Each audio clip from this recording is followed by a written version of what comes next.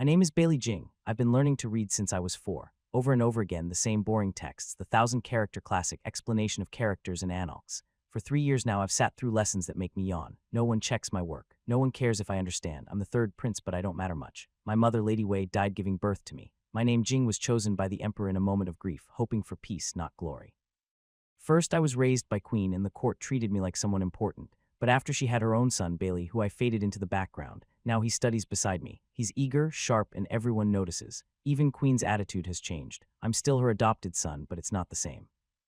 Both know it. My lessons are dull, repetitive, and feel pointless. Even a servant could memorize these lines if they had to. I try not to care. I yawn in secret. I play my part. But deep inside, I want more. I keep a secret, a glowing screen that appeared on my 5th birthday. It floats in the air when I focus, showing me a shining city in the words, the prosperous dream of the capital. It tells me I need own a city. No one else can see it. Not my brother, not the servants, just me. Since then, I've dreamed of becoming a king, not the crown prince. I know I'm not in line for that. I've done the math. I have no mother, no real power, and no one fighting for me. But one day I want a place of my own, a city that belongs to me. Now I wait, hiding my thoughts behind yawns and obedience.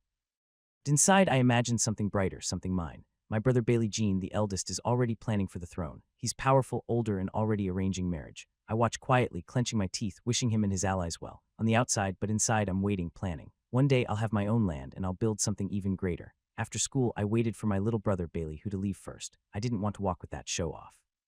As I turned a corner, I ran into my eldest brother, Bailey Jean, looking all grand with a whole team behind him. I only had one eunuch with me. Still, I puffed my chest, gave a lazy bow, and greeted him like I didn't care. One of his people mocked me, and I clapped back, teasing his fancy way of talking.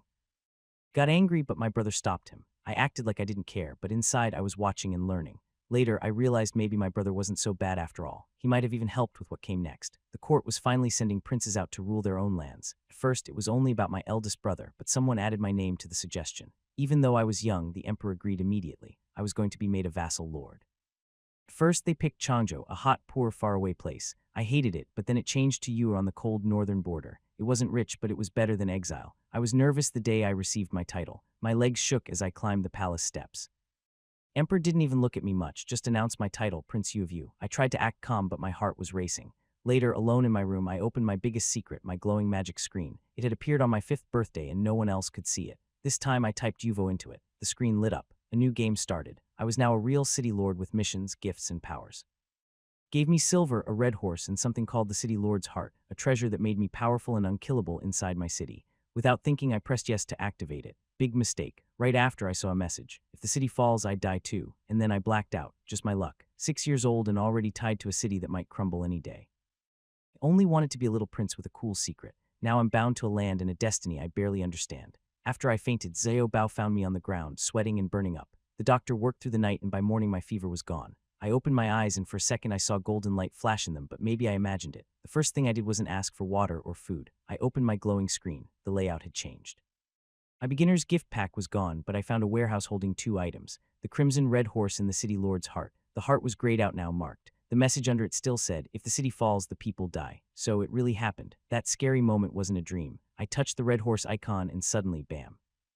Full-sized horse appeared in my bedroom. I panicked. What if someone saw it? I quickly tapped recycle and it vanished. Just in time too, Xiao Bao came in with water. I asked for a cold bath, but he reminded me I'm a prince now, a king even. But I didn't care. I was still in shock. Seasons passed. I got better at calligraphy. I stopped daydreaming so much. Time flew by, and suddenly it was my last mid-autumn festival in the palace. I wore bright red and bumped into my eldest brother, Bailey Jean, outside the palace. I acted polite, no more rivalry. He was rich. I was sent to a poor region. Better to stay on good terms. That night during the grand feast, father praised my brother and gave him advice before he left for his own thief. It was all emotional. Somehow I started crying too loudly in front of everyone. Not for show, but because I truly felt like I was losing my family. I didn't know when I'd see them again. Of course, I had another reason. I wanted more guards. Bailey Jean would get thousands. I might only get 2,000, and that's my whole life insurance. Crying might help, and it worked kind of. Father was moved, told me to visit my sister before leaving and promised to inform the empress. In the end, I reminded myself a crying child gets the candy. And even if I wasn't the favorite, I'd take what I could. After I was named Prinsu and prepared to leave for Yuha, I spent a lot of time with my older sister Bailey Xiao. She lives in Wei Jiaoi's palace and is treated far better than I ever was under Empress CH. She's kind, thoughtful, and always looking out for me. On one of our last walks together, she picked osmanthus flowers to make cakes for me, but reminded me Yuha is too cold for those trees. That kind of ruined the mood. Later, I ran into my second brother, Bailey Hang, who was throwing a grand banquet with music and dancers in a pavilion covered in luxurious moonlight brocade. When he offered to give me the leftover fabric, I played along and accepted. Soon the whole court heard about it. Somehow my joke turned into gossip. Even my sister's palace sent me more of that brocade. Thinking I wanted it so badly, I was embarrassed. But I reminded myself, I've already been sent to a barren land. What face do I need to keep? I moved on quickly and ordered a big meal to cheer myself up. Eventually, the time came for my departure. The emperor assigned good officials to assist me, so I felt a little less anxious. I looked back at the palace, wondering if I'd ever return. It hit me. This was how my brother Bailey Jean must have felt too. I cried and made promises to protect the empire and our borders. My father didn't say much. He just waved me away. As we left Chang'an, I was excited at first. Everything outside the palace was new to me.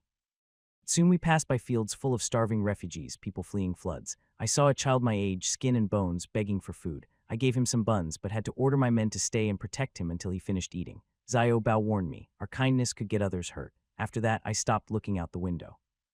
Farther north we went, the worse it got. Drought, dust, bandits. My guards looked like clay statues covered in dirt. My cheerful comments turned into sighs. I was only a child, but I was already starting to understand how hard ruling could be, and I hadn't even reached Yue yet. The closer to you, the fewer people there are. It's hard to see anyone along the official road. Even the flat land is barren and unused, very different from the southern areas where the land is all cultivated farmland. Beijing thought he was mentally prepared, but when he arrived in Yuzhou, he was still shocked. The city walls don't look very tall, but they are part of a border town. However, they are in such poor condition that it greatly exceeded Prince Yu's expectations. Words Yuzhou City on the city gate are faded, leaving only the character. That's not a big deal, but why are the city walls still made of rammed earth? Prince saw straw sticking out of the crumbling parts of the wall. How could this withstand the attack of the Xiongnu cavalry? He quickly lowered the curtain and said, "This place is called Zhou, not Yuzhou. We must have taken a wrong turn. Let's go back. I want to go back and learn the 1,000-character classic." Such a broken city, isn't it easy to destroy? His life is truly fragile. Xiao Bao was used to his prince's occasional surprising words. He just ignored it and helped him put on the full formal robes of a marquis. We're about to enter the city. Prince, get ready. This is Prince Yu's first appearance in front of the common people, so you must maintain royal dignity. Jade Duan Yuan, wearing a golden crown and black robe, tugged at the corner of his mouth and said, "Got it. Look how happy I am, Xiao." At this moment, Prince was no longer riding the carriage from before. Instead, his horses are all hitched up, and the full entourage of a Jean marquis is arranged outside the city. The servants have all dismounted and are standing by the carriage. Heavy curtains of the carriage are rolled up, leaving only a semi-transparent gauze curtain fluttering in the wind. It partially covers him, allowing the people to catch a glimpse of their future ruler of Yu, but not offending the king's dignity. Last year, Yu was officially granted to the emperor's third son. For the common people, this was not necessarily good news. A carefree and indulgent ruler might make life even harder for them, but there's nothing they can do. No one dares to complain. This land belongs to the Bailey family. The emperor can give it to whoever he wants. Some optimists think that having a big ruler might improve the safety of Yu. I heard that the lords all have large armies for protection. He lives in the northern part of Yuzhou City, and the guards there might be a bit wary. The city gate opens. The royal guards of King Yu lead the way into the city from the gate to the king's residence. Guards are stationed every few steps, each replaced by their own people. Soon the royal procession enters through the city gate. Bailey Jing sits straight in his carriage, seemingly looking ahead, but he is actually glancing sideways at the common people kneeling on both sides of the road.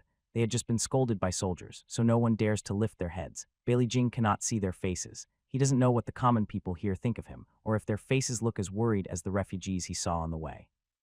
As the procession passes, the guards who were pushed aside by the carriage line up behind it. Some kneeling people at the back take the chance to sneak a glance at the carriage. A breeze blows and the silk curtains flutter. Many see the king's fair and soft cheeks.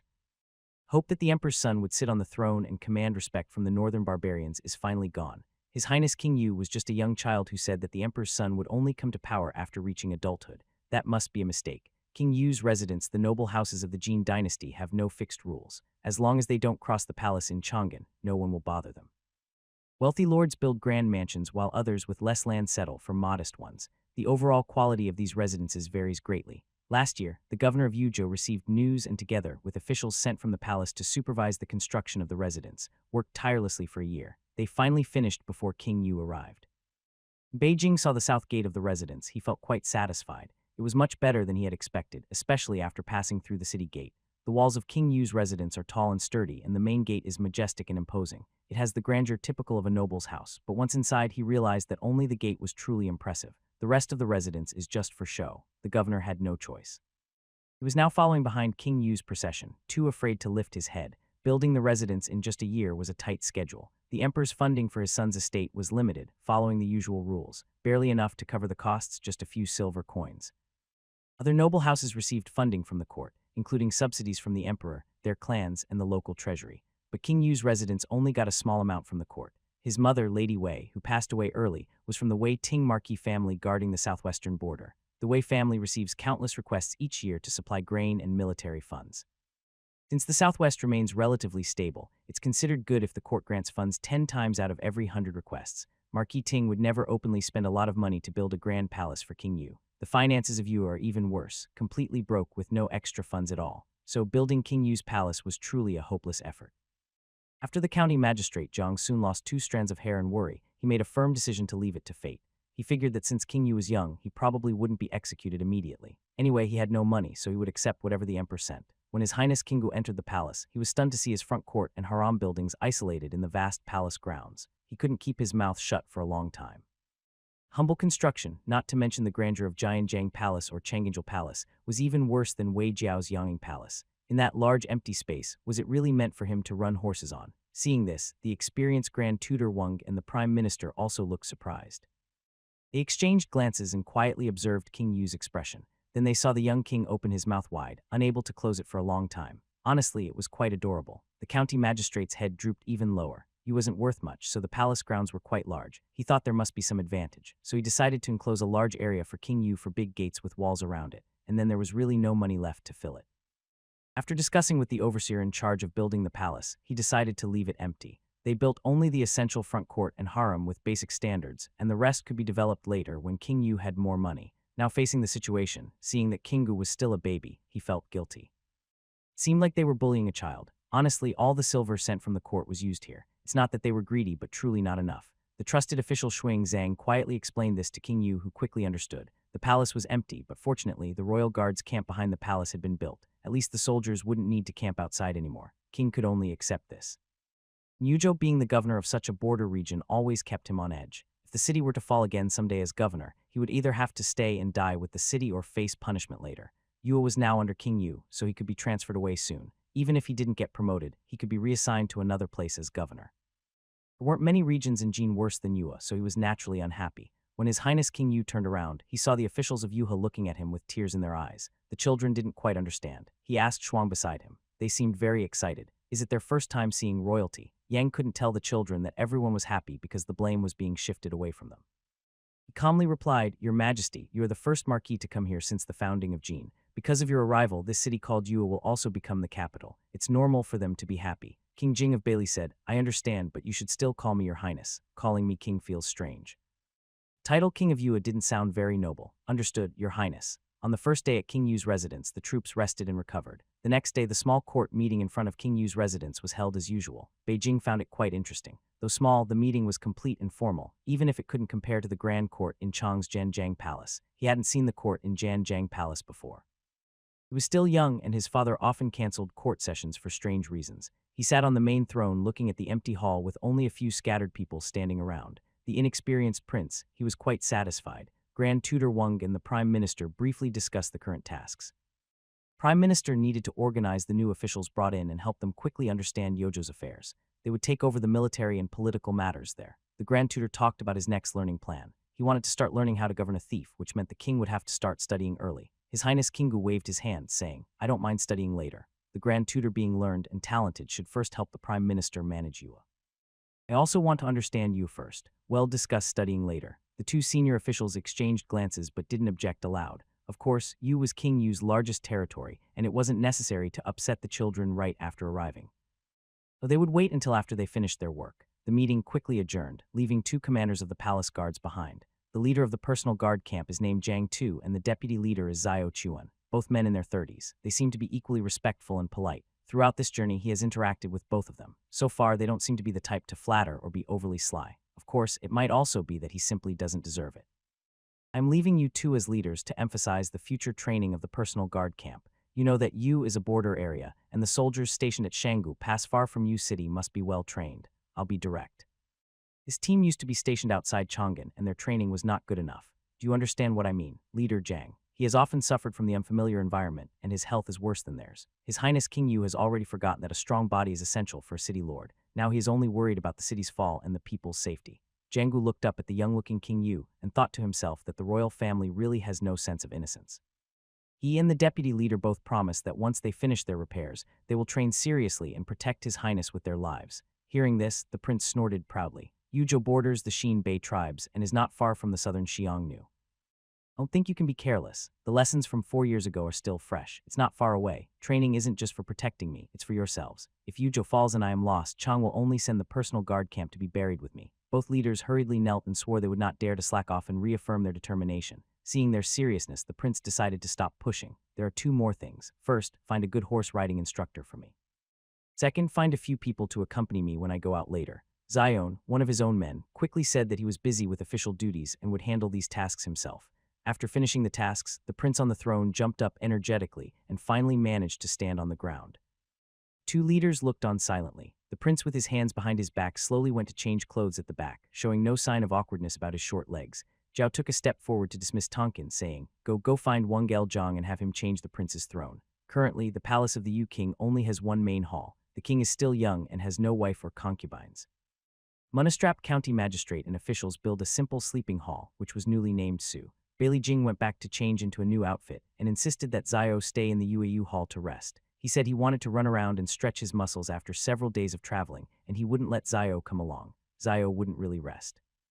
4 young eunuchs who came with him were too inexperienced, and he didn't trust them to stay with the prince. Since he couldn't go with him, Zio stood under the eaves of Wu Hall watching the prince happily run outside. He watched so carefully that Bailey Jing couldn't act directly, so he simply started playing and having fun. Prince Yuho was the oldest, and no one was watching his manners anymore. He felt very happy. Prince farther and farther away, heading towards the storeroom and stables on purpose. When he saw Zio talking to 2 young eunuchs, his figure grew smaller and smaller. Then Prince turned his head and ran towards the stables. At the door, he reached in without hesitation and found the symbol for the chestnut-colored horse pressing use. Flash of white light appeared, and a tall, strong chestnut horse appeared across from the manger, much bigger than the others. No matter how confused the other small horses looked, Bailey Jing finally relaxed. Today, he was going to make this chestnut horse look pure and noble. No one could stop him. Earlier, when he accidentally released the horse in Chang during an emergency, he was too nervous to notice its details. Now in the stable with ordinary horses nearby for comparison, it looked like a magnificent steed. The nearby horses were already quite good-looking, used for pulling chariots and noble entourages, but compared to this starter mount, they looked short, small, and ugly. Looking closer at this small red horse, it was tall, muscular, and sleek with a long flowing mane that moved gracefully. It was decorated with beautiful ornaments he couldn't understand, making it very unique. I want to learn to ride, so I need a horse like this. He stood on tiptoe, trying hard to look at the horse. Meanwhile, Zio had just spoken to the 2 young eunuchs. When he looked up again, the lively prince was gone. He hurriedly took the young eunuchs and ran desperately in that direction. From afar, he saw Bailey Jing peering into the stable door, trying to look inside, and finally he relaxed. The spaciousness of the prince's residence was good. If he lost the prince, it was easy to find him. Your Highness, what are you doing here? The stable smells. Oh, this horse. Even Zio, who was experienced, was surprised by how good-looking the starter mount was. Where did this horse come from? Prince, who was innocent and pure, tilting his head. Isn't the one below sent to serve me? Zio, quickly bring it out. I want to learn to ride on it. Hearing this, Zioa thought it was a gift from the Yuzhou County for the prince. He was the top person around Prince Yu and had no time to watch over a few horses in the stable. Did he underestimate the wealth of Yuzhou County? Could they really have such a horse to offer the prince? Could this be the legendary heavenly horse from the Daxi tribe? It's not that he lacked knowledge, but compared to the horses used by the Prince of Yu nearby, this one didn't seem to belong to the same species. Daxuishi's fine horses were also owned by the Chang'an royal family, but he had never seen such a good-looking one before. It looked very much like the legendary heavenly horse from Daxuishi. Rumor had it that someone saw it in a small tribe of Daxuishi. Heavenly horses were rare and precious, and with the Xiongnu in between, they had never appeared in the Central Plains. Beijing couldn't just watch him ponder quietly. He was so anxious that he jumped at the door, demanding to see his new mount. I want it, quickly bring it out. Zio Bao, who could ride horses, had no choice but to call the palace servant in charge of the stables to open the door and lead out the chestnut red horse. The palace servant was completely confused. He hadn't seen this horse in the morning. How did it get in? Bailey Jing didn't give him a chance to speak. Yes, you go prepare a separate room. From now on, my beloved horse will be kept separately. The palace servant hurriedly knelt down to respond. The horse had no bridle, so Zio Bao had to hold the reins. He didn't pay much attention to the expression of the horsekeeper because he was busy watching the prince circling around the horse, worried that the heavenly horse might have a bad temper and kick the prince. Your Highness, stay back. The more precious the horse, the more temper it has. Bailey Jing didn't believe it. This was his beginner's mount, and it was his. This is my horse. He's very smart and won't get angry at his owner. Zion came to take the prince out. He saw 3 people circling a tall, majestic horse. Is this a saddle? It looks quite intricate and delicate and embroidered too. Is this how you mount the horse? Your Highness, there's more over here, 2 of them. As a soldier, no one could resist the temptation of a famous horse. Zion finally managed to tear his eyes away from the chestnut red horse and saluted Bailey Jing. Bailey Jing returned and said, Commander Hale, you're here. Teach me how to ride a horse now. Once I learn a little, we can go out and stroll the streets. Jion Zio Bao, what confidence, your majesty. Bailey Jing named his horse Little Date. The 9ft tall Zio Chuan looked at him with a helpless expression. His face showed sadness. Zio Bao thought his face seemed to say 3 big words. Wasted Little Date came with riding equipment. Bailey Jing checked the stirrups but found they were useless. His short legs still couldn't reach. Little Date was very gentle and enjoyed Bailey Jing's petting. It didn't have the proud temper of a noble horse, so everyone felt a bit more at ease. Finally, Zion helped him onto the horse with Zio Bao leading from the front. Zion stood nearby guiding and protecting his highness. Little and Guang stood on the other side. The 3 surrounded Beijing closely. Beijing sat comfortably on the saddle. Riding was not as tiring as Zioa had said, when the horse's hooves hit the blue stone pavement, making a click, click, click sound. Zion risked getting stepped on and crouched down to observe. He discovered that the horse's hose were actually fitted with a layer of iron. Is it that luxurious? Zion, a professional, looked at the young prince's short legs in the stirrups swinging below and fell into deep thought. If only his highness's legs were a bit longer. Then he could step onto the mounting block hanging on the horse and sit more steadily, maybe even free his hands. And with the iron layer under the hooves, like a tough shoe sole, it could protect the horse's hooves. Would that mean the warhorse with armor could serve longer? Different skills for different tasks. Guang, standing nearby, thought the clattering sound of the horse's steps was very impressive and majestic, truly worthy of his highness' favorite horse. Zion, who had fought many battles, became very excited after understanding. Your highness, who made this? It's truly a genius. The young king that you might not believe it if I tell you. It's a glowing frame given to me. If I had to name it, maybe the prosperous dream of the capital. The king's mind was full of thoughts, but he remained calm and nodded. It's quite good. The adjustable cushion also suits my taste. I'll have Commander Zio make a set for personal use. Thank you, your highness. This equipment can help you sit more steadily on the horse. If you equip your cavalry with it, they'll be even more brave and deadly when fighting with both hands, Zio Bao eagerly suggested. King Yu's personal guard camp had 3,000 soldiers, including 500 cavalry and 2,500 infantry. Bailey Jing cared deeply about his safety. He was busy enjoying riding his horse, and in a few words he only heard brave in battle. With a wave of his small hand he approved.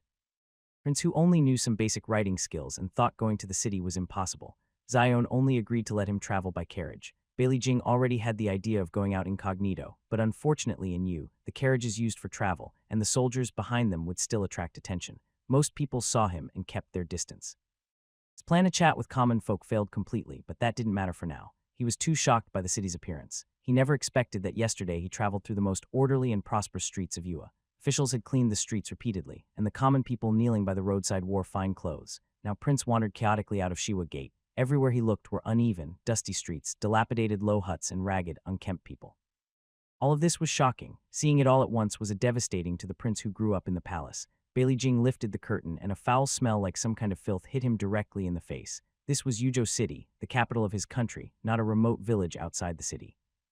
Zio Bao, I won't starve to death in Yuha. I don't want to be the first marquis to die of hunger in my own territory. Zio Bao had no choice but to kneel inside the carriage, comforting the prince and apologizing for his incompetence. Beijing was too impatient to talk. He returned to the palace and went straight to the study, urging Zio about to grind ink. Coming. Is your highness going to practice calligraphy? No, I need to write a memorial to my father. When we arrive in Yuzhou, I must tell him everything. Prince Wu leaned over the desk, scribbling and revising, then carefully copied a new version with great seriousness. In summary, the message was, Father, I have arrived safely in Yu. Journey was difficult with mountains and rivers, but thanks to your personal guards, I am safe. I found that Yuja is very far from your majesty's wise rule. Without your guidance, Yu is in a terrible state. The children here are ragged and emaciated. Jing feels a strong sense of longing and gratitude toward his father, wishing that he had been fed well and grown up healthy. His father also provided money and supplies so that Jing could eat well even after coming to Yua. Father, don't worry. I will live frugally in you and try to make the money you gave me last a long time. Don't forget about your son, father. I miss you. Emperor Ninga read through this thick memorial letter and had mixed feelings. Anyway, he felt a headache when sorting through the documents in the central secretariat.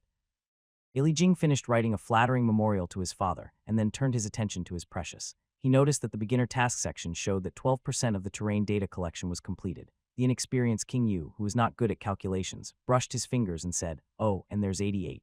With 12% completed, his clever little mind started to understand the beginner task a bit better. Does this mean that collecting map data for Yu requires him to walk around the city himself? He entered Yu from the official road, then went straight into the city, collecting data from the surrounding 100 miles along the way, which was 12% done. If he completes the remaining 88%, he can continue to receive gifts. Didn't care much for the maps, but he wanted the Yujo Palace. Right now, the Crown Prince of Yu didn't even know what a 3D full-terrain map was. Once he understood, it would be amazing. As long as he didn't foolishly look at the little date fruit, he knew the Yu Palace could be obtained. Then he wouldn't have to spend money building his empty royal residence for horse racing. His money could be used for eating. The Crown Prince of Yu with new hope became more lively. He made a short-term plan for himself. First, learn to ride a horse. Second, go around Yu and complete the beginner task. Plans are plans, but execution isn't always successful. First, it was difficult for him to ride a taller horse than the usual small date fruit. Zion found someone to adjust the stirrups to match his leg length so he could finally get on. With 2 more support points, it became more stable. But his body was much smaller than the horse, and seeing his short legs hanging down, no one dared to let him ride alone. Every time, 3 cautious people would accompany him carefully, surrounding him tightly. The Crown Prince of Yua, even after sitting until his hurt, couldn't run as he wished. When he reached the front court, he dismounted and went to the nearby government office. Seeing Xueseng, he asked straightforwardly, "Why is there such a big gap between Yua and Chang'an?" The king looked at the dilapidated state of Yuha Street and the ragged clothes of the common people. He wondered whether it was because of low population or their laziness in farming. He continued to observe that outside Yuha City, the wasteland was the most extensive. Xiang put down his book and tried to answer in a way the king of Yu could understand. "Your Highness, you cannot compare Yua with Chang. Chang'an gathers the wealth of the entire world with nobles, officials, and wealthy merchants all together. It is the most prosperous place in the world. Yuzhou is remote, bordering foreign lands, and its economy and people's lives are still difficult. You will need to govern it well in the future. The Crown Prince, if you noted thoughtfully, then you should quickly come up with a plan to encourage the people to farm more land. The king is picky but can eat a lot too. It's hard to raise." Yang. After discussing the food issue, Bai Jing brought up the safety of the city which he cared about most. "Xiang, can the walls of Yuzhou City withstand the iron cavalry of the northern Shenbei and Xianggu?" "That of course not to mention the Xiongnu. The city walls can hardly withstand wind and rain. As the capital, the old city walls of Yuzhou are no longer suitable. Rebuilding the walls is not a quick task. I will note this down and discuss the reconstruction with the court and the officials later." Did the former governor not want to repair them? It was simply a lack of funds. Knowing that the Crown Prince of Yu, who was under 7 years old, could think of these things, Shuing felt quite reassured. His previously furrowed brow relaxed a lot. Yu has little farmland, is near the sea, and even trees are scarce. The people have no money, so naturally the taxes are low. Everyone knows that the urgent task is to make the people rich so that you can thrive. As for how to make them rich, it inevitably circles back to the old talk. He had also discussed this with the local officials, relying on the sea for food. But Yozhou's coastal resources are not very rich, unlike neighboring Yeong County, which has the largest salt field in the north. Farmland is small and the number of households is few. They are quite poor but proud of it. The Crown Prince of Yu, before leaving, pinched his waist and decided to put some pressure on his subordinates. "Yang, what I say must be done.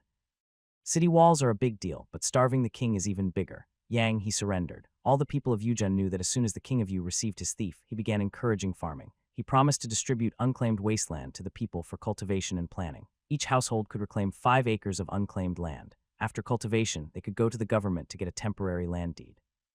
If they farmed for more than 5 years, the temporary deed could be exchanged for a permanent one. The common people who cultivate wasteland for the first year pay no taxes. In the second year, they pay 10%. From the third to the 5th year, they pay 20%.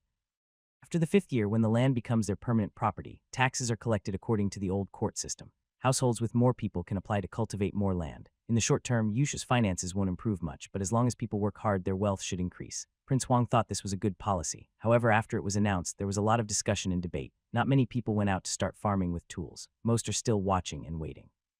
Basically, the people of Yushio, like the king himself, lack confidence in the safety and order of the area. Farmland is outside, Yuzhou City and bandits are rampant within the territory. Neighbors who can't feed themselves come to steal. They are unsure if fighting hard will only make the bandits stronger or turn them into easier targets. Prince Huang stood under the city wall holding his small waist and said angrily, "Not only do the common people lack confidence, but I do too." The soldiers on the wall with white beards and wrinkled faces looked tense. If someone attacked the city, they wondered if they might faint from excitement and fall down. Even the aged eunuchs in the palace had retreated. Zion stood nearby, silently watching, while the main city gate guard, Wang Ming, couldn't pretend to be indifferent. He stepped forward, bowed, and said, "Your Highness, you might not understand. We can't rely on the guards of Yuha City to defend against the northern barbarians. That's the job of General Yang Jin from Shanggu Pass, and they don't have the strength either. If the Xin Bei or Huns attack, the eastern capital general will send troops. I believe Yuha is quite safe. Yes, the city was breached 4 years ago, but the eastern capital general quickly responded, drove away the Xian Bei from Loshi and retook Yuha." Bailey Jing wanted to roll his eyes, not understanding what was happening. He didn't usually do this. Hint: in his previous life, the king tried to hold back his frustration, thinking that this guard probably didn't understand the importance of relying on oneself rather than others. He, the king, learned this lesson at age 4. Now that he's grown, how could he not understand? And who can understand his suffering? City Lord said, if the city falls, everyone dies. He's already dead. If the Eastern Capital General attacks again later, how could he possibly come back to life? It's so frustrating. Are you the king of US show or am I? The city gate guard hurriedly knelt and begged for mercy. The king, fuming, ordered remove the weak, old, and sick from the city defenses and start training again to be mighty and have fighting ability. Understand. If you can't train well, it's better to let John take your place. The city gate guard looked worried. All these men have been dismissed, so how many guards are left to defend the city? Your Highness, these are veteran soldiers who fought in past battles. Replacing them, it might be hard for them to make a living later. Bailey Jing understood.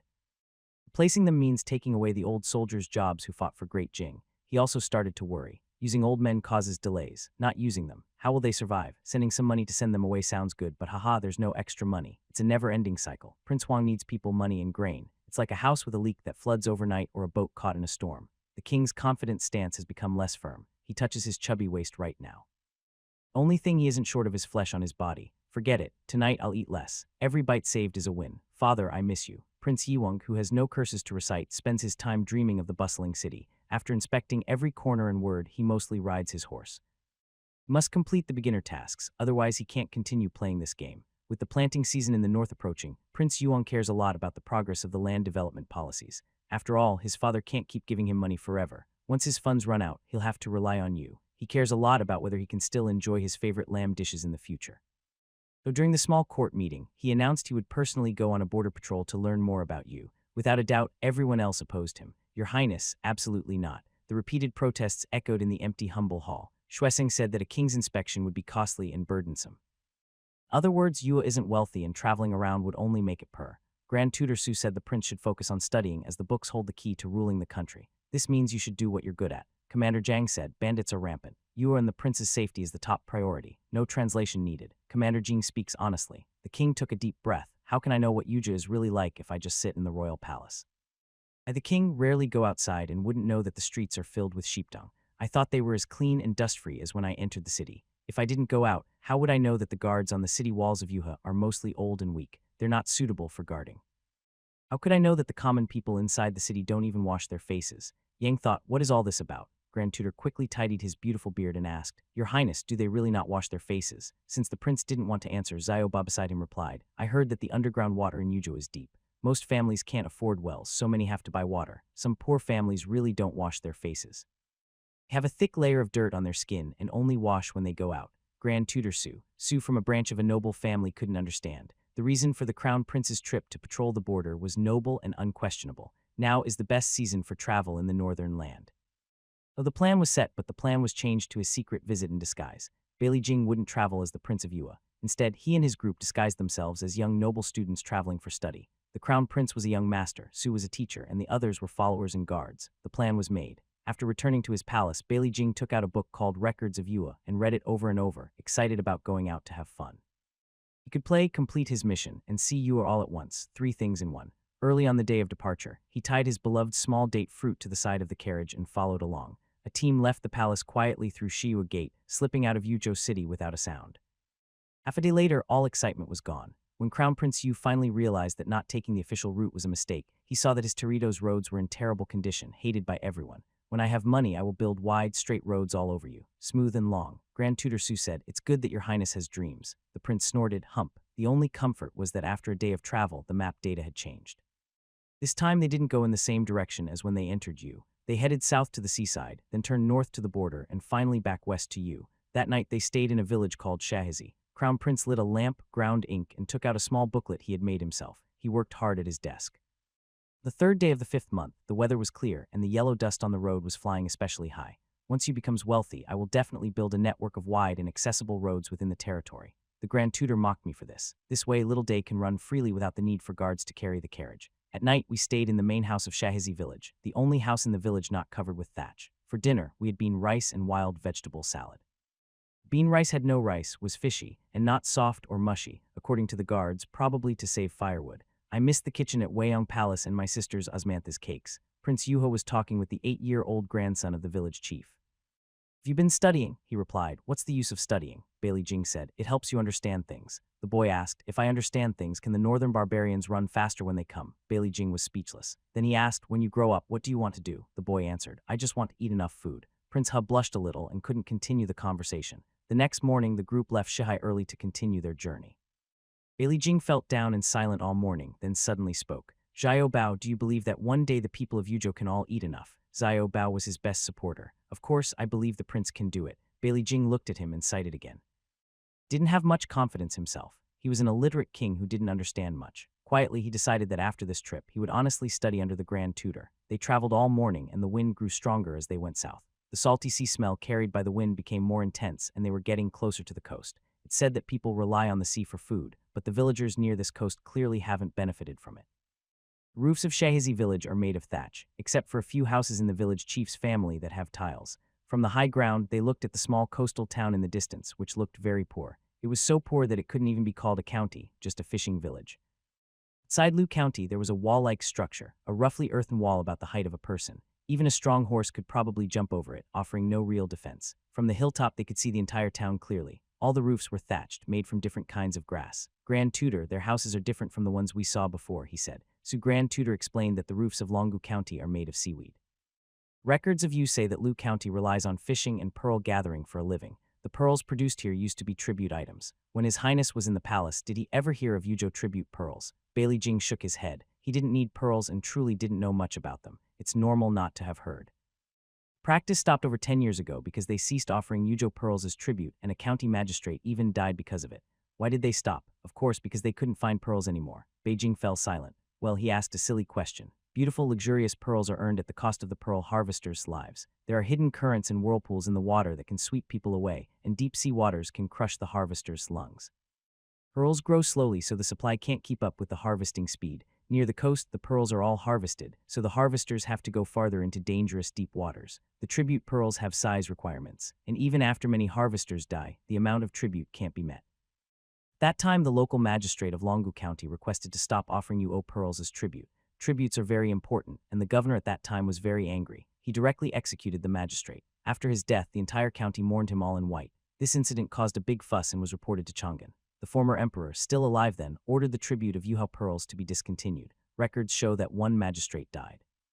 Countless harvesters lost their lives, though those details aren't recorded. Your Highness, Prince of the Zhao Kingdom, sensing the tone, quickly interrupted. I do not like pearls, and I won't let them harvest anymore. Grand Tutor Su, your Highness is kind-hearted. It is truly a blessing for Yuha. On the way, he continued talking about Lu County. Without the pearl business, fishing can barely support the people. Yu is on the border and strong men are often drafted into frontier armies. In just over 10 years, it has fallen into the state it is now. Prince Yu listened and felt the wind around him was also bleak and sad. After a moment, he said sincerely, Grand Tutor, you know so much. He had also read the Yuzhou records, but they didn't mention these stories.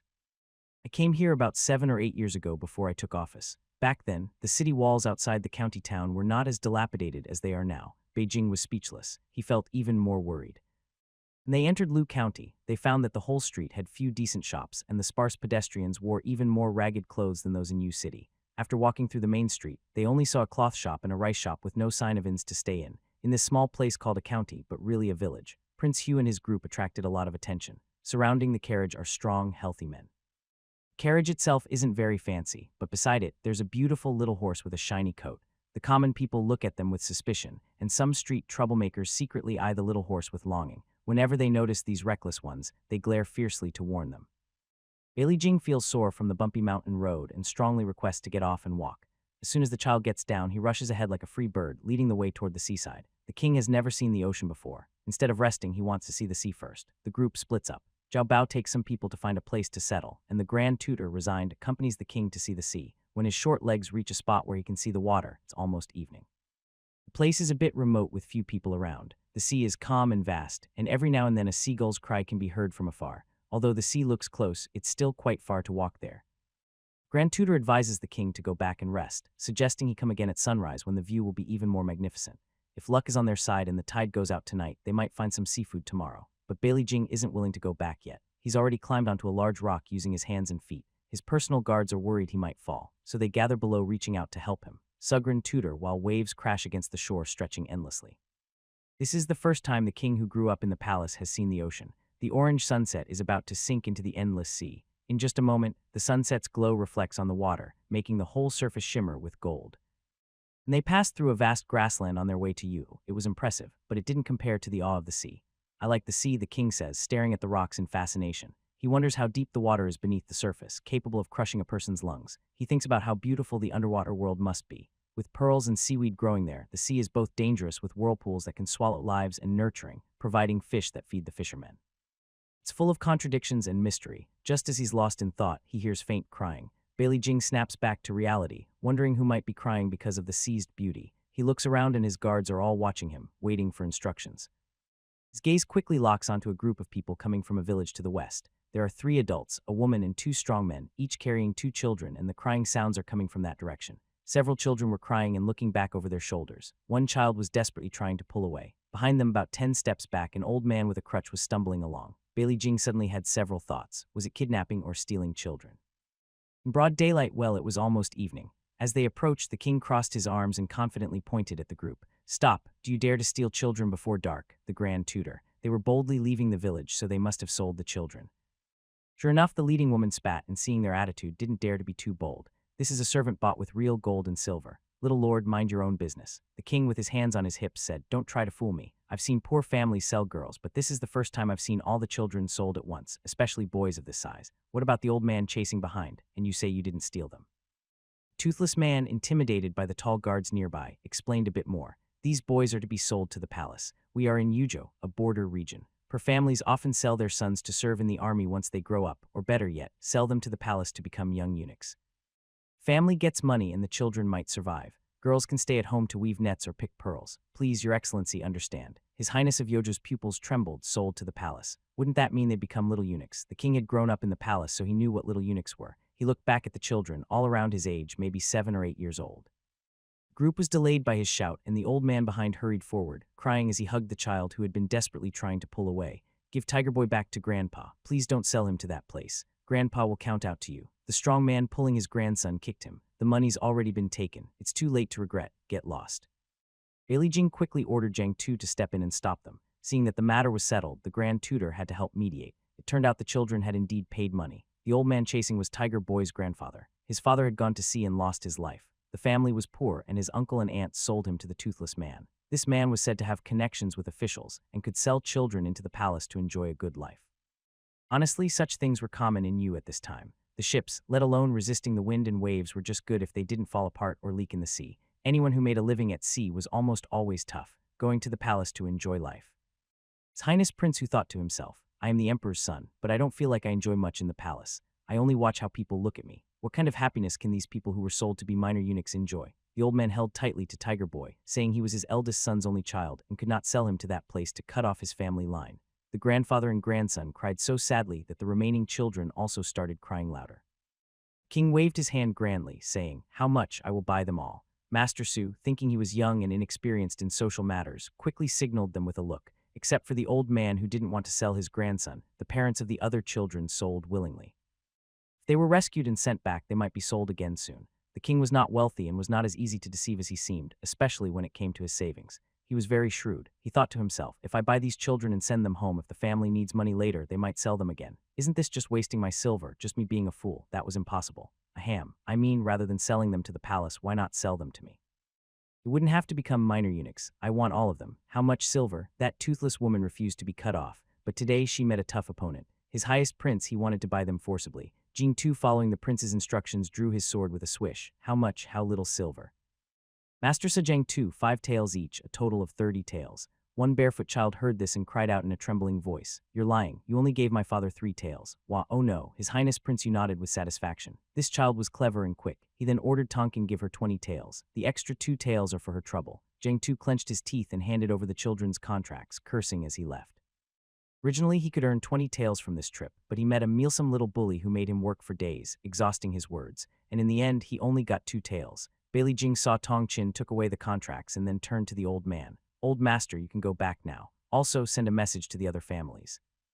Children will follow this young master, so they won't have to become minor eunuchs. Rest assured, when your family has money, you can go to the prince's mansion in Yuzhou City to buy them back. I plan to send them there to work." The old man understood clearly that the money in his youngest son's hands was gone forever. He no longer needed to be, he had simply been lucky this time. The old man cried as he advised Tiger Boy to work hard and live well. At least he hadn't left you. Maybe they would meet again someday. Bailey Jing felt a bit sad for him, but he still didn't tell the boy to go back with his grandfather. The old man was too old, and Tiger Boy was too young to support himself in the fishing village. If he went back, he would just be sold again by his relatives. Probably wouldn't have such good luck to meet him again. When Xiao Bao came over, feeling proud of his good deeds for the day, he happily followed the others. Xiao Bao, do you know, I bought 6 people for only 20 taels. Can I take all 6 as my apprentices? Faced with the king's boast, Zhao nodded politely, thinking, Your Highness is really capable, but inside he was almost crying. 20 taels for 6 people is cheap, but look how small they are. It will probably take 10 more years of raising them before they can be useful. That night, the Crown Prince of Yuan was busy writing in his little notebook. May 11th, Dragon Head County by the sea. The sea breeze is salty and fresh. The ocean is beautiful and the fish are very tasty. Here a few silver coins can buy a child as big as me, but they are only half as wide as I am. After hearing the story of Pearl from your show, I no longer like pearls. Early in the morning, as the tide receded, fishermen saw the first light on the horizon and rushed to the sea. The Crown Prince slept until dawn and only arrived late after the sky was bright. Most of the fishermen had already left, leaving only some children wandering along the shore, collecting small seafood that adults didn't want to bother with to feed their chickens and ducks. The king excitedly ran onto the beach, making loud noises, and followed behind to see what everyone was doing. The village children watched the well-dressed outsider cautiously. When he got close, they scattered in fear. Some children, shyly smiling at him, turned and ran away. Bailey Jing didn't mind at all and continued to learn how to gather seafood from a distance. Xiao Bao and the Grand Tutor watched happily from behind. This was more like a child his age, especially the Grand Tutor, who after yesterday saw that the king was very principled in his actions and felt quite pleased. Now he thought everything about the king was good. Just as Suji's smile was still lingering, he suddenly heard a loud, miserable cry from the front. The king had let out a loud scream and was crying. Grand Tutor Bailey Jing watched the children in the fishing village skillfully collecting shells and small fish left behind by the retreating tide. He observed that besides seaweed, almost anything could be gathered. Quickly joined in the search. His sharpied friend the king spotted a large crab hiding behind a stone about the size of a palm. Well, what good luck. The king had only seen cooked at palace banquets. He reached out to grab it, but there was no follow-up, only a loud scream that echoed through the sky. That crab was stubborn and clamped onto the king's hand tightly. A nearby child, Wonkia, ran over and pulled him, rushing toward the sea. The king stumbled along, and when they reached the shore, Wonkia helped him press the crab in his hand into the water. Once in the water, the crab finally let go of the king's hand. We had never seen such a silly child. That crab has no meat and it hurts when you pinch it. Why are you picking it up? So foolish, even more foolish than my little brother. The king was very upset, holding his hand with a sad look, voice trembling with tears. The crab is very tasty and thank you for saving me. At this moment, Xiao Bao finally ran over, shouting loudly, Young master, are you all right? Bailey Jing pouted and held up his hand to Xia Bao. Was he okay now? My hand is broken. The culprit had pinched it so hard, he was sure his finger was broken. Jiao was startled. He took a look at the young master's delicate hand. No wounds, not even a scar. He looked at the newly arrived Grand Tutor with a meaningful glance, implying that the young master was a bit delicate, but nothing was wrong. Bailey Jing felt wronged. He sadly held his hand, tears in his voice. Woo, woo, the crab is very tasty. Also, thank you for saving me, Zhao finally shouted happily. Young master, are you okay? Bailey Jing pouted, showing his small, chubby hand. No wound, no blood at all. Xiao comforted him. Young master wants to eat crab. Later, we'll buy some fat ones from the fishermen going out to sea. In a flash, Bailey Jing suddenly remembered the city lord's invincibility. He was walking on the beach, cursing the foolish game of the king. Turns out the invincibility was real, and the pain was real too. He had even been sore from bouncing on his bottom all the way here, but he hadn't enjoyed it at all. Failing to gather sea treasures, he also remembered his reason for coming out. Midday plans to do something serious, to learn about the people's livelihood in Yu. He went over again to bother Wia, the child who had helped him earlier. Chatting enthusiastically, seeing that Wonkia was half a head taller than him, he called out, Brother, Jiao Bao couldn't help but smile. You say it's so nice to be in the palace with your brother being so sweet to him. Even the king of you wouldn't bother to hold you back so stubbornly. Brother Juan, I came here with my teacher to study and travel. It's my first time seeing the sea. Your place is really beautiful. Wia is a quiet person and hasn't seen many passionate people like the king. He only responds with an occasional hum.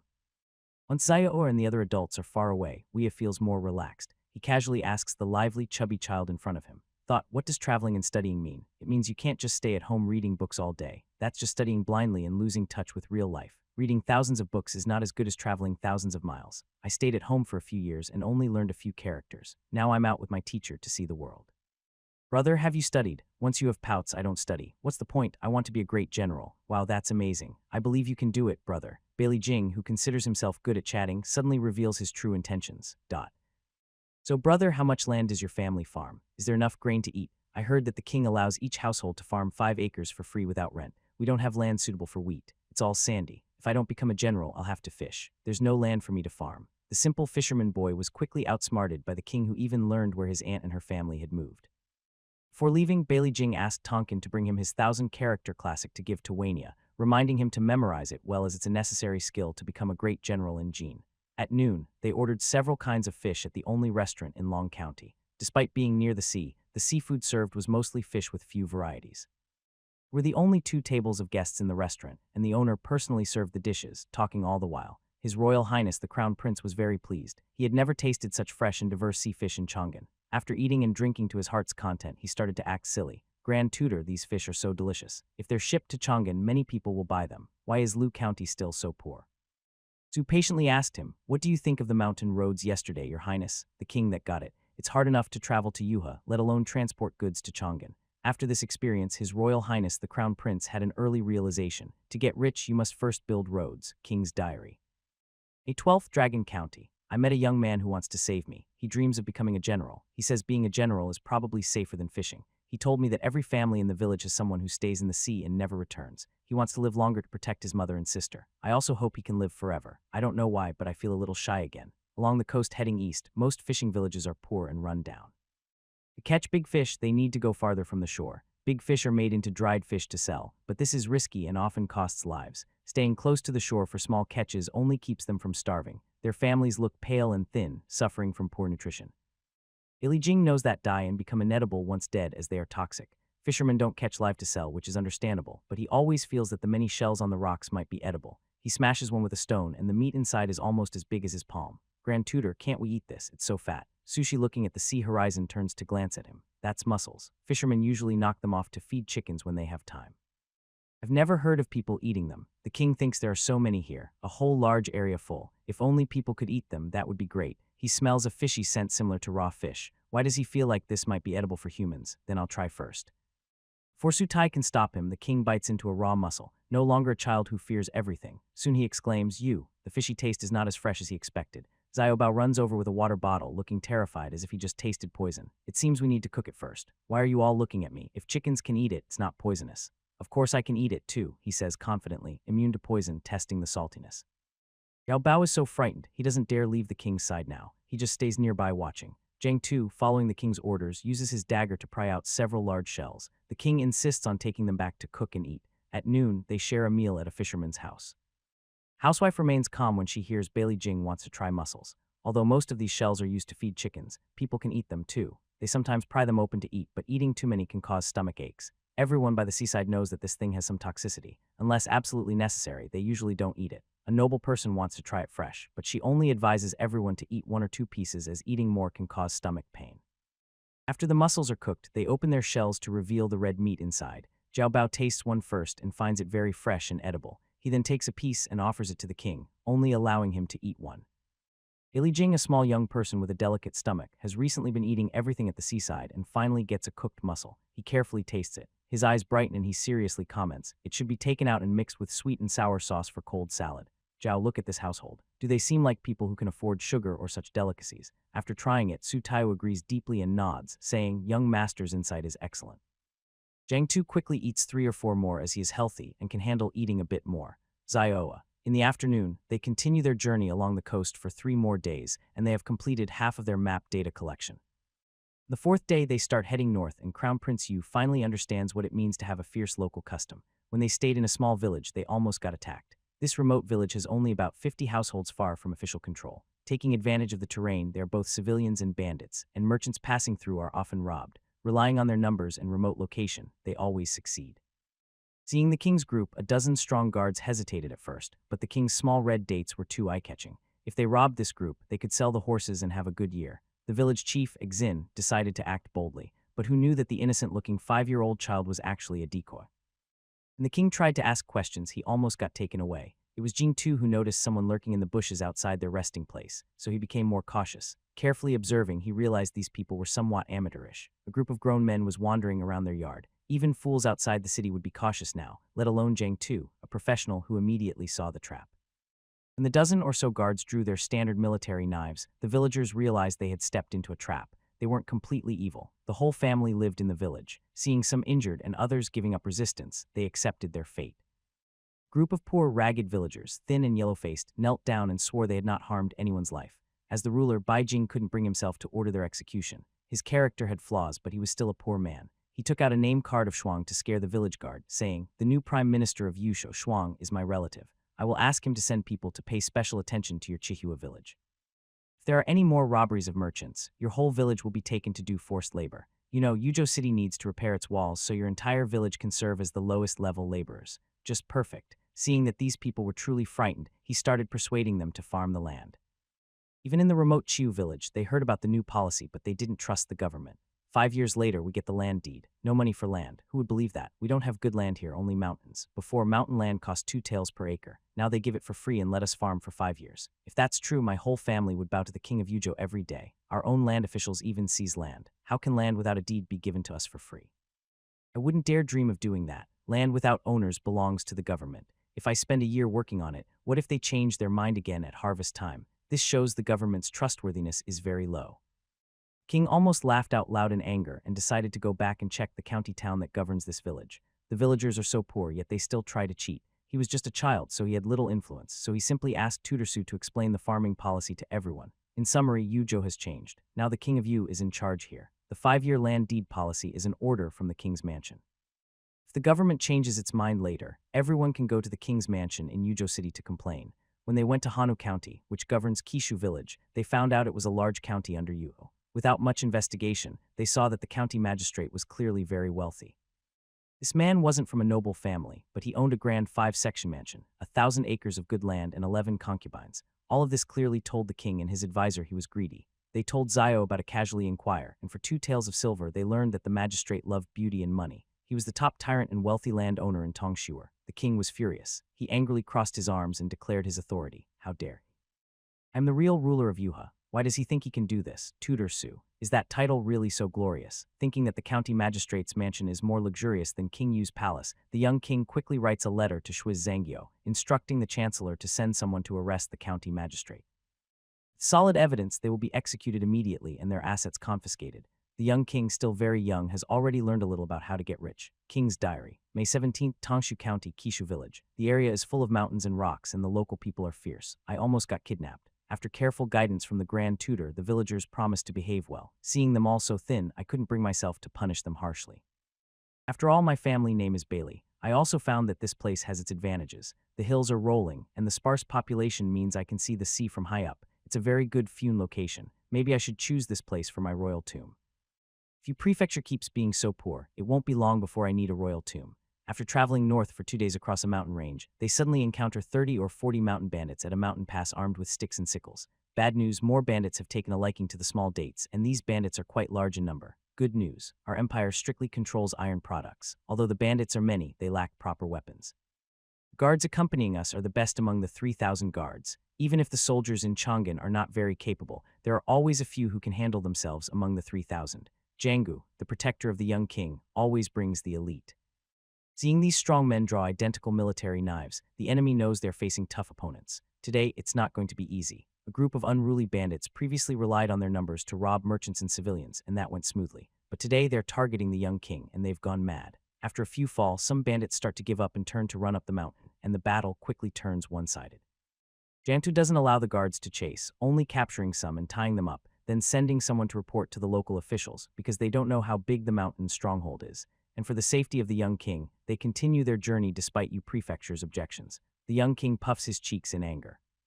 We're just going to run like this. Can't we wipe out these bandits when we encounter them? Grand Tutor Su, what if there are 200 more inside the stronghold? Defeated. But the young king didn't stay discouraged for long. From that moment on, they faced continuous bandit attacks as they headed north. The young king finally understood why Prefecture was so poor and miserable. It turns out that half of the men have been conscripted and died, and the rest have joined the bandits.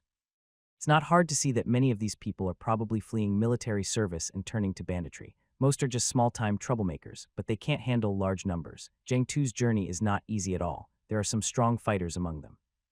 And they reached a place called Rock Sparrow Mountain. If they hadn't run so fast, the big boss might have been caught.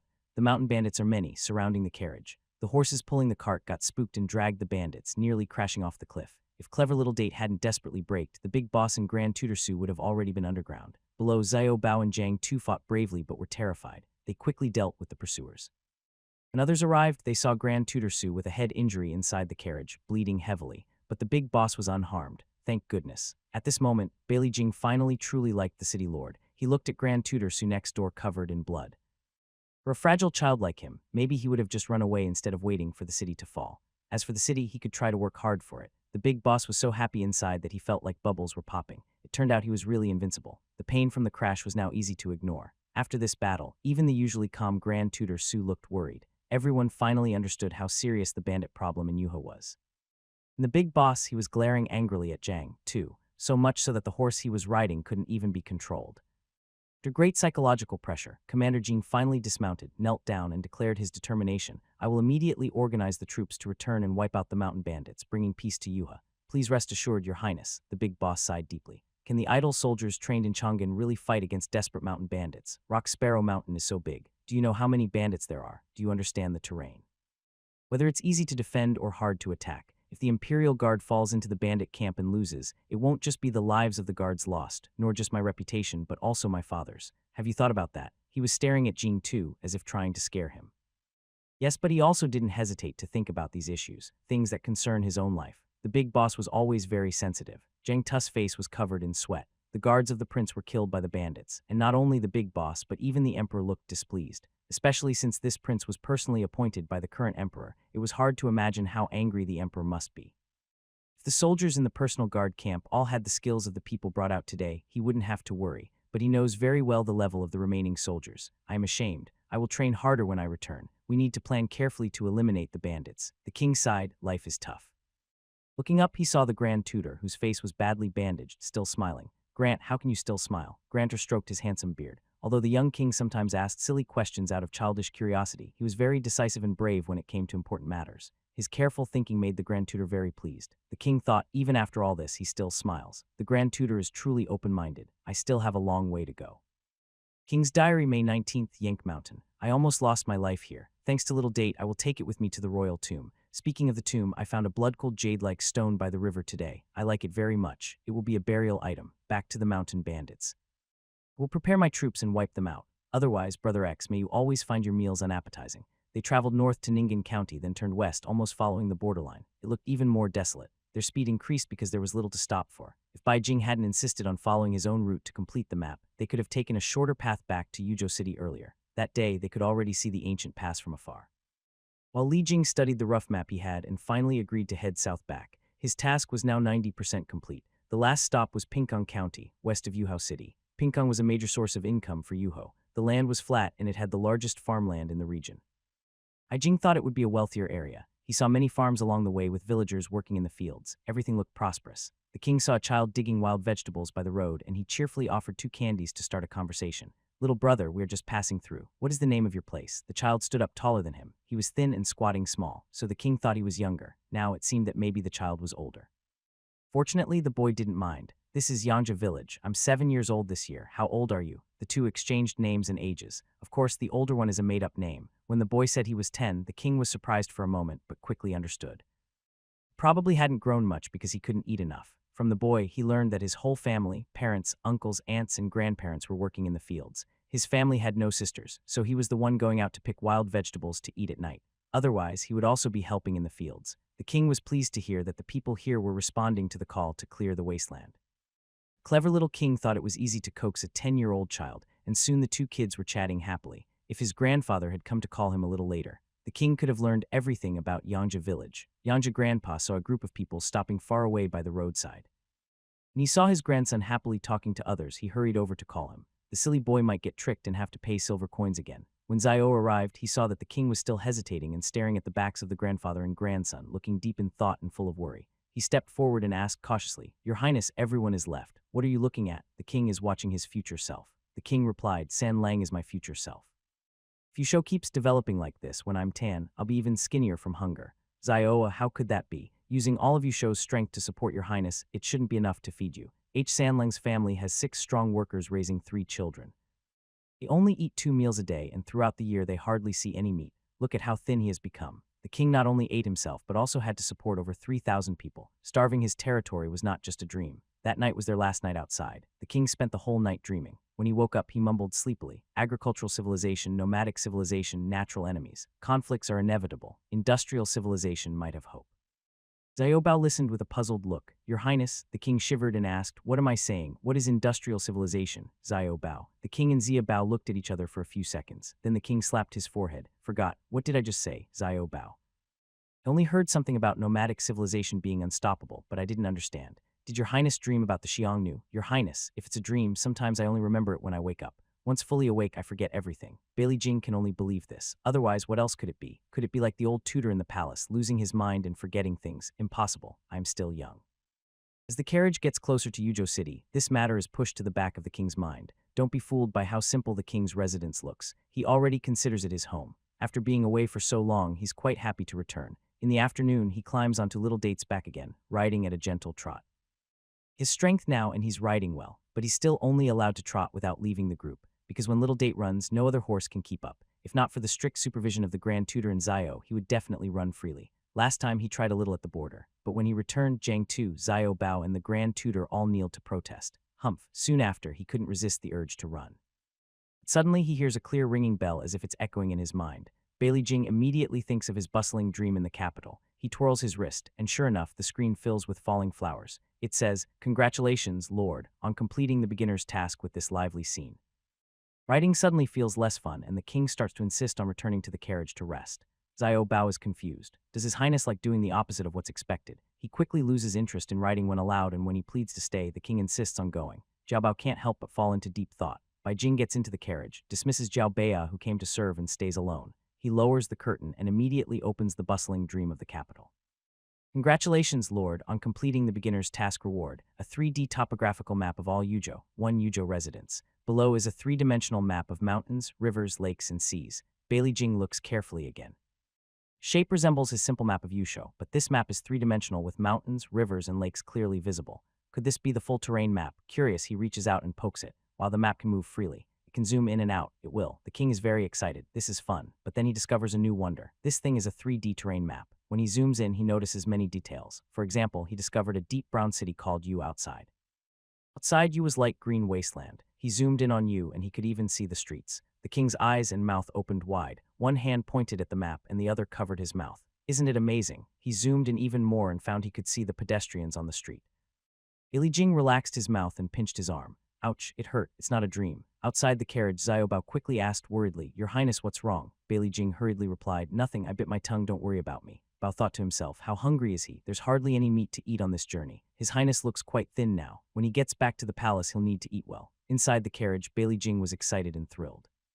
How could there be such a magical treasure in the world? Even with the side effects of city destruction and loss of life, he could understand now. It's a treasure of the world, he'd even risk his life for it. But no, that's too much.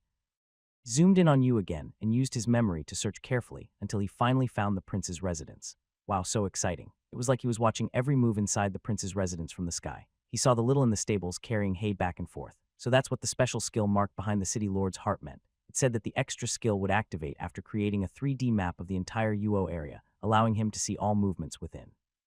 Now he finally understood how incredible this thing was. The king's finger twitched with curiosity. He zoomed in again and again. The smallest moving could be enlarged to the size of his fingernail. The map didn't move. That was the maximum zoom level. Little looked like a giant ant walking around the toy-like prince's residence. When he entered the stables, he disappeared from view. When he came out after finishing with the hay, he reappeared. The king gently nudged his back with his little finger, but there was no reaction. All right, that was already incredible. The king couldn't help but laugh out loud. Haha. He quickly covered his mouth after realizing, but it was too late. Zhao still heard him and hurriedly rode closer, worried, Your Highness. The king replied, It's nothing. I fell asleep dreaming about eating meat. Zhao, His Highness was truly craving food. Maybe he should go back and roast a lamb tonight. The king was excitedly studying his new toy. His little paw poked at the city overview labeled with main quests, and a new page popped up.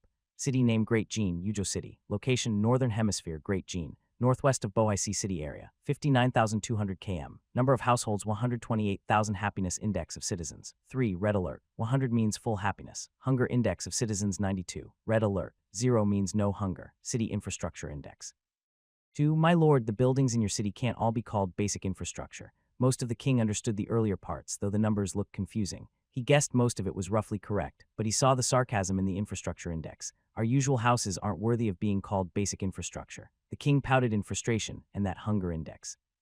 Out of every 100 citizens, 92 are still hungry, right? You're such a good little treasure. You must help me. The king muttered as he continued to look around. If they can give real horses, why not some money or grain? If not, then just grain will do. The most eye-catching part was the main quest section. Main quest, my lord. The citizens in your city are on red alert, and the situation is very urgent. There are 10,682 city lords across the multiverse, and you is the only city with a hunger index as high as 92%. Big data analysis shows that when the hunger index reaches 50%, there's a risk of overthrowing the government. You can't just sit back anymore. Quest 1, strive to increase happiness index by 3 points. Quest 2, strive to reduce hunger index by 3 points. Rewards unlock Game Butler open multiverse homeland. 2 level a spin will draw as accept the quest. Yes, accepts the first main quest and receives an SSS level companion pad. No, the king looked speechless, even sensed a sense of urgency from the words. The earlier warnings were full of threats and scare tactics. To prevent him from backing out, they even offered a sweet reward to coax him into accepting. Dream, dream. I'm not easily scared. You know, if you're in such a hurry, just give some food. What's a pet? And those squiggly lines earlier are those words too. He couldn't help but quietly ask, but of course, he received no answer. He currently has no achievements, and the little steward has no authority to activate anything. King didn't get a reply, so he reached out and pressed the select button. Yes, in the next moment, a speech bubble appeared. The Lord has accepted the task and received an SSS-level companion. White say a divine beast from the East Sea has been placed in my assets warehouse. Please check. At this time, the great Jin has no Fuji or Shanhaing, and as an illiterate king who hasn't read many books, he has never heard of White say. He also doesn't know that SSS level is the top tier, and winning such a prize is like hitting the jackpot. Worried he might not understand the importance. The game has gone all out to please him this time. When he saw a fluffy white icon appear in the warehouse, he thought it was some kind of raccoon servant. Excited, he clicked on someone nearby. The next moment, a fluffy mask suddenly appeared on the carpet of his carriage. It looked like it had just woken up with a confused expression and turned its head to look at the king. It was only palm-sized. The king didn't know what fear was. He happily picked it up, saying, "So cute." The little creature was clearly a juvenile with big, round, purple eyes, just as adorable as the king himself. Most interestingly, it had 2 red tufts of fur above its eyes, looking very majestic. Its appearance instantly made the king mesmerized. "Oh, you still have purple eyes. This is the first time I've seen a raccoon servant with red eyebrows. So impressive and adorable." Although the king didn't understand what those twisted characters meant, he understood the companion role of the companion pet. This raccoon was still a cub, clearly destined to grow up with him. Isn't that what companionship is? Dream, dream. You don't need to use raccoon servants to coax the king. I will accept the task too, but if you give a gift, I'll be even happier. Haha, the king held the white Z and almost smiled brightly. Previously in Wyong Palace, Bihu had raised a blue-eyed western hound. The dog was very cute as a puppy, and he liked it very much, but the 4th son never let him touch it. Each now, the king also has one. Xiao Bao heard faint voices inside and went over to ask if the king had given any orders. Ali Jing quickly put the white Z back into the warehouse and casually said, feeling tired from sitting, "I want to go out for a ride on the horse." Jiao Bao, truly unpredictable. The king can really cause trouble. There was no way around it. Zhenggu once again lifted the short-legged king onto the horse's back. The king obediently rode the horse, following behind the royal guard slowly. It was almost evening, and they were returning to the city. There was nothing urgent except one thing. The king must reveal the white Z openly before they arrived. They found it outside the city, a perfect ready-made connection.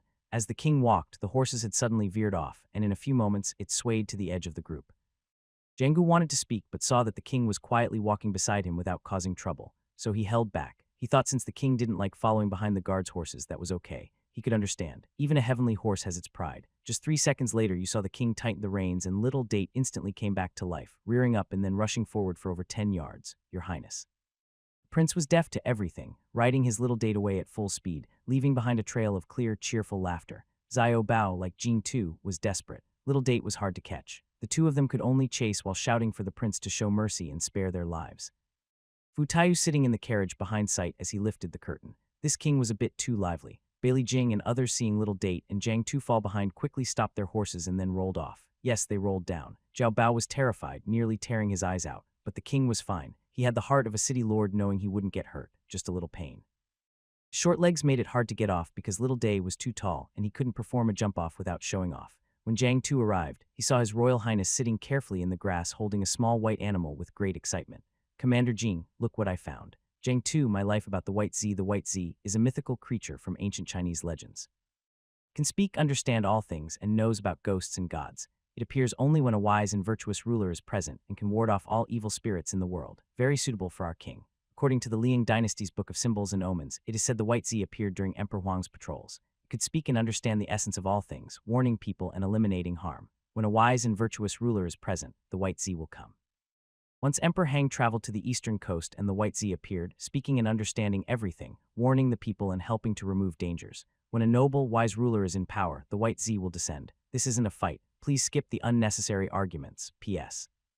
And some people stop taking your third-grade history knowledge as the standard for my fictional story. I can't keep up with the nitpicking. Writing according to history is called fanfiction. For example, in my story, you keep saying that U is too big or too small or wrong. Is that necessary? Which dynasty are you imagining? Remember, it's a fictional world. If you want, you can look for historical royal families with the surname by or others with city lord ambitions. Otherwise, you should read history books. It's a fictional world. I'm tired of this. The story has its own plot considerations. You don't need to lecture me. If you think it's harmless, your incorrect opinions might mislead innocent fans. Please, everyone, let it go. I study arts and humanities, so stop lecturing me. Won't change my mind. The king was pushed onto the carriage, smiling foolishly as he looked at his little Bais.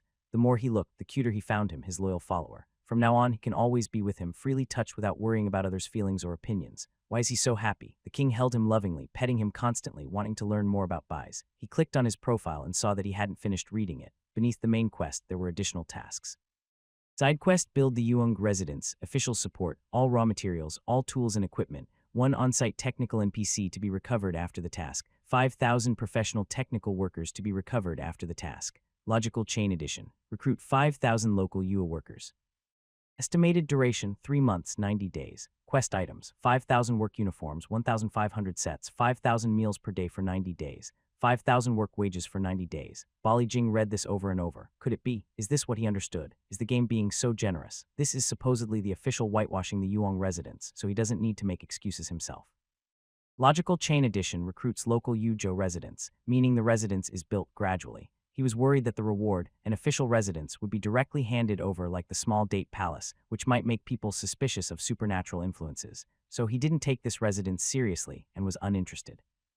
Now he realizes he can not only get a residence, but also provide jobs for 5,000 households in Yuzhou. Look at the line behind it. M&T mentions work clothes, meal allowances, and labor costs. The king couldn't help feeling a bit proud. With this treatment, even the wealthiest city, Chang'an, would be hard to find. At first, he didn't understand the characters, but after seeing the notes at the back, he realized they were abbreviations used in the game. King was quite interested and took a closer look. Honestly, compared to full descriptions, abbreviations look simpler and clearer. Without hesitation, the king accepted the side quest. Immediately, the 3D terrain map reappeared floating in front of him with a speech bubble. Choose a suitable location for the Duke of the Hidden Palace. Jing skillfully found Yu City, zoomed in to locate the Duke's residence, which was quite noticeable due to its walls. He pointed at the residence and said, "Here will do." In the next moment, a blurry virtual shadow of a palace appeared at his fingertips, covered in a green glow. The new palace was too large to fit on the old site and even extended outside the city walls. A new speech bubble popped up. After detection, there are other buildings here. Cover all of them.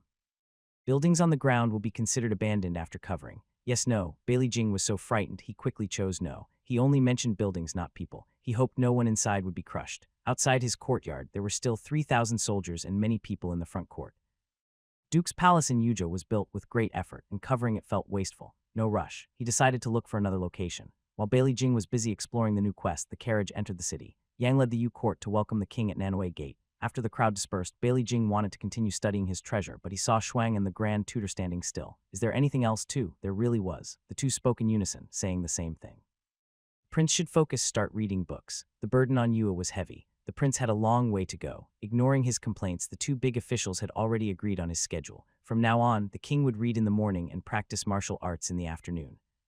Other princes might not need to practice martial arts, and Chang'an might not mind. But the Duke of Yu had to train. Everyone understood why. There might be battles ahead, and even if he didn't go personally, he needed to be capable for self-defense. The two officials truly cared for the king, especially who had close ties with the Wei family in the southwest and came with the earnest wishes of Mark Weighing. The King of Reason also understands this.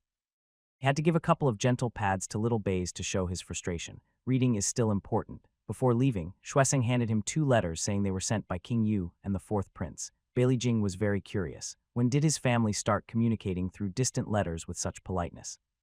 Feeling very curious, he first opened Bailey Hu letter. This kid who only hummed a greeting when he saw him in the Weiyang Palace actually wrote him a letter. What's going on? Did he miss him after he left and that's why he sent a letter? So could it be that Bailey Hu missed him? He read the letter carefully. Haha, he was so annoyed. The letter was a pity party and flattery to the emperor, and this mischievous kid knew about it. How dare he? Letter titled Concern for Brother only had a brief opening where he pretended to care, but the rest was mocking his bad luck. He also roughly knew what was in King Yu's letter. The story was simple. When the Secretariat was sorting out memorials, they specifically highlighted King Yu's sad story as a key report to the emperor. He was the son of the vassal who recently became a prince, so although he wasn't involved in official affairs, he was still a regional lord. The emperor was very pleased with his flattering words and felt like he was a great father of all time. He told the empress and Lady Wang in the palace about how filial and good his son was and how he missed King Yu from thousands of miles away. He also mentioned Ballyhoo a few times, saying that once he left his father's protection, he would realize how good life was now about King Yu and his brother, etc. Ballyhoo almost laughed himself to death.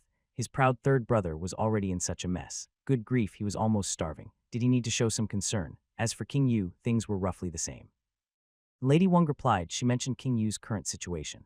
King Yu's letter described how wealthy Yu Yang was, how grand the King Yu residence was, and how bright the lights in Yu Yang City were at night. While reading King Yu's letter, the king drooled with envy, so jealous. Later, Xiao heard the king boast loudly. From now on, I will make you show richer than Yu Yang, and I will write a letter to King Yu every month to show off. Xiao Bao thought, may your highness's ambitions come true soon. Starting the next day, the king's carefree days of playing whenever he wanted came to an end. In the morning, he studied with Su Taisha, and in the afternoon, he practiced martial arts, riding horses, and archery with Xion. Night, he still had to find time to study the Yua map, such as how many bandits are on Yan Mountain. The king enlarged each mountaintop to observe and counted the bandits one by one. Even his beloved White Z needed careful attention. When he was busy, he would leave White Z with Xiao Bao for care. Who knew this little creature was picky? It only ate fresh vegetables, fruits, and fresh fish. It refused to eat pork, lamb, or grains. As for beef, he wasn't sure, and the king himself didn't eat it either. Xiao Bao said it looked like its owner was lucky with a prosperous belly. If the king hadn't found it, it would have starved to death in Yua. The fortunate king was busy and fulfilled every day. Man and side quest were all paused. It wasn't that he didn't want to build a palace quickly. Yua was so poor that he hadn't decided on a reason to declare a new site and rebuild a new palace there. It seemed inappropriate to suggest this, and not having a fixed location was also a problem. If no households in Yuzhou City moved out, there wouldn't be any open space to place the royal palace, so all his plans were on hold. The king sighed every day, and Xiao Bao thought he was just suffering from boredom again. One evening after dinner, Bai Jing personally checked his finances. Seeing the numbers on the ledger, his plan to rebuild the palace seemed even more impossible. Xiao Bao, why is my money running out so fast? Your Highness, there might be an error in the account book. It doesn't match. No, it does match. That's the scary part. He had only 3,500 soldiers and a few horses. Yet the money was gone so quickly. Some of his guards were just for show, and he was thinking of gradually replacing the old and weak guards with new recruits. After reviewing the ledger, he didn't dare to spend any more. He thought hard for several days. Squandering the treasury was not an option. The next morning, he ordered Xiao to buy a large farm outside Yuha. The reasons were straightforward. To house idle people like the 6 children he had bought, and to find a place for the guards he wanted to replace. They could all work on the farm. Xiao was quick. In 2 days, he brought back several contracts. The farm was purchased near Fu's village outside Yua, and he combined 3 adjacent farms into one large estate. 1,000 acres of farmland are located in Chang'an City, and his family's estate is beyond what anyone could imagine. At this time, everyone finally realized the benefits of Yuha. Land is cheap there. The king enthusiastically organized a grand martial competition for his personal guards using a knockout system. Every month, teams competed, and the last team was eliminated. Eliminated guards were sent to farms for training and reform. If they improved their health and skills, they could return to serve as personal guards. This system promoted survival of the fittest and gave hope to others. It's important to know that the guards serving princes had official military status and supplies. Although they left the comfort of Chang'an, their treatment was much better than those who stayed in the city suburbs. If they were eliminated, they would go to the prince's private estate but not become ordinary farmers. The atmosphere in the guard camp became tense. Those who wanted to relax like the king found it hard to do so anymore. After the king visited the guard camp, he returned with a slight smile. The guard team's morale improved, and even the financial records looked less stressful. In his free time, the king liked to check his warehouse. The rewards for building the Yuang residence had already been assigned there, but they couldn't be claimed yet. Once he started construction, he could receive work uniforms, wages, and meals, a lot of money, which was a generous benefit for Yu. He couldn't see exactly what the uniforms looked like, only the number of sets, but he could see the wages and meal allowances. The daily meal standard was 2 L of food, which the king thought was enough. The daily wage was 300 coins. A laborer completing a side task could earn 27 taels, not counting other supplies. This wage was among the highest in Jin. Once the Yuang residence was built, 5,000 families in Yua would be lifted out of poverty. To achieve this, the king carefully drafted a recruitment plan, constantly revising it. For example, quotas were evenly distributed among villages around Yua, with 1 person recruited per household. Priority was given to families with active soldiers and poor households. The king was determined to raise the status of soldiers in Yuzhou. Every soldier who joined the army would bring honor to their entire family. He also proposed organizing villages into groups that would support each other. If one person made a mistake, the whole village could be punished, which would help control the fierce local customs. He kept making changes whenever he thought of something, often smiling as he looked at his small notebook. A month passed quickly. By the end of the month, the first round of the guard competition had eliminated 300 people. The king kept his promise and sent them to work on farms. During the small court meeting, the king officially proposed recruiting 300 strong men. After training, they would join the personal guard. The personal guard was funded by King Heiau, and officials had no objections, so the proposal was approved. Jangu was assigned to oversee this matter. The king was very pleased. The next day at the small court meeting, Xueseng suggested rotating 500 personal guards every 10 days to help guard the city gates of Yuha. The king agreed immediately without hesitation. He relied on the old and weak soldiers under Captain Wang, and since he couldn't replace them now, he decided to send some of his own men to assist. The king agreed to this plan, and it was settled. The king was still very happy. Now, the military and government affairs in Yuzhou seemed to be on the right track, finally moving in the right direction. North of Yuzhou City in July, the weather in Yuhua was not too hot. The people had finally finished spring planting and were now free. Even in a tough region, there were honest and hardworking families. King Yu's order to reclaim land had been issued for several months. Now that some families had a break, they started to feel interested. Old Manu from Yu's shop was a well-known figure. He had 6 grown sons. 2 of them went to border towns near Shanggu Pass, and the remaining 4 and their adult children had finished farming and were now at home, idle. Seeing that the neighbors' families, including 2 widowed daughters-in-law, had gone out to reclaim land, he couldn't sit still anymore. After thinking for a few days, he decided that whether or not he could get a land deed, at least planting wheat for the next 2 years could help. His family had many mouths to feed. He didn't want to think about whether he could recover the cost of the wheat seeds. Being idle was not a solution. It was too hard to find odd jobs in Yuzhou. Even after the king arrived months ago, he knew there were only 3 ways to survive in Yuzhou: farming, fishing, or joining the army. Some people didn't want to do any of these and chose a 4th way, going rogue and becoming bandits. This was quite common and had become a serious problem for the king. Old Man, you understood this, and took his son and grandson to the largest wasteland north of Yuzhou City. Once a barren land, it was now bustling with activity. The palace had set up a temporary office here to assign land to the people. Many others shared his idea. Previously, families had been watching from afar, but now that farming season was over, hard-working people started taking action as long as they could make a living and feed their families. These diligent villagers were willing to put in all their effort. Old Manu registered his household at the local official's office. That same day, he was allocated a 5-acre piece of wasteland in the planned area. People were everywhere along the borders, some chatting, others already working. Which village are you from? You shop. I'm from Shanhui village. Uncle, do you think this plan is reliable? At worst, it just takes some effort. My children are many. Everyone encouraged and supported each other. Truly lazy people couldn't be here. Soon the northern city wasteland became busy and lively. People on the west side said, once the end of the month is over, we'll plant late millet and harvest before the frost. People on the east side said, my father said if we can't plant other crops, we'll grow some cabbage to store for winter. If they don't grow well, we can't rely on them. Everyone worked together, dreaming of a good harvest. The wasteland was still land, and some poor families didn't even have 5 acres of their own. Next to Yu's house, the Wang family also mobilized the entire household. Even their daughter-in-law was pulling out tree roots in the field. Shanzui village was quite far from here.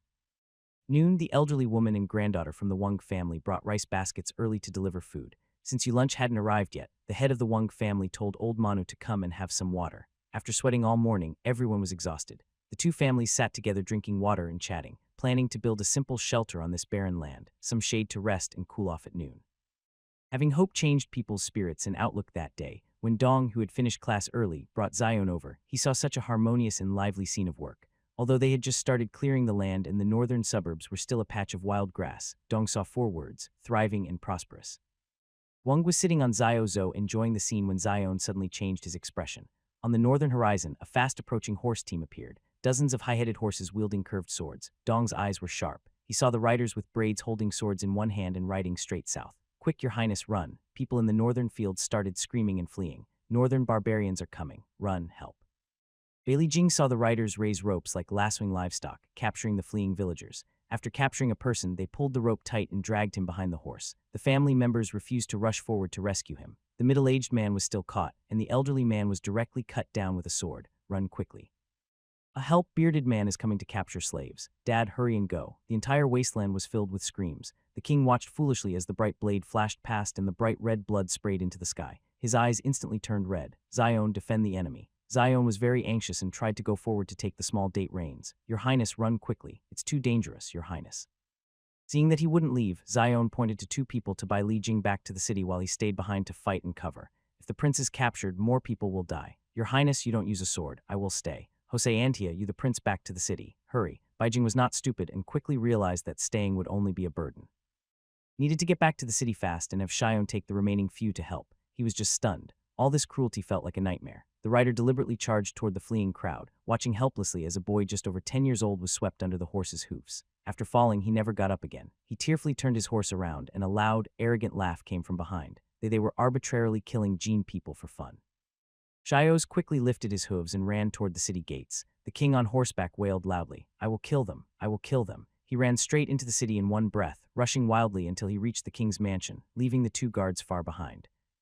Townspeople watched curiously as a child rode a horse through the street, crying loudly all the way. This young noble was really crying sadly. No one knew whose child was riding such a good horse. While Lik Jing rode directly to the personal guard's camp, asked Jiang to send cavalry to support, and then took Zio to the front court. He sat silently at the top, staring blankly outside the palace gates. Besides occasionally bringing his paw to his mouth to chew, he did nothing else.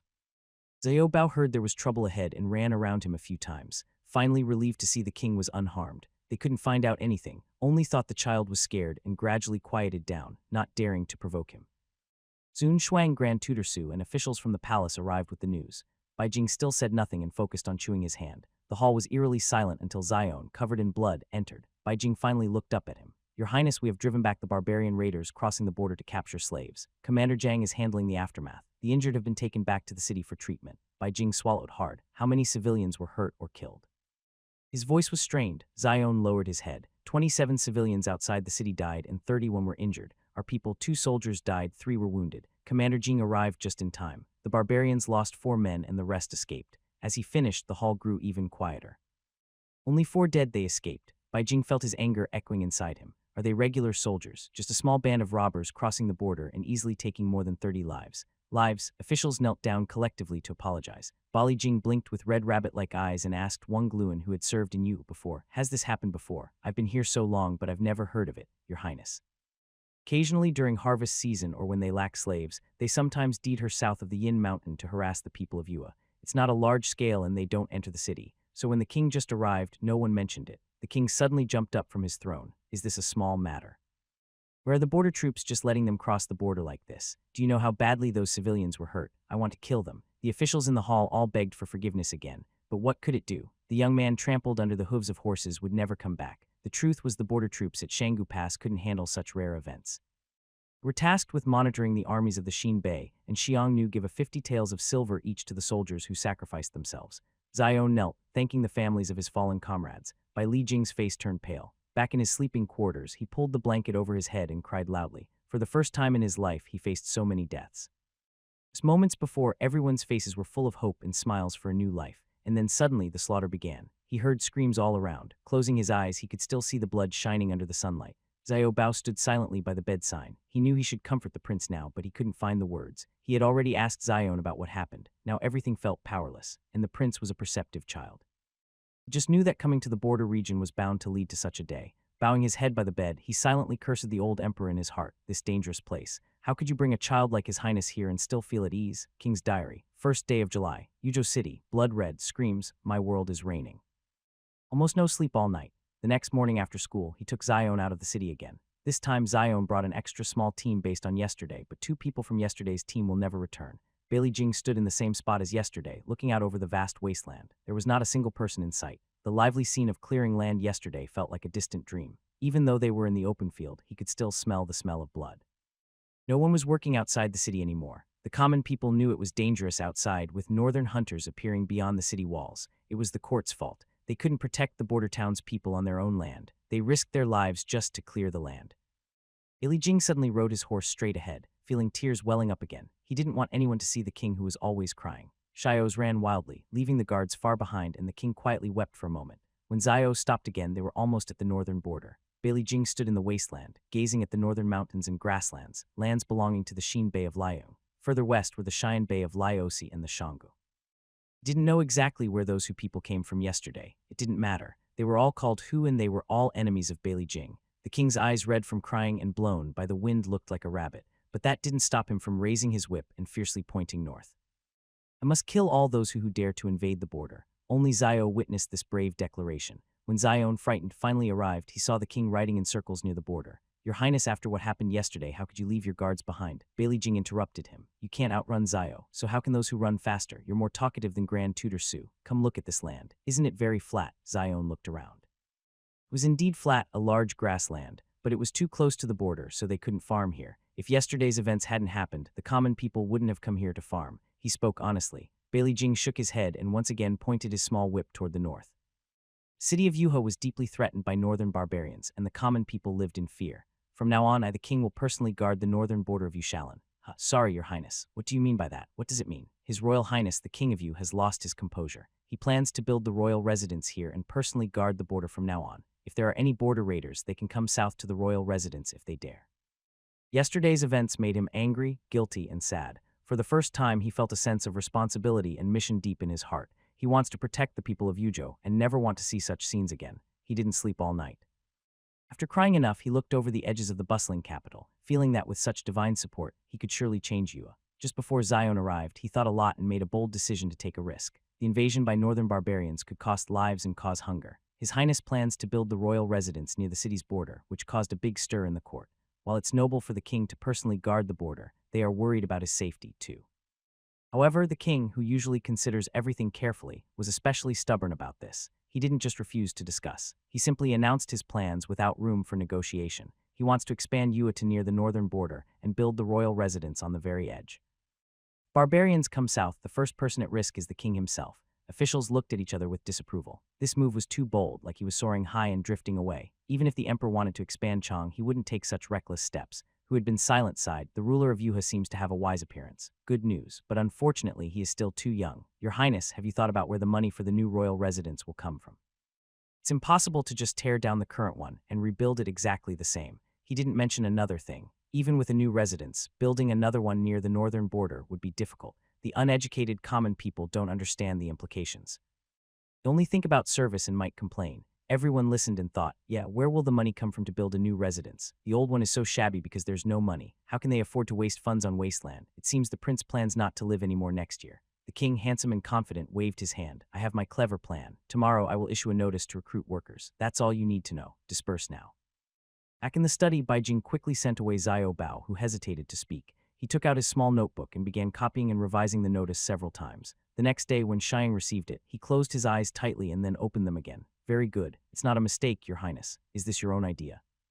You serious? The king raised his head and nodded again, secretly laughing to himself. Isn't it impressive? Isn't it generous? The people of Yu are lucky to have such a king. Make a few copies immediately and inform the nearby villages and towns around you. The official registration will start the day after tomorrow. Shueseng hesitated, doubting whether Wei Ho might have secretly diverted military funds to his grandson. After the king left for class, he showed the notice to Zio Bao, hoping to find out if the young prince's family could support such a large new palace. On the way back to the harem, Zio Bao walked cautiously, thinking he might not survive until next autumn's harvest. The prince could write a plea for help to Chang and Chanzhou right now. After the king almost lost his temper, Shuing finally sent out the notice. Just accept it. 90 days, several 100,000 taels. If that's not enough, they could use these people to repair the city walls. In the afternoon, the notice was delivered by fast horse to the villages and towns near Yuhu. It was written simply and clearly so that all the common people could understand. Notice of conscription of laborers. Yesterday, unknown barbarian invaders entered the northern outskirts of Yuhu, capturing slaves and brutally killing over 30 residents. His Highness King Yu led his guards to patrol the border and drove the enemies away. Feeling very angry, His Highness has decided to personally defend the northern border so that the people of Yua can safely farm and travel. Currently, 5,000 able-bodied men are being recruited to build the Kingu Palace north of Yuha. This conscription applies to registered residents of Yujo for 90 days. Requirements for recruitment. 1. There are 18 villages near Yujo, each with 180 spots. 4 towns, each with 200 spots, in the main city of Yu with 1,000 spots. A total of 5,000 people will be recruited. 2. Each household can only nominate 1 person, no more. 3. Priority goes to households with current soldiers listed in their registration. If not enough, then to poor families or those with many members. 4. Men aged 14 to 45, healthy, able to work for long periods. 5. Recruited laborers must follow orders and strictly obey discipline. Will be organized into groups of 40 by village, and members will be responsible for each other. Anyone caught stealing or violating discipline seriously will be expelled from the group. Let's all supervise each other. Reward: a set of clothes paid immediately. 2 liters of rice daily paid daily. 300 coins daily paid monthly. Registration starts on the 4th day of July. Registration location: West Gate of King Yu's mansion. Once the king's recruitment notice spread, it caused a big stir among the people. The first to see it were the officials who returned home with mixed feelings about whether it was real. The village chief of Shanzu village looked at the notice again and again. Could it be a mistake? 300 coins a day. 9 taels of silver a month in building King Yu's palace will earn you money, plus 9 taels a month. Even the emperor wouldn't eat like that. Who would believe this? The eldest son of the village chief was scratching his head too. Maybe they think the king is too young and someone is pretending to be him to trick people. My second aunt's younger brother said the new king, he was just a little kid. This notice is from the officials. Whether it's true or not, we have to go. I think they might give some money. It says priority for soldiers and poor folks. They wouldn't just cut off our livelihood for no reason, right? His third son sneaked in and listened for a while. Hearing this, he got excited. He remembered he had a new outfit. Dad, I'll go. Even if they don't pay, I want the clothes. His second brother was also at Guan Pass, so he might qualify. His father thought for a moment but didn't say anything. The village chief thought this was a good opportunity. He was a fair man. He took the village register and picked households with soldiers listing over 20 young men. Then he chose hardworking families in difficult situations. Soon enough, people were gathered, even more than the quota. The officials wrote that those who could work and follow orders could join. They also wanted the village to form a mutual guarantee group, which could cause trouble if someone caused problems. The old village chief saw this clearly. His second son was also going to join the army.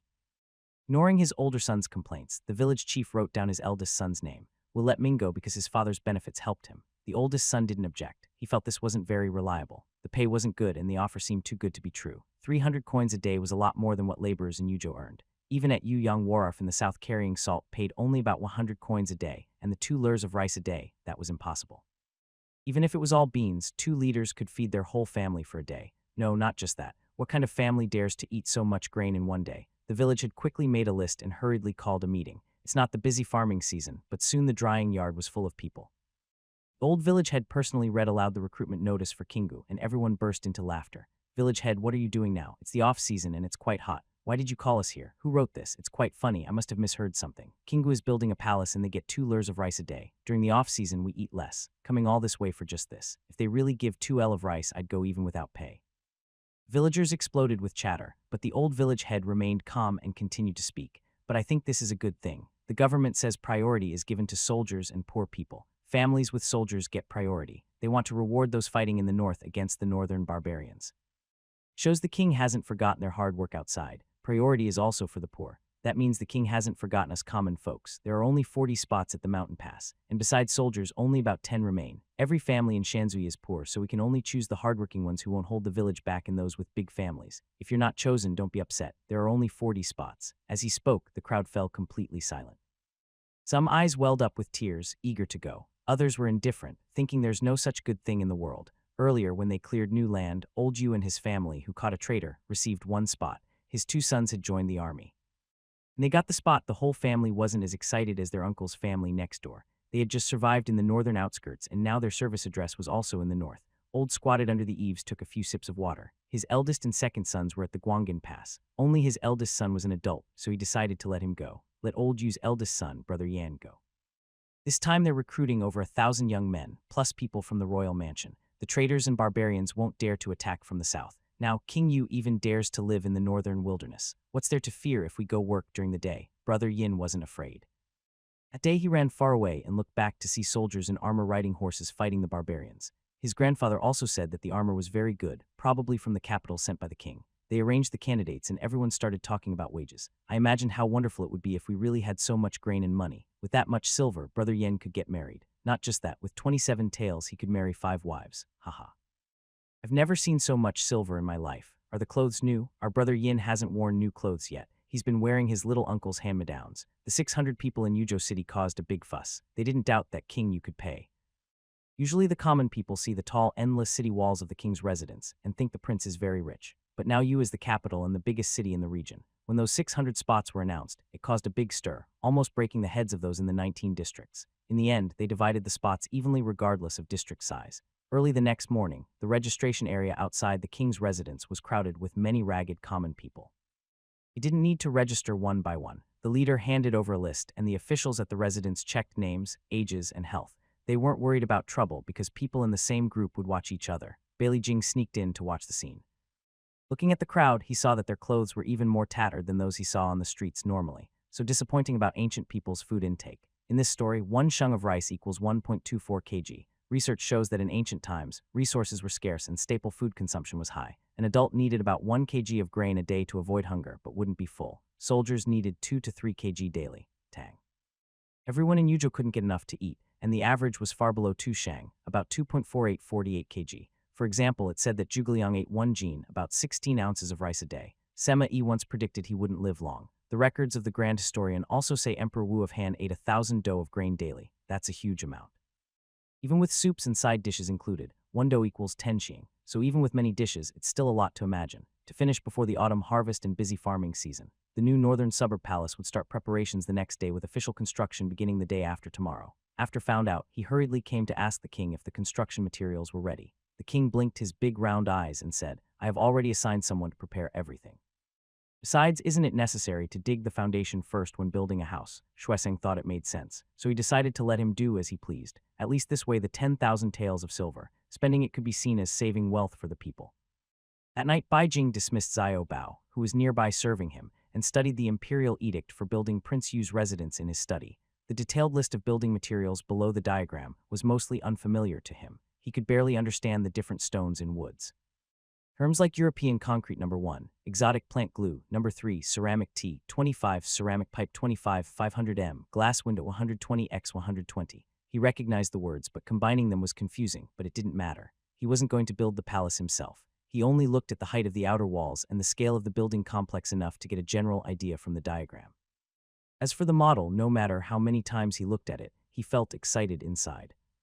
Proudly placed his hands on his hips. Compared to the palace given to him in the game, the Chang'an City Palace was just so. After finishing, he rubbed his chubby little hands and solemnly clicked the button to activate the side quest. A small, semi-transparent green icon of the prince's residence appeared immediately. Bali Jing found the wasteland near the northern suburbs on the topographical map of Yuha.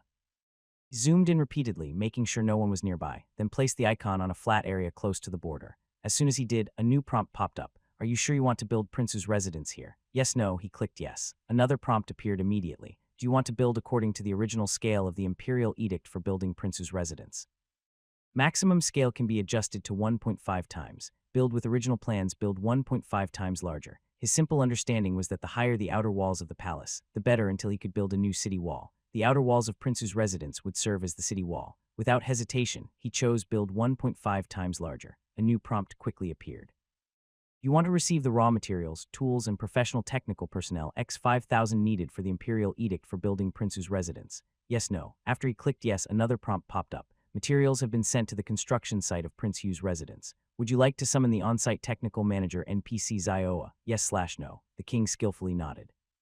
Yes, thinking they would continue to stay in the northern suburb. But suddenly a big change happened at his table. A tall middle-aged man in a black robe appeared out of nowhere standing in front of his table. The king was so startled he almost fell off his chair. Zios had experienced a big change before, but this was his first time seeing a big transformation. The man bowed properly and said, "Greetings, Lord. I am Zioa, the chief technician on the Yuan Mansion project.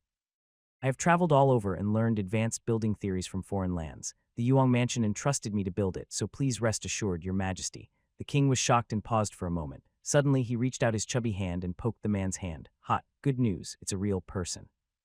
No sign of anything strange. Zioa looked completely unbothered and smiled at the king. "I am also originally from Jinao. Your Majesty, tomorrow I will coordinate local workers for you. Their uniforms and meals can also be managed by me. Please take out the uniforms and a day's worth of meals and put them at the construction site."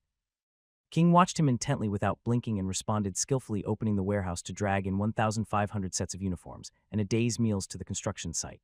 A standard meal for one person in a day is 2 L packed in a rough cloth bag. One bag holds exactly 2 L, enough for one person each day. Seeing these neat little bags, the king couldn't help but be curious. He hadn't opened one yet. Curiosity drove him to act.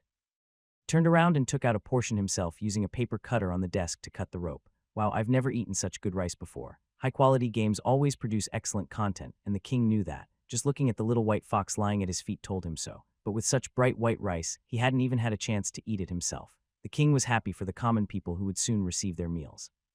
The king was from Chang'an, where eating various soups and flatbreads was popular. He had never tasted such white rice before. Perhaps the king's frustration was too deep, because an NPC who had been pretending to be a wooden statue suddenly spoke. "Your Majesty, completing more quests can earn rewards which can be exchanged for white rice and other items you want. You can even recharge silver, and once the shop opens, you can buy from the World City official store." He hesitated, thinking it might be unethical to trick children into spending money. The king's eyes lit up. He remembered recharging. Wait, he seems to have little spare money. Let's discuss it again later. Xiao Bao went to the front court and saw a stranger coming out of the king's study from afar. He quickly asked the little outside the door, "Who is this person? When did he arrive?" The little was also stunned. "I didn't see." Xiao kicked him quickly. "The king is still inside." "How can you be distracted just watching the door?" The little immediately knelt down to apologize. Xiao Bao hurried a few steps to block Xiao Zuga. Before he could ask who this person was, the other bowed first and said, "Are you the Xiao supervisor next to King Yu? His Highness asked you to arrange a horse for me. I am just a commoner heading out of the city for some errands." Xiao Bao was even more confused. "Who are you?" Xiao Zhua replied, "I am Xiao Zhuga, honored by His Highness. I am in charge of building the outside of the King Yu's residence. Tonight, many building materials are being delivered, and I am rushing out of the city to organize the reception." Xiao Bao had no choice but to have the little guard take him to get a horse. Went inside to ask his lord, "Who is this foreman?" They found. The king was mysterious and profound. "I have my own connections." "What are connections?" The king no longer needs the official steward for building the palace. And Xiao calling himself a commoner. Does that mean he's still just a nobody? This was too bold. Such a big project was being run by an unknown commoner. The king slammed the table, his round face scrunched up in dislike, and said, "This is managed by the official steward. I am very dissatisfied. It's time to replace him." Xiao Bao light a candle for the steward. King's Diary, July 4th. Yuong residence magic tricks are really fun today. I am very happy. Things are moving in a good direction. There are many secrets I can't write down. I have many little secrets. Before going to sleep at night, the king lay in his bed, one arm around little Baizé and the other hand turned on the full terrain map of Yu. He was extremely happy and carefree, surrounded by loved ones. First, he skillfully located Yu, then pinpointed the north suburb, and then looked at the new king's residence area. He sat up. There was no longer the old desolation there. Now, tents had been set up around, and the place was brightly lit. Countless children dressed the same hurry back and forth on the construction site. The king didn't understand what efficient workers were. At this moment, he only had one thought: how great it would be if these people didn't need to be recycled. The king lifted the quilt to cover his head, almost crying out in frustration, feeling very hungry. Thinking about the side mission tomorrow, he was excited because he not only completed the task, but also would have a new palace. He couldn't sleep. He quietly lifted the quilt again and took out a map, pointing at it. As he was pointing, he noticed the white creature lying on his chest also looked up and watched the glowing screen in front of him. Its big purple eyes looked very serious. The king looked at the screen and then at his pet little white little Z's. "Can you see this?" White creature yawned gracefully and gave him a look that made him understand. "Right, you came from here." So the king pointed at some letters on the reward section. "Do you recognize these characters?" The white creature didn't respond. Got up from the king's chest and boldly pressed its face against his ready to sleep. "It's late and it's better not to think too much." The king, wearing a white Zai mask, lay down to sleep because he had to go see the new palace tomorrow. In Yu City, Wu Lane is a well-known poor area. Although the whole city is considered poor in the king's eyes, Wu Lane is especially notable. The smell of pig and sheep manure here is stronger than in other areas. Qin family, because their mother was paralyzed, their father had passed away and owed money for medicine, and their younger siblings were very young, struggled daily on the brink of starvation. Even in Wuya, they were very poor and managed to get a spot for aid. One early morning, the 10-year-old sister woke up early and made porridge from the last bit of millet, bringing it to her older brother. The vegetables were wild plants she and her brother had dug from the city wall the day before. Chi and Xiaomi skillfully blanched the vegetables in hot water, added some salt, and brought the bowl into the house. This was the most common dish in their home, a big bowl of porridge. Jingdiang took a few sips and then put it down, passing the rest to his 7-year-old younger brother. This was their last food supply. He worked on jobs in the city, earning a day's wage to keep his family alive for one more day. Their food was bought in small amounts, so once he finished the porridge, the three of them would be hungry today. Xin Xiamei was anxious.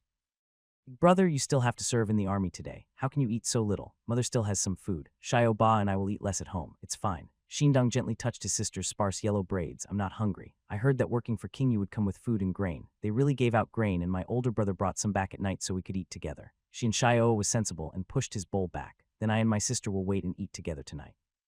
"Brother," the neighbor Pinger said that after finishing this work for the king, they might get dozens of taels of silver. "Maybe our family can have 2 meals a day then. He's just a kid. What does he know?" She and Shia wouldn't even dare to think like that in her dreams. Pinger's mother is scolding our older brother at home. His father also wants to go. The adults must be telling the truth. People who believe such good fortune exists are far more than just the Qin family. When they followed the local officials and village leaders to the northern suburb construction site, a group of pale, thin, poor people were deeply shocked by the king's power. Is this really the emperor's son? He can easily enclose such a large piece of land to build a palace. Just one night, the barren land was piled high with endless stones and wood, neatly stacked into piles of unknown materials. The construction site was lively with people coming and going. They wore uniform gray clothes with red borders, black short boots, and held tools they recognized or didn't. They had already started working. Local laborers from Yua under Zioa's arrangement formed 5 teams to distribute work uniforms and meals for the next day according to the roster. Jia had a clerk ring a bell. When the crowd quieted, he spoke loudly. I am Jia, the chief supervisor of the palace construction. To put it simply, soon everyone will receive a set of work clothes and meals for tomorrow. After receiving them, you can go home and rest. The official start is tomorrow. Work period is tight, so everyone must arrive on time. The work clothes are sturdy and suitable for work, and it's required to wear them tomorrow. The meals have already been distributed. You can bring your own lunch if you like and plan accordingly. Seeing that the prince was not working but was already distributing supplies, the workers from Yu were completely excited, their faces showing uncontrollable joy. Soon some of the people at the front of the line received their items, a square cloth bundle tied with rope and a colored cloth bag. The first worker to get his items had a strange expression, half smiling, half crying. His neighbors recognized him and called out, "Old Zion, is that really 2 sheeing of grain?" Zion wiped his eyes. I checked. It's really grain, exactly, 2 sheeing of rice. They said, this is a subsidy for tomorrow. We work 1 day tomorrow, and after work, we can get a bag for the day after tomorrow, too. The crowd completely erupted. No one knew who started it, but every worker receiving a uniform and a rice bag knelt down and bowed toward the southern city, toward the prince's residence, their heads on the ground. Thank you, your majesty. Most of them were poor, uneducated common folk. When you give them a little kindness, they are grateful. Bailey Jing hurried over here after skipping class. Seeing everyone kneeling so sincerely and worshipping him, even the king felt a bit embarrassed and blushed. He hesitated whether to leave quickly, but suddenly a young boy tightly holding a uniform and rice bag rushed out of the crowd and stopped right beside him, kneeling and knocking his head 3 times. It was so earnest that his forehead turned red from the after finishing. He got up and started crying loudly as he walked away. The king watched curiously and followed, asking, "Little brother, why are you crying?" Shandong was crying so hard his vision blurred. When he heard someone calling him, he hurriedly wiped his tears with his sleeve, but there was no one in front of him. The king persisted patiently. "Little brother." Shandong looked down and saw a small child standing beside him. "It's okay. I just thought about my mother and my younger brothers and sisters. They don't have to die anymore. I'm so happy. You don't know how tired I am. I've been so tired. Now we have rice to eat and my brothers and sisters won't go hungry. I don't have to be afraid anymore." He spoke excitedly and incoherently, but the king understood him. This young man didn't mention his father. It seemed he was working here alone to support his family, which is why he suddenly broke down after seeing hope and relief. He was only about 14 or 15 years old, already bearing the heavy responsibility of supporting his family. Hearing this, the king also felt a pang of sadness. How can he not sympathize? He too has to carry the burden of supporting his family and you. It would be great if the good deed of helping the common people by pulling wool and supporting them could continue forever. Otherwise, what will happen in 3 months? Can they survive a year or even half a year on the 1,500 households' wages, saving every penny? What about next year? King sighed deeply, looking up at the sky. Oh heavens, how can such a poor place like Yujo eliminate hunger? Will he still be able to get rewards and unlock that so-called multiverse mall? After all, whenever he steps outside, he might just meet a young man whose whole family is about to starve. After exchanging names, the two parted ways. This time the king started to worry. The young boy's stress had successfully shifted away. King watched the lively construction site for a while, then felt distracted during afternoon martial arts practice. He mistakenly took Zion's heavy bow and surprisingly pulled it open and shot it out, directly smashing his special small straw target into pieces. The king looked blankly at the shattered straw target, confused. When he turned around, Zion was even more confused than him. Your Highness, the prince was also very confused. Is it you again, the city lord? Have you become so strong and healthy? The prince, realizing what was happening, started to pretend to be naive, saying, "Wow, I am so powerful," and praised himself. In no time, everyone in the front court and the herm, from the chancellor to the little, knew that the king was talented and a martial arts genius. Gloomy Wung residents, often covered in dark clouds, began to clear up, and suddenly there was hope. Although Yua was poor and dangerous and their king loved to spend money, he also cared for the people with kindness. Now he was physically strong. Well, scratch that, he still had the talent of a martial saint. Even Zio Bao was wondering if the legend about the prince's name was true. Being born alongside Tai, destined to be full of martial virtue, maybe their prince could someday use his strength to protect the northern border. Outside the city in the northern suburbs, workers in uniform rushed home to check their supplies immediately. Xin Diang returned home, locked the courtyard gate, and quickly opened a burlap bag. Seeing the clear white rice inside, he couldn't believe his eyes. Jianxia pinched Zioa hard, and the brother and sister, amid Shio's screams, were overjoyed. This is the first time I've seen such good rice. Brother, I didn't know rice without even a bit of husk could be so white. How is this made? The king is really a good person. Haiyan Diang had already vented his feelings and looked at his excited sister and brother with a long-lost relaxed smile. Then he showed the pure white rice to his mother. Jean wiped her tears and gathered herself to say, "Tonight we'll cook some porridge for everyone to taste. The rest we'll save to exchange for coarse grains. With such good rice, we should be able to get a lot of beans. That way we can eat for a longer time." This was the wisdom of those used to hard life. The package of work clothes had not been opened yet. The family of 4 gathered together and untied the rope outside. When they opened it, they found that the so-called work outfit was much more than just a top and bottom. Inside there was not only an outer coat, but also a pure white inner shirt, shorts, and a pair of black boots. The outer coat was the same style as the workers' clothing on the construction site, a set of gray and brown. The only difference was that earlier I saw one with red trim, but this set is blue trim. The fabric of the clothing was also unfamiliar to them, sturdy and thick, looking very strong. The inner garment was pure white and silky. Jean examined it repeatedly. It was the first time she had seen such fine inner clothing, let alone worn it. The two small children were amazed and kept exclaiming they had never seen such good clothes before. Kai and Diong touched his clothes and said, "The supervisor only allows us to wear the outer garments. Inner clothes are not visible, so we should keep them to sell for gray." Most people shared his idea, or rather everyone did. Those working outside were almost the poorest families in Yujo City. None kept clothes for themselves. That day, along with the recruitment of workers and distribution of clothing and rice by King Yu, the white inner clothes also spread throughout Yujo. The next day, the inner clothes and rice appeared together in the market. At that time, dyeing and weaving techniques were not advanced. Besides nobles and officials, most common people wore dark colors like black and gray or plain. The silky white inner clothes suddenly became very popular. Even the poorest families in Yujo had enough to eat, and some cloth shops collected the fabric to sell further south. Clothes issued by the king's palace gained fame overnight. This was an unexpected way for the king to gain popularity. Outside the city, in the northern suburbs, things were heating up. Shuang and Grand Tutor Su finally couldn't stay still. They had heard that the king had appointed a commoner to oversee the construction of the palace, and they thought the project might be delayed or cancelled. Unlike outside, the entire palace looked like nothing was happening. One day passed and the whole city was talking excitedly about the grand scale of the king's palace. Even the work uniforms given out were luxurious and valuable. On the first day of official construction, the two of them went together to the northern suburb construction site. Early in the morning before dawn, Xiao held a simple opening ceremony and encouraged the workers. Then the workers started dividing the tasks. When Shuing arrived, the foundation had already been dug into a shape. They used a simultaneous start method, so the scene was very impressive. Over 3,000 people worked at the site, but everything was organized and orderly, busy but not chaotic. Yang nodded instinctively. Xiao was truly talented. As they moved further into the construction site, Shuang and Grand Tutor Su were both shocked by the scale of the new king's palace. It didn't matter who they were, everyone was amazed. Two close ministers saw that the king dared to set up such a large stall. Their first thought was, where does he get the money to support this? They also noticed that the royal residences inside the city were all poorly built. In the next moment, they saw endless piles of materials. Grand Tutors did not understand marqueing well. He only thought that His Royal Highness had received full support from his maternal family. Xueseng knew the details of the Wei family, and he was the most confused. The king is not simple. After passing the construction site, they reached the borderline. From a distance, they looked at the Xin Bei hills and grasslands. Yang felt proud of the king's courage and bravery, but he also worried about the king's safety. This place is really too close to the border. There is no buffer zone at all. If there is any conflict or clash, the Duke of the Hidden King's residence will be the first to suffer. Because of this, Shuing started writing reports to praise the king's achievements. As soon as he returned, he had been in Yujo for a while, but this was the first time he did such a thing. He first mentioned that His Royal Highness, the Crown Prince, had faced northern barbarians during a patrol who had captured slaves and killed 30 innocent people in front of the king, including 2 guards from the palace. The king was worried about the country and the people. Feeling heartbroken, he said, "The common people outside the city are also the people of Yujo. I must protect them and ease my father's worries." Later, the king decided to build a new Duke of a Hidden King's residence near the border, aiming to be the first line of defense for the great chain.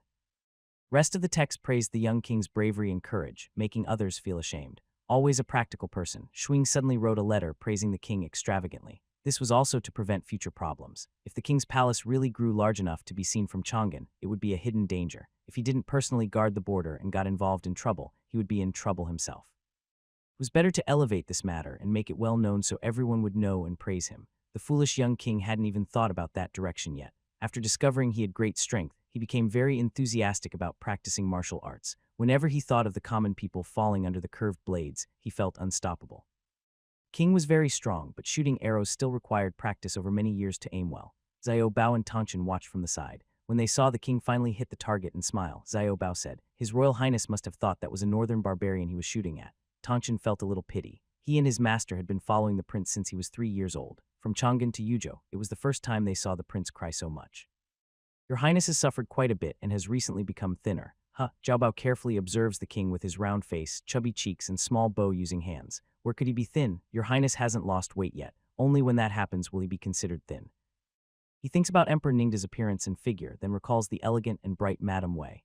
Once His Highness loses weight, his future will be promising. Right now, it's better to cherish the round king. He should eat more. After the afternoon martial arts class ends, Zio approaches with concern, saying, "Your Highness, the cook who makes lamb soup has returned. You've had a busy day, so it's good to have a hearty dinner tonight. You've lost some weight these days."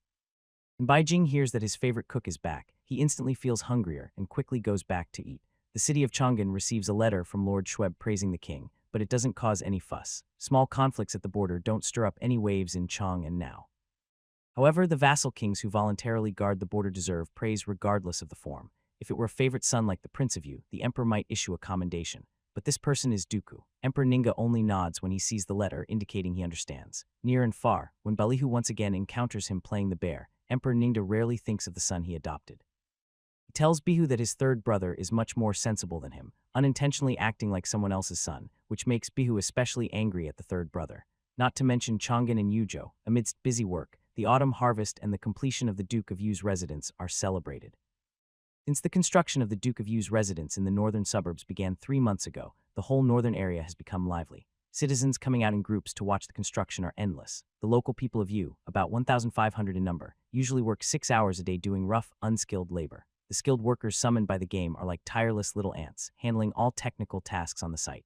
Those who have worked with them are amazed every day. No one knows where the king found these talented people. Each one is skilled in many crafts and seems never to tire. This makes them work even harder out of a sense of crisis. Since they have little skill to begin with, if they don't work hard, next time the king needs something done, why would he still choose locals? After 2 busy months, the main buildings of the Duke's residence near the northern suburbs border are nearly finished.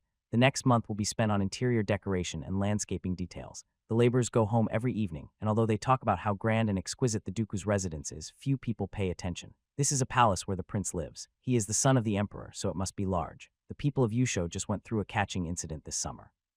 Even farming has been paused, and no one dares to go out just to watch the spectacle. Even the laborers' stories are not widely believed. The laborers recruited for the Duke's residence earn 9 taels of silver a month. When they received their first payment, it caused a big stir in the city.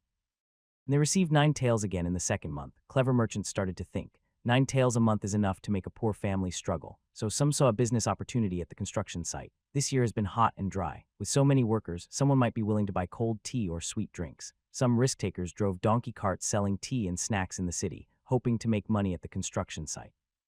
But before they even arrived from a distance, they saw a bustling city at the edge of a barren land. Jangir, who runs a tea stall, raised his hand and slapped his forehead hard. "Am I suffering from heat stroke? Where did this palace come from?" He runs a tea stall and has heard many legends about gods and spirits. What he saw now was beyond his understanding. Ahead stood a magnificent city. The Dooku's residence covers 680,000 square meters. It's not just a small town. The city walls towered into the clouds, seeming to connect with the sky. The grand gate and the carved beams and painted rafters on the walls left Zhang Er, who had never left Yua, completely stunned. He thought, if there are really immortals, they must live in a place like this. His head was dizzy as he continued driving his donkey cart. As he got closer, he saw laborers paving the road ahead. He finally recognized the uniform gray-brown clothes they wore. These clothes had been the talk of Yu for months, attracting envy and jealousy wherever they went, so he knew for sure this was really the new Dooku's residence.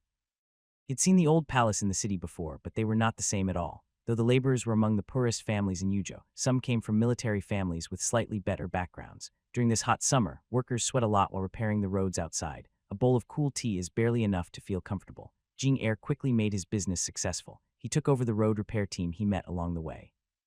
On the way back, he kept looking back at the new king's mansion, as if lost in a dream he didn't want to wake from. When Jingir returned to the city, the northern border king's mansion gained a great reputation. Rumors spread, and curious people wanted to see it for themselves.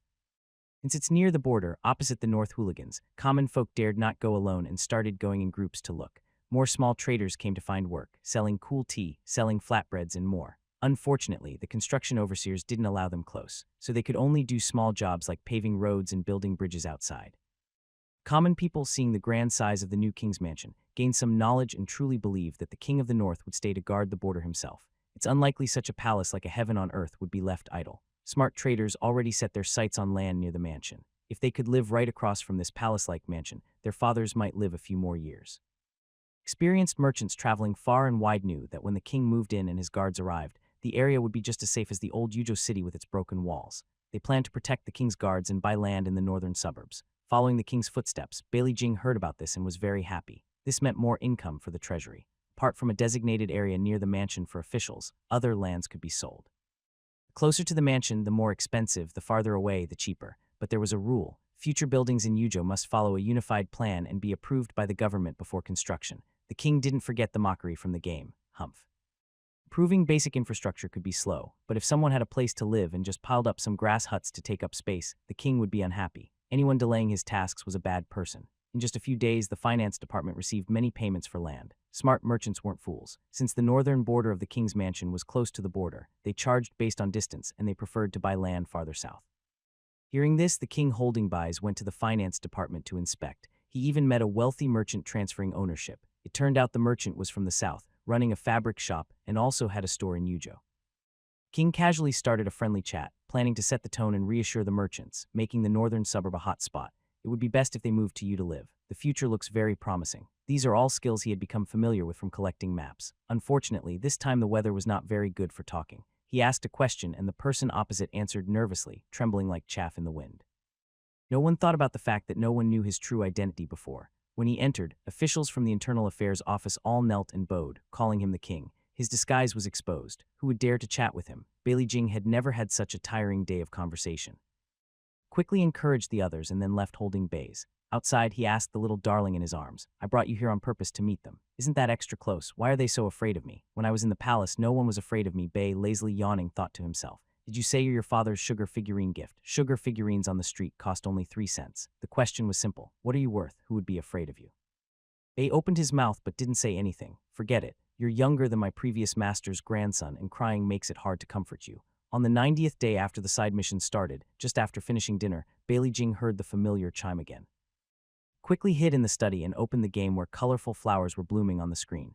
"Congratulations, the Lord has completed the side quest, building the Duke King's residence." There was also a note, "Main quest reward. Dooku King's residence has been issued. After 5 days of drying, it can be occupied. The professional technical staff of 1,500 will be immediately recalled. The on-site technical supervisor, NPC Jia, will be recalled in 30 days. Please coordinate with NPC Zioa for the handover and learn how to use the residence." The king was distressed, feeling a pain in his heart. So capable, little answer about to leave. He opened the map and checked the construction site. The workers from Yua had already finished their shift. Group of people in gray red-edged clothes, usually busy with lamps in the palace, were nowhere to be seen. Only Zioa was walking back and forth in the yard. He switched back to the warehouse and saw 3 small icons with professional technical staff X500, where the summon and recycle buttons were grayed out. The king felt empty inside, but quickly regained his spirit. He could still do quests. We will meet again in the future. The main panel refreshed. 2 main storyline values have been updated. The change numbers turned green, making it easy to see the differences. City Population Happiness Index 9.2 up by 6.2. Red warning, City Population Hunger Index 90.8 down by 1.2. Red warning. Although it's still a red warning, it's not a big problem. The main quest is halfway done. Out of 120,000 households in Yujo, 1,500 have been involved, but it didn't cause much impact. The hunger index only dropped by 1.2 points instead of the 3-point goal. However, the happiness index has increased. The king crossed his arms, feeling very proud. "The common people must be touched that I am personally guarding the border. They probably aren't as scared as before." He guessed half of this was right.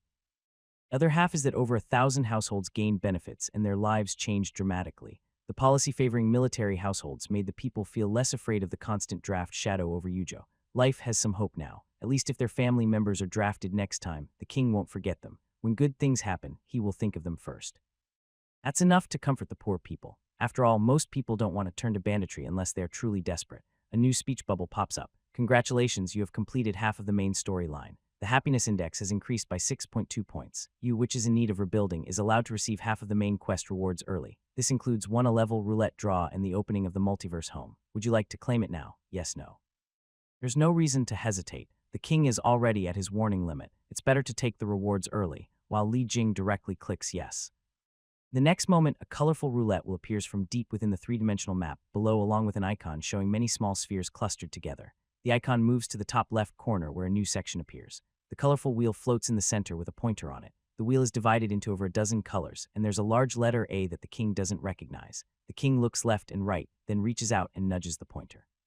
Suddenly, the entire wheel spins rapidly, almost creating a ghost image. It spins for a long time before gradually slowing down and finally stopping with the pointer pointing to a brown segment.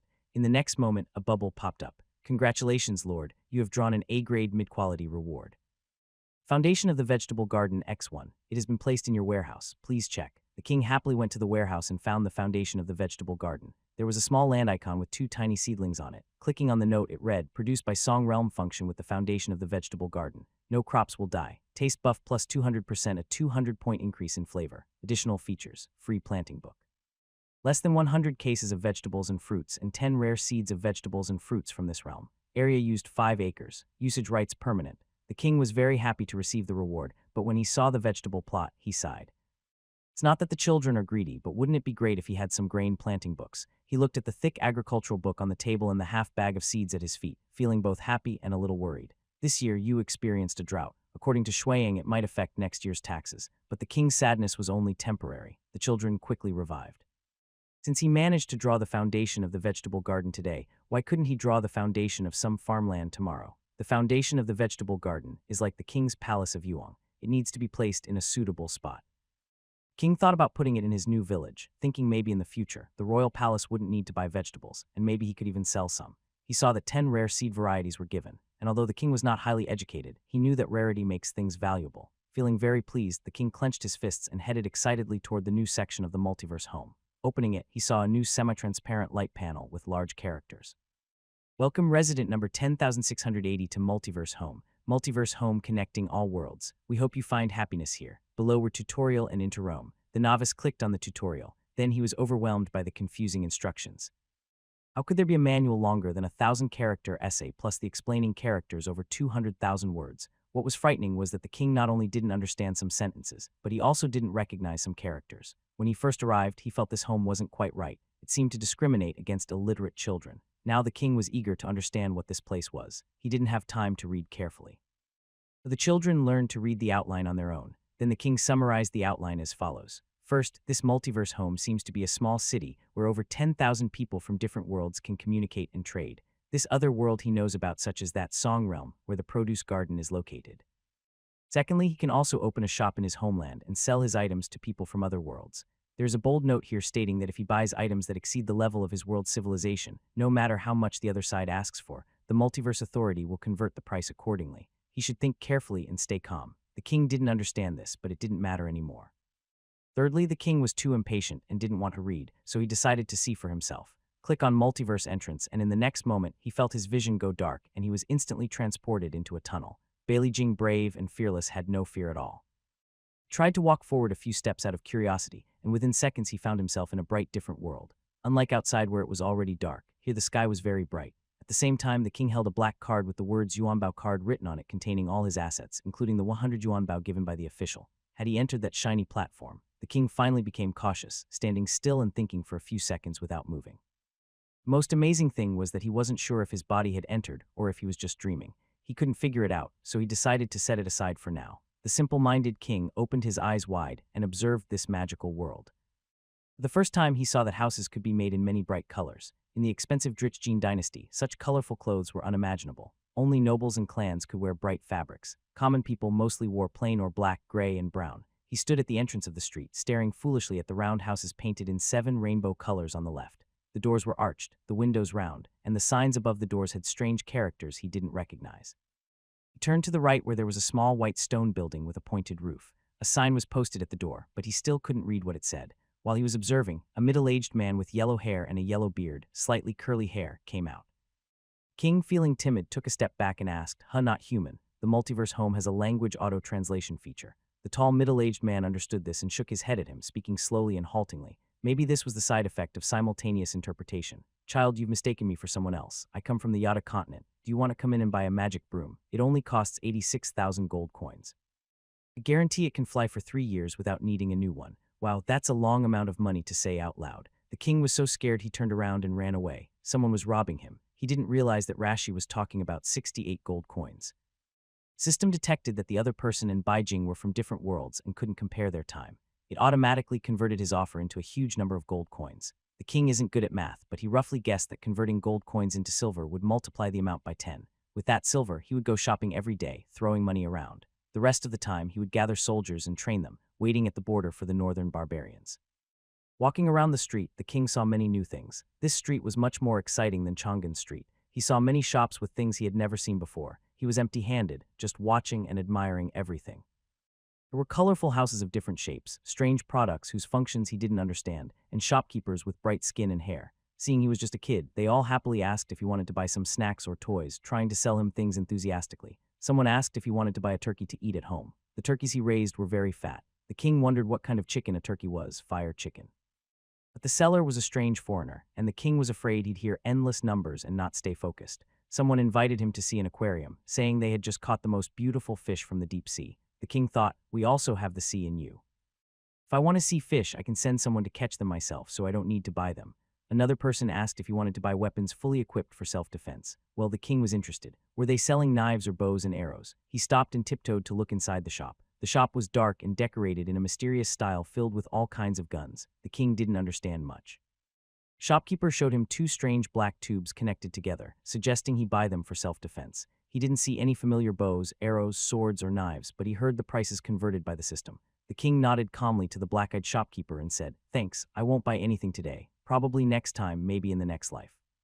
After leaving the weapon shop, the king felt that this multiverse home wasn't worth it. He couldn't afford anything, and it seemed that even in the future, the great gene wouldn't have anything worth trading. This reward was not as good as just getting a piece of farmland. I was just about to go back to sleep when a young man stretching on the street called out to me, "Hey, that kid over there, the one dressed so fancy." The king looked down at his yellow robe.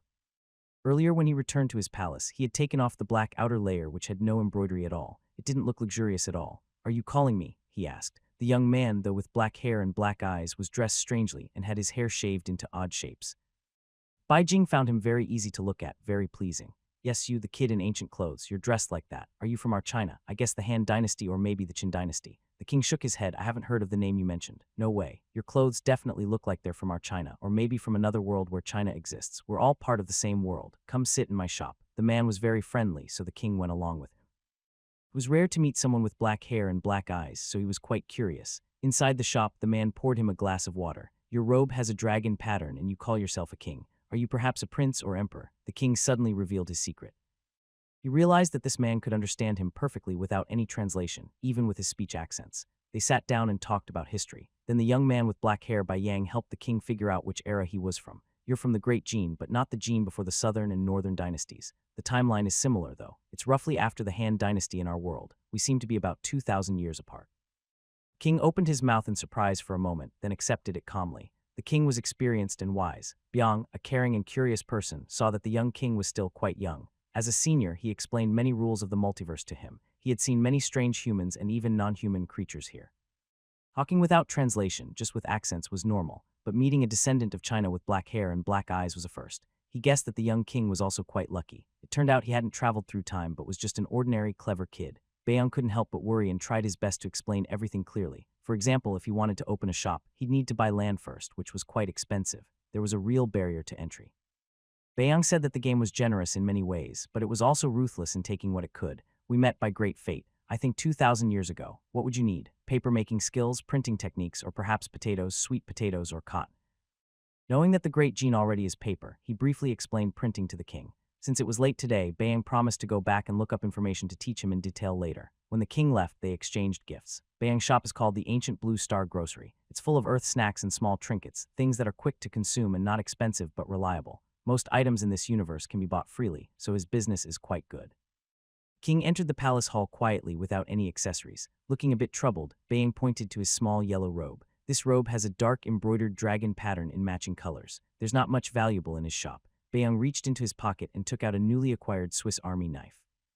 Knife is about the size of a palm, shiny red with beautiful patterns. The most amazing part is that inside it can be taken apart into many small knives. This is the main blade good for cutting fruit. This is a small file used for filing nails. This is scissors for cutting paper or string. This is a drill and sewing hole for making holes and threading, not very useful for your ruling class. This is a magnifying glass to enlarge small objects, perhaps for roasting ants at your age. This is wire cutters, probably able to cut through your metal sheets. This is a screwdriver and bottle opener for opening bottles and in screws, something you won't need. And this corkscrew for opening wine bottles, also unnecessary for you. The rest of the tools probably won't be useful for you. Just look at them and play. Overall, these are rare and not weapons, just small gadgets that can be taken outside. Seeing that the child was still young and unaware of the knife's functions, Baeyang patiently explained everything again. The king was fascinated. Even modern men with worldly experience find it hard to resist such gadgets, let alone a young boy from a feudal era. This knife looks really exquisite. The metal is so shiny. The king had never seen such a delicate toy before. Inside the small blade, there are over 10 tiny knives. Turns out knives could look this beautiful 2,000 years later. Baeyang thought this isn't iron. It's special steel. It will never rust and can cut through iron like butter. It is not considered a controlled item only because it is small enough. King Timely made it sound like a steamed bun. Wow, Baeyang, it always feels like tricking children, but his sword is a top-tier commemorative edition. Such a small item cost over 10,000 yuan. Changing the king's robe doesn't really cheat the kids. Sure enough, when Bali Jing wanted to take the sword home, the multiverse official didn't stop him. He successfully brought out a rare non-mass-produced small sword that had little impact on this era. King returned to his sleeping hall, successfully stored the real treasure card in the warehouse, then lay on the bed holding a military sword. He wanted to sleep clutching this treasure all night. The next day, upon waking by Li Jing, felt only his underclothes left on his body. Looked around the sleeping hall again. The yellow inner robe he wore was gone. He felt under the pillow. The small sword shining with red light was still there. Not a dream, though. It's a bit strange. The king excitedly sat up and, grabbing the obedient by lying at the foot of the bed, gave him a good petting. You say if I take off a piece of clothing now and then get a new toy in that small bag of seeds, Zioa, who takes care of me closely, will find out sooner or later. And about the palace affairs, he thinks Zio Zugu is brought by my uncle, but it's all loopholes. I can't always rely on my uncle's head, right? Instead of waiting for him to find out and investigate, causing a fuss, maybe I should tell him a little. Someone needs to cover for me, and Zio Bao trusts me. It was sent to me by my uncle when I was young, and my grandfather saved Zio's life. Now Zio's family lives in Changzhou. But suddenly, the king threw Bai's, who was hugging his chest, out. What is that? Hu Freed went back to lie at the foot of the bed. The king almost thought he was hearing things, but he truly heard a low, genderless voice saying yes. He usually whispered his little secrets to Ba, talking to himself, never expecting a response. The king didn't know what the Shanhai Jing was. If he had read it, he would know Bai and other auspicious beasts are different, can speak, understand the feelings of all things. Their abilities are not just for good luck. Little Bai's, you can actually speak human language. Bai's turned over, not wanting to pay him any attention. No matter how the king asked, he refused to say another word. Say one more word. Then will you say one character? What is your name, your majesty? Speak up. The king grabbed Bai's and shook him vigorously. Bai rolled his eyes from the shaking. I came too early. I should have waited until he grew up before appearing again. Even if he is a king with virtue, he is definitely not this mischievous child now. Fortunately, it was time for the king to wake up. Zio Bao's footsteps arrived on time, and the king finally let go of Bai's, pulled up the small blanket and pretended to sleep. Your Highness, it's time to get up. While Li Jing pretended to have just woken up, blinking sleepily. Zio Bao, I remember a star spirit gave me a bag of seeds. Did you see it? This is the moment to test my storytelling skills. Zio Bao comforted him. Your Highness, you must be dreaming. Bai Jing shook his head vigorously. Really? Quickly find it. If you can't find it, I'll cry in front of you. He took the clothes he was holding and said, I'll dress myself. You go find it. Zhao Bao felt very helpless, but the prince needed to be comforted. He quickly pretended to search around the sleeping hall. Wow, there really is a bag here. Zhao Bao was startled. Finding an unknown object in the prince's sleeping hall was a big deal. He was sure there was no bag yesterday. Yesterday, he had helped the prince get into bed. The prince didn't like people serving him to stay in his room. Usually, eunuchs and maids stood outside who quietly slipped the item inside without them noticing. When Zio Bao carefully opened the bag, he found it was indeed a bag of seeds, but he didn't farm, so he couldn't tell what kind they were. Does the prince really have seeds? He picked up a small cloth bag with cold melon written on it. He had never heard of such a melon before. Bai Jing looked excited and leaned over. Shoo, Zio Bao, don't tell anyone. These are gifts from the Star Spirit. They said these are rare varieties not found in our Jin dynasty. The Star Spirit, the king swore confidently, an old man dressed in shining gold. He said he felt sorry for Yojo's poor land and had some seeds to give me. He asked what I could trade for them. I was wearing only my inner robe, standing in a splendid hall made of gold and jade. I had nothing with me. I was so nervous. I offered to trade my robe. The old man just smiled, touched his beard, and I don't know if he agreed or not. Then I woke up. It seems he agreed. Zio Bao turned around and went inside to look for the robe His Highness wore yesterday, but the yellow inner robe was truly gone. When he left the sleeping hall, he was sure the robe was still there. He suddenly knelt on the ground. Could this really be true? In front of the king, there are few attendants, but a prince like him has many guards around. It's impossible that none of the guards or eunuchs saw a small bag of items being brought in. Last time, Zioa. Well, there was an exception, but that time the king himself brought the items in, and Shan was too lazy to check. Last night, it was Iguang on duty. He had already heard the report before entering, and everything was normal. Zio Bao thought for a moment, then became excited again. His Highness is blessed by heaven. He hadn't finished speaking when the king struggled to hold back tears. Zio Bao, if my brothers find out that the Star Lord only favors me. Zio Bao suddenly couldn't feel excited anymore. Yes, the Duke of Yu and the second prince would think we have plans for that position and start to make moves. Maybe it's better to think of a different thief. Yuzhou is a poor place. When will it produce a force strong enough to protect its own life? That's still uncertain. Quickly got up and whispered to the king, Your Highness, this matter should only be told to me. Spreading it around would be very bad for you. Even His Majesty, the Emperor, doesn't have this privilege. It's better to keep it secret. Do you understand? He was worried the young prince wouldn't know the importance and kept reminding him over and over. The king looked very obedient on the outside, but was secretly happy inside. It's settled. King held the talking little bai and carried the newly acquired treasure, a military sword, as he confidently walked to the small court assembly. His first action was to instruct Commander Jing to send some people to secure the new Wang Fu in the northern suburb. Send your people to follow Steward Zio's instructions. You will stay in Yuzhou for another month. During this time, you need to learn every corner of the outer court of the Yu Huang mansion to prepare for future guard duty. Although the mansion is finished, it won't be ready for 5 days. During this period, I will go to a nearby village and return in 5 days. Everyone below looked increasingly surprised. Is it really finished? Does it have the strength to be completed? Yu Huang's young Andeng is busy with all sorts of matters in Yuzhou. He truly doesn't have time to watch over the king all the time. When he heard the king wanted to leave the city, he insisted on bringing Master Su along, saying his lessons couldn't be neglected. The king's joy slightly diminished. Tusk, why do humans invent so many words and write so many books? I was thinking about the heavenly tutorial in the universe's homeland. I could write 200,000 words. The king feels that his path to literacy has no end. Since Zhao Bao learned about the Star-Lord incident, he has been watching the king more closely. He fears that if he's not careful by Li Jing, the chosen son of destiny might be deceived and put in danger. Even on the way to the village, he personally carried a half bag of seeds. As he said, he doesn't trust anyone with this stuff. Weather is cool and clear, and the sky over Yue is unusually blue. The journey was smooth. Bali Jing, as the host, naturally went through the main gate of the village. After seeing the large gate of Wang village, the king finally realized that it was different from the legendary royal estates in the palace. Simple stone structure at the entrance was far from the grandeur of a noble lord's estate, but when he thought of the city gates of Yuzhou, he felt at ease. Average level, routine operation. I have seen the world. Calm down. Their arrival was well timed. Just as the harvest began, the whole village was busy. Bai Jing got out of the carriage and headed straight to the farmland, saying he wanted to see the harvest scene. But Grand Tutor, are these crops a bit weak? So Grand Tutor had never farmed before and hesitated. Yo's land isn't as fertile as Jiang Anan. I heard this year's weather has been relatively dry, so the harvest might not be as good as previous years. The king reached out his chubby hand and waved at a wheat stalk. Does it look like it can produce wheat so easily? Xiaobao sent someone to call the village's steward, Tong Hui. When Tong Hui hurried over, sweating profusely, the king was startled. This wasn't his personal attendant, but he was a common sight. How did the village become like this after working here for a while? He looked dark and thin, like a farm worker from the village he met on the road, someone who had been farming for generations but still couldn't get enough to eat. He chose Tong Hui as the steward of Wang village because he came from a farming family before entering the palace. He was steady and had previously managed the grain supplies for the king, handling things very reliably. Tong Hui knelt before him and begged for forgiveness. According to him, this year's harvest in Wang village was likely to be very poor. He had repeatedly estimated with the old farmers in the village, and most of them said the yield would only be about 70% of previous years. This is a significant difference. The village already has a group of villagers, and a third of their usual harvest was enough for them to eat. This year's poor harvest means they must give a share to the king to survive. Earlier, the villagers were worried about starving this winter. When the king saw the light were wheat ears, he was already prepared. Is the reduced harvest due to drought? If the whole Yuzhou region is affected, it will be very bad. The king felt anxious. Tonghui said, one reason is the drought, and the other is that our land isn't fertile. According to Tonghui, this is the first time he's seen such unsuitable land for farming. Soil is poor, and recently he's been busy competing with nearby wealthy landowners for water to irrigate the fields as well as patrolling to keep order. Hungry villagers sometimes steal green wheat grains to eat. They've been punished many times, but it's hard to stop them. After all, survival is more important than anything else. Tonghui kept promising the king's kindness and that he wouldn't let the villagers starve, but it didn't work well. The whole family might starve. So who cares if the wheat is ripe? Even if the wheat ripens, who knows if they will live long enough to share it?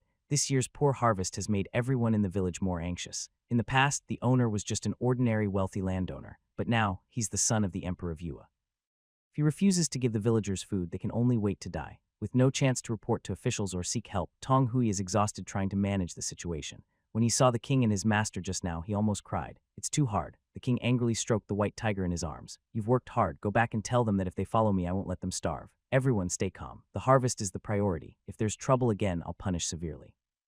King is now more steady, but he can only promise not to let them starve, not that they will be full. After all, the hunger level on the main board of the Prosperity Dream is showing a red alert. The king thinks his words are reasonable. Isn't it a good way to use both kindness and authority? The Grand Tutor on the other side kept frowning. After Tonghui left, Tutor Su finally spoke. Your Highness, your words just now were too straightforward and casual. Reading is important. What does follow me and do as I say mean? You're a prince, not a bandit leader. Hearing about reading, the king immediately jumped off the bench, ready to run away. He doesn't have time to read books now. He must first fix the foundation of the vegetable garden. King stared with big round eyes, looking very sad, and said to the Grand Tutor, when I was studying in the palace, that Grand Tutor only cared about my younger brother's lessons. No one cared about me. I am not very smart. Sayab sobbed to appear pitiful. He even stopped calling himself the king. Grand Tutor Su immediately felt that his words were inappropriate and felt a bit guilty. The king is still young, so in the future he should speak more carefully. He hadn't considered the child's pride. Before he could think of a way to fix things, he saw the king, who was just crying a moment ago, suddenly turn his head and run away. Run, Grand Tutor Su. He accidentally pulled out 2 of his own whiskers. Li Jing rode his beloved small red horse with a small bag slung across his back, holding his little white fox inside. A team of tall, strong guards was rushing back and forth in the village, and Grand Tutor Su wanted to catch them but couldn't. The king wasn't just playing. He was inspecting where to best place the vegetable garden. In the end, he chose a piece of wasteland next to a dried-up small river. Maybe next year it will have water again. The king was a bit reluctant to take farmland away for planting crops. Having been in Yuzhou for more than half a year, the king was no longer the same as before. This place was between 3 villages that had been merged. After the broken fences were taken down, it became wasteland. Otherwise, this relatively flat land would have been cultivated already.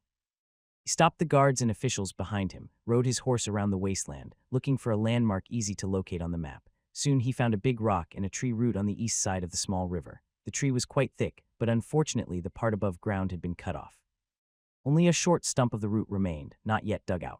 The king pretended to watch the harvest in the distance, but was actually busy opening the map, searching hard until he found his position, then took out the vegetable garden foundation from the warehouse and clicked to use it. He thought that once he placed it and clicked confirm, it was done and people could come to dig and plant. But just as he finished, a slight tremor suddenly came from the ground beneath where they stood. The movement was small, but enough to startle Xiao Bada. The ground is shaking. Your Highness, dismount quickly. The nearby guards also jumped down from their horses, trying to hold back their restless horses.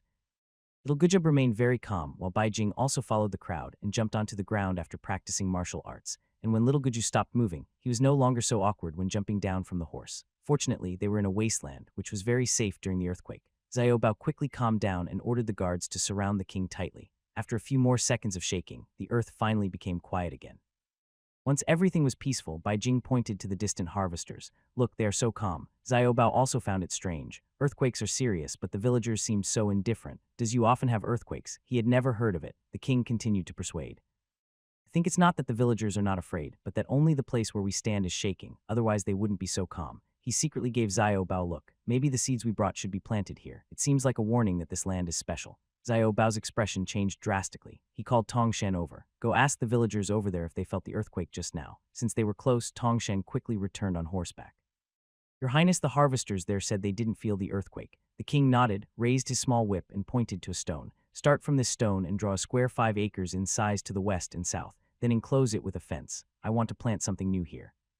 Jaeboa's face kept changing as he watched. He suspected that the Star Lord had given some hint to his lord. But at this moment, because of the earthquake, the dozen or so people surrounding the prince made it hard for him to ask questions. Once the prince spoke, he arranged everything quickly, and everyone moved. Tongwei was soon called over, bringing 100 soldiers who had been eliminated earlier by the guards, and also moved the cattle from the farm.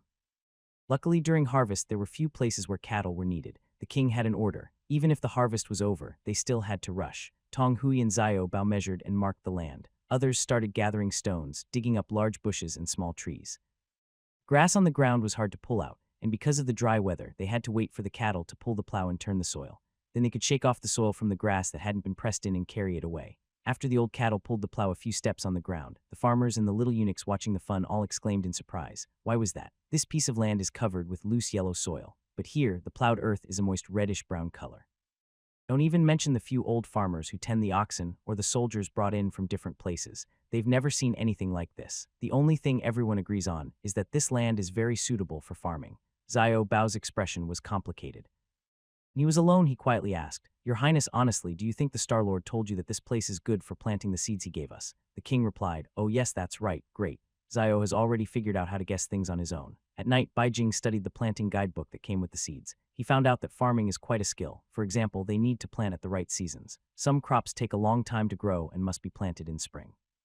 Most vegetables can't be stored through winter. They wilt or rot in just a few days, which isn't good for Yuzhou. The king wants to find crops that won't rot easily and can be sold to other regions. What's most annoying is that the book not only teaches how to plant, but also includes recipes for cooking the vegetables. The king's eyes sparkled when he read it. Many of these fruits and vegetables he, as the emperor's son, had never tasted before. He wished he could grow them all by tomorrow, but most of them need to be planted in spring and won't mature before the cold weather hits the north. For example, there's a fruit called cold melon, described as bright red like a ruby, sweet, juicy, refreshing, and thirst-quenching with a rich aroma and an unforgettable taste. The king was drooling over it when he saw the description, only to find later that the planting season is April. Isn't this just teasing him? He flipped through the book quickly and found the first few crops suitable for Yujun now. Carrots, potatoes, and chili peppers. These three can be planted in autumn. The Jin dynasty doesn't have these vegetables yet, so it's quite rare. He was especially curious about the flavor descriptions. For example, the carrot seemed very healthy to eat. It's described as having a firm, elongated root, orange-red in color. It also contains vitamins. King didn't quite understand what vitamins were, but he knew about treating night blindness. Almost everyone in Jean suffers from it. He immediately saw the key phrase carrot stewed with lamb. That's promising. Jean already has white radishes, so let Yujo take the lead and grow some orange-red carrots to try, and look at the name carrot. New vegetable brought from the H people. With this carrot that can treat night blindness, the later ground into powder and sprinkled on spicy roasted lamb leg didn't interest the king much because he still doesn't know much about these things. Once he chose it, he and Xiao Bao looked on the ground for that bag of seeds, and indeed, all three types were inside. The ones written first are definitely the recommended ones. King also recorded the other 7 types and planned to study how to grow them tomorrow. There's no rush. After tilling the land, they need to sun dry for 2 days to kill any eggs. The gift package includes 10 types of fruits and vegetables: carrots, cucumbers, peppers, cold gourds, potatoes, white radishes, Chinese cabbage, rapeseed, spinach, and tomatoes. King was very upset to see white radishes and Chinese cabbage because they are already available in Jean. He carefully compared the 100 examples and found that Chinese cabbage is actually Napa cabbage, such a precious crop, and now 2 types are gone. King's Diary, October 1st, Yue Wangguang, drought. This year's first harvest will be poor and I am very worried. Father, I know you won't watch your son starve. I don't know what carrots do with lamb tastes like, but I look forward to it. Growing crops isn't something the king needs to worry about. Beijing asked Zioa to copy down the planting methods for these tin fruits and vegetables overnight. How to eat them later isn't necessary to write. The next day, he handed it over to Tongwei with seriousness. First 5 types will be studied and implemented immediately, while the other 5 will be prepped for next year. The king isn't too worried about not being able to grow them. The instructions on how to raise seedlings, seeds, and fertilize over a certain number of days are all clearly written, plus tools like the vegetable garden base. With only 5 acres of land, and considering Chinese cabbage and white radishes, they will plant these 5 types first this autumn. The rest won't need Bailey Jing. Xiao Bao will keep reminding his apprentice how precious these seeds are, and once grown, collecting seeds will be their main task. According to him, Yuho will rely on these seeds to turn things around in the future. Hangui is so eager that he almost sleeps holding them and even added a few locks to his room. The next morning, the king was taken by Grand Tutor Su to read books. In the afternoon, he rode his small date horse to the vegetable garden and found that the 5 acres had been cleared of even a single thorn. Jaeon was leading the eliminated soldiers to build a fence. Bailey Jing reached out and grabbed a handful of soil for a close look. It was amazing. Up close, it was actually reddish-brown. If the land in Yue were all like this, we would grow so much better. The king couldn't help but feel greedy, but unfortunately his wishes were useless. Everyone just watched the young prince dig a handful of dirt, then sigh and complain.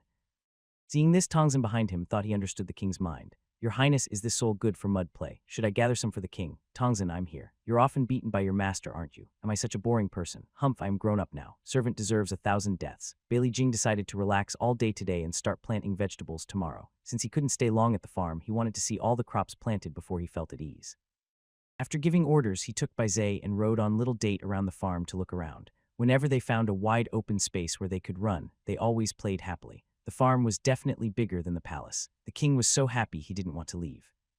Besides simple food and shelter, everything else here was very interesting to him. He enjoyed doing whatever he played except studying. On the 3rd day, they officially started planting in the vegetable garden. He went to watch but was quickly pulled back by Tutor Su. After the morning class, the king became lively again. Tutor Su watched as His Royal Highness hugged his loyal fox servant and happily ran out to play. He shook his head quietly. No matter what his status, he was still a child. Soon, Tutor noticed the prince hadn't left. He saw him discovering something new in the yard and squatting on the ground with the fox servant, seemingly playing some game. He didn't pay much attention. After a while, Tutor Su looked up from reading a few pages. Tu still sat there quietly playing with something. Honestly, our prince is quite well behaved. From behind his window, Tutor Su couldn't see clearly but chuckled. There probably wasn't anything special on the ground. Most likely they were playing with ants. When his nephew was young, catching an ant could keep him entertained for hours. The king of Yue was no different from a regular child. Before he could finish his thought, he saw a puff of white smoke rise in front of the prince. Tutor Su froze. Playing with fire, that's advanced. Who gave the prince a fire stick? That was so dangerous. It was obvious the king was playing with his treasured military sword. Inside, wasn't there a magnifying glass?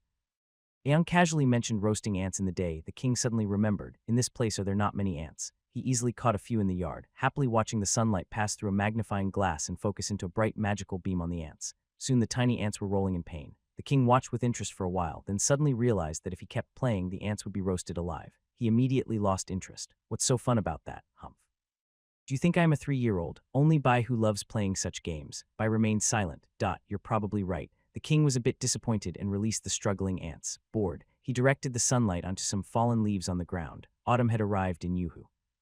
Fallen leaves would dry out quickly under the sun in just a couple of days. Recently, everyone in the village was busy with the autumn harvest, and no one had come to sweep the yard, so it was quite messy. At noon, the sun was very strong. The king focused on the leaves, noticing that the thin leaves started to turn black. Wow, they turned black, smoked, and a small hole appeared. Flames flickered, and the leaves caught fire. Yuhu was dry, and the leaves were very eager to burn.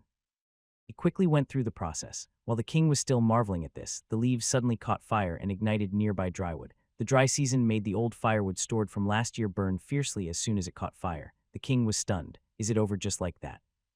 His guards outside the yard immediately noticed and rushed and panicking to carry him out, then turned to fight the fire. Sutayu ran out of the house and saw smoke coming from the yard, but by the time he reached outside, it was too late to stop it. A gust of wind blew and the burning leaves were carried toward the nearby woodpile. The dry weather made the old fire would burn even more fiercely once ignited. The king was speechless. Is it really over?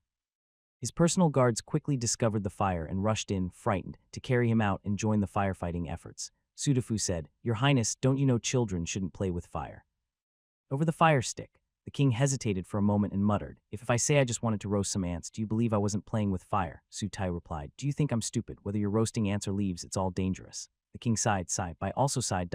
As expected, he's quite unlucky. King's Diary, October 3rd. Yuhawang Village. Brother's military sword is truly a treasure. Although it isn't a weapon for battle, it is very powerful. The sword's achievements include burning down a wood storage. Alas, unfortunately, the Grand Tutor didn't believe and insisted that I hand over the fire starter. To protect my precious item from being taken, I pretended all afternoon to be a scared little kid. Oh, it's so hard to be me. The 4th day at the Wung village, the king personally watched 5 new melon seeds being planted. He also asked Tongwi to build a few small thatched huts near the vegetable garden to watch over them. As someone who has read planting guides, the king knows that in just 2 days, the seeds won't sprout. He repeatedly told Tongwi to inform him of any signs of sprouting, flowering, or progress. He also ordered the soldiers guarding the village to keep the garden safe and ensure no damage occurs. Then he skillfully painted a bright future for the garden, telling everyone to practice martial arts and guard it well. If they win the year-end military competition, they can return home. Alas, I really can't leave the king's side anywhere. He worries so much. Grand Tutor Subais tried to control its eyes, blinking hard. It is a divine beast, Bais, and can't roll its eyes. Such actions would ruin its elegant image. Zio Bao and Zion watched carefully, eyes focused. If either of them agreed with the king, he would climb higher on the ladder and refuse to come down. 5 days passed quickly. The king wasn't very attached to Wung village because he would move to a new palace soon, thanks to the efforts of the magnificent Dream official team. On the way back, the king was as happy as a little bird. He didn't just race horses. He also wanted to compete with Zion. Zion looked at Sutayu for help, who lowered the curtain. He then looked at Zio Bao, who made a helpless gesture. Zion climbed up with a pained expression.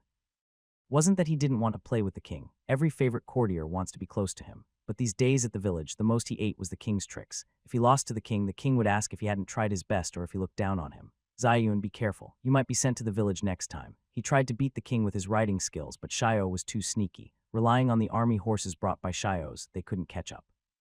Shios and the king raced wildly, making everyone nervous. After discussing, everyone patted Zion on the shoulder and told him to control his limits. I want to avoid making the king look dismissive or rushing him too much. You say we shouldn't let the king play. Is that possible? King of Yu is the greatest Grand Tutor who only has some influence over reading. Zio Bao is just a servant, and Shuesing, who is somewhat useful, hasn't come. So now the king can do whatever he wants. On the main road into Yua, the king is riding ahead quickly while Zion is behind, trying hard to keep up. Suddenly, the king slows down and points his whip toward the distant farmland, asking, "John, do you see that? Is it on fire?"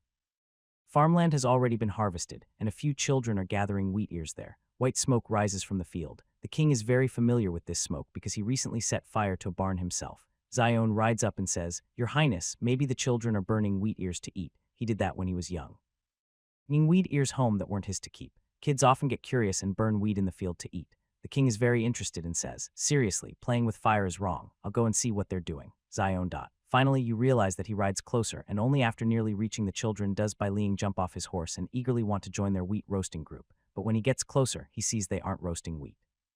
They're trying to roast a dog, a small black dog that's still alive. The children are arguing whether to roast it directly or skin it first. They're only about 4 or 5 years old, making a lot of noise and chaos. The king looks confused. "Stop arguing. Why are you roasting the dog? It's still alive."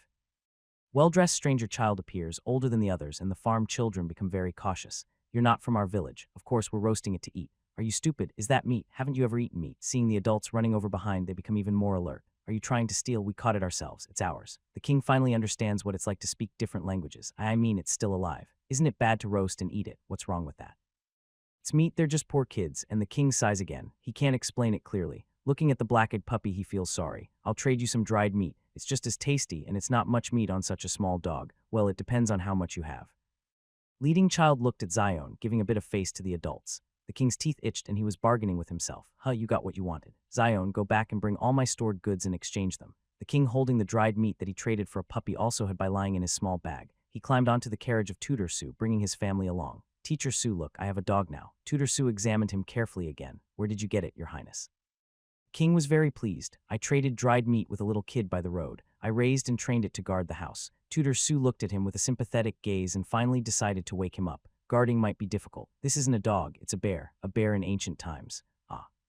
King, upon hearing this, trembled and threw the bear cub that had just been born out. By hearing the noise, crawled out with interest. It was rare to see something that even a bear cub was afraid of. What should I do? I want to laugh. Oh, a kid afraid of a bear. Although Bali Jing grew up in the palace and had never left Chang'an, there was a zoo inside the palace that kept a southwestern tribute bear. When it roared, the mountain shook and it smashed its cage. The king panicked and ran away. Memories of the palace attacking the king flashed in his mind, and the king shrank back. No one told me bears looked like this when they were young. Tutor Sue lifted the curtain and looked at the distant mountain peaks. They probably found it at the foot of the mountain. It's fine if the prince brings it back, but later the big bear will follow the scent and find them. Those children will be in trouble. It seemed the mountain's harvest was poor this year. Even the bears in the deep mountains had come down. The king was angry. Is my life not enough? What's so good about it? His dream was shattered. His adorable little guard dog was gone. The tutor stroked his beard. Ahem. What I mean is, your highness has already left far away and there are soldiers guarding you. You need not worry. Even a bear that could shake the earth with a stomp was just a tiny newborn. Now seeing those wet, innocent black eyes, Bai Li Jing still liked it quite a bit. At worst, he would raise it until it grew bigger and then release it.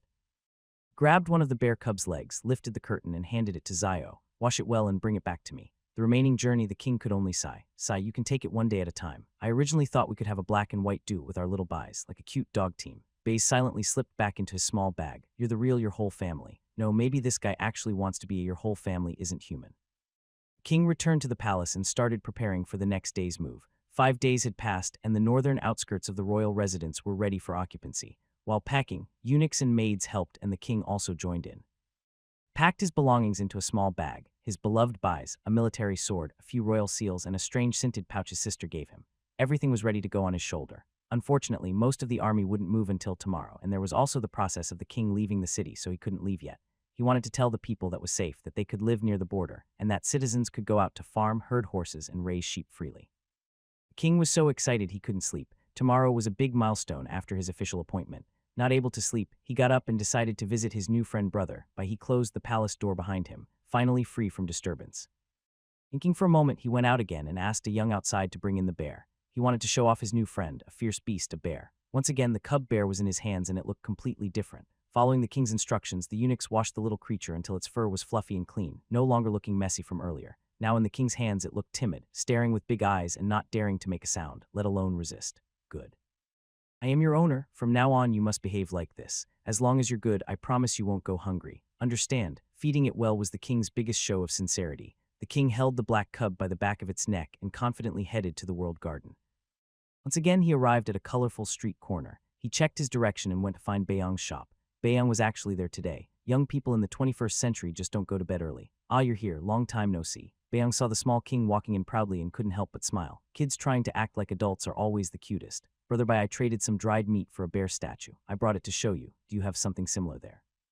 It's a fierce bear, all right. The little king is just showing off. Bayong really doesn't know what a bear is. Upon closer look, he exclaims, wow, isn't that a bear? The king with a silly question mark face asks, fierce. Yes, it's very fierce. Bayong realizes that the bear here is called a pie. Casually picks up a notebook from the counter, writes the character for bear and explains, this thing is called a bear in later times. It's written with a shing and a heart, but I can't tell the cubs apart, so I don't know what kind of bear this is. Anyway, it's not a polar bear. His little joke, however, the king clearly doesn't understand. Brother, do you also have a there like this bear? Of course, we have plenty. Venison bears, pat bears, tom bears, unlucky bears, and many more. The king's eyes sparkle. Wow, those names sound nice. I haven't named my bear yet. How about calling it Winnie? Young responds, thought that's pretty good. Your ancient bear is quite trendy. King places the newly named bear on the ground and pokes it with his finger repeatedly, saying, from now on you'll be called Winnie. Remember Winnie, Winnie, Winnie. If I call your name, you should respond, okay. If you forget, I won't give you milk, just water. Drink water every day. Byong brother, bye, can you write those 2 characters for me to see? After showing off the bear, the king wants to leave but remembers that Bayang is his good friend. So he shares the good news that he will move into the new royal palace tomorrow. Bayang takes out a book, saying it's a gift for him as a housewarming present. The modern hardcover book with its beautiful traditional design and colorful cover has the title Ancient and Modern Printing Techniques. I ordered it last time I went back.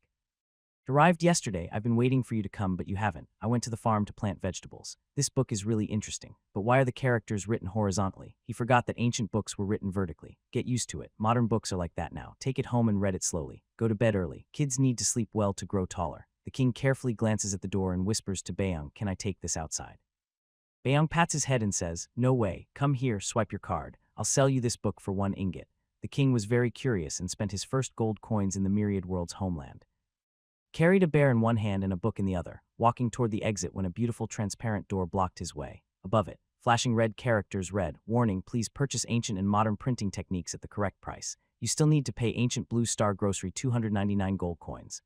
This means that for the Great Gene, the book is worth 300 gold coins. Multiply by 10, that equals 3,000 silver coins. That's too expensive. Soon Bayang returned with the king, who was smiling but close to tears. I can't get out. It's asking me for 300 gold coins. Ariwa is so poor, the king said sadly. Bayang saw his sad face and tried not to laugh. He comforted him. All right, I'll leave the book in the shop. When you have free time, you can come and copy some to take back for the craftsman to study, or you can see if your great gene has anything valuable that can be exchanged. Last time that small knife and robe were successfully traded out. Yes, so brother, by what do you want to exchange? We are very poor. He emphasized the word very. Byung suggested they could trade embroidery, porcelain, pottery, or bronze items. They agreed to meet again in 3 days. Bali Jing then carried the bear back to his sleeping quarters. King's Diary, October 5th, Yuzhou Palace. I am really disappointed with Mangaming. Humph. In the north, autumn days are sunny with a clear blue sky. Moving to a new residence is perfect now. Bai Jing woke up early and was busy preparing. He put on his formal noble attire. Everything was ready. The king, proud and confident, slowly walked out of his bedroom. 2 young eunuchs followed behind, one holding Bai Zhe, the other holding Winnie. The king took firm little steps and sat confidently in his special carriage. He lifted his chubby chin and said, let's go. At his command, the team moved out. 200 cavalry led the way, equipped with the high-quality stirrups and horseshoes funded by the king's large investment. As they moved, the sound of whose clattering echoed loudly, making their procession look very impressive. Behind the cavalry was a group of foot soldiers and personal guards. Then came the king's carriage, surrounded by palace maids and eunuchs tending to him. Further back were more foot soldiers, followed by several wagons loaded with the king's belongings to be moved. The last part of the team was all the soldiers from the personal guard camp, led by 300 cavalry. When the king arrived, some of the personal guard had already entered the city in advance. They stood a few steps apart on both sides of the road, guarding the new king who was just arriving because they trusted their own people. At that time, the people of Yu didn't think the king brought so many soldiers. Now, looking again, they only see how mighty and impressive the army looks. Actually, 3,000 soldiers in the border region are not a lot. If an enemy attack happened, having 3,000 soldiers hold out until reinforcements arrived would be a great achievement. The people of Yuzhou, a poor county, had never seen soldiers dressed so neatly and walking so proudly before. The king kept watching the personal guard train every day, and they seemed to be improving. Now the guard looked more capable than before. When the king came to Yu, the people watching on the street were carefully chosen. Many poor townspeople hadn't seen his parade before. Today, almost everyone who was free came to watch. After seeing this, they all felt they had learned a lot. Is this what a noble prince's parade looks like? So many soldiers followed the king to the northern outskirts. Could they also leave the city? The siblings Qin Diang and his sister Qi and Xia Mei were among the crowd watching on the street. Jianxia stared at the neat cavalry, her eyes shining with admiration. Wow, so impressive, sister. When I grow up, I want to be a cavalry soldier next to the king. Kai and Xia was still watching the parade, especially the palace maids in bright red robes behind the soldiers. Xi and Diang responded, the king is a good person. Serving as his personal guard is a good job. You'd have to fight hard to keep it, though. Sigh, the brothers sighed together. Soldiers were dressed in uniform black armor, all tall and strong. They must eat well normally. Many townspeople on the street thought this too. The parade quickly passed through the street, but the crowd didn't want to leave. Such lively scenes only happen once in a lifetime. Many people followed the army outside the city to see more clearly. Then some saw a scene they would never forget. In the distance, there was a magnificent city. Its tall walls and beautiful buildings amazed all the townspeople. This was not an exaggeration. They realized for the first time that buildings could be made like this. The southern gate of the new Yuan Palace was the main entrance, and its gate tower was the grandest. It had a gate tower, a flower tower, and east and west pavilions. Besides housing the personal guard camp, the palace officials also used this place for official business and gatherings large enough to hold many people. The grand gatehouse is as magnificent as a bustling city gate, towering into the clouds with a majestic presence. Word's Prince Hu's residence shine brightly under the sunlight. Its architectural style is different from all the palaces seen before in Beijing.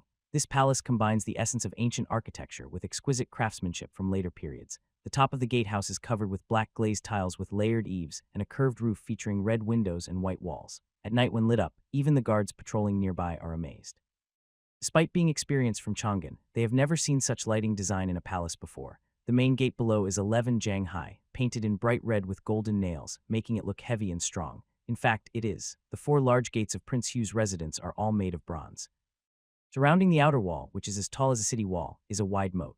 When the king last visited, there was no water, but now it flows with clear river water, reflecting the magnificent gatehouse and high walls. The king nods in satisfaction, pleased with how tall and sturdy the wall looks from outside. The gate slowly opens and Prince Hu's procession enters one after another. Behind them, the curious common people are deeply impressed by the glimpses of carved beams and painted rafters.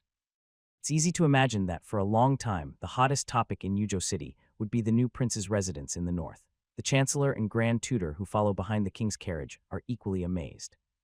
Although scholars usually busy and rarely had the chance to come and admire the new palace, rumors in the city had reached Xu Xiang, who was indifferent at the time. He thought, what have the people of Yuzhou seen? They are right. The king's new residence covers a large area. He never imagined it would be this grand once completed. Your Highness, you're reaching for the sky. Inside the palace, he couldn't help but lift the curtain, revealing an even more ornate interior with carved beams and shining decorations.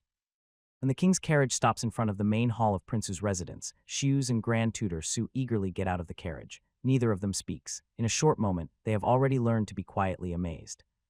Spacious square outside the main hall is wide and open with 3,000 soldiers, officials, and palace staff standing comfortably. The ground is paved with neat stones and tall stone pillars with intricate carvings surround the square. The main hall's roof has a traditional doubled hip and gable style decorated with glazed ridge beasts, giving it a solemn and mysterious look. The plaque bears 3 large vertical characters. Chang Weng Hall. All right, I feel relieved. Name is fine since Chang Weng Hall is the main hall of the Prince Hu's residence. Its architecture is grand and steady. S.H. Wang surprisingly saw in this main hall that the imperial power here is more majestic and noble than in the Gijiang Palace. His heart beat faster, but he didn't need to worry for long. Next moment, he saw His Highness jump down from the carriage with both feet. Yes, jump, truly jump. Yang thought he was overthinking. Maybe it was just a coincidence. Does this person really have such big ambitions? Under Xiao Pavilion's leadership, everything was so beautiful and ceremonial. At the hour of C, around 9:00 a.m., the big clock on the northeast corner tower of the prince's residence rang on time, and the gates of Chiang Weng Hall slowly opened to welcome its owner. The king entered with his officials for a walk. After sitting briefly on his throne, he got up and left quickly. The residence is so large, there are many fun places. Who wants to stay long at work? King met with Xiao Zhu Pavilion outside the hall, who then took him to continue exploring the Prince Yu's residence, his future home. The layout of the Prince Yu's residence follows the usual rules, with the front court and the back palace separated. The king first visited the place he will live in called Suyu Hall. It's quite plain, just about 3 times bigger than the one inside the city. King put Bai's and Winnie on the ground, insisting on taking them for a run around their new spacious home, claiming it was because they had been cooped up before. Bisei didn't want to bother with the little troublemaker and pretended not to understand. Wherever they put it, it just lay down there for a while. Winnie, on the other hand, was really silly. King repeated himself several times, but the little one didn't understand. Its only intelligence seemed to be when the king pushed it with his foot, making it think its owner was angry. Then the future jungle king cried. Maybe it had just left its mother bear right after birth and was almost roasted by the little troublemakers, so it had never had a good day. It was very timid. Its big black round eyes looked like they were about to shed tears, looking wronged and scared to cry, but not daring to. The king's big round eyes were just as big and wide, and he excitedly said, "Look, Winnie is so happy about its new home that it's crying. By say you say so, then the boundary is marked by the Suyu Palace." In front of the main hall, Qing Wang Hall, and several functional halls such as those used for banquets, sacrifices, and large ceremonies, all clearly divided. Of course, there is also a special place for the king to read. On both sides, there are practice grounds and a front courtyard garden. The king was amazed and exclaimed repeatedly at how impressive it all was. Behind the Su Palace is the Herm area, divided into east and west courtyards. In the middle is a large garden designed with inspiration from the southern Chinese gardens of later generations. Xiao Pavilion even dug a big artificial lake. The king was born in Yue, a part of Chang'an, and has mostly stayed in the north. He had never seen such a skillfully crafted artistic garden like this. Lake sparkled with waves, reflecting the beautifully arranged pavilions and towers around it. It was the most beautiful scene he had ever seen. The pavilions, water pavilions, and corridors varied from simple and elegant to ornate and gorgeous. Every step revealed a new surprise. The king's eyes couldn't keep up. Is this his home? He had never imagined that the royal residence could be built like this. He only took a quick look around, and half a day passed quickly. During a rest and meal break, the king sighed to Xiao Bao. The palace built by the county magistrate in Wanglang was just a simple place. I've seen enough. This new one is so much better. I haven't even finished exploring it all yet. There will be plenty of places to have fun in the future. What he liked most was the height of the outer walls and the large garden behind. The garden was exquisite, no doubt, and the high walls give a strong sense of security. The square in front of the hall was also great, big enough for horse riding and very grand. It was completely different from the old palace, which was just a muddy field. He couldn't help but feel proud. Building it at 1.5 times the size was definitely the right choice. As for Xiao Pavilion, Xiao Bao was very impressed too. Master Xiao is truly talented. Thinking that he would leave next month, the king felt his appetite fade. He wished Xiao Zhu Pavilion could stay and oversee the construction of the city walls of Yuha. Then he could see how secure the walls made the palace. He also knew there was no money to build them soon, and his appetite started to turn sour. Fortunately, the king was a carefree child. After a moment of worry, he realized it was useless. In the afternoon, he happily took Bise and Winnie to explore the garden. Bise was uncooperative, so he took his cheerful little follower Winnie to run happily by the lake, laughing clearly all the way. As he laughed, some chubby, colorful big fish in the lake started to swim closer to him. The king said, "Oh, so many fish, such beautiful fish." Most of the fish the king had seen were from when he arrived in Yuzhou, mostly black and white edible sea fish. He had never seen such bright and fancy fish before, and he found them very interesting. These are koish. If anyone asks your highness, just say they come from Duan. Xiao, who was nearby serving him, reminded the king. Such kufish appeared around this time and place, which was Central Asia 2,000 years later, now called the Yuan, part of the western regions under the Jin dynasty. They hear your highness's voice and think it's time to eat, so they all gather around. Wow, so smart. What do they eat? This lake has a perfect ecological system, so they can live here and take care of themselves. Of course, feeding them is also fun. When the king has free time, he can give them extra food. Just break some human bread into pieces and sprinkle it in. They love to eat it. When they are trained to eat this way, your highness can call out by the lake and they will come naturally.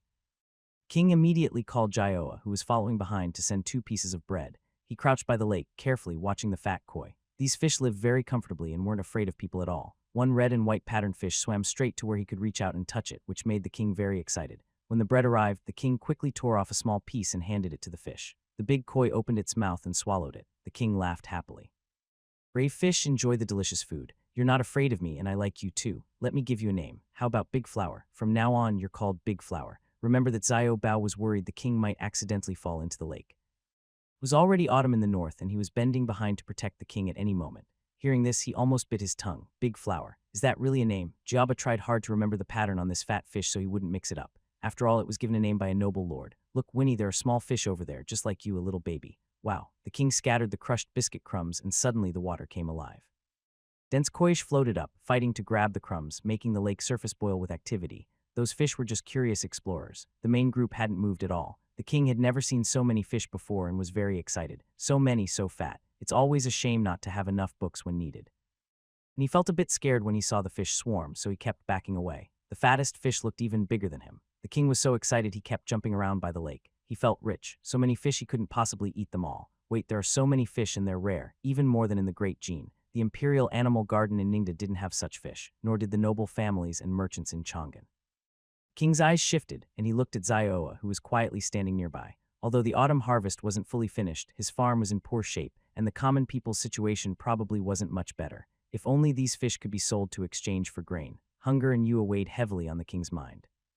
King's eyes sparkled as he looked at Xiaoa. These koi will have babies soon, he said happily. That means more koi in the future. Xiao Bao is right there and bowed politely, replying, Your Highness. These koi are raised with very advanced techniques in Duan and they breed quickly. The king kept looking at him. If I say we sell them to wealthy merchants, is there a way to get them out of you alive? Xiao understood what the ruler meant. In theory, yes. Ordinary people bought these koi from a master fish. Smaller ones are from later breeding. I've heard that these koi have been cultivated by his family for 3 generations and are very tough and hardy. If we can transport them to you, your highness can also sell them outside. Gave Jiao a subtle signal, and the king knew there was more to say. He quickly threw the last of the biscuit crumbs into the fish swarm. Xiao Bao, go back and bring some more flatbreads. Today is a happy day and we'll give the koi a special feast to celebrate. Xiao Bao saw the king step back a bit and then turned to leave. Once he was far away, Xiao spoke honestly. If the ruler wants to sell these koi, there will be some loss. And there's one essential thing that even the Great Jin doesn't have. Even if these fish are packed tightly in clay jars, they will still die. We must add more oxygen to the water during the journey. Currently, oxygen supply devices are powerless. The Lord has the hope of the myriad realms home if he can buy oxygen-enhancing tablets there. If he adds them to the water on time, it will ensure the basic survival of the koi. When they reach the destination, they can slowly recover. This exceeds the king's knowledge. He carefully notes the name of the oxygen tablets. Planning to ask Baeyoung later, he then asks, how much more advanced is this oxygen tablet compared to our gene civilization? If the cost is too high, I cannot afford it. You who is poor, I don't even have money to rebuild the city walls. My funds are needed for food and to support the guards. Even though I control a province, most people are hungry and have little hope. Oxygen tablets are single-use items like the medicinal pills sold by Jane. They should be available for purchase. Zioa sees that the Lord, despite being born into the royal family and young, already understands the hardships of the world. He feels pity and says, if the koi are sold from Yusho, does the Lord have a clear plan? Rarity makes something valuable. Koi have always been loved by scholars and literati. Good-looking ones can be worth 1,000 gold. The king should have a plan for selling koi. The king's big eyes suddenly brightened. The door to the new world slowly opens before the king. Looks like a star of commerce is about to rise in Jin. Zio Zhuge explains to him, if the king wants to exchange koi for grain from the southern lands to solve Yuzhou's food shortage, selling the koi as fish alone will not work. The king's big eyes sparkle. Then what should we sell them as? Refinement, we sell elegance, rare collectibles. They shouldn't be treated just as ornamental fish. Seeing that the young lord is still inexperienced, Zioa decides to be more direct. The first thing the lord needs to do is promote raising koi as a refined activity that scholars and literati all pursue. For example, encouraging poets and calligraphers to leave more works, ideally spreading across the world, or having a famous figure on a rare colorful koi, making it a point of pride to possess such a treasure. This will make the business 90% successful. The remaining 10% involves transportation. The wealthiest in the land are the noble families with centuries of history, followed by wealthy merchants. Might not flatter the king or praise the koi, but they are willing to spend money on refined pursuits. To them, it's all about elegance, and they are very generous. Once his reputation was established, even wealthy merchants of low status would spend a lot of money to gain this elegant and refined fame. At this moment, Zio Bao returned to the lakeside. The king no longer cared about feeding the fish. He only wanted to hear about business. He probably only understood half of what was said. Seeing this, Zioa took a hoop biscuit and threw it into the lake. Immediately, many koi surfaced, fighting to eat it. Regarding how to classify these fish, Your Highness, please look. You can give them names. For example, this one is completely white with a red spot on top of its head. When it swims, it looks like a white dragon twisting in the river. When still, it resembles a resting red sun. We can call it the red top koi. Doesn't that make you want to buy it? Now look at this black and white patterned fish. Its markings seem to have the charm of a traditional ink painting. When swimming, it appears faint and elusive, like a life and death dance of shadows. It's full of Zen meaning. We can call it the Inkwa wash koi. It shouldn't be sold for a price that insults its beautiful pattern. Do you understand, Your Highness? This is advertising. It's all about raising the value, raising it again, and then letting it go. Your Highness not only understood, but was also amazed. He felt that his previous idea of only considering whether a fish was fat or not was truly weak. Felt so ashamed, the king eagerly asked, and what about that pure yellow one? It's shining in the sunlight that's called the golden koi. Look at its golden color all over with neatly arranged scales. It shines like gold underwater, even brighter than gold itself. What does that mean? It's a sign of wealth. With this meaning, wealthy merchants in the world will be willing to pay a fortune just to get this fish. This time, not only the king, but Zio Bao also understood the business opportunity. Mr. Zio truly has great talent. Could I trouble Mr. Zio to write down everything you told me today? I'm afraid I'll forget once I leave. Zio respectfully bowed and replied, I will draft a sales plan for the koish and give it to Your Highness tomorrow. King happily played in the garden all afternoon. After dinner, he claimed he wanted to read and went into a brand new study, not allowing anyone to disturb him. When the attendants left, he immediately went to the multiverse home. Baeyoung was indeed there. Since he didn't have much to do in his own world at night, he usually stayed here to run a shop, earning a little profit and living a peaceful life. The king told him about the business of selling koi fish. Baeyoung heard that oxygen tablets were needed and confidently promised he could buy 1,000 tablets for just a few yuan. One tablet is enough to keep a small tank bubbling all day. Baeyoung thought about this and suddenly felt very excited. This business has potential. Main ingredient of these oxygen tablets is sodium carbonate peroxide. It's not considered a banned item in the multiverse, but for the king's seaside territory, it's a lifeline. It can increase the oxygen in the water, preventing fish from suffocating and dying. It also helps purify the water and makes the fish more resistant to stress. The king listened and got even more excited. Are you saying I can use these to sell live sea fish to other regions? Yes. Some fish die when brought ashore due to pressure, but many hardy top-layer fish can survive for a few days. With a few days, you could transport them further away and sell them. Also, for people who buy koi, not everyone has a pond or lake like yours. Most keep them in bowls or small pools, so they definitely need oxygen tablets to add oxygen and clean the water. This is a long-term business. The king's eye sparkled. Brother, are these tablets expensive? Baeyoung calculated the price in their silver currency. Not expensive. These are cheap. I could buy 1,000,000 tablets with my small knife. I'll go buy some, and if I succeed, we can exchange for a large batch. But you can't sell them cheaply to koi breeders. You can afford to buy koi and also afford these tablets. You want to make money to buy food and support soldiers or to help the common people if things go badly. That's a righteous act. Helping the poor. We're not cheating the poor. No problem. The king nodded repeatedly. After hearing Zio and Bayang's business advice, he was starting to develop a shrewd merchant's attitude. When he thought about exploiting the aristocrats and wealthy merchants, he strongly agreed. Indeed, 99% of the wealth in the world is in the hands of the aristocrats and rich merchants. But how many are there? They live luxuriously while the common people in Yujo are starving. When he opened the main page of the Prosperity Dream, he saw a red warning line. Dream said that such a high hunger index could threaten the regime's stability. He was doing this to protect everyone's lives and safety. The king had every right to stand morally high and point fingers. Bayang felt completely justified in suggesting they make a big profit from the wealthy. Next day, he continued reading and practicing martial arts as usual. However, because they moved to a new school building and training ground, the king felt much more excited and no longer felt bored. Everyone is happy for a few days when moving into a big mansion, and the king's disinterest in studying disappeared. The grand tutor looked at him with a complicated expression. He and Shuang were not like the unworldly common people from Yuha. Even with the help of the Wei family, they might not be able to build such a grand palace for the king of Yu. Are the Wei family going to be finished? I heard the Southwestern Army is also having a tough time. I can understand if they want to help their grandson's life and safety, but the king of Yu is really not at that level. There's no need to build such a large palace, right? What is the real purpose? If it's because of the threat from the northern barbarians in Yujo and they are worried about the prince's safety, they could just build city walls or reinforce the palace walls. Why did it become so exaggerated? I heard they even built a fairy tale-like garden and dug a lake. He couldn't figure it out all night. He had many guesses, but when morning came and he saw the happy, excited look on the king's face, he felt guilty. How could he suspect the little king of plotting? That's wrong. That's wrong. Finally, at night, the king went to the Sui Hall study and read through the Koyish sale plan brought by Zioa. He kept getting excited and spinning around happily. Amazing. Mr. Zio is truly talented. His way of causing trouble successfully confused Winnie. To fit in, Winnie couldn't lie down anymore and got up to spin with the king. Bai stood up, turned around, and faced them with his back. He shouldn't look too much or it might spread foolishness. The bear is the best example. Night fell and the lanterns in the King of Yu's palace lit up. Almost everyone in the palace came out to watch the lights turn on. After all, hearing about it wasn't the same as seeing it. At that moment, it was truly very impressive. The guards really didn't exaggerate. Even the king himself went to the main gate to see the grand double-sided triple arch lanterns light up one after another. They used advanced solar-powered lanterns, a modern technology inspired by future aesthetics. Each building only needed palace servants to pull a rope at scheduled times, and the lanterns would emit a warm light comparable to the sun and moon, outlining the entire structure. From afar, the lights shone brightly like a city that never sleeps in Inga. It's said that on cloudy days, the lights are a little dimmer. The guards and palace servants already regard this palace's lighting design as a divine secret. The king carefully looked at the lantern hanging under the eaves. It looked similar to the lanterns of the Great Jin dynasty, and outsiders would think it was lit by palace servants one by one. The only difference was that this lantern was octagonal with a silver white top. The surface was lightly sketched with simple inkwash paintings, each different but all featuring a large character Yo on top. The king asked Zia about the secret behind it. This is an official design from the Yuan Mansion construction plan. Your Majesty only needs to know that it uses the heat from the sun during the day to produce light at night. Zioa explained this involves complex physics that can't be easily explained in a few words. He's not a physics expert, so he can't explain how heat is converted into electric light. The king accepted this explanation easily, thinking that people who have seen the world are trustworthy. Besides, children who dislike studying don't want to hear about the manufacturing process.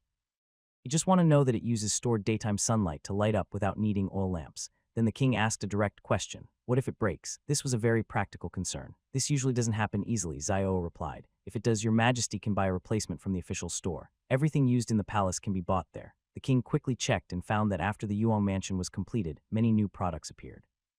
He flipped through a few pages and saw a lantern identical to the one hanging on the wall. It was labeled Official Genuine Outdoor Solar Powered Palace Lantern, next 199 yuan, by 199 yuan. But the king snapped his fingers surprised. That was 2,200 silver coins. Thought about how much food he could stockpile with that money. Now I finally understand why they give away a big mansion for free. Once these things break, they can make endless money from me. There are no lamps that never break. The king realized the truth. Zio Zugi, yes, your Majesty. The king immediately waved his hand and summoned Tong Chin from afar. Relay my orders. Everything in the new mansion must be well protected and carefully used, especially these lanterns and the main gate. Watch over them. If anything is lost or damaged, I won't have the money to replace it. Your Highness's orders. Zio Exuga thought to himself, our lord is truly poor but proud. When the king entered the Myriad Realm's home that evening, he chose a bronze incense burner in the study.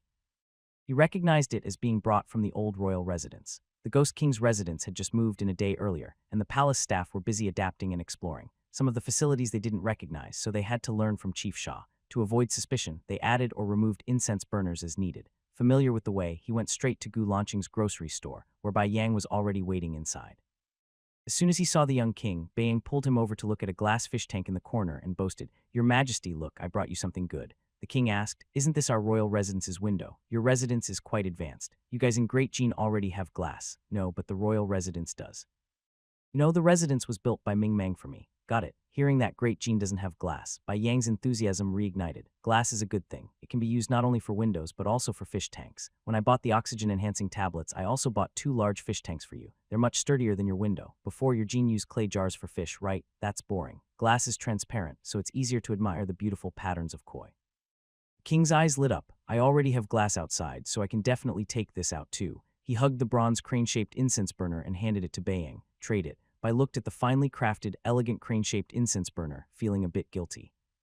"Switching a bronze item for a glass fish tank. I've calculated. I won't take advantage of you. Based on our purchase prices, the difference is enough to make a huge profit. I bought 100 Jin of oxygen tablets, which should be about 100,000 pieces. You can take these first. Later, I'll buy 10 taels of gold for 100 Jin. The glass tank is made of high-quality crystal 5 ultra-white glass with a wooden base costing 800. It's 1 m by half a meter.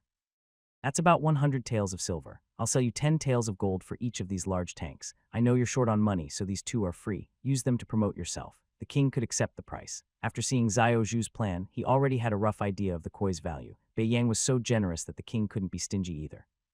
Crane-shaped incense burner was brought from Chang'an, and he didn't know its price. "This incense burner was brought from Chang'an, made locally. I don't know its price, so I'll offer you 100 gold coins." Beiyang felt a bit embarrassed. "It's a royal-aid item. Just look at the craftsmanship and the intricate patterns. So lifelike." The last time he took a royal robe back, it was auctioned in Jiangnan and earned over 30,000. "I'll give you 500 gold coins," he quickly paid, firmly refusing to accept the extra oxygen tablets and fish tank money brought today. He considered this a trade of goods plus gold payment, and even advised the king to store the items in the warehouse. Seeing the oxygen tablets properly stored and earning him 500 gold coins, the king couldn't wait to go back.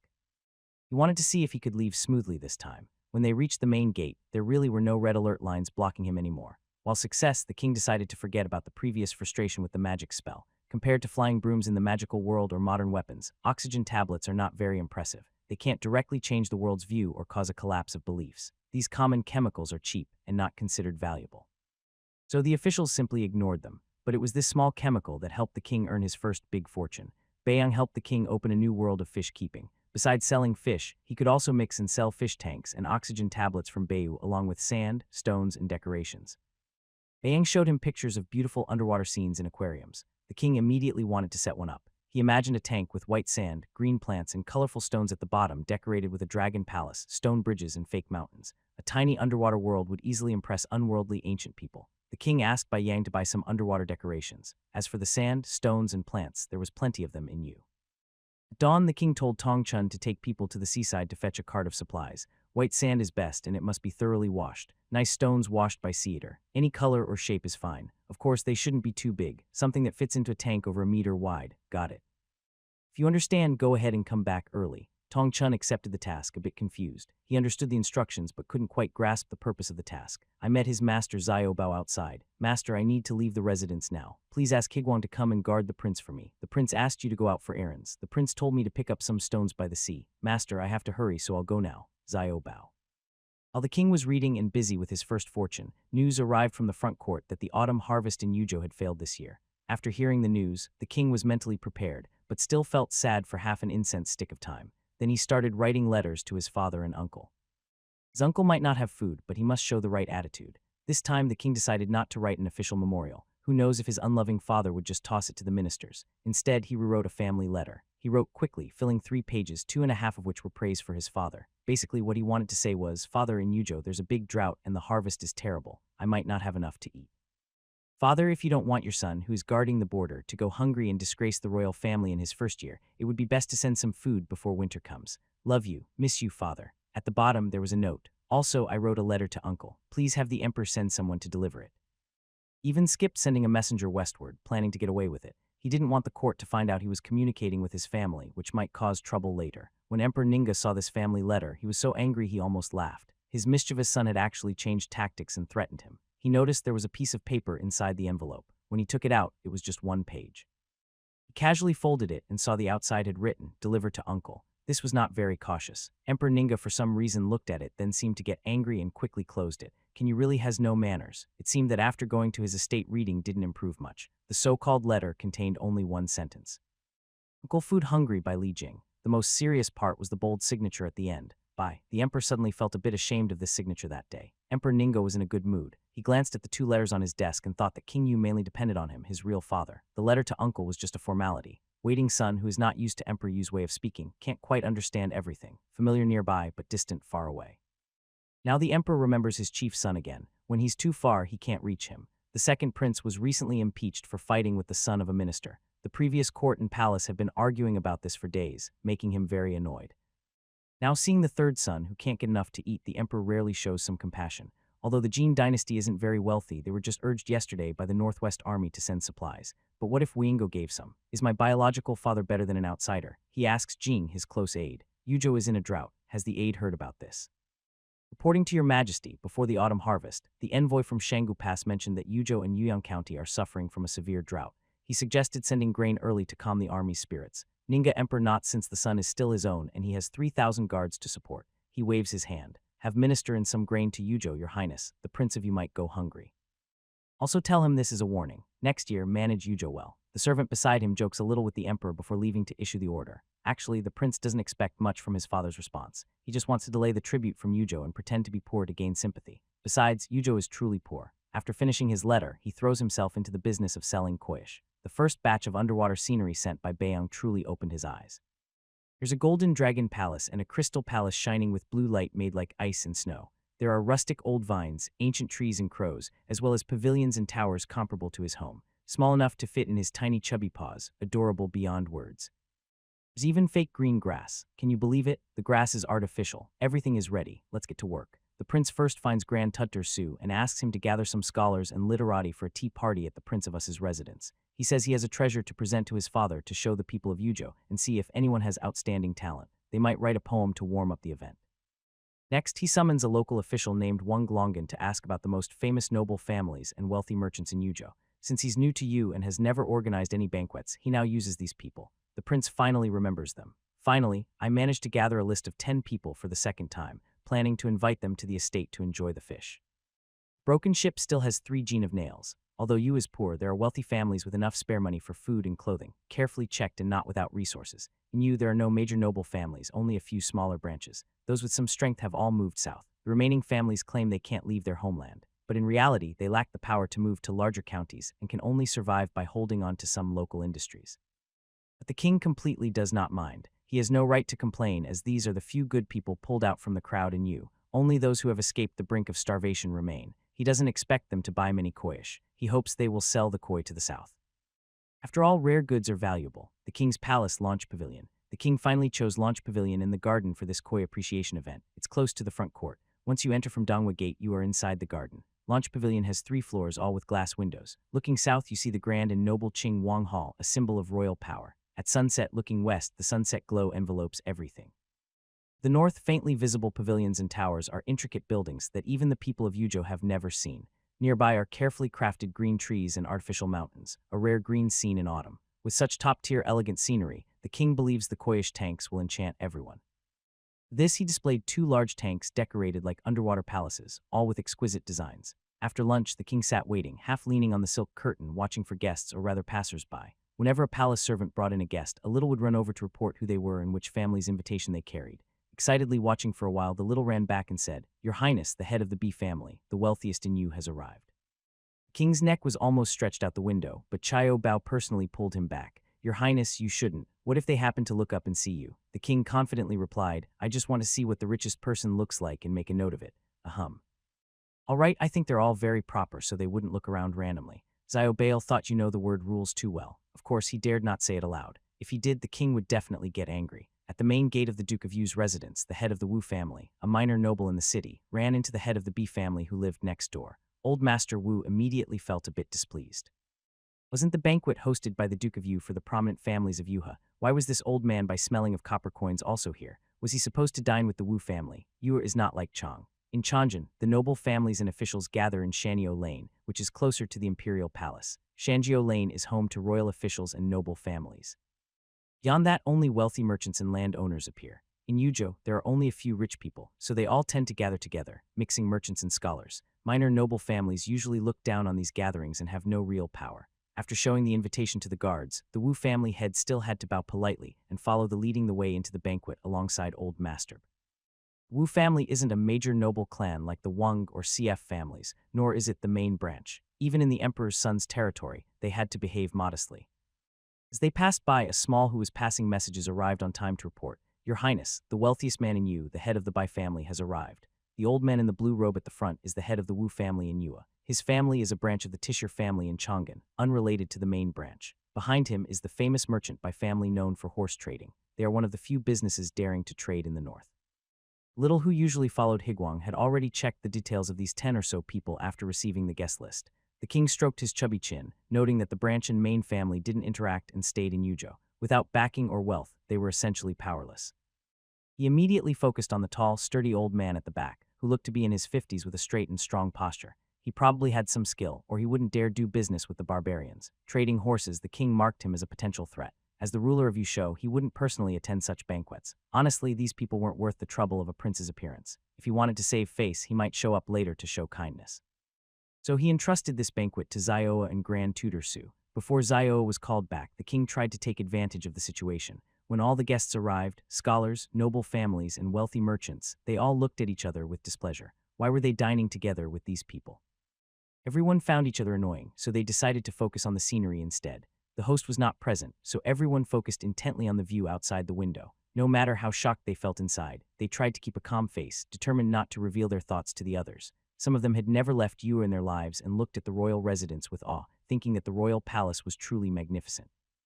Visiting such a divine residence exceeded their expectations, and they felt they had gained a lot of knowledge. They could boast about it for a lifetime. However, the traveling wealthy merchant was even more surprised than the unworldly scholars.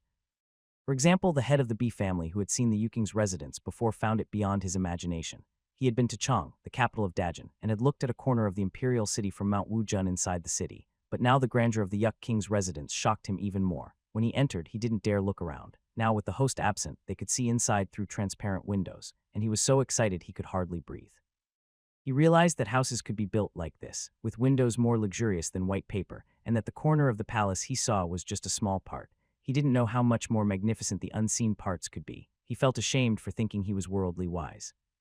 Seeing that the emperor's son and the prince's mansions could be built on this scale, he wondered how splendid and astonishing the palace in Chang'an must be. Actually, Emperor Ningo was wrongfully accused. If he knew that his flamboyant son's living conditions were far better than his own, he would be furious. Anyway, the relief grain supplies were probably all gone by now. After Tutor Su and Jia introduced themselves, everyone finally shifted their gaze and focused on responding.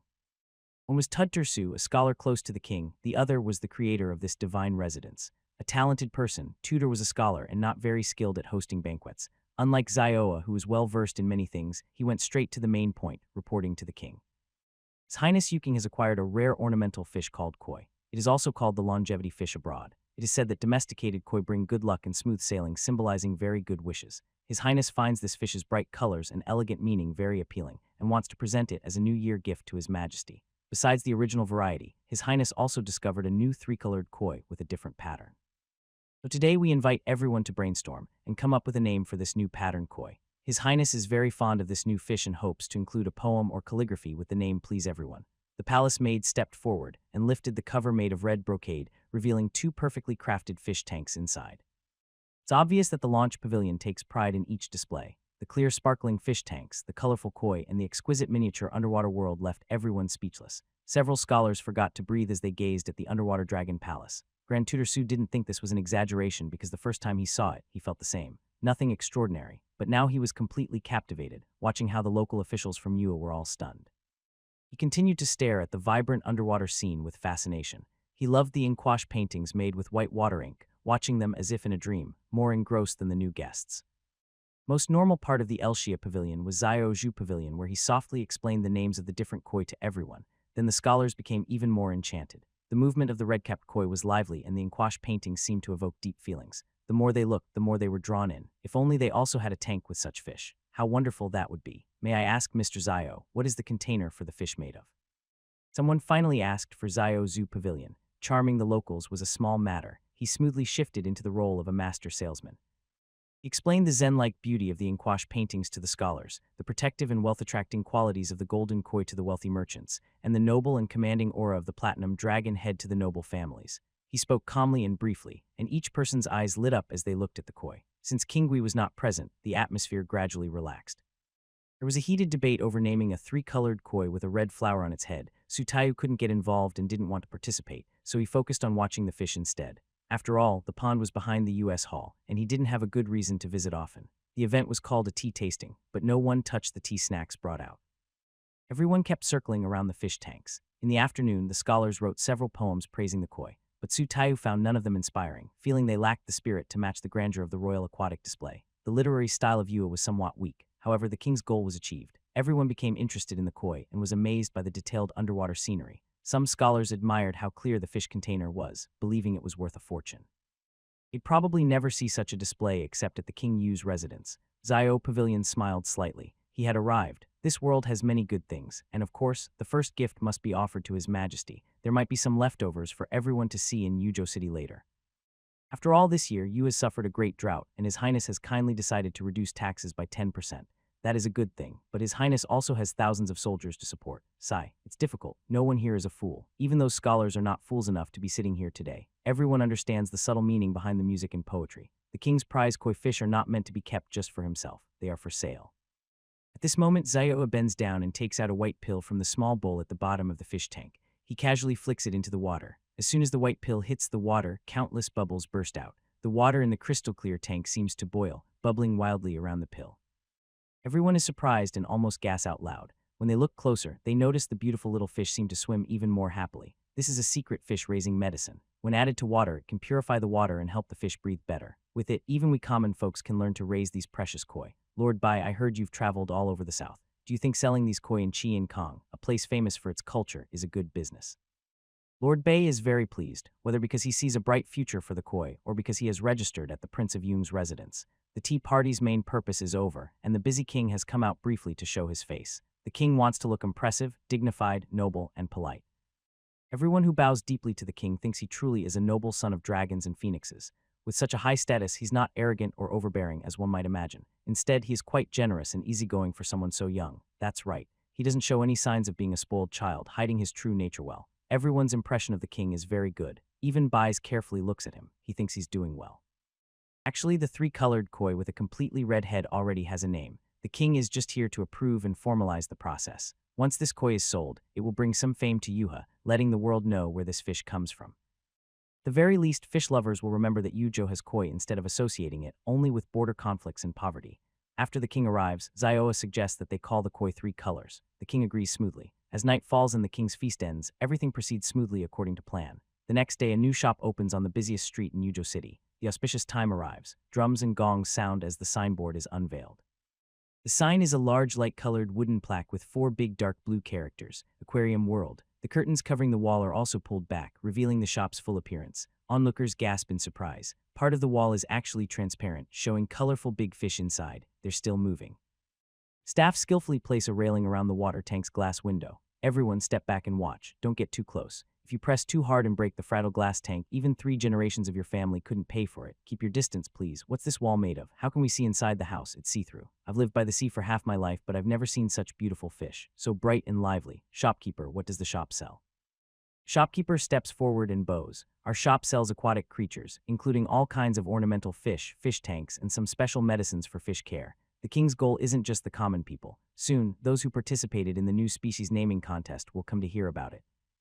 Aquarium World not only sells fish, tanks, sand, stones, and miniature landscapes, but also oxygen tablets with a free manual on how to raise koi fish. Koi come in different sizes and are priced based on their appearance. For example, the golden koi favored by wealthy merchants. The more uniform the scales and the brighter the yellow, the higher the price. Small golden koi start at 66 taels of silver.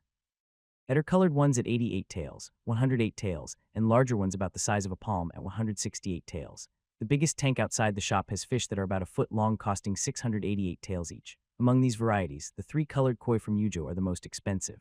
A basic small fish costs 100 taels of silver, while a larger one about the size of a palm costs 200 taels. According to the shopkeeper, experts from Dawn say that the three-colored koi from Yujo might develop patterns resembling Chinese characters, which would make them extremely valuable, legendary even. But people can buy a few small ones to raise at home. If they grow beautiful patterns, they could make a profit. A cloth merchant who lives next door and is a competitor recently attended a royal banquet. He came to brag about how beautiful the koi are, how luxurious the palace is, and how noble the prince is. However, this morning he unexpectedly saw a shop selling koi in the city. He came to take a look and agreed that some neighbors were right. This clear fish tank with koi fish is really rare and beautiful. He truly liked it. The fish not only looked good, but also symbolized good luck. Since his father was about to celebrate his birthday, he reluctantly bought a small fish tank, 6 small koi, and oxygen tablets that could last half a year. The shopkeeper saw this and asked, "Would you like to buy some gravel to decorate the scene?" The merchant shook his head. "No need. Yuha has plenty of sea. I can just pick some from the beach myself." The shopkeeper said, "You might not know, but please look at this koi care manual given with the fish. It's best to disinfect any sand or gravel brought from the beach to prevent bacteria that could make the koi sick. Bacteria are invisible germs that cause diseases. Just like how typhoid can spread to family members, dirty sand from the beach can carry germs that harm the precious koi. We have already disinfected the gravel we sell here." Most customers are not very literate, and after hearing this they think, since I've already spent a lot of money, I might as well buy some gravel.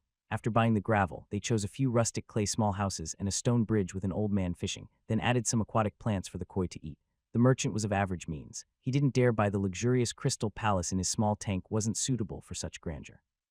"Check out," the shopkeeper said. "Sir, why did you buy 6 koi? Usually, koi are kept in pairs and 9 is the best number. 5 is also good. Did you find one stray fish?" The customer was reluctant to part with any of the fish, but in the end he picked one more. The total for 7 koi of different colors was 380 taels. Medium small tank cost 400 taels, oxygen tablets, 180 pieces, cost 30 taels, and miscellaneous decorations totaled 62 taels. Overall, the 7 koi earned the shopkeeper 872 taels. The shopkeeper cheerfully saw him off and earnestly reminded him to follow the manual carefully when feeding the fish. He also gave a cute little fishing net for free. The customer immediately forgot about the large sum he had spent. Thinking this little net is quite unique, it's made of precious wire. This was a new product from Bayang's shop. He bought 2,000 of them online for just 1 yuan each wholesale. Dong finished his class early and came over to watch. Now he was standing quietly in the back room, not very imposing, just listening from the corner. Zioba heard that the customer bought another koi and whispered, keeping one fish alone, not in pairs. "Who came up with that idea? It's brilliant. What if one fish dies? Wouldn't they need to replace it immediately? And what's this about calling it a birthday fish? Gold koi are supposed to ward off evil and bring wealth. If they don't replace the missing fish, it might bring bad luck. This business could last forever." The king said, "That's not cert.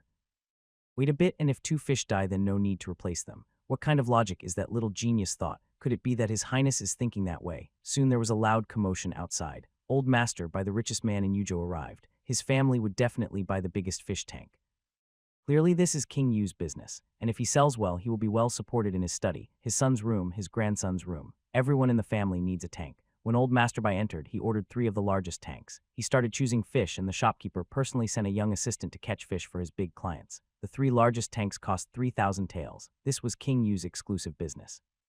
There were 27 fish of various sizes, costing a total of 5,320 taels, plus a year's supply of oxygen tablets and accessories, costing 582 taels. Old Master Bai spent a total of 8,900 taels at the aquatic market. The shopkeeper finished the calculations and happily gave Old Master Bai a water-changing device and 3 small nets as a gift. I'll demonstrate for our distinguished guest. This is a free gift from the aquatic market for purchases over 5,000 taels. It's called a sand washing and water-changing device. It can outfish waste, clean the sand and stones, and easily change the water. Although small, it's made from precious materials and is fragile. When the guest goes home, they should use it carefully. It can last at least 3 years with proper use. King also mentioned that if the fish-raising skills are poor, the fish might die in less than 3 years. But perhaps this device won't break before then, and 3 years is enough. Don't misunderstand. It's a simple manual water suction device, the kind that requires squeezing. The wholesale price for Bayang is 8.2 taels. To the people of Jin, this device looks very high-end and impressive.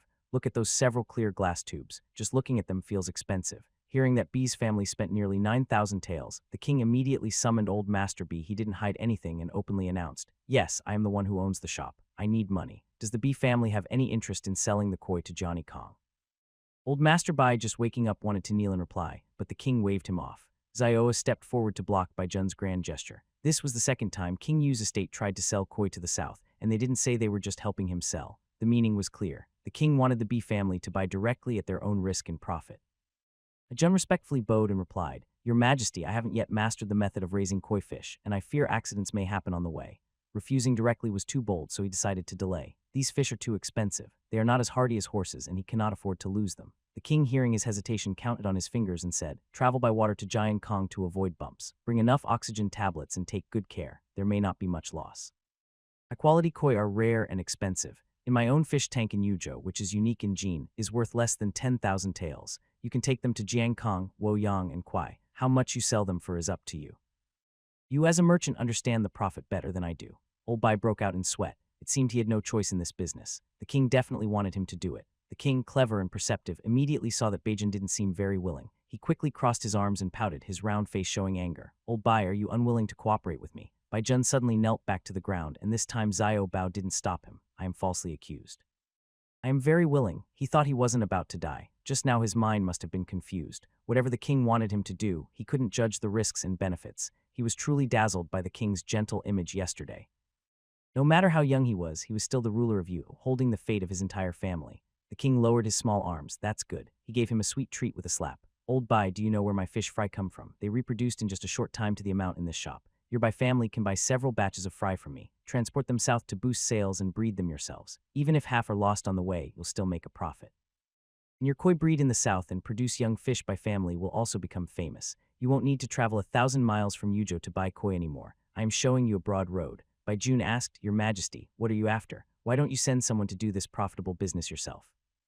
King straightforwardly replied, "Only I have glass fish tanks in Jin." Baijun thought to himself that I underestimated it. Selling fish tanks is even more expensive. The king disliked the hassle of selling fish and constantly disturbing his beloved artificial lake. Every time he took away the big koi's offspring, it alarmed the parents, leaving the lake a mess. Selling glass tanks is more profitable and less trouble. According to Baiyang, if raising koi becomes popular among Jin's upper class, the king could make a living just by selling oxygen tablets. The koi fish finished speaking and the king revealed his hidden dagger. "It seems we have reached a preliminary agreement. I also have a business proposal for you. I wonder how many Northu horses you have. I want to buy 2,000 of them."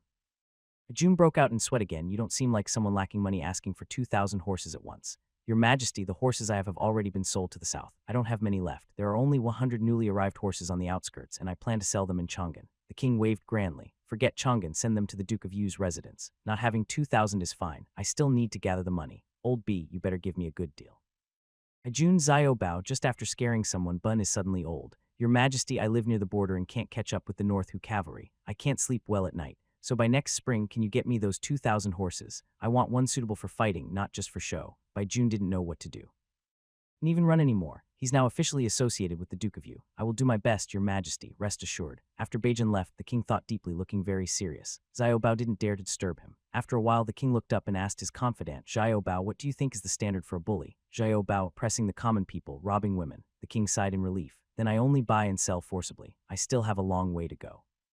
Xiao Bao, you haven't forgotten your boastful words. King's Diary, October 29th, Yu Weng's residence. I found the correct way to use. After calculating today's earnings, I invested all the silver in buying grain in the south. I won't starve. How can anyone say merchants are lowly? Commerce can revitalize Yuzhou too, and by June you're smart. Wait, today is the 29th. I can't bear to leave Xiao Pavilion. Sob sob, the Water Tribe World's first day of business. After closing at night, the shopkeeper brought the bill 23,522 taels of silver in revenue. Even Xiao was stunned. The king calmly glanced at his treasure count, 530 ingots, and roughly calculated the costs. It was a huge profit.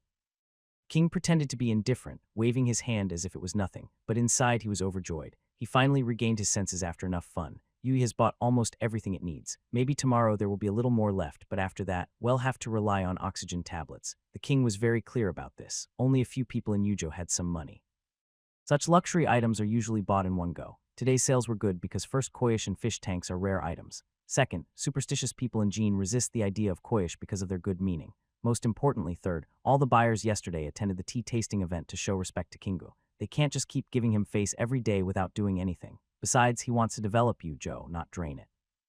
King stroked his chubby chin and called Zion and Higuang. "I have 20,000 taels of silver. I have an important task for you. Higuang, take this money and go south to exchange it all for grain. Zion, take 200 men to him and make sure everything goes smoothly. Spend carefully.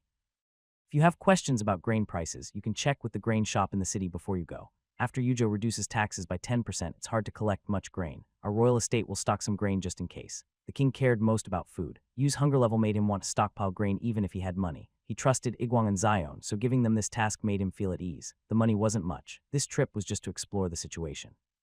As soon as the two left the study, the king heard a familiar bell sound. Was there a new update on the task? Impossible. Could people stop being hungry just because of a drought and poor harvest? He quickly sent away Tanshin, who was waiting in the room, and opened the prosperous dream panel. Sure enough, a new notification popped up. Congratulations, the Lord has unlocked the business skills. The Lord cares about the safety and food of the people, showing initial responsibility as a city ruler. Next, to support the Lord's efforts to develop Yujo's commerce, a new side quest is issued. Do you accept? Yes, no, haha. Is there any doubt? The king stood up, jumped a few times in place, and clicked yes. Side quest. Lord needs to earn 10,000 silver taels through business activities in Jean and 1,000 ingots in the multiverse homeland.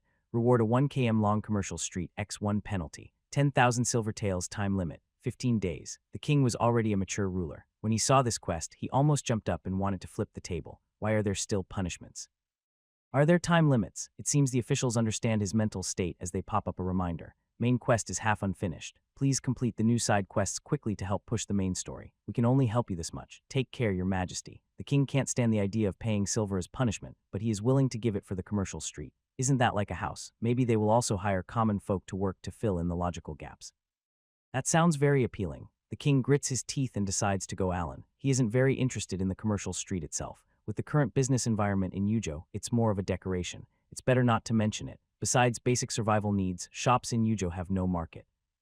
Taverns and tea houses often close down, only occasionally welcoming passing merchants. The only lively places are general stores and grain shops where people buy oil, salt, soy sauce, and vinegar. Pretty lively. Even if he had a 10,000-meter-long commercial street, it would probably be empty, but the recruitment of workers is very tempting. Baeyoung's shop just opened, and as he turns around, he bumps into a small chubby ball. It's the heavy king himself. King hands Bang a jade crown and says, "Brother, the time has come to save the king. Do you think you can sell this for 1,000 ingots? It's a ceremonial crown regulated by the vassal kings, and I only have this one made of jade." The king starts to show his assets. He thinks this is probably the only thing worth some money nearby. He forgets about whether the crown is fancy enough to wear in the future. Everything for the new task. Sell it all. Bang looks at it again, loves it, turns it around, and finally with a look of sympathy returns it to the king. Did you get a task to sell your wealth in the multiverse homeland? He's already selling everything he owns. The king nods eagerly. Successfully, Bang makes the king so adorable that he can't help but ruffle his noble little head. Based on my experience, to prevent cheating, this task requires a minimum number of traders. You can't just sell it to me alone. The king is shocked and quickly checks the task again. Sure enough, in a small corner, he finds a strange symbol. Clicking inside reveals the detailed requirements for the homeland task. Clearly states that the number of traders must be at least 10. The king almost cries out loud. To own a shop in the multiverse homeland, you first need to buy land, then purchase building materials according to your wishes and start construction. The king's first step into the world of entry was blocked because he couldn't afford the land. The king has been running his home for a long time, but never thought about opening a shop. Every day he just buys fish tanks and oxygen tablets from the Baeyoung supply point and copies printing techniques. The king is quite satisfied with that. Bang often says, "You're still young, take it slow." But the officials couldn't stand his laid-back attitude anymore. Baeyoung had to take the king to see the slums of the multiverse home. He only saved enough ingots to buy land and open a shop by setting up a stall in the slums. There are many players who can't spend real money gather. Don't worry, you're not alone. Not everyone is a rich second-generation kid. You can't start with millions to settle in the home. The king felt even more sad. Am I not as rich as a second-generation kid? Our family has ruled for 11 generations. I'm a marquis king who has seen such a poor marquis king who has seen a vassal state so vast yet so poor. Byung, I forgot. This kid was born a noble from the heavens. They turned left and right, passing through lively streets until they reached a 3-story ancient-style archway. The king recognized the characters on it. In large calligraphy, Multiverse Phoenix Gathering. Once inside, it was bustling with people, seemingly no fewer than outside. But unlike the outside shops, which were either fancy or strange, here they started with a simple cloth. In front of the king, there was a young boy with long hair sitting, cross-legged on a rag with some crooked small porcelain bottles in front of him. The boy noticed the king's gaze and looked up at him. Perhaps the Marquis King's usual clothes were confusing, because the boy judged him as a little fat sheep. "Little brother, do you want to buy beginner cheek clearing pills? What are cheek clearing pills?" This kind of question was common for the pill seller, who patiently explained, "They let you go 3 days without eating and you won't feel hungry." The king's eyes lit up, "So I won't need to save food." He heard the boy's price as if it was stuck. 10 pills for 300 ingots. The pill seller meant 10 pills for 3 ingots. The king heard 10 pills for 300 ingots. He was shocked by the price, thinking about the home's profit margin. Converting to silver, 1 pill costs 30 ingots and 1 pill lasts 3 days. So 3 days of eating costs 300 silver coins. What kind of family is this? Even our royal family wouldn't dare to eat like that. The king immediately knew that the official house had helped him convert again. He could only show a poor smile to the little brother. That sounds interesting. "And I have money, I'll buy it. Goodbye, little brother." Even Bei Yang, who isn't short of money, wasn't very interested. He asked the little brother selling pills, "Are there more advanced pills? We don't lack food. Maybe longevity pills or life-extending pills, or even those that can bring someone back from the dead." The young pill seller said, "There are high-end ones, but I wouldn't be selling here if I had those." "All right then." The king left the pill stall, still pondering. Even the useless fasting pills aren't completely without use. They are small and easy to carry. When it's inconvenient to carry lots of dry food in special situations, a few pills can save your life if an accident happens. For example, his uncle guarding the southwest border, or scouts and spies sent out for military campaigns. Big armies can't carry everything. Special individuals might keep a few pills for safety. The king clenched his small fist and ran back to tell the young pill seller, "Wait for me, little brother. When I earn enough money, I'll buy your pills." He cheered him on, and the young man was surprised. "Okay, I'll give you a discount then, definitely." Beiyang took the king to explore the market to see what kind of stall the king could set up. Selling things always involves food, clothing, shelter, and entertainment. The king knew that the Jin dynasty was a bit behind, and compared to them, their goods seemed better. Luckily, Beiyang was there. He knew that some traditional craftsmanship and handmade items from ancient times couldn't be matched by modern mass production. He could see the bright spots of the Jin dynasty, which comforted the king. Kids are easy to please, and soon they were back to being happy. Seeing a row of cages selling pets, the king approached and said, "Such a cute raccoon dog with tiger stripes." My eyes lit up, but he said in disbelief, "Could it really be a tiger?" King jumped back far away, very cautious about mountain kings. He's just a human king, and meeting a mountain king could be life or death. They ran far away, but Beiyang was still there, looking at the tiger cub with a greedy expression. The king asked, "Are you really interested in this?" Beiyang nodded eagerly. Cats are very rare in his time. The king said wisely, "Don't buy it. If you like it, I can send someone to catch two from the mountain later, free of charge." Beiyang listened carefully to the child's words and quickly refused, saying, "Dorget it. If we raise that, it will be taken away." The stall was more obvious than the shops outside on the street, with all kinds of food, tools, and toys displayed together. King gradually became interested in browsing. He passed by a seafood stall full of crustaceans, lobsters, and everywhere. King grinned and said, "We also have the sea in Yuha." Hearing the noise, the shop owner turned around. King was so startled, he let out a loud cry and hid behind Beiyang. "Ah, he has no legs." I was looking at the neighboring stall when he was suddenly startled. Turning around, he realized it wasn't a person. It was a mere folk, and indeed it had no legs. Beiyang quickly smiled at the mere folk to apologize. Even if he was gentle, he couldn't compare in strength. Luckily, this mere folk was very kind-tiered. Seeing King scared, he reached into his bag behind him and pulled out a handful of small objects, giving them to King. "Here, take this." It's rare to see such a young one. King opened his hand foolishly. There was a shiny round pearl. "I can't take this. It's a pearl," he said, feeling it was too precious to accept for free. The mayor folk waved his hand casually and greeted new customers passing by. "Keep it."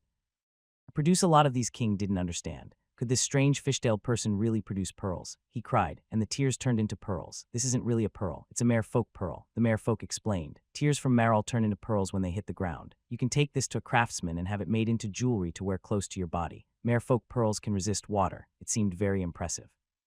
King carefully tucked the pearl into his chest, happy about the kindness of the gentle stranger mere folk. Learning that tears from a mere folk could turn into pearls made King very envious. If Lu County had this ability, the county magistrate wouldn't need to die, and the people would be so much richer. This kindness, King was in high spirits for the rest of the journey. He was no longer afraid to sell things at the stall. It looked just like the markets in Yu. There were fierce-looking people who seemed hard to deal with, and also gentle, kind mere folk. "Brother Bai, why don't I come selfish here too? We have the sea in Yuhu." Bai Yang suddenly had a clear idea. Yes, there is the sea, an ancient sea from 2,000 years ago. Not the vast ocean dragged by modern giant ships and fishing nets worldwide, but a rich sea. However, their fishing skills might not be enough. They probably still rely on small wooden boats and nearshore fishing for small fish. However, he didn't dislike it. After all, it's fresh, natural, pollution-free sea fish, which makes him crave it. You can't sell much here at your stall, so how many treasures can you really earn? The mayor people mainly sell mermaid pearls, not shrimp, or when you go back, I'll show you the modern seafood charts. Once you get the hang of it, just sell to me. I'll help you sell it to our place. That sounds good. Can this seafood be shipped out of your show or even to the royal palace? The king's wife Chun was very happy throughout. She looked around and saw that the quality of goods was uneven. Everything was there. She thought it was better to listen to Beiyang, who had experience. Beiyang said they should sell things that are competitive for the Jin dynasty, like handmade crafts, because they can't compete with others on cheap goods. After returning home for a good sleep, she planned to go to the market herself to pick a few things and try the Phoenix market at night.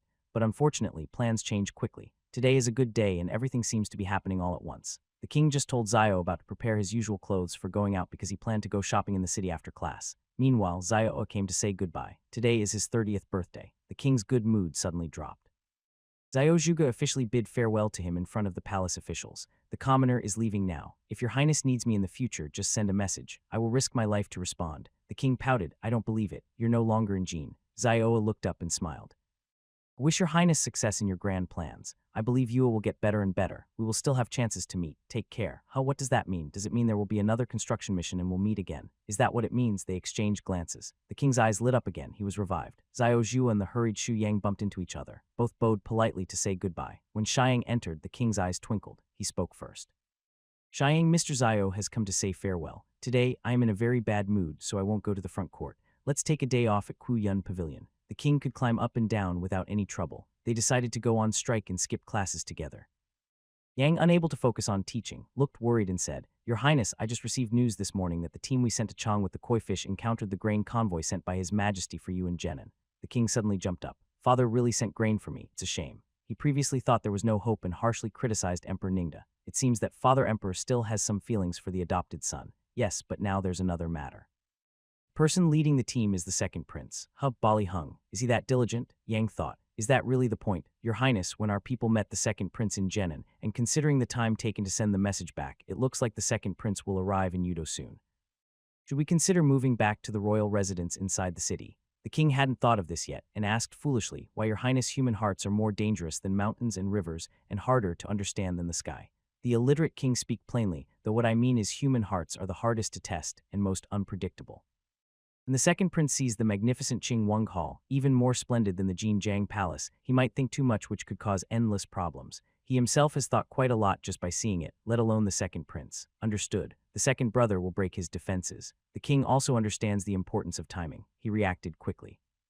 Anyone seeing his grand Yuang residence wouldn't think he's in need of charity. This is very unfavorable for his act of crying poverty before Father Emperor. Then hurry and arrange it. Return to the city. Also, Xiao Bao, tell the palace servants to keep quiet. After we get back, no one is allowed to mention the new royal residence. Most of the personal guards stayed behind. He only took 200 men back to the city. The entire royal residence started to move, and the king skillfully took out his small bag, one pocket with buys, another with Winnie, ready to leave at any moment. That's all his possessions. He doesn't need to worry about anything else, just a few clothes. The king believes he knows Bihin well. With the terrible environment in Yu, his second brother definitely won't last long. Everything was happening at once. Before leaving the Yuayu palace, the palace maid reported that Baijun had arrived, bringing 100 Northu horses. The king clapped his forehead and said, Oh, I almost forgot. These are the horses I asked for yesterday. He hurried over to take a look. Overall, they were better than the 500 horses he brought from Chang'an. Half were young Foss and half were fully grown horses, all looking spirited. The king nodded with satisfaction and asked about the price. Baijun didn't dare overcharge the king and quoted a cost price plus 5 taels. He thought that if the king changed his mind again, he would erase the small profit he had made. Merchants value profit highly and would not want to waste effort unless absolutely necessary. If it were just these 100 horses, he could sell them half for profit and give the rest as a favor to the king. But the king has big plans. He wants 2,000 horses. The B family cannot afford to be generous. Transporting these horses to Chang would normally cost over 40 taels each. Now, after being robbed by the king, he only dares to quote 30 taels for adult horses, similar to false. King looked at Commander Jing and seeing him nod, he smiled and turned to Baijun, saying, You're doing well. The remaining 1,900 horses must also meet this quality. Zhao Bao, record this in the account and also prepare a bill for Mr. B to pick up the money directly from the shop. It's easier than moving money back and forth by June. Thank you, Your Highness. Oh, if he doesn't buy the koish, the 3,000 taels will be gone, right? No, not just these 3,000. In the future, 60,000 taels might also disappear. Xiao Bao came over, bowing slightly to Baijun. Congratulations, Mr. B. From now on, you will be our prince's business partner. Thank you, Your Highness, for your kindness. No matter what he thought, the prince was very pleased. He handed the horses to Commander Jing. Then the king directly got into the carriage and returned to the city. After a grand journey back, they returned to the old royal palace inside the city. Before, without the contrast of the new northern border, it felt a bit empty and simple. Now, after a month returning again, he felt that the palace was comparable to the new stables. Xiao Bao almost cried. It's His Highness. His Highness replied, Yes, so today's lesson. Xiao Bao quickly regained his composure. Master Su is already waiting for you up front. The king. Ultimately, the king failed to skip class and obediently attended Master Su's lesson. In the afternoon, he was excused from martial arts training, and Zion was sent out. The king took Xia Bao and several guards to the street, preparing for a big shopping trip to set up a stall at night. Xiao Bao thought the king was probably buying small toys for himself, but instead, he headed straight to a jewelry shop, ignoring gold and silver, focusing only on inexpensive but well-made materials. Bought a few cheap trinkets, then moved on to a general store where he even bought some woven bamboo crafts and packed a bowl made from carnelian that had been in the shop for many years. The king didn't realize that this carved shell was actually the valuable coral shell known in later times. He simply thought these small white bowls of different sizes looked nice. Finally, evening came. The king looked through the Waterworld's account book for today. The income had dropped sharply, earning only 5,200 taels, but it was still okay. The king had completed half of his outside task sales. As for the 1,000 ingots from the multiverse, he would have to rely entirely on himself. King pulled back the bed curtain and packed up all his daytime spoils to show to Bayoung, planning to let him take a look first. Look, these are all the things I bought in the street today. As you said, they're well-made and not expensive little items. Bai said he bought cheap things first to try so he could make a profit from the price difference. Bayoung looked and exclaimed, "Wow, a red coral hairpin, a bowl carved from coral shell." He felt heartbroken. Eugene, people only know how to eat right. Such a big coral shell just for bowls. You sell the beads as bracelets or carve them into ornaments. Their size and clarity are museum quality, and this red coral just a carved hairpin made from pure coral. But why use copper with so many impurities for the inlay work? Didn't know that red coral wasn't worth much in Jean. Now it was called scarlet tree there. Fishermen who found it at sea sold it cheaply to vendors, and jewelry shops used its bright color as a low-grade substitute for rubies. They would embed a small red flower made from coral, so people who couldn't afford gold or silver jewelry would choose it for their hairpins because of its bright color. Bayoung endured the pain in his heart, choosing a coral shell bowl and a plum blossom branch hairpin carved from ox blood redstone. He wanted both, but he couldn't afford them. It seemed he couldn't be too lazy. He needed to earn more money. There were many good things out there. Even the Phoenix Gathering had traces of the cultivation world. Maybe in the future he would find some spiritual elixir since opening a shop in his homeland and living in a luxury car and mansion in reality. He had become more relaxed. Seeing the lively young king every day, he also wanted to work harder. More money was always better. For example, today if he had enough money, he could buy all those coral shell bowls. I'll give you 5,000 ingots for these 2 items. Just sell them to me. How much? The king was surprised.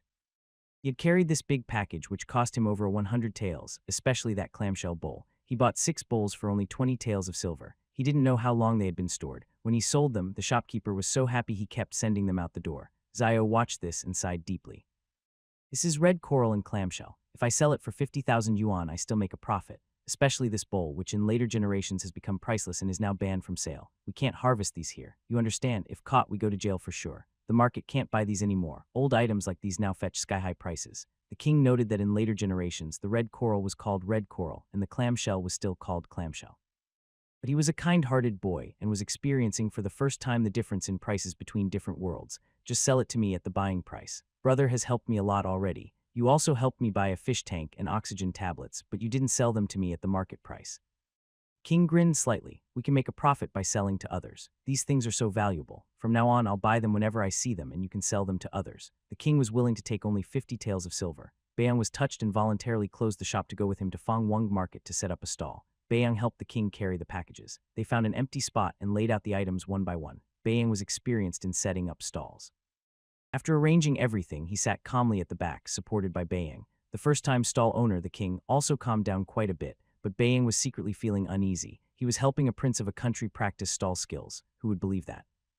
It was still early and there weren't many people wandering the market. Bayoung, feeling bored, started chatting with the king. Our place dug up a tomb of a prince about to be buried. That tomb was very rich, just the gold alone was over a ton. Oh, a ton is 30,000 taels of silver. Do your princes really bury so much money? 30,000 taels of silver. Gold, huh? All the money I have combined isn't that much. The king looked sour. If I had that much money, I'd spend it all before I died. As for the tomb, I'd just bury my favorite things. What if someone steals all that money? Wait, what do you mean by digging up the tomb? Did you ruin the prince's tomb? That's terrible. Bayoung explained. It wasn't intentional. After 2,000 or 3,000 years, the land has changed a lot. No one knows what's buried underneath. As for the subway, well, it's just underground train tracks. The roads above ground are too crowded. People can't walk properly. So they build tracks underground for vehicles to pass through, helping to reduce congestion. The king can't imagine this. Why is it so crowded? How many people are in your country, he asks. You can't even build a road above ground, yet they've already built underground roads. This is such a huge project. Won't it collapse? Bayoung explains, our country has 1.5 billion people, 1,500 million. The king is shocked. How do you feed so many people? Aren't they starving? It seems impossible. Even in Yuzhou with fewer people, it's hard to keep everyone fed.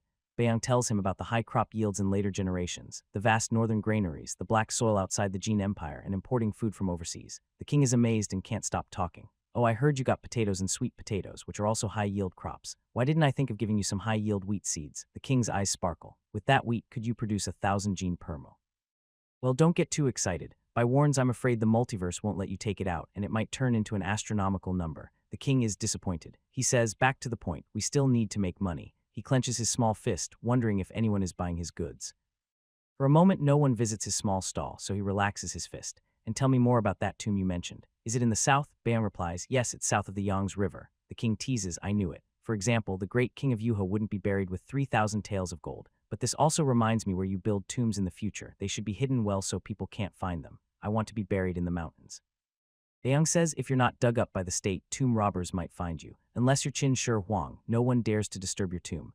The king wants to learn about Qin Shi Huang. After hearing the story of his tomb, he admires him greatly. And I earn enough money and the people have enough to eat, I will build a tomb that future generations won't dare to disturb. Bai thinks. Is that really the main point? The king didn't seem to care about Qin Shi Huang's grand plans to unify the world at all. Right now, the king only wants to be a good lord, unifying the land, not for personal gain. The bigger the territory, the more worries he has. He doesn't want that. After talking for a long time, someone finally showed interest in his small white bowl. Bayang took the lead, explaining to the other person how coral is a very precious marine creature. Coral is the largest and widest material found underwater. Look at how pure and bright this coral bowl is. The other person still looked casually without showing much interest. Bayang couldn't tell what kind of person he was based on his clothes, so he switched from science talk to mystical talk. Do you know if your country is Buddhism? Coral is one of the 7 treasures in Buddhism and very valuable. Wearing coral can boost your energy, clear worries, increase wisdom, and help others. In my hometown, coral is seen as a lucky item for spiritual practice, believed to ward off disasters and evil spirits, so selling it for 1,000 coins is not expensive. My younger brother was just doing a task, so he's trying to find buyers. It's basically losing money for the task. If it's sold at home, it could be worth 10,000 coins. Whoever buys it today gets a big deal. The man with a high brow finally spoke again, looking puzzled. I make such spiritual objects into tableware. Isn't it inconvenient to carry around? Wouldn't it be better to make jewelry and wear it directly? By Yang, you're so right. How would I know that ancient people didn't know the value? If you want, you can make other decorations. Who wants a bowl in front of them? He quickly pulled over the curious king. It's because this kid is young and loves playing house. I accidentally let the craftsman turn the precious coral into a small bowl for him to play with. The king saw his part and immediately pretended to have learned his lesson, lowering his head and acting apologetic. Bayang continued, it's already like this. I can't do anything. I've scolded the naughty kid already. If you buy 2, you can grind them into beads to wear.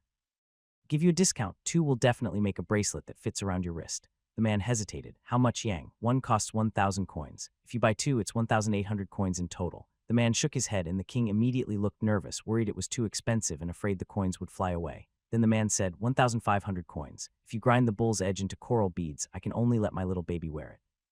1,500 coins. The king was about to agree happily, but Bayang glared at him and turned around, pretending to be pained. You know about conch shells. You recognize good stuff, but still try to bargain so harshly. Fine, for the sake of completing the task, I'll accept a small loss. The king handed over his gold card. After a quick beep and a recording tone, the balance showed 230 gold coins. The king immediately wanted to go out and browse Yuzhou Street, planning to buy all the conch shell products. Who knew that white shells could be so valuable? But Brother B, are all those things you told him true about warding off disasters and evil spirits? Bai Yang shrugged, who knows? Warding off disasters is part of mysticism, but conch shells really can enhance magnetic fields, calm the mind, and have medicinal value.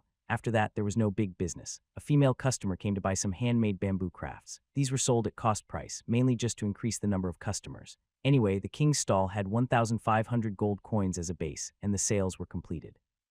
Besides coral and conch shells, everything else was sold at half price or given away. When it was time for the king to sleep, he successfully completed transactions with 4 people. The king finally felt at ease. The 2-task period should be manageable now. With this daily performance, he wouldn't have to pay fines anymore. King's Diary, October 30th. Yuking's old residence. Major memo. 1. My royal tomb must be well hidden with mercury mechanisms essential.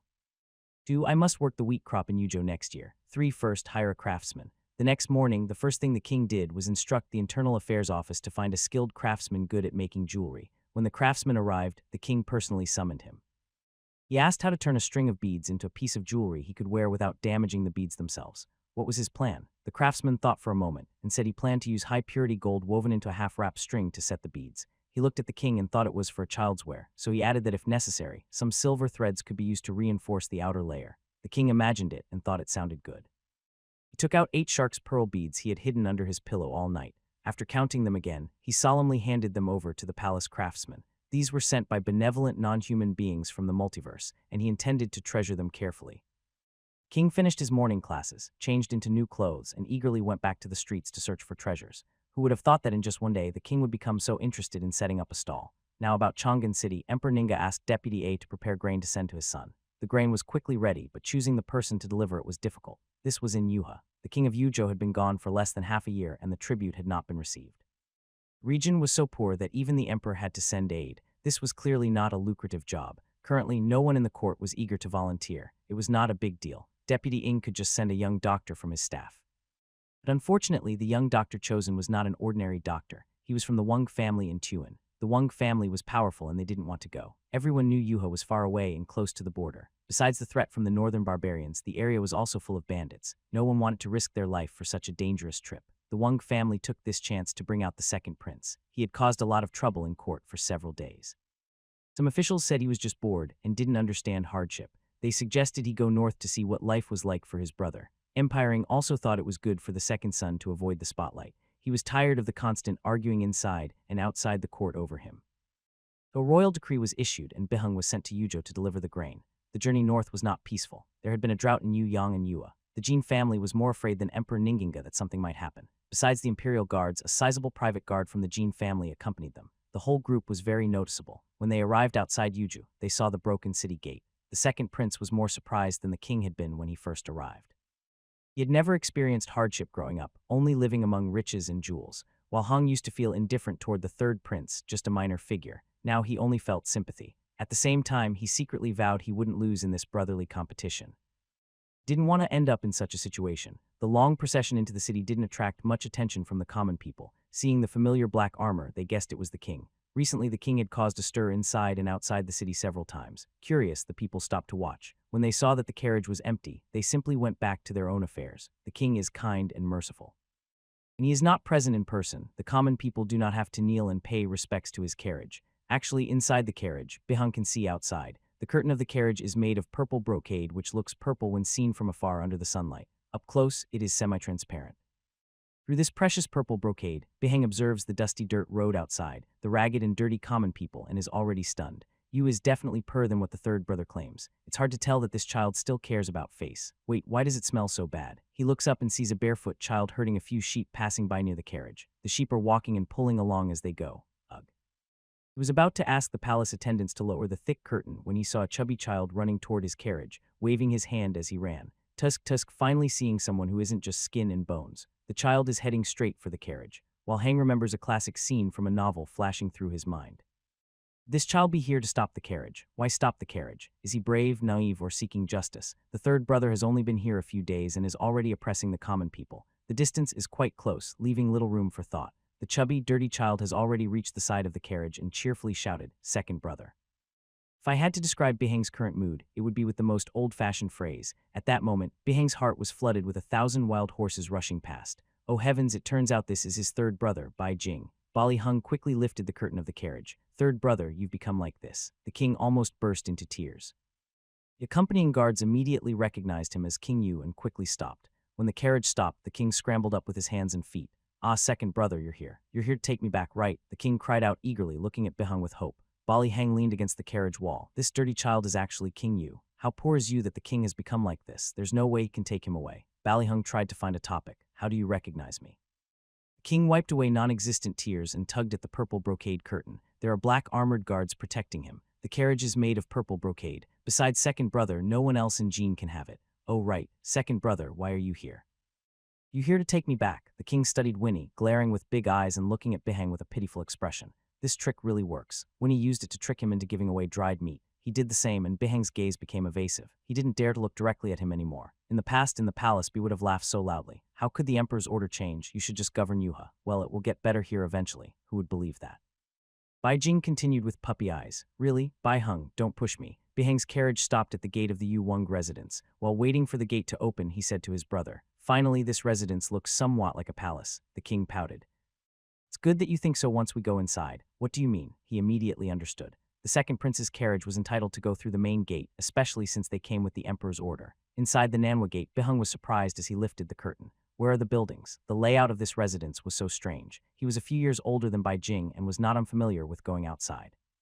Bihang had visited many noble houses in Chang'an, but this was the first time seeing such a layout. In his astonished gaze, their older brother pouted and gestured for him to look ahead into the distance. "Isn't that it? When I arrived, it was so empty. The local governor said they didn't have money to build, so they just enclosed the land." I was told I could build later when I had money. H with Yo's poverty, when will I ever have money? Behang truly felt sympathy for the first time. Seeing such a large place with only a few buildings in the middle was beyond his imagination. So poor. I heard from the emperor that you're rebuilding a new residence on the border and guarding it yourself. What kind of building is that? The king raised his head proudly. That new residence's walls are really tall. But second brother, how much money did you bring to Yua? He understood. Another high wall waiting to borrow money inside. This road isn't very safe. I wouldn't bring too much money for safety, Bali Hung said cautiously. The king snorted. Humph, I'm just asking. Second prince arrived with the emperor's order, and Xiang and his officials came out to greet him. When Xueseng saw the second prince, he was about to bow with a proper smile, but then saw a gray fluffy ball jump down behind him. Yang's smile froze on his face. Your Highness, what is this? He asked the king with his mouth, but looked at Grand Tutor Su with his eyes. What do you mean by that? The king almost jumped up. Shuiz, I didn't skip class today. What kind of look is that? Bailey hung. Oh, I see, I didn't skip today, but I often did before. The third brother is completely hopeless. Even if he has ideas in the future, Yuha won't allow it. Bailey Hang looked at the king's eyes and found them much kinder. Ning the emperor brought his third son 2,000 bushels of grain and a royal decree. The decree basically said this was the last aid for the young prince. The emperor isn't very wealthy himself. There's a drought in the north and he still needs to support the border army. In the future, the prince must manage Yua well himself and can't always rely on the emperor's help. The king pouted humph, but then his lips turned up. 2,000 bushels of grain bought for free, he eagerly counted on his fingers. Enough for the royal guards and the prince's residence for a month. Was he so happy? He cried. What a lucky find. He just wanted to try and it worked. He would definitely keep trying harder in the future. Did Ninga Emperor say he wouldn't care about him in the future? Just say it if he wants. His hands are his own and he can still write letters without being stopped by the emperor. The king glanced at his second brother nearby, who looked sympathetic. He must not forget Bailey Hung in the future. He's a target for charity. If this guy used one less su, a type of fabric his younger brother could eat for a long time. Bailey Hang and his group saw King Yui receive the decree, looking excited as he bowed toward Chang and thanked. Thank you, Father Emperor, for saving Jing's life. Oh, look at how happy the vassals are with just 2,000 bushels of grain. But Yua is indeed poorer than he imagined. After receiving the decree, the officials of the prince's residence knelt to thank the emperor. Once the ceremony was over, it was time to eat. Second prince, who came from far away, was given a banquet. The king specifically ordered that it should be simple, just like usual. No need to pretend to be rich. Just pick a good fish and that's enough. His second brother had never eaten anything else. So Bailey Hang's first meal in Yuha was very plain, not comparable to the food in Chang'an. It was just a simple meal with a fresh sea fish added along the way. Second prince was a bit disappointed, but that sea fish was really delicious and fatty. Chang'an was far from the sea, and even the wealthy couldn't get fresh sea fish. Now, the second prince thought that the third brother still kept his figure because of his fish. After dinner, he stood in the spacious courtyard that stretched as far as the eye could see and asked the third brother, what good food and fun things are in Yujo? It's not easy to come here, so you should take second brother to see for himself. The king's eyes lit up, and he started chatting warmly with his second brother. When he was in the palace, he always called him the second imperial brother in a formal way, but outside he felt more friendly. After calling him second brother on the street, it became very natural. Honestly, he didn't think there was any direct conflict between himself and Bailey Hong. The three ambitious men meeting was like a flock of roosters, but he was just an invisible gift. Now that he was in Yujo, there was even less conflict.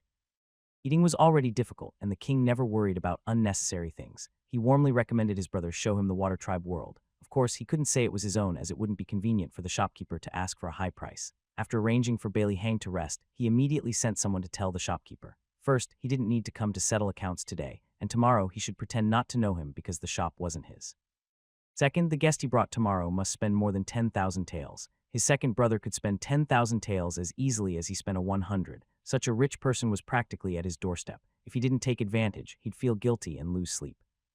Rest of the shop's earnings outside was also planned to be taken from his second brother. There was no other way. Everyone in Yujo who had money had already bought what they wanted. The remaining items were simply unaffordable. After a few more days, sales would decrease until they stopped completely. In Yu, meeting a wealthy person was not easy. Sorry, second brother. Emwa. Byung finished dinner and waited for the king, who came empty-handed. He asked, where's the restock you promised? King scratched his head. I didn't buy anything today. I ran into my second brother on the street, but I didn't manage to buy anything, so I just took a heavy item from the old prince's mansion that hadn't been moved out. It was too heavy, so I stored it in the warehouse. Baeyang was very curious. King's second brother, wasn't he another prince? Why did your second brother go to your territory? Oh, I forgot to tell you. He came to deliver grain. The emperor sent 2,000 bushels of grain to Yuha. I usually just complain and delay the tribute, but I didn't expect him to really come. Haha. Although Ning, the emperor, said it was a one-time thing and wouldn't do it again. The king simply ignored that. If they needed it, they would ask for it. It's none of his business.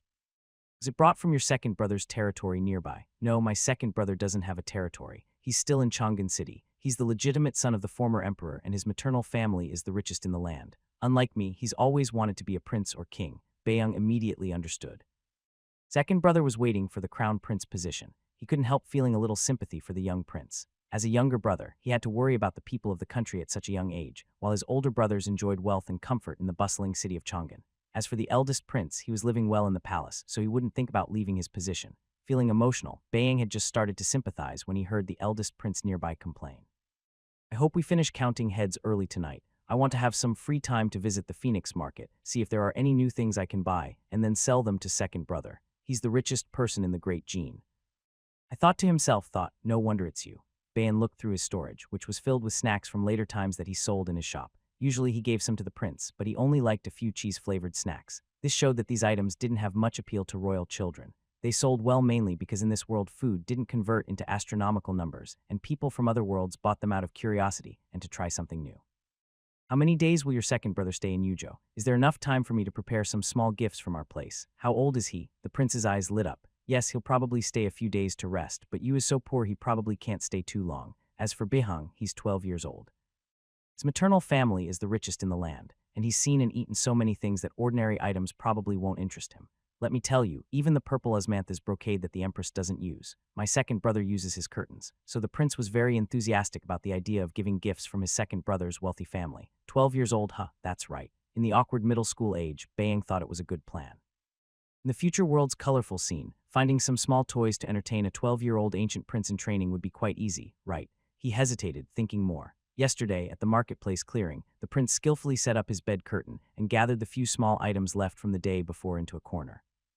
And he took out a huge bronze statue from his storage, Baeyang Gas. It was a magnificent bronze table about half a meter square. Its full name is the Gold and Silver 4 Dragons and 4 Phoenixes copper plan. At first glance, it looks delicate and luxurious. It features dragons, phoenixes, and deer clearly made by the royal family. Baeyang was immediately impressed and fell in love with it.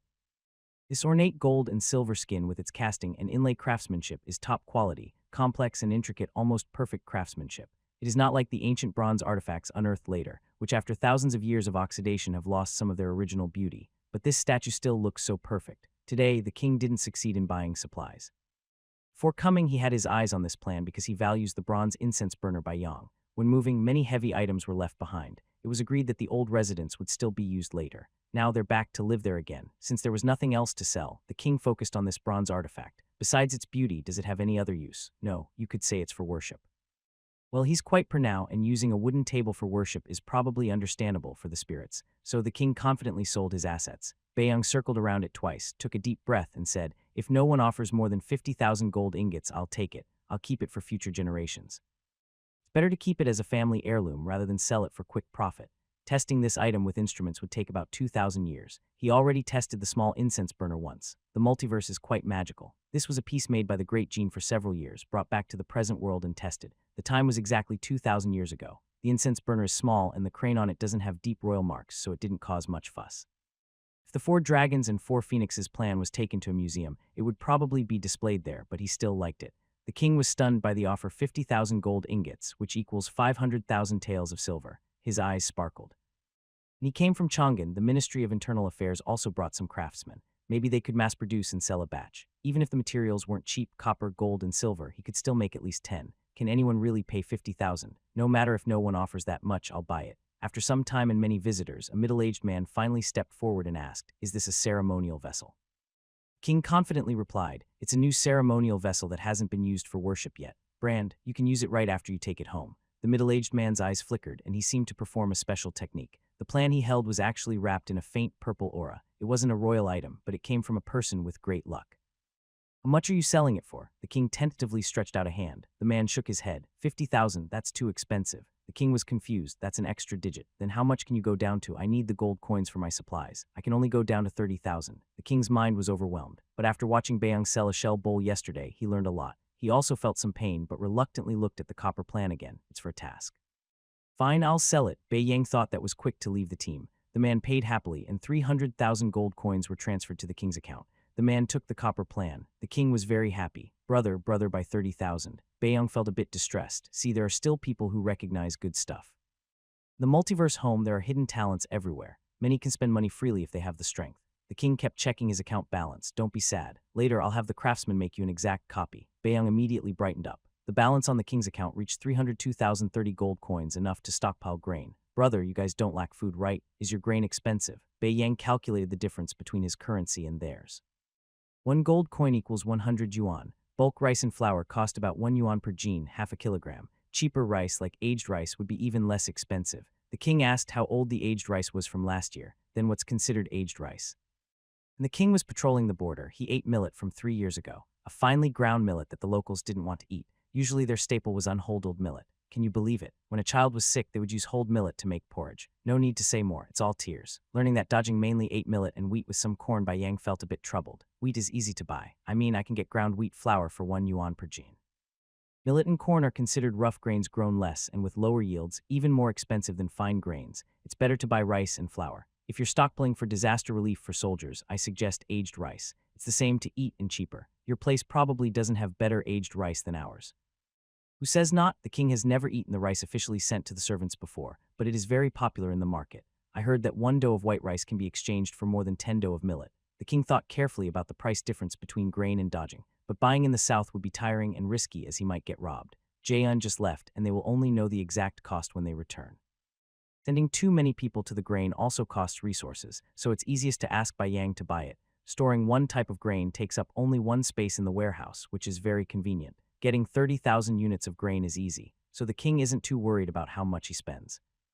King quickly decided, then buy me 300,000 ingots worth of grain first. Stock up that much, and later I'll have the craftsman in the palace make a copper plant for you free of charge. He plans to exchange all the ingots he just received for grain. Even if the balance drops to 2,000, it's okay. He can make more money by selling at the market. In you, it's still important to stockpile grain. Baeyang also doesn't take his money for nothing. That's great.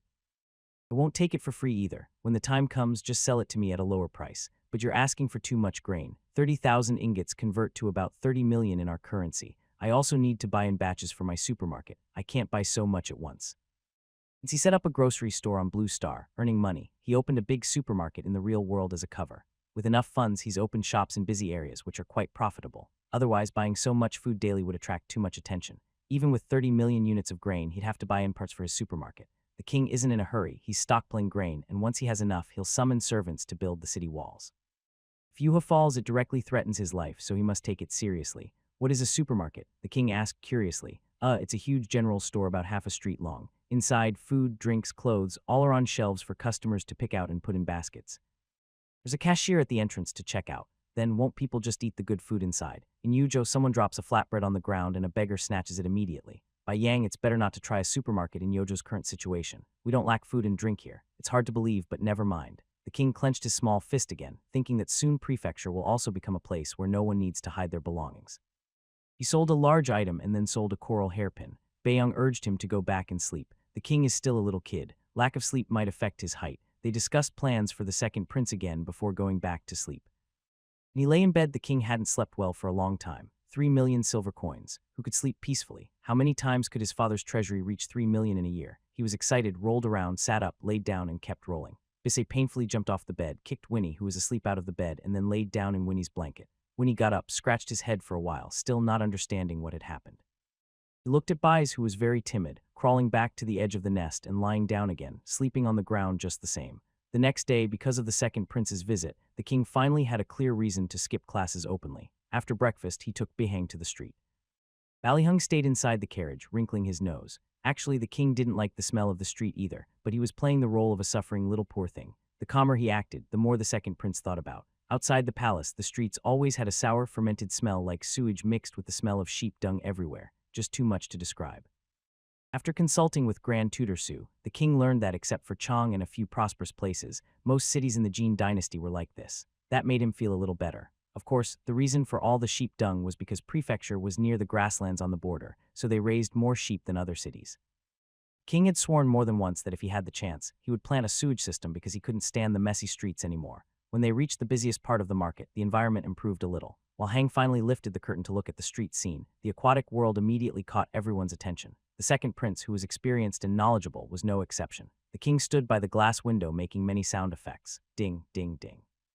This is our prefecture's special shop, the aquatic world. I spent a lot to buy a big one for the emperor. By the way, you should have encountered it on the way, right? Bihang was also surprised. Yes, he had seen it. He heard it was sent by Kingu to the Chang'an army. He thought it was just a new act of pretending to be poor, so he didn't pay much attention. Oh, so this fish can be shipped back to Chang'an. I have never seen such a bright and lively fish before. It looks so beautiful swimming in the transparent tank. In the palace there are only a few fish in flower pools and the rest are kept in clay jars. I've never seen such clear and sparkling fish tanks more beautiful than glass. The second prince seems to like it. Just go in and see for yourself. Shopkeeper said, I can probably survive half the time, so buying more is better. I bought over 30 for my father, spend all my pocket money. Bailey Hang hurriedly went to look closely, casually praising his younger brother. You're quite filial. The king held him back. You should also tell our father about my filial piety when you go back. Brother, don't just talk about it. Bailey Hung, you clever little rascal. As soon as they entered the shop, the shopkeeper warmly greeted them. The king waved his hand to call him over. Shopkeeper, I've brought a distinguished guest. My brother is from Chang'an and he's seen all the good things in the world. Show him your best fish tanks. Don't bother with the ordinary ones. They're not worth it. Shopkeeper immediately became enthusiastic. A guest from Chang'an. Welcome. Our koi are currently only available in Yuzhou in the entire Jin dynasty. Fresh imports from overseas. Today we have a few top-quality rare specimens. Bai family was planning to buy a batch to sell in Ji and Kong, but since you're here, you can choose first. Chang'an doesn't have these koi yet. The second prince isn't short of money, but he just wants the newest and best. Hearing that Chang doesn't have these, he's already decided to buy a lot. The shopkeeper explained the zen-like beauty of the Inquash style, the wealth-bringing power of golden koi, the protective charm of red koi, and the lively spirit of red crown koi. All dancing gracefully, symbolizing good fortune. He talked about how spiritual and meaningful koi are. Bailey Hung was quick to spend money. If I ship these back, I can probably keep half alive, right? Then I'll take 5 white Inquash koi, not 10. The golden koi are great. I'll give 10 to my grandfather.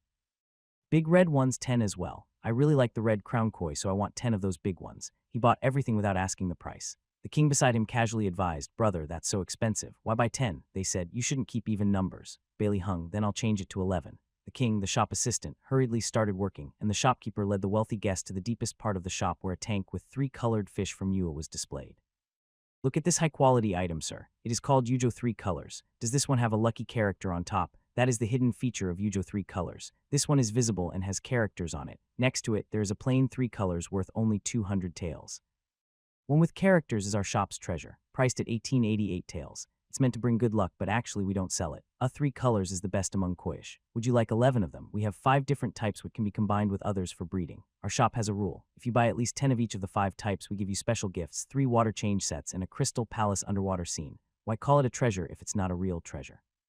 I'll buy it and fish it out. Shopkeeper, this, and what is a crystal palace? The shopkeeper took him to 3 large tanks with scenic decorations, one with a crystal palace, one with a dragon palace, and another with a rustic small courtyard style. Are decorated with fish and scenery looking better than the window outside. Just these scenic setups and glass tanks. You don't have to raise koi. You can raise small turtles or other small fish. They look nice too. When he heard the large tank costs 3,000 taels, Bai Lihung immediately decided to buy 3. He also wanted those 3 scenic setups. The king behind him was about to start counting his fingers. His second brother is one of the richest men in Yua. He bought fish worth over 10,000 taels and fish tanks worth 9,000 taels. Before he finished counting, Bali Hung continued, this small one is good too. Give me one of those as well. Are you sure it won't break? Shopkeeper, we can't guarantee that. Reduce bumps during transport. We will pack it as carefully as possible and add extra cushioning. The most important part of shipping is oxygen tablets, which are essential for the fish's survival. Since the journey is long and buying on the spot is inconvenient, Bihung understood their purpose and thought they were good. He bought 1,000 taels worth and cleared out the shop's stock. The shopkeeper paid special attention and gave him all the free gifts he could. He also asked a few assistants to stay and learn about transporting koi and fish tanks, making sure most of the koi would arrive safely in Chang'an. He was very thorough, eager to keep this wealthy customer. While the shopkeeper went to settle the bill, the king took the chance to quietly remind him. Later, you tell him that tomorrow a batch of fresh items will arrive from overseas. They will land in Yuha. If he's interested, he can come to see them in the afternoon. I will send someone to deliver it to you this morning. The shopkeeper was surprised. Such a fat little sheep. Can it withstand so much being pulled? Perhaps his behavior was too obvious, and the king noticed. He mentioned the richest family in the world, the Gan family. Shopkeeper immediately changed his expression, wishing he could give him another 50,000 taels. The Gan family is just a drop in the bucket and significant. Note, millet refers to yellow rice now, and millet is millet. Wheat is obvious wheat flour. When paying the bill, the palace servant next to Bali Hung calmly took out 30,000 taels of silver notes. King looked at his second brother with a longing expression. Didn't he say he didn't take much money? He pouted and huffed. By hang cough. 30,000. What's that? The impoverished king. Is that even human speech? After leaving the aquatic world, there wasn't much else to do in Yuha. Bihung had never seen the sea and wanted to go see it. The two brothers agreed quickly and decided to ride horses to the nearest seaside within the city, which was the old ferry at Yua. When little Gujub appeared, he immediately outshined the noble steed of the second prince. Third brother, your horse. The king immediately interrupted his envy of little Gujub. Isn't it handsome? Its name is little Gujub. Only I can call it that. None of the others are allowed. Bought it from a merchant who deals in horses from the north. If you like it, I'll find another one for you next time I meet one. Are you as close to the north? He knew it would be like this. He held back from showing off his bee and whinny. If he didn't, his second brother might get jealous or even report to the emperor when he returned. He had competed with his older brother before. Bihung couldn't hide his admiration. His expensive steed made the other horse look like a clump of rice paste. Name was plain and dull, though. Definitely third brother. If I see another horse like this, leave it for me. Money is no problem. The king loved hearing that. He would go to the marketplace and refresh the listings. If there was one for sale, he would definitely buy a good one for his main supporter. The group abandoned their carriages and rode horses toward the old ferry. He brought 8 guards, and the second brother had over 50. The team of tall horses charged into the old ferry, scaring away the few busy fishermen. It was clear they weren't easy opponents. Ballyhung was happy that no one disturbed him. It was his first time seeing the sea, and he made a fool of himself at the seaside. The king tricked him into shouting at the sea to hear an echo. It is said that some lucky people hear a female voice in the echo, which is a mermaid's reply. Yes, he based this on the mermaid story. Ballyhung was skeptical, but didn't mind trying for fun. 2 foolish sons of Emperor Ninga shouted by the sea all afternoon. Fishermen returning from afar would anchor their small boats farther out. Several tall guards looked intimidating, but they were just foolish and harmless. Many years later, Ballyhung often thought of that shabby ferry dock in Yu. Unfortunately, time cannot be turned back and people's hearts are easily changed. At night, the king went to Bayang's place to pick up new goods. Bayang had specially bought some souvenirs from a nearby museum. One batch was sand art called The Little Boat Has Passed Through 10,000 Mountains. It probably suited ancient people's taste. Every hour, the sand inside a transparent glass would flow, turning the landscape from a vast river into the Yellow River. It was beautiful and could also be used as a timer. The frame and base were made of wood with colorful pearl shells shaped like mountains and trees and a silhouette of a poet, creating a very poetic scene. Another batch was a manual wooden music box with 8 tones. When wound up, a winged wooden pig would fly up and down singing Ding-dee sadly. It only repeated 2 lines. Such simple, primitive toys from later times seemed very novel to the king. Bayang told him he bought 10 of these for 10 taels of gold each and sold them to him. The king, feeling nervous, left home and went to the exit. Oh, no one stopped him. He took the toys straight to his bedroom and didn't even set up a stall, calling Zio Bowen directly. Have you noticed that the copper desk with several dragons and phoenixes in the mansion is missing? The items weren't placed in the king's palace, so Zio Bao hadn't noticed. The king pointed and explained, then pointed to a pile of cardboard boxes in the corner. I exchanged these with the Star-Lord. We keep 1 set here. Send 1 to the Internal Affairs Office for archiving and research, and the remaining 8 sets will be sent to the aquarium tonight. Tell the shopkeeper they're worth 1,000 taels each. Plan is here. Let's send them all together. Jiabo was already overwhelmed. This time he believed because those items were extremely heavy and not easy to steal. Plus, they clearly looked like royal ceremonial objects. No one would dare take them from the common people.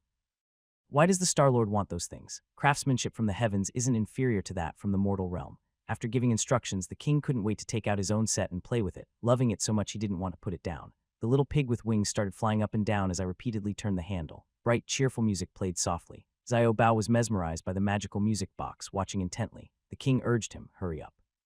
Once my second brother leaves, no one else can afford such a good thing. Zio Bao nodded silently. The prince said, wait, order the same one from the Internal Affairs Office so no one notices. Zio agreed. Yu is a city with no entertainment or leisure activities. Only pastime for the second prince here was shopping. He almost bought all the small toys, but the shopkeeper said to keep a set as a sample. If anyone asked about these items, the shopkeeper would say they could be reserved and new stock would arrive next month from overseas. The second prince didn't buy these toys just for himself. He kept some for fun and for showing others. The remaining sets were sent to the Jin family's business, hoping to sell them at a high price in Chang'an. He wasn't greedy for profit. He only wanted 1,000 taels of silver. He also hoped the Jin family would do well with the imported goods business so he could buy from them in the future. That was a story for later. Yua was no place for Bihang. His home was in the bustling, lively Chang'an. After 3 days, he left with a wave of his hand despite his younger brother's earnest pleas and headed back gracefully. The king sighed deeply. I wonder when my second brother will come back to Yuha. Bu asked what he meant. Ballyhin's 3 days in Yuha were worth a year's GDP for the city. Ballyhing didn't understand what GDP meant at first, but after an explanation, he agreed completely. In front of his second brother, Yo's wealth was nothing. Bihang left first thing the next day, and the king packed his belongings and moved back to the northern border's new palace. Losing his main supporter, the king felt gloomy for 2 days. During the time, he completed 10 heads in the multiverse game. The 100,000 taels of business revenue outside was more than enough. Thanks to his second brother, the familiar chime sounded again. Congratulations, the Lord has completed the side quest of business activities in the Great Gene in the multiverse homeland. Would you like to claim your reward now? A 1000 long commercial street X1. Yes, no. Now that the commercial street was built, the main quest to reduce the citizens' hunger index by 3% was close to completion. So he will be able to receive half of the reward, which includes a universal manager and a lottery wheel. The king is no longer a beginner in the game. He understands that not everyone in the multiverse homeland is a city lord. For example, Bayang's world has no such thing as a city lord. His tasks are completely unrelated to himself. Bayang jokes that he is a player living through the countless worlds. Now the king roughly understands most of this game, about 80%. According to Tong Hui's report, the vegetables planted in the vegetable garden are growing wildly in Yusho, which has already cooled down. The next lottery is uncertain about what might come out. The king, full of hope, clicked yes. Suddenly, a new notification popped up. Reward received. Build a 1000 long commercial street. Official support. All raw materials, all tools and equipment. On-site technical NPC X1 recovered after task completion. Professional technical workers X1000 recovered after task completion. Additional logic chain. Recruit 10,000 local workers from you. Estimated duration 2 months 60 days. Task items. Winter work uniforms X1000 sets. Meals X1000 for 60 days. Wages X1000 for 60 days. Winter construction subsidy 100 cold-proof tents tops. The king sighed, noting that this time he recruited 500 fewer workers, but comforted himself that this reward couldn't compare to the royal mansion. It's much smaller. He also saw that the technical workers provided by Ming Ming had decreased, but there was good news. Seeing the familiar on-site technical NPC, the king guessed it was probably Zio Zugo. There were also some tints added, which made the king very happy again. This time they issued winter clothing, and the cold-proof tints wouldn't be taken back afterward. This might help the purest villagers, as he heard that every year some people in the north freeze to death. Next day at the small court meeting, the king took out that familiar recruitment notice again. This time he planned to build a commercial street. The location was just outside the main gate of the new king's residence. Past the 2 side buildings reserved for officials was the starting point, and it would extend straight toward the city gate of Yuha. The king planned for this to be the main road inside the city, lined with many shops. Everything could be bought there. His idea was that in the future, these areas would be surrounded by city walls, making Yuha a huge city. It would stretch north to the border beyond the prince's residence, south to the south gate of Yuha, and expand a bit east and west. As for how big Yusho can become, it depends on whether Ming Ming will give him subsidies or how much grain the king has stored. If there are no subsidies, he will just hold back. If there are subsidies, the king will want the city to be as big as possible. Who doesn't want a wide and busy street? He took out the familiar draft for recruiting workers, knowing the king plans to build a commercial street. The officials below are already overwhelmed. Still, Schwiz asked the king, if you have the money, why not first repair the city walls? Good question. Who wouldn't want to repair the walls first? That concerns his safety. The king can only speak confidently, saying that Yusen needs to boost its economy now. God knows Ming Ming won't give him subsidies, so he can't afford to build the commercial street.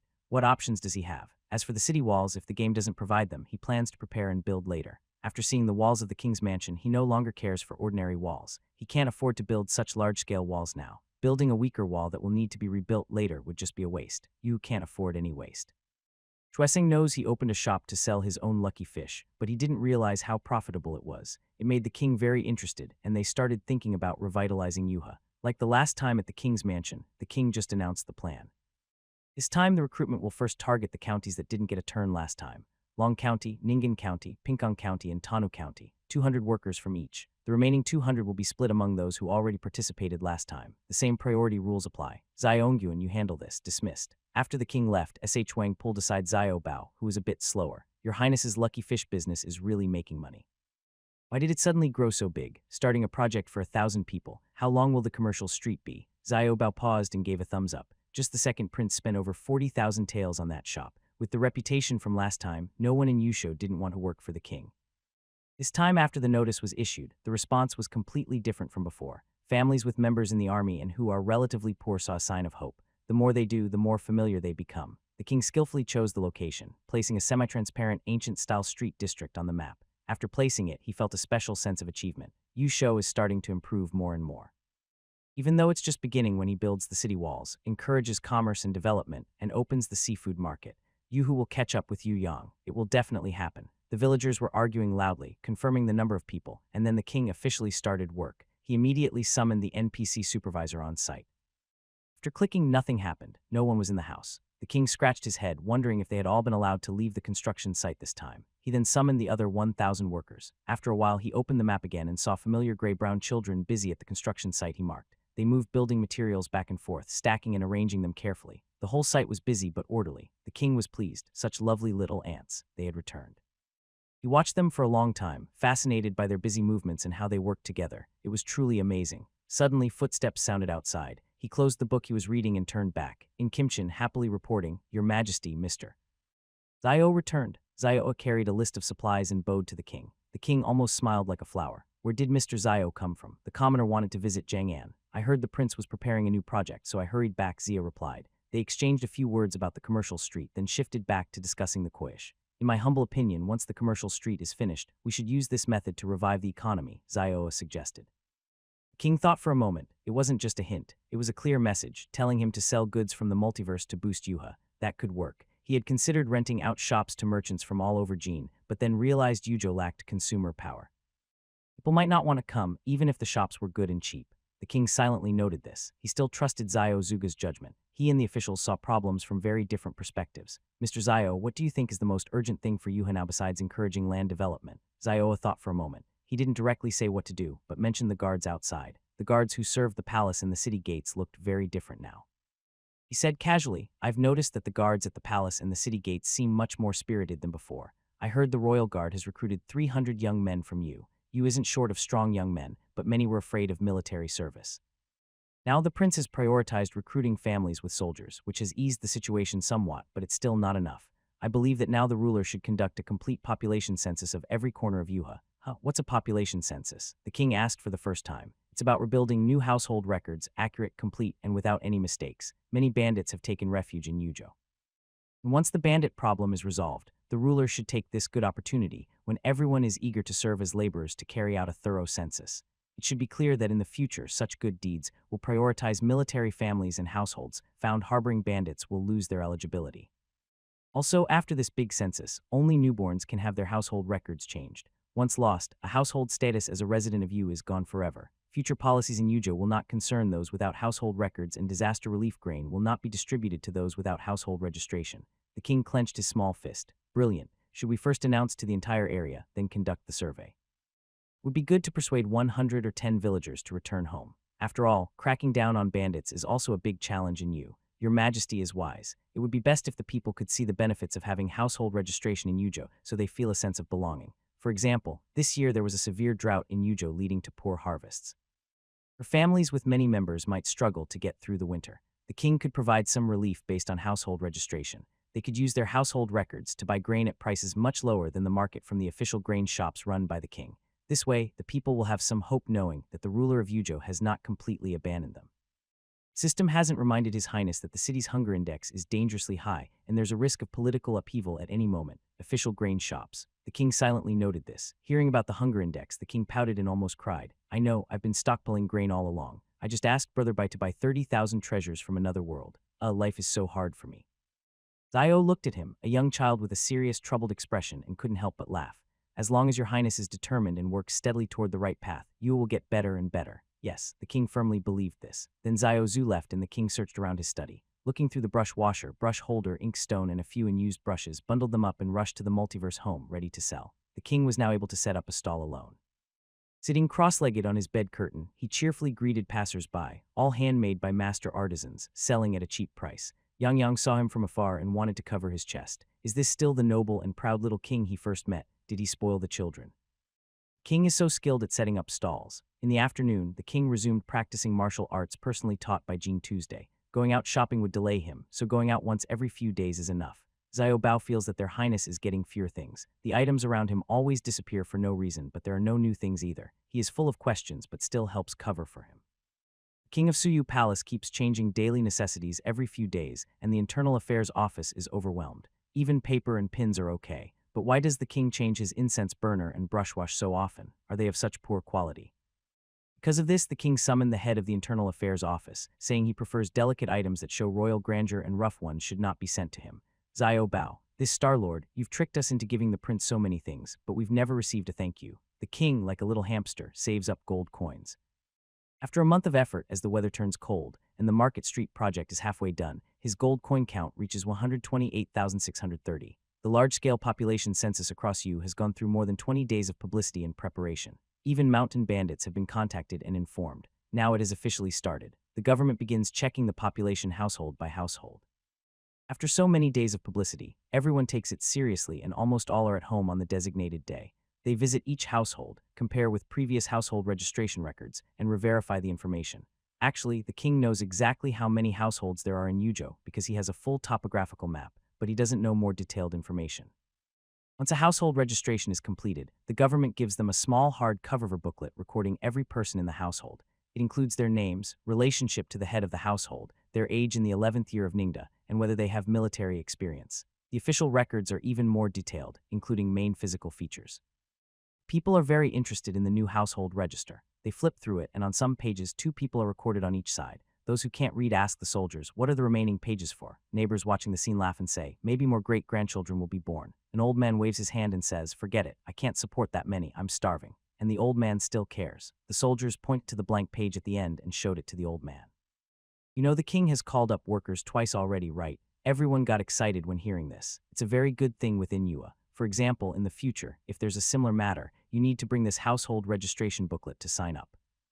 We'll stamp it to prove you've participated in this conscription so no one can go twice. Also, it has many functions, so take good care of it. Don't damage any pages. Each page is numbered. If you tear one, you'll have to go to the government office to get a new one and you'll need to pay a fee. Understand? The old man quickly snatched the booklet from his grandson and carefully held it. Official, this booklet is free, right? We don't have money if it costs. Don't worry, it's free. Only if you damage it intentionally will you need to pay. Help, these common folks are so talkative. But there's nothing to do, it's the king's order. When working, officials must be kind to the lower classes and not shout at them. He was about to lose patience.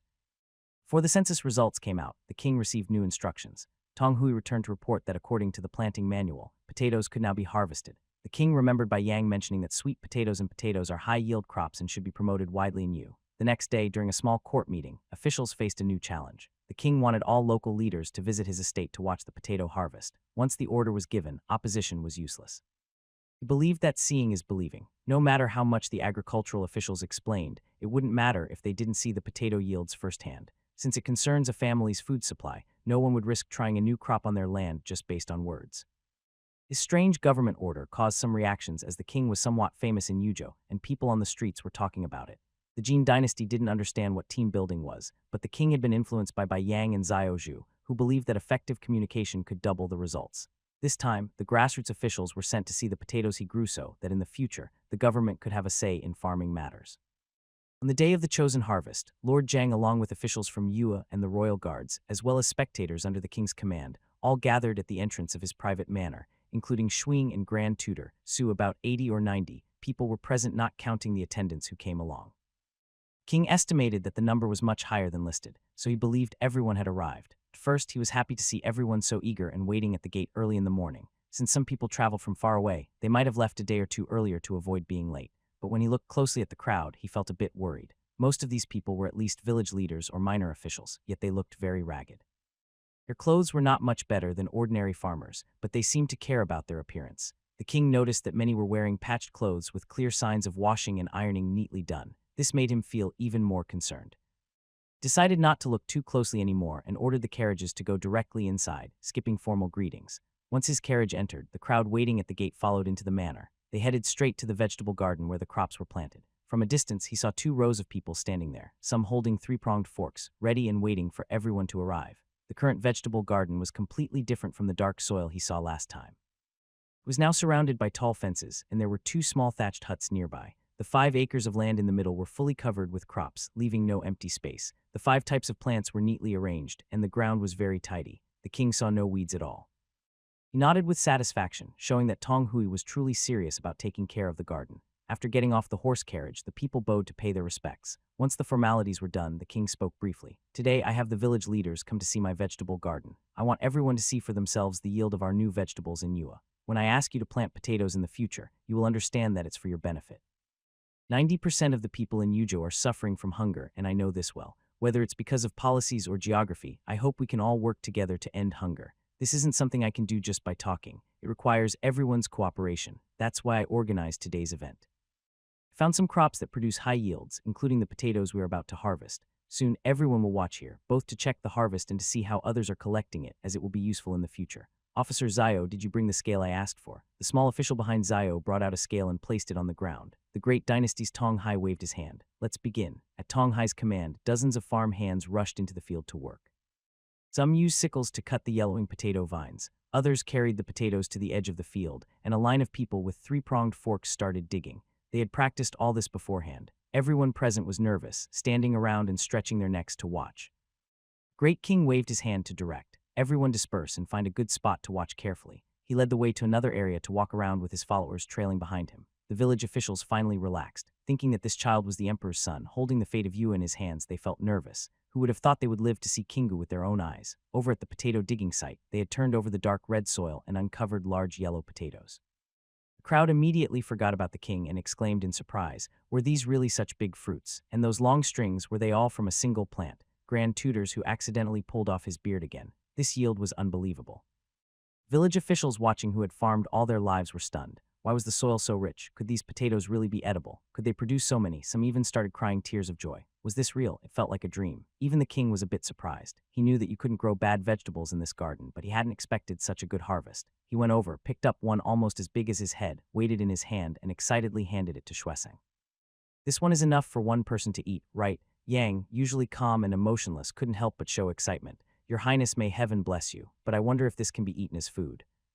King immediately took out a planting book and carefully looked at the section on eating potatoes. Well, there are so many ways to eat them. One simple method caught his eye and he started to think. He happily ran into the field, eager to help gather potatoes into baskets. He also used his newly learned knowledge to warn the farm hands, "Be careful. If you scratch the skin, it might spoil." This harvest scene hasn't been seen in Yuha for many years. Everyone eagerly wanted to help with the harvest. Themselves, unfortunately, there are already enough workers in the fields, so they couldn't be used. The steward used a fork to dig every inch of the potato field, always able to find hidden potatoes. With many people working, the work went quickly, and soon the ground was piled high with small mountains of potatoes. It's not an exaggeration. It's truly a mountain of potatoes. People watching nearby looked excited. If these potatoes are tasty, no need for them to be delicious, just edible. Not starving people is already a great blessing, something they wouldn't even dare to dream of. The king then ordered a small official from the agricultural department to weigh the potatoes. In the end, 2 acres yielded an astonishing 28,300 jin, about 14,150 kg. Grand Tutor Sus beard was pulled out a little more, and he personally took the record book from Tongwei to verify the weight himself. Yang asked, "How much is it?" Grand Tutor Su replied that it's really 28,300 jin. Someone behind them had already knelt down and started crying. The 2 big figures of Yuhu exchanged a glance. They understood what this meant. They immediately looked for the king. Where did he get these seeds? If these potatoes can really save lives, it would be a great achievement for ages. At this moment, where did the king go? They saw black smoke rising from the vegetable garden shed where a group of people gathered making noise. Amidst the chaos, they could hear the king's clear laughter. All right, no need to look further. The king was playing with fire. Yang and Grand Tutor Su went to catch the king, who was playing with fire. When they called out, "Your Highness," the inner circle lifted 2 dark faces. One was the king's beloved pet Winnie, and the other was the king himself.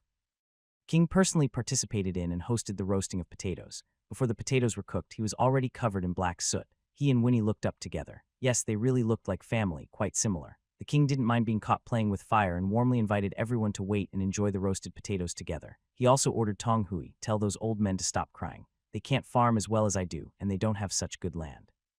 Getting 5 or 6,000 jin would be good enough." Yang, Grand Tutor Su, "Your Highness, what are you talking about? Do you know that the average wheat yield in the Jin dynasty is less than 200 jin perm?" King's calmness was because he had learned from Bayang that their potatoes grow well with good watering and fertilizing, often yielding 10,000 jin per acre. Since he planted them on the vegetable garden's foundation, an average of 14,000 jin is normal. Ordinary people can't produce so much. Jiao Bao finally got some clean water, squeezed in, and used a cloth to wipe the king's face. When the king returned to his usual plump white self, he called everyone over.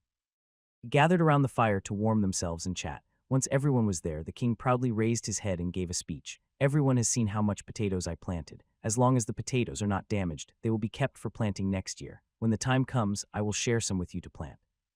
Even without good land, potatoes can grow. If you follow the planting methods I teach, you can harvest at least 3 to 5,000 jin. If you have no land, you can clear some and plant. As long as you work hard, no one in Yuja will go hungry. Potatoes are root plants. The best way to plant them is to cut them into pieces and let them sprout. I will arrange for someone to train you in these methods. Yujo Royal Mansion will provide you with seeds for 1 season, but after that, you must save seeds and reproduce year after year. As long as you listen to me, I won't give up on you." What a phrase, "won't give up." Has Yujo ever been abandoned before? A few years ago, Yua was taken by the Liaoshin Bay. The court once gave up on them. That time, some opposed sending troops to reclaim the poor, struggling city. It was only after the new Dumark took office at Shangu Pass, reorganized the border army, and fought back to drive out the northern barbarians who enslaved them that hope returned. The people of Yujo endured 6 months of hardship as if they had lost everything. They would remember this for their entire lives. Everyone present was deeply moved. They knelt and shouted, "Long live the king! Long live Wuji!" At first, their voices were chaotic, but gradually they became unified. "Long live the king! Long live Wuji! Long live the king!" Their voices grew more confident with each shout. The king had never seen such a scene before. Tears welled up in his eyes, but he stubbornly held them back. Even Shueseng was touched. At that moment, he began to believe that this boy could truly rule Yuha. The officials and people of Yujo in the cold early winter wind shared roasted potatoes that were slightly burnt but delicious. They were happy and content. They hadn't eaten much good food before, but the sweet, smoky roasted potatoes were enough to make them praise endlessly. Still, the vegetables grown in the king's garden were even tastier. First grassroots team building event organized by the king was a perfect success. Yangjaville's village chief returned home around midnight in Yujo. Very few people can ride horses or drive carts, so the old man walked home on his own, but he wasn't tired at all. He was actually quite excited. His eldest son came to open the door for him and hurried to prepare hot water for him to drink. It's winter now, and after a long night of travel outside, he must be careful not to catch a cold. His family can't afford to get sick now. Yanja village is downstream of Malin River, and this year has been very dry. The little grain left after paying taxes is barely enough to prevent starvation, so they have to plan carefully what to eat. Fortunately, the king reduced taxes by 10%.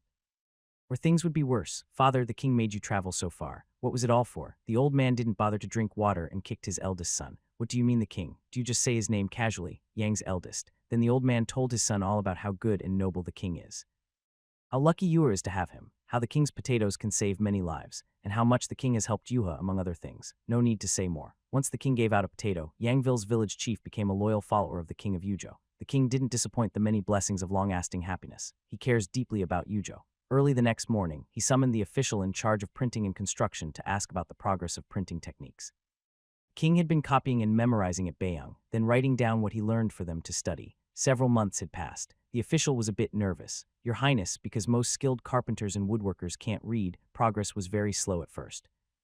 Recently, the engravers have started to become familiar with their work. They are much better at carving patterns than carving characters. Then, let's practice printing a book. Take this book back and copy it. I hope to see the first printed book on farming in Great Jane before next spring planting." The king considered himself half illiterate and didn't mind that craftsmen didn't know how to read. He planned to take the farming section from the book he got from the game and print it separately, making it the first book to be sold in his bookstore. People rely on food, so teaching farming techniques is very meaningful. The king not only wanted to open an official grain store, but also a bookstore officially run by the royal palace. Commercial Street wasn't finished yet, but the king had already decided on the main businesses for several shops. "First, I want to open a small shop selling imported overseas trinkets like sand art and music boxes." Brother said, "I can just buy directly from the nearby museum shop, which guarantees good quality." Yesterday, while daydreaming in class, I even thought of the shop's name, Vast World Mall. Yes, I got the inspiration from the multiverse and borrowed the idea. Next, I plan to open a grain shop to stabilize the grain prices in Yuha. When needed, as Mr. Zio said, I will leave a lifeline for starving people. I can limit purchases with household registration books to sell cheap grain. I need to have such a place. And just today, I thought of opening a bookstore. Educating the people is my duty. Now I can use my small chubby hands to pull open the heavy bow and shoot the scarecrow. Jingtu said next year he will teach me riding and shooting. He also gave me a small wooden sword to play with my guards. I just need to hold onto the sword tightly. I feel very happy walking back to the Yuanu Palace. I heard the bracelet made of sharp pearls for me is finished. I couldn't wait to call the craftsman. The bracelet made of 8 sharp pearls is not just 1 but 2. The craftsman said all 8 pearls were arranged together, but since I wear it too large now, he split it into 2. 3 pearls made a smaller, more ornate bracelet I wear now, and the remaining 5 pearls made a more traditional noble adult-sized bracelet for when I grow up. 3 mini versions are more dazzling and intricate, while the 5 pearls adult version looks simple and noble. I prefer the mini version now and tried it on, loving it so much I didn't want to take it off. The polished gold and silver threads wrap around the 8 shining sharp pearls, creating a unique shape. It looks very beautiful on my small white chubby hand. I'm very satisfied and said, "Shiny nice," Ba yawned. Even the dragon among humans can't help but like shiny things. How flashy? After everyone in the hall left, I pulled Baez to admire it again. I know Baez understands. When no one else can tell him something, I tell Baez. I said, "It looks so pretty. Next time I see that legless shark person in the homeland, I will give him a pin holder." "It's very beautiful, just like the new one I got today," Baez replied. I continued, "Actually, I really like shiny things. Would it seem less mighty if I say that?" Ba said. I sighed. "Oh, I wish you were more talkative." I responded, the king, bye-bye. "Do you think there are mermaids in the deep sea outside? Ba, don't give me random names. Please call me Ba or Lord Baez. Thank you, the king. Oh, I found a way to make Ba talk, ... But your voice sounds even softer than mine, haha.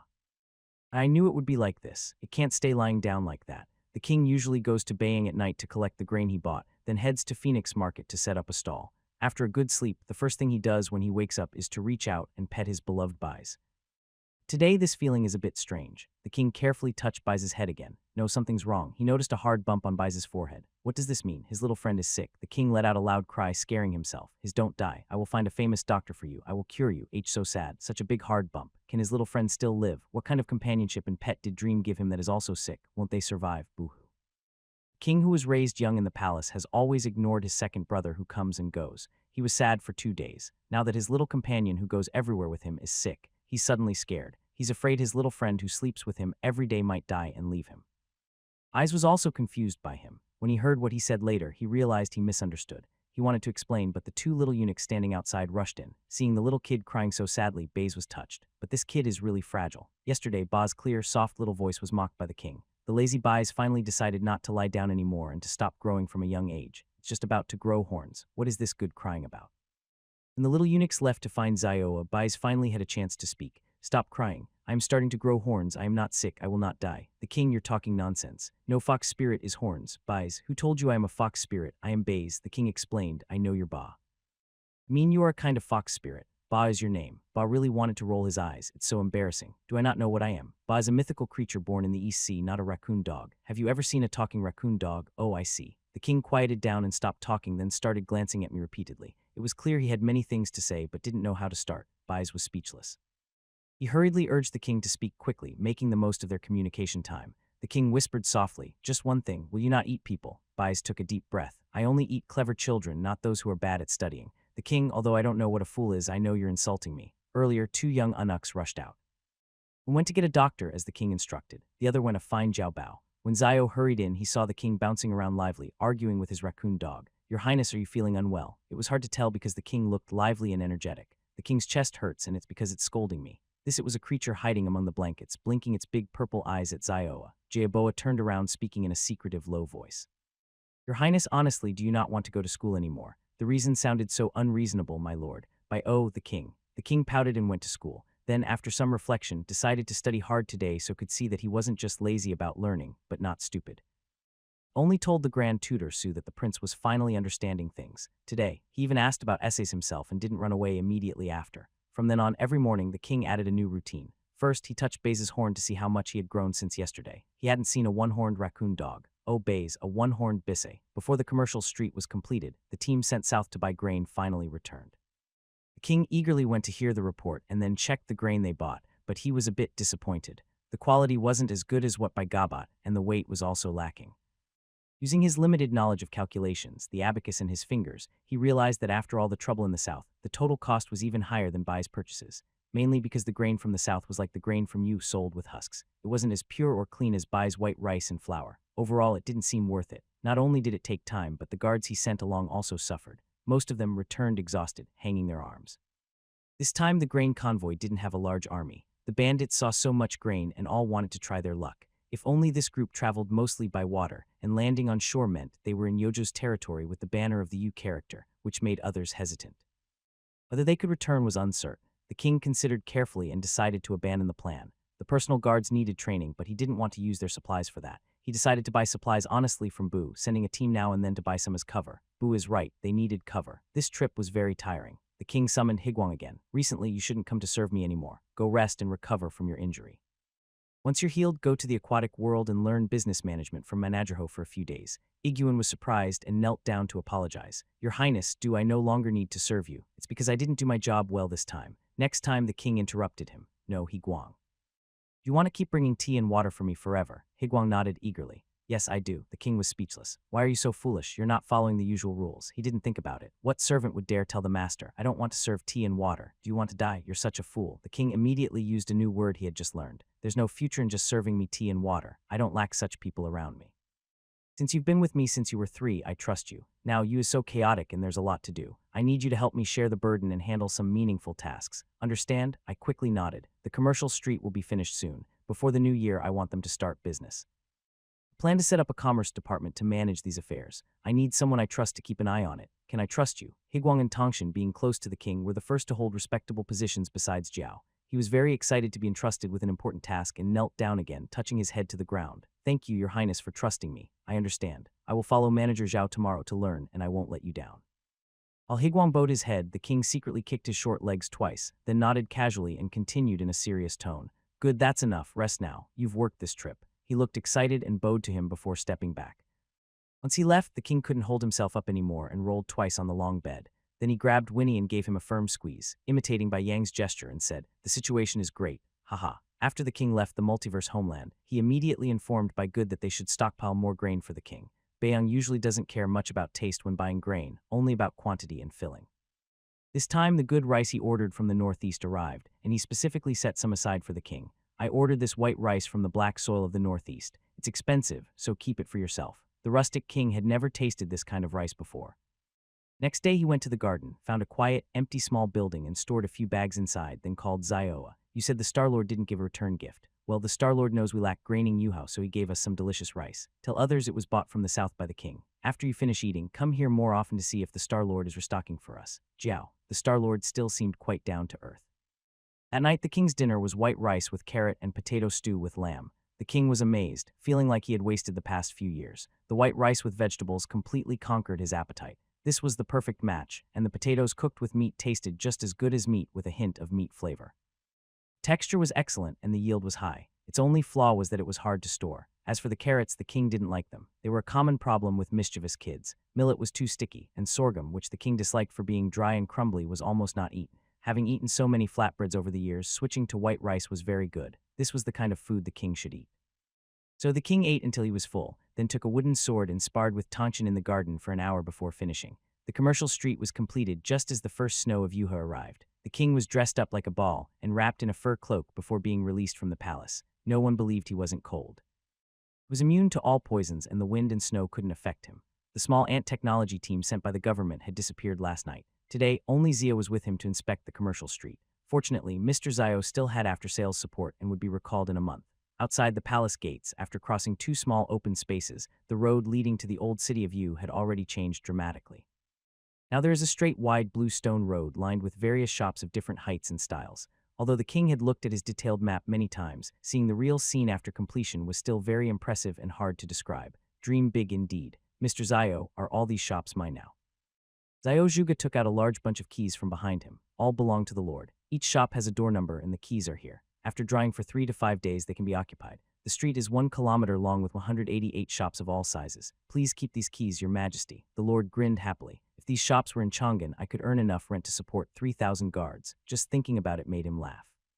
King held a big copper ring full of shiny gold keys. Despite how heavy it was, he wanted to put it around his neck. Being a big boss who collects rent sounds so good. Zio was successfully amused by the king. Sooner or later, this north-south main street in Yuha will be more famous than the East Market in Chang'an, known all over the world. He stopped talking and the attendants behind them hurried over. Zio Bao approached and saw the king standing in the middle of the street holding a ring of keys and smiling with his hands on his hips. Since enjoying white rice noodles and various stewed meats with potatoes and carrots, the king's autumn weight gain was quite noticeable, becoming rounder. The few pounds he lost earlier probably grew back. His waist was a bit chubby, making it hard to find a good belt. Mr. Zio suggested naming this street, but Zio Bao thought of the big flower in the lake and the little juju of the heavenly horse and really wanted to stop him. Such a beautiful and grand street shouldn't be ruined by the king's whims. Fortunately, this time the king had a reference. Busiest street for stalls in the multiverse is called Phoenix Market. The king decided instantly to follow and join the trend. If your name is Phoenix, then I will call myself Vermilion Bird, born anew from fire, unkillable and everlasting. Let's call this street Vermilion Bird Street. From Nanwei Gate to Old City Gate in the future, Vermilion Bird Street will surely be the most famous street in Yuzhou. No, in the Great Jin. He stood not far from the street entrance, facing a large 3-story shop. This shop was already the biggest in the street. Zio pointed to a sign next to the door marked number 6. Then this shop is number 6 on Vermilion Bird Street. The king thought that numbering the houses was a good idea, as it made it easy for unfamiliar people to find their way. His shop is not only large, but also looks nice. I'll choose this one in Wing City, shop number 6 on Juk Street, selling all kinds of clever gadgets from around the world. That's the nearby shop Baiyang mentioned, mainly because it's close to him and convenient for outings. No need to say more. Happy with the choice, the group continued to look around. Some shops are small and delicate, suitable for a small business. Others are large and clearly meant to be inns. As they walked and looked, the king picked 2 big shops near Yu City to be the official granary and fabric store of the royal residence. Let's open these 2 shops first. Hang a flag with the character Yu outside so the common people know they are official royal shops. The others noted this down. King then gave more instructions. After the grain and fabric arrive, we must also pay attention to safety. Send the 300 guards who were recently replaced by the Imperial Guard to Shaw Street. In winter, the farms are idle and punishment turns into enjoyment. Better to bring everyone to the shops. Yes, regarding safety, the king felt worried again. He looked north where he couldn't see the border, only the new Jacques Street and the towering Yuong Palace. At the end, Yuzhou is dry now. I wonder how life is on the grasslands. The king worried whether the northern tribes might move south because of the drought. A local official from Yu, Wang Glang, comforted him. They didn't come for the autumn harvest this year. They probably won't come now. His Highness is in the border region, and the neighboring northern countries should have already heard the news. Small-scale raids might be deterred by the guards protecting the palace. Besides, since they didn't come for the harvest, they won't get much if they come now. He was used to the constant threat from neighboring countries, but the king couldn't get used to it. The king turned to look at Jing Tu, who was holding a sword behind him. What does Commander Jing think? Jantu looked worried. Your Highness, rest assured. I will arrange patrols and keep a close watch on the border. The king wasn't afraid of the catching teams from before. He was worried about large-scale unrest on the grasslands or big bandits from neighboring areas. Internal threats like mountain bandits from Yuan Mountain also needed to be guarded against. The king sighed, this is really too difficult for me. His officials kept apologizing, saying they were useless. The king was tired of hearing it. With only Xi remaining by his side, the king began to speak harshly. In the multiverse homeland, everything can be bought. I wish we could also buy soldiers. He would surely work hard to save money and buy more. 3,000 people are barely enough. Zioa smiled slightly. Having fewer people means finding other ways. 3,000 elite soldiers can hold back tens of thousands of troops, which is possible. The common folk have seen the Lord's cavalry, equipped with saddles and stirrups already showing the beginnings of cavalry. Their swords are just standard infantry weapons, not very good quality. Don't even think about cutting horses. They probably bend after cutting 2 heads. You know, Yuzhou guards the grasslands, home to the best cavalry in the world, far superior to the Jane. The Lord also needs a cavalry force that can scare them off if they come south. The Lord trains soldiers daily and the equipment must keep up, so we can achieve twice the result with half the effort. The king's eyes lit up. Swords. Curved swords? He saw that the Bihu people riding horses also used curved swords. Where to buy them? I asked Brother B. Their land is peaceful and all weapons are regulated. I've seen weapons on the streets, but they are too expensive for me to afford. Zioa smiled. Not all are curved swords. Multiverse Homeland hides countless worlds, each with great luck. The king has only been gone a few days, and what he saw is just the tip of the iceberg. Observe more and learn. Soon, Yuzhou will be able to forge its own weapons. King's Diary, December 11th. Yu King's Mansion. Today I learned a lot. Cavalry weapons include spears, lances, swords, halberds, spears, whips, maces, and arrows, each with its advantages. But my favorite sword is actually the least useful on horseback. People say it's outdated. Carrying a sword to the battlefield is just symbolic. Why? Swords are so beautiful. The king was lying in bed about to fall asleep when suddenly he heard a familiar bell sound. He immediately sat up. The main quest was completed. Earlier, the hunger meter was almost full. When the commercial street was finished, there was no indication, so the king thought maybe the laborers were too few. Turns out there was just a delay. Actually, 1,000 laborers affected not only 1,000 families, but also their poor relatives. The 100 households received a huge sum of 18 taels of silver, and their relatives could borrow some to buy food. Opening the main panel, it was once again filled with familiar confetti. Congratulations. Lord completed the main quest, increasing Yuzhou citizens' happiness index by 3 points and reducing hunger index by 3 points. The reward is an A-grade roulette draw. Universal Butler, would you like to claim it now? Yes, no. The king decisively chose yes. First thing popped up was an A-grade roulette wheel, the familiar, colorful spinning disc. The king stood up, grabbed Bai's, and rubbed his chubby little hand on Bai's body repeatedly, making the lazy Bai's confused. What are you doing? The king confidently replied. Aren't you the auspicious beast of the East Sea? Rub against me and draw something good. Last time, the vegetable garden foundation was great, and the potatoes and sweet potatoes it brought were top-quality goods from Jane. It has to be just as good this time, Bai's. The king continued to rub his chubby paw on Bai's head. Come on, Bai, let me borrow your luck. After rubbing enough, the king finally clicked the roulette wheel. The pointer spun rapidly, almost leaving a blur. The king pinched his chubby hand nervously. After a moment, the spinning slowed down until it stopped completely on a blue square. Huh, blue. In the next instant, a new message bubble appeared. Celebration. Congratulations to the Lord for drawing the top-tier reward from the A-grade roulette Ming Treasure Ship Fishing Industry Upgrade version X1. It has been placed in the warehouse. Please check. The king skillfully checked the warehouse where a sailboat icon appeared. Clicking on it, the description read Ming Treasure Ship Fishing Industry Upgrade version produced by Song Realm, appearance 45 jang long 18 jang wide with a carrying capacity of 800 tons. Functions: deep sea fishing, refrigerated transport. Additional features: Song Long Realm upgraded hull with fish attractant. Fishing success buff plus 80% marine edible creature manual X1 use spare fishing nets X5, spare fishing gear X10, supporting personnel. Treasure ship captain NPC X1 recovered after 1 year. Treasure ship driver NPC X1 recovered after 1 year. Treasure ship first mate NPC X1 recovered after 1 year. Facilities dock. For 800-ton ships X1 ferry terminal start construction. Now yes, no treasure ship. Usage rights permanent after reading the king's first instinct. Was great stuff. Are they even giving a dock to? He completely forgot his previous complaints about others. White, you're so lucky, haha. The king laughed, proudly leaned his head over to take a look, then looked at the king's eyes as if seeing a Pokemon. This guy truly is a lucky one. He managed to draw this. King was excited and started working on it. Bye-bye, you're really useful. After finishing, Bai's couldn't wait to start building the dock. He remembered the old pier he visited with the second brother. It wasn't in good shape, but it was close by. He finished building the dock and wondered if the old pier would become lively again. The king clicked to start construction and a new task appeared. Supporting facilities received 800-ton ship dock. Official subsidy, all raw materials, all tools and equipment. On-site chief technician in PCX1 to be recovered after the task. Professional technical workers X1000 to be recovered after the task. Logical chain addition. Recruit 1,000 local people from Yujo. Estimated construction time 1 month 30 days. Task items. Waterproof workwear X1000 sets.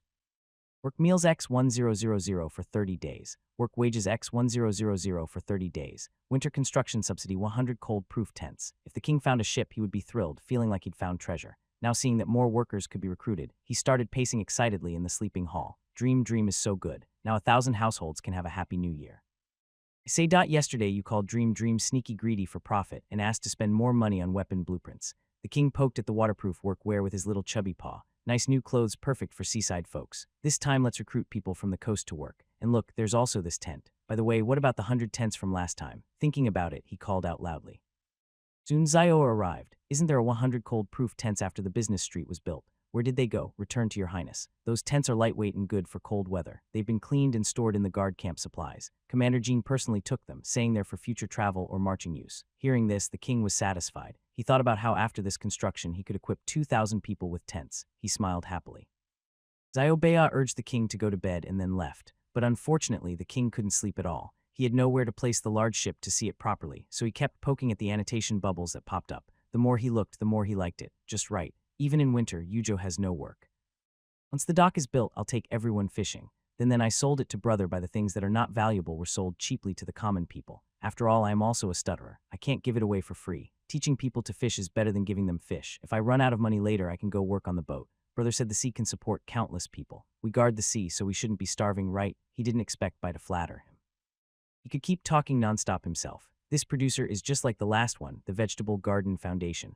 This Tonglong realm is really impressive. A 45 FT boat, that's so big, it would take me a long time to run from the bow to the stern. As he kept talking, he suddenly realized he could take out that thing now, the Marine Edible Creatures Handbook. The king got up again and took out the book, almost dropping it on the ground. It was a thick book like a dictionary. The king was surprised. There are so many edible things in the ocean. In the Great Gene, we only have a few types. Why sleep now? Who can sleep with such excitement going on? Fortunately, the book not only looked like a dictionary, but was also formatted like one. You could quickly find what you wanted using the index. It divided marine creatures into 2 categories, marine animals and marine plants. That was enough for the Great Gene, more than enough. But if you ask about microorganisms, that gets complicated and hard to understand from a distance. Marine animals are divided into vertebrates and invertebrates. Invertebrates include snails and shellfish. Vertebrates include fish and large sea creatures like sea beasts, sharks, and whales. The king was not stupid. After looking at the index for a while, he successfully found the clams he saw on the beach among the shellfish. He checked and found that those clams are called mussels, also known as sea herring. Sure enough, they are edible. The book not only had pictures, but also descriptions of their appearance and taste, even how to eat them. The king was overjoyed. With this, he could find countless delicious marine foods that the Great Gene didn't know about. He crossed his arms and laughed loudly. It's impossible for anyone to starve me now. A new hope appeared. I couldn't bear to watch. Luckily, this creature still looked adorable now. If it grows up and still looks like this, it might end up hitting its owner. Thinking of that, it looked at the king's features again. Fortunately, it probably won't grow into something ugly. The king slept at night with this book under his pillow, which caused him to dream of an endless mountain of green shells he couldn't escape. He trekked all night, exhausted, and finally was hit by countless shells, waking him up in shock. Yao was already standing in front of his bed. Your Highness, it's time. The king got up angrily and declared, I will never eat green shells again, Zioa. The first thing the king did after waking was to summon Zioa to discuss a secret matter about Mr. helping him buy a big ship overseas. They agreed on the details and had breakfast together. As usual, the king opened the Prosperous Dream panel to check. He noticed a change in the central part about Yuha. There was a new green arrow next to the number of households, showing that Yuja now had 2,100 more households registered. The king was a bit confused. Had someone moved their household registration to Yuha, his mind was probably bigger than that of Bai's. It was Zioa who reminded him, Your Majesty, the population census for Yuha should be finished by now. These 2,000 households weren't transferred from other counties. They probably came back after fleeing. The king suddenly understood from the mountains. Few big families had men who voluntarily turned to banditry with women and children. Usually those who reached that point had committed crimes or fled military service. In Yujo, most of the poor common folk had only one family member left, and they chose to go to the mountains to do this dangerous business. This was different from the previous two cases. The king promised that as long as no innocent lives were lost, people could come back and re-register as residents of Yujo. Many people took this chance to establish new households. Some who had fled military service before were now being found by their families. After all, the weather in Yujo had changed. The king prioritized serving families, and there weren't many wars lately. Joining the army was appealing. After the long census process, the results finally appeared. King was happy to see at least 2,000 new residents, 2,000 mountain bandits fewer. He firmly believed that as long as people had enough to eat, no one would want to stay in the mountains and be bandits, except for the leaders of the bandit camps. Such officials wouldn't be accepted by the government either. Anyone caught would be sent to prison, and in future wars, they would be sent to the front lines. Those with lives in their hands would be easier to deal with. Just send them away to save resources. Today, the king was especially eager to go to the front court for work, and he brought Zio along. At the start of the morning meeting, sure enough, Minister Shui mentioned that the household registration census was finished and submitted a simple report to the king. King, already knowing the results, pretended to look at the population count briefly before putting it down. Good. Now that the investigation is complete, it's the right time. Some people's household registers will soon be useful. Our Yujo is near the sea, which is rich in resources. It doesn't make sense for the people to still be hungry. Mr. Zio helped me buy a fishing boat overseas. Later, I will organize the people to go fishing. Minister and Grand Tutor Su exchanged glances. Eyeing a boat overseas. Before they could ask for more details, the king spoke again. A large ship needs a big port. We don't have a suitable one in Yuha. I think we should build a new port instead. Otherwise, when Zion and Guangnan go to buy grain, they have to go all the way to Yeong County for a direct route to Jianikang. Yu has fallen behind for too long, so I have already thought of a plan. The new port will be built at the old port in Yu, closer to our royal residence. Minister Wang, here I am. Revisit the notice for recruiting laborers at the commercial street. This time, only those from the coastal areas will be called, and we need 1,000 people. The work will take 1 month. This time, make sure they register with household registers and get official seals. Minister Wang. Yes. Minister Shu opened his mouth but said nothing. What should he ask? Where did the king get the money to build the port, or why not repair the city walls? He had just asked about that a few days ago. Fortunately, it's just a port, not a big project. After the small morning meeting, when he went to the office, he quickly stopped thinking about it. He felt calmer than ever before. The king is truly an extraordinary ruler. That Zio is even more mysterious. Luckily, so far, everything he has done benefits the king and you. If he can't understand, he simply stops thinking about it and diligently focuses on his work. Yujo is a large territory. The king needs to study, and all the messy political affairs are handled by these officials. A few fast horses traveled around Tanu County and Longa County to the south near the old port. Good news spread quickly to every struggling family trying to survive. Quota of 1,000 people for Tung and Lu counties was quite large. Both counties instantly became excited. Those who had already been called before couldn't go again, and others who had a chance were overjoyed. The king is truly impressive. How long has it been since he built the main street? And now he's recruiting people again to build the port. Once again, the big king's claws were saved by the Crab family, just like before. His second uncle was killed by the Xin Bei people in Laosi. This time it was his father, Wan Lang, who responded to the call. He and the old master spent the whole day in the courtyard waiting, finally seeing someone return. When Huan Lian came back, he immediately took out the household registration book, carefully wrapped in a torn cloth, and handed it to his father. The old master checked it thoroughly and was relieved when it was intact. Wan Lian flipped to the last page. I listed our home address. The officials have a senior person checking the records in Landu County. They confirmed there are no bandits in our family. My second brother died on the battlefield. He didn't respond to previous drafts. On the last page of our family record, there's a stamp. The old master and Huan Ma looked at the stamp together. It was a rectangular stamp that read, Bridge Construction. Neither of them could read, but they looked at it again and again. It was a turning point for their family. Even just a month's worth of 9 taels of silver could buy a new boat for the family and help them get through a hard winter. Huan Liang suddenly remembered something. Oh, when we were queuing at Donghua Gate, we were lucky enough to bump into the big king returning to his palace. The big king looked smaller than us, but he was riding on the tallest red horse with a group of sword-bearing guards behind him. He looked very impressive. Wasn't that very impressive? That's the big king, smaller than us. What does he look like? Huan Lin talked excitedly, saying the big king looked like a celestial boy from the sky, white and chubby with big eyes, about 6 or 7 years old. When he rode past Donghua Gate, a group of officials knelt to greet him, looking very mighty. Hearing white and chubby with big eyes and about 6 or 7 years old, Huan Ma couldn't help but think of the silly kid crying after being pinched by a crab at the beach. After all, in this world, chubby children like that are rare. But then he shook his head, dismissing the thought. No, it couldn't be. The big king was the ruler of Yua, and he would never be so foolish. Big King strolled through the streets of Yuho City, buying some junk in Zio's eyes, deliberately taking a detour back through Donghua Gate. Seeing the orderly lines of common people and the officials at the palace not showing arrogance, the king was very pleased. He galloped his horse into Donghua Gate. Bu also said that officials were often arrogant and that the common people were very afraid. But the king thought the officials of the Yuking's residence looked quite decent. The king skillfully went to Fang Weng Market to set up a stall selling the handmade crafts he bought for 160 gold coins, earning a lot of money. He happily went back to sleep. He considered it a good way to digest his meal and also made some profit. Just looking at 160 gold coins might not seem like much, but if you convert it into silver and then into horses, it could buy over 50 horses. How wonderful. Lying on his bed, the king kept thinking he felt like he had forgot something important. Suddenly, he sat up quickly. I remained calm, watching to see what the king was about to do next. The king excitedly clicked on his glowing tablet. Main quest completed. Isn't there supposed to be a reward?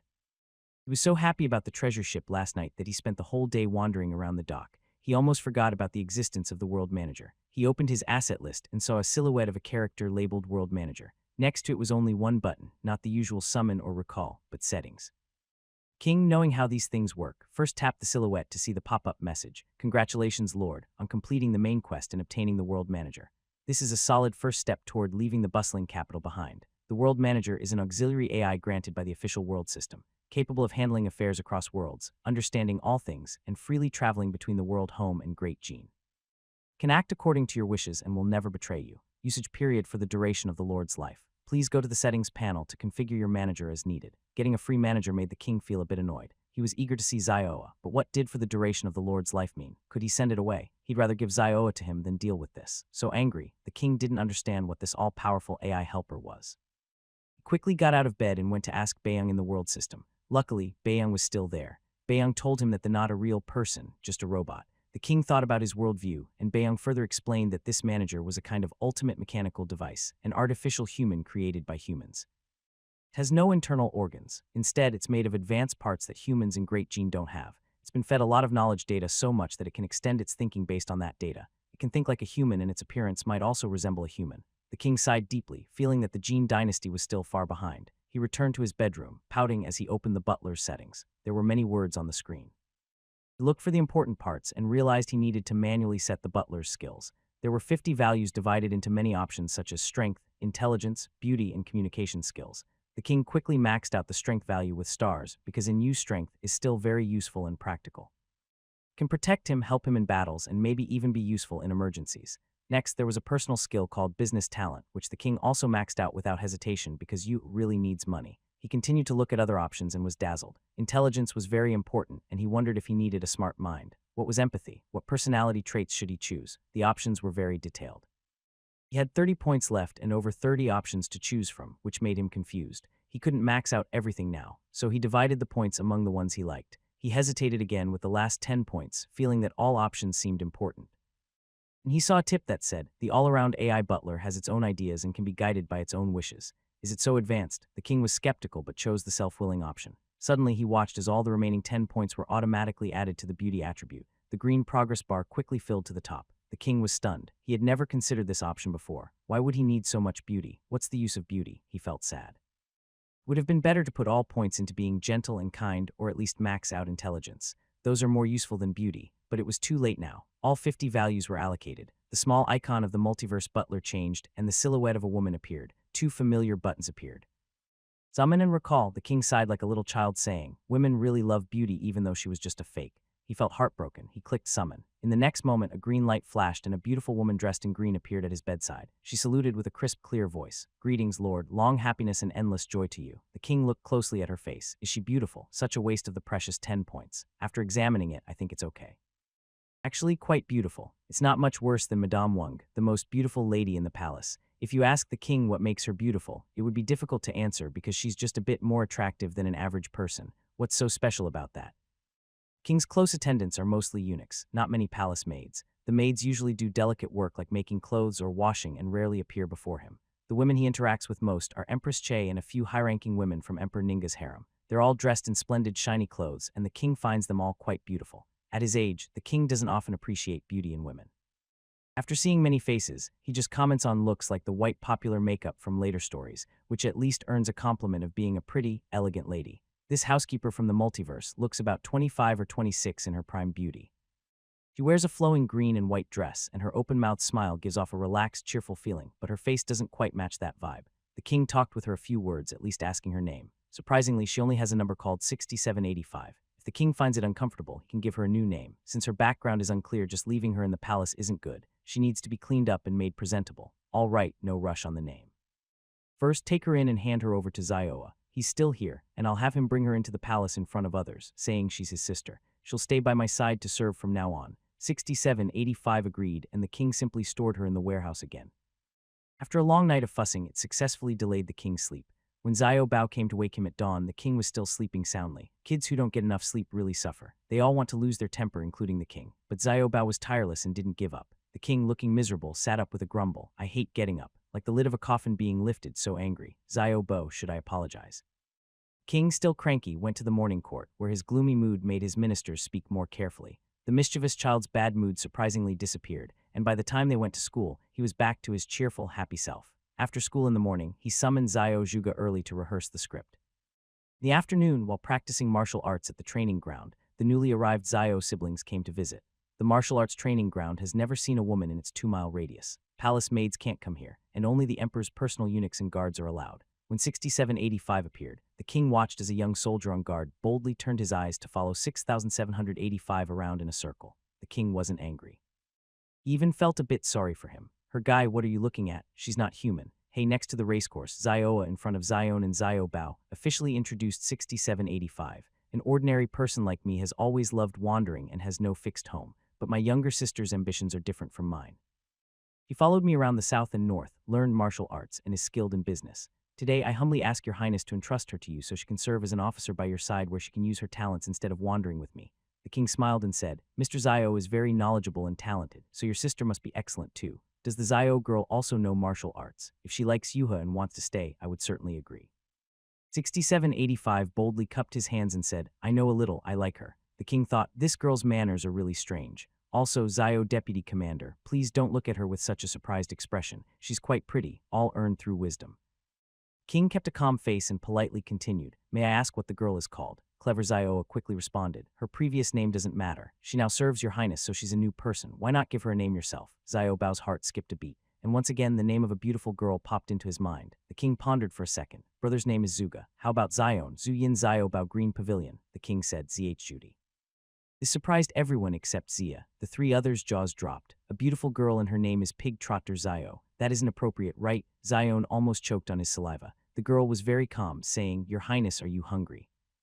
You eat pig trotters here. Zio realized he might know the king best among them, and said, It's you in red, and T means to lift. I remember Zudi is a famous place in Jin known for producing silver. The king chose this name and its meaning was obvious. The king looked upset, thinking, See, my wisdom isn't enough. I'm far behind Zioa. Can I exchange my sister for you? Does she really know how to run a business? Obviously not. Zioa is a high NPC and won't give her directly. Back at the Suyu Palace, the king's close attendant changed from 1 to 2. The king isn't short of servants, but Shui still wants to show her skills. She has a natural talent for business. The king took the key to shop number 6 on Juk Street and handed it to Zhu, planning to let her try her hand. This is the key to the Weiyang City shop number 6. I want to open for business before the new year. I'm giving it to you to prepare. Like Zioa, Zhu is called your highness when people are around and master when they are not. She clearly distinguishes between the two. Rest assured, your highness, give me 7 days to gather enough people and train them. Then we can open. The king was curious. Are the accountants also recruiting outside? Can you trust them? I can handle both shopkeeper and accountant myself. When I hire workers, I'll find someone literate to be my assistant. When I'm away, I'll leave it to him. Rest assured, no one will steal a single coin from me right under my nose. She was confident and bold. King always felt that beneath her beautiful appearance was a rough and wild spirit. That evening, the king went to his home and saw Byung eagerly saying, Brother Bai, Brother B, quickly give me those peripheral items you've collected for trading. Mining found me a big boss to be the shopkeeper. When Bayang learned that this female big boss had added 10 points to her beauty, he really wanted to see just how beautiful she was.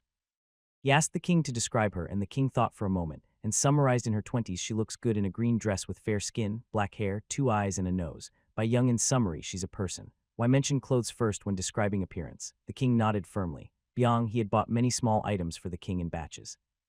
When he laid them all out, there were quite a few. He sold a whole category at once, paying in one go. Soon the king was too captivated by the craftsmanship to care about the bill. For museum souvenirs, they fit well with ancient aesthetics. For example, these colorful glass ornaments, antique-style abstract art, symbols of wealth were irresistible to the king. Simple wooden bases supported two thin copper rods holding a blue and a white glass peacock and a fish.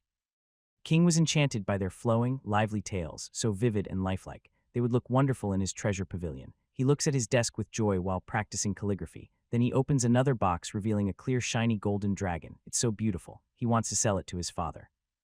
King only opens two boxes, eyes wide with excitement as he looks at Bayoung. Brother, these things must be expensive, right? Bai quickly checks the bill and presses his calculator repeatedly. There are 22 glass ornaments, 10 of each kind, costing 33,800 coins, plus the extra money for his workers' effort to carry them. He figures he should make some profit. Trade me these glass ornaments for 350 gold coins.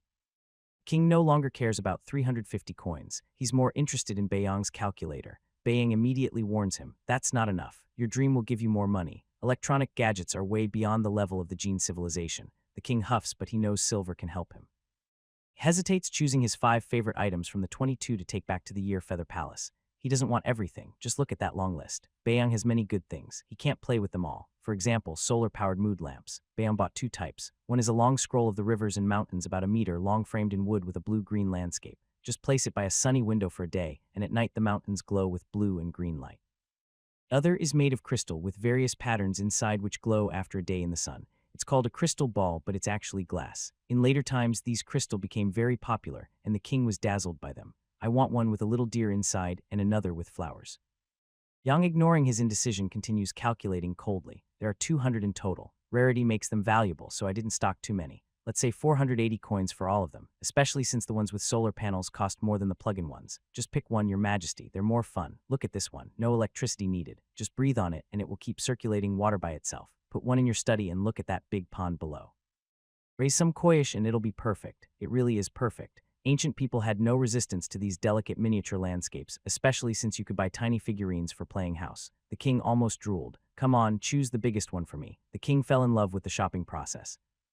Although he had spent a lot on Bayoung's stall these days, he gained a pile of toys in return. There are over 100 different styles of metal hollow bookmarks. The king hates himself for not loving reading as he doesn't have enough books to clip. He goes to sleep dreaming of piles of gold reaching out to him. The next day, Xiao Bao arrives on time to wake him up. He pushes open the palace door and looks at the towering wooden and paper boxes around the king's bed with a look of shock.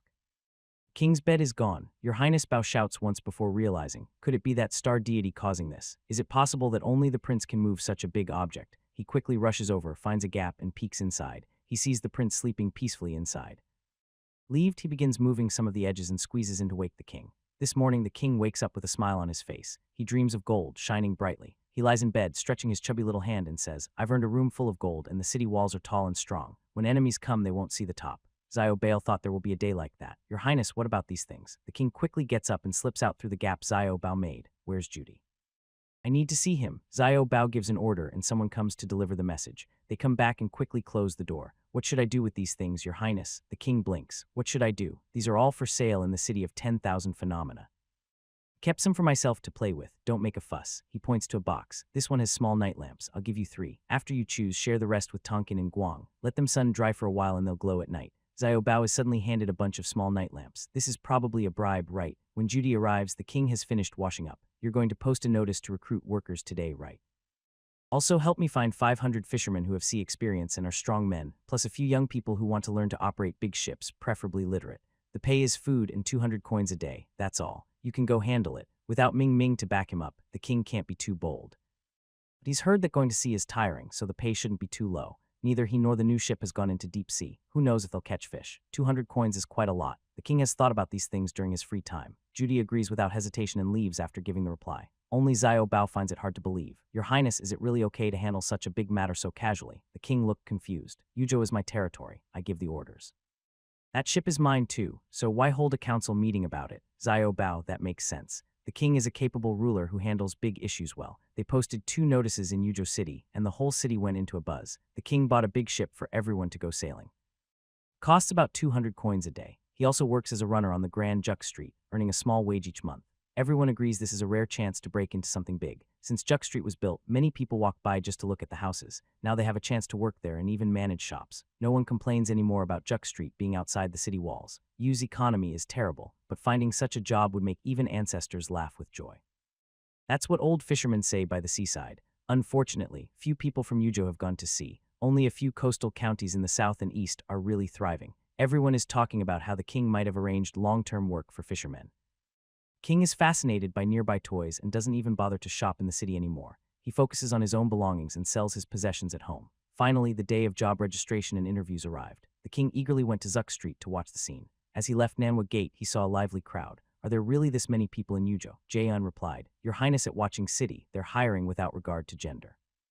In Yujo, only those who can count and able-bodied men who can go to see probably came. The king saw many children and old people and some spectators, too, he added. Today, the king wore his usual dull gray clothes. He planned to blend in with the common people to watch the fun.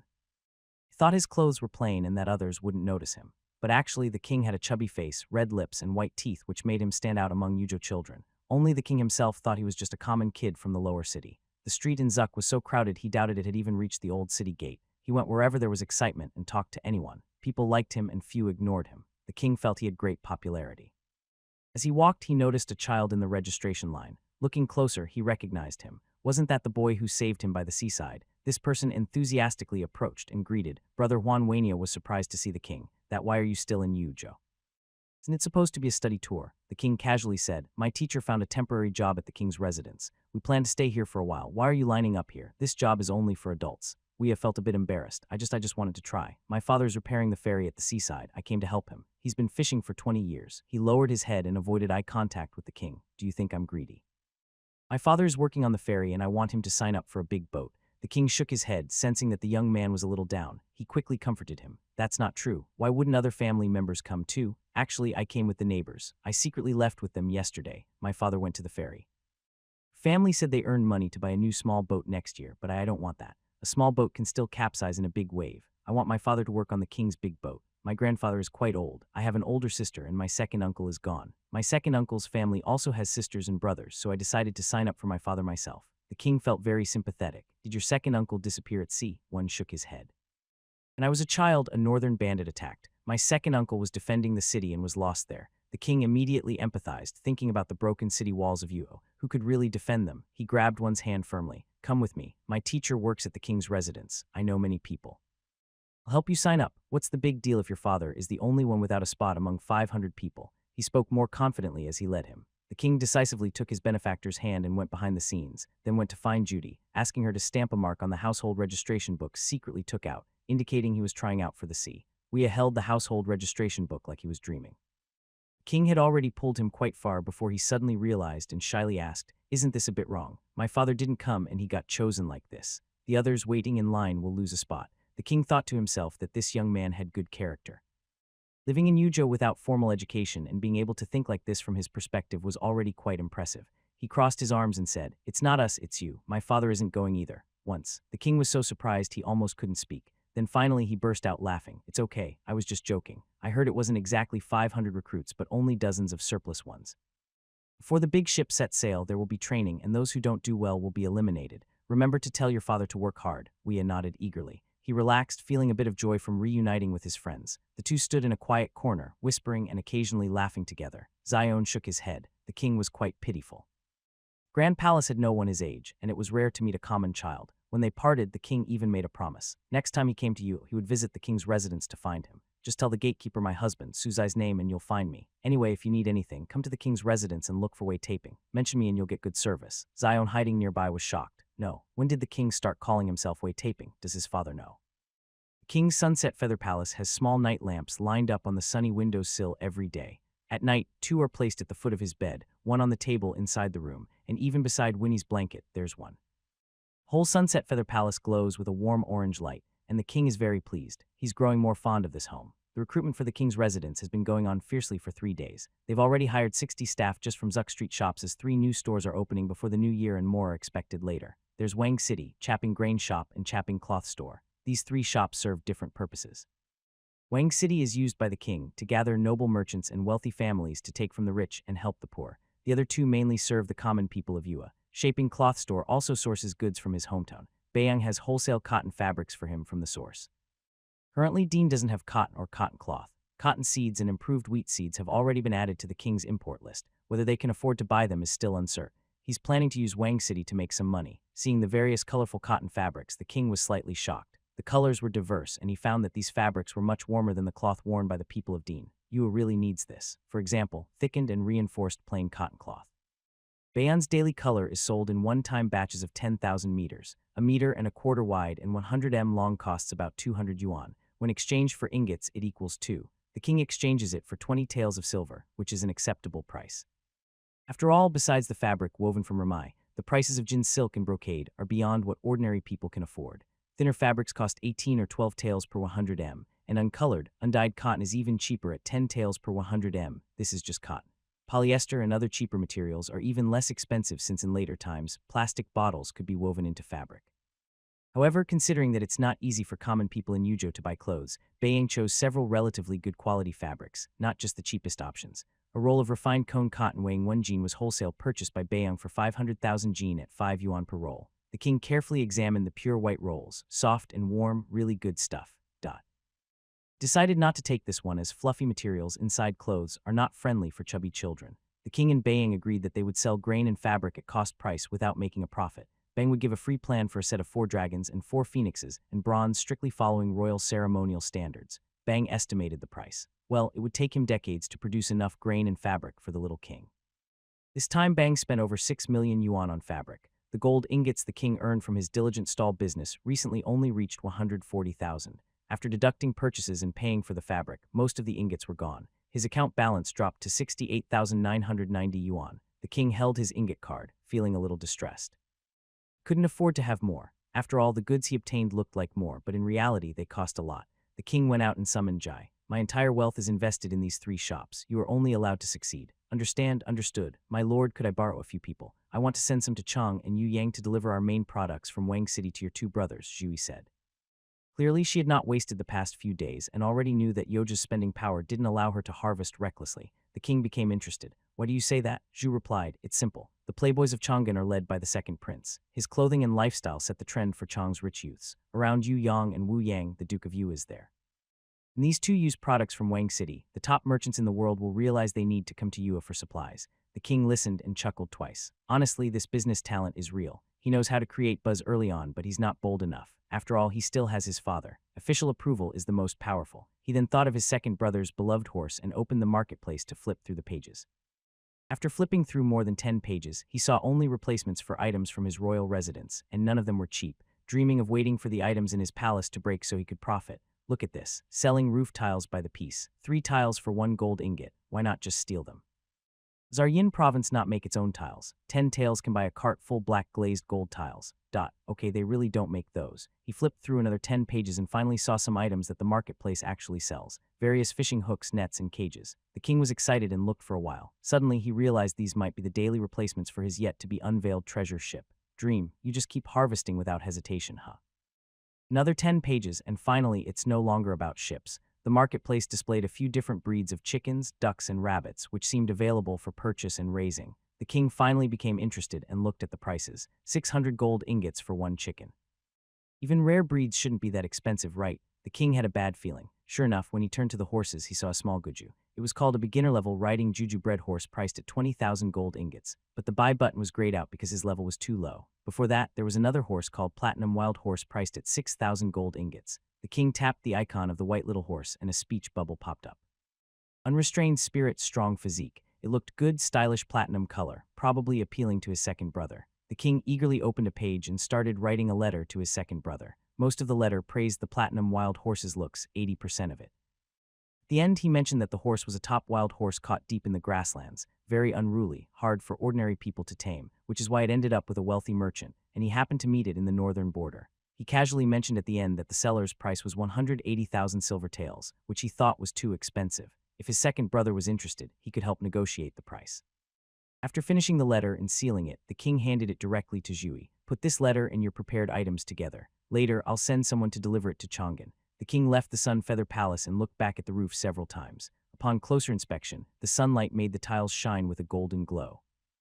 Zioa asked confusedly, Your Highness, what are you looking at? The king replied, I am looking at those tiles, just a few scattered pieces. If we were in Chang'an, the officials who impeached me could line up from the Jinjiang Palace gate to the Jinshu River. Zio Bao, today's court meeting was quite busy, and being impeached was not far off. The Central Secretariat sent a message urging you to send this year's tribute.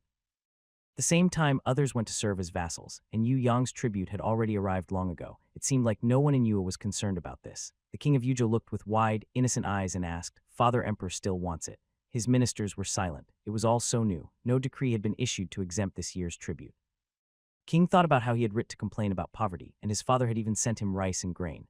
Knowing there was a severe drought in Yujo this year, why still demand tribute? There were many wealthy households in Chang'an, but only Yua lacked this small amount of grain and money. "I am not refusing," the king said, "but I truly have no surplus. Once I have some, I will make up for it." He decided to play hardball. He wouldn't give up the grain in his storehouse now. He called again.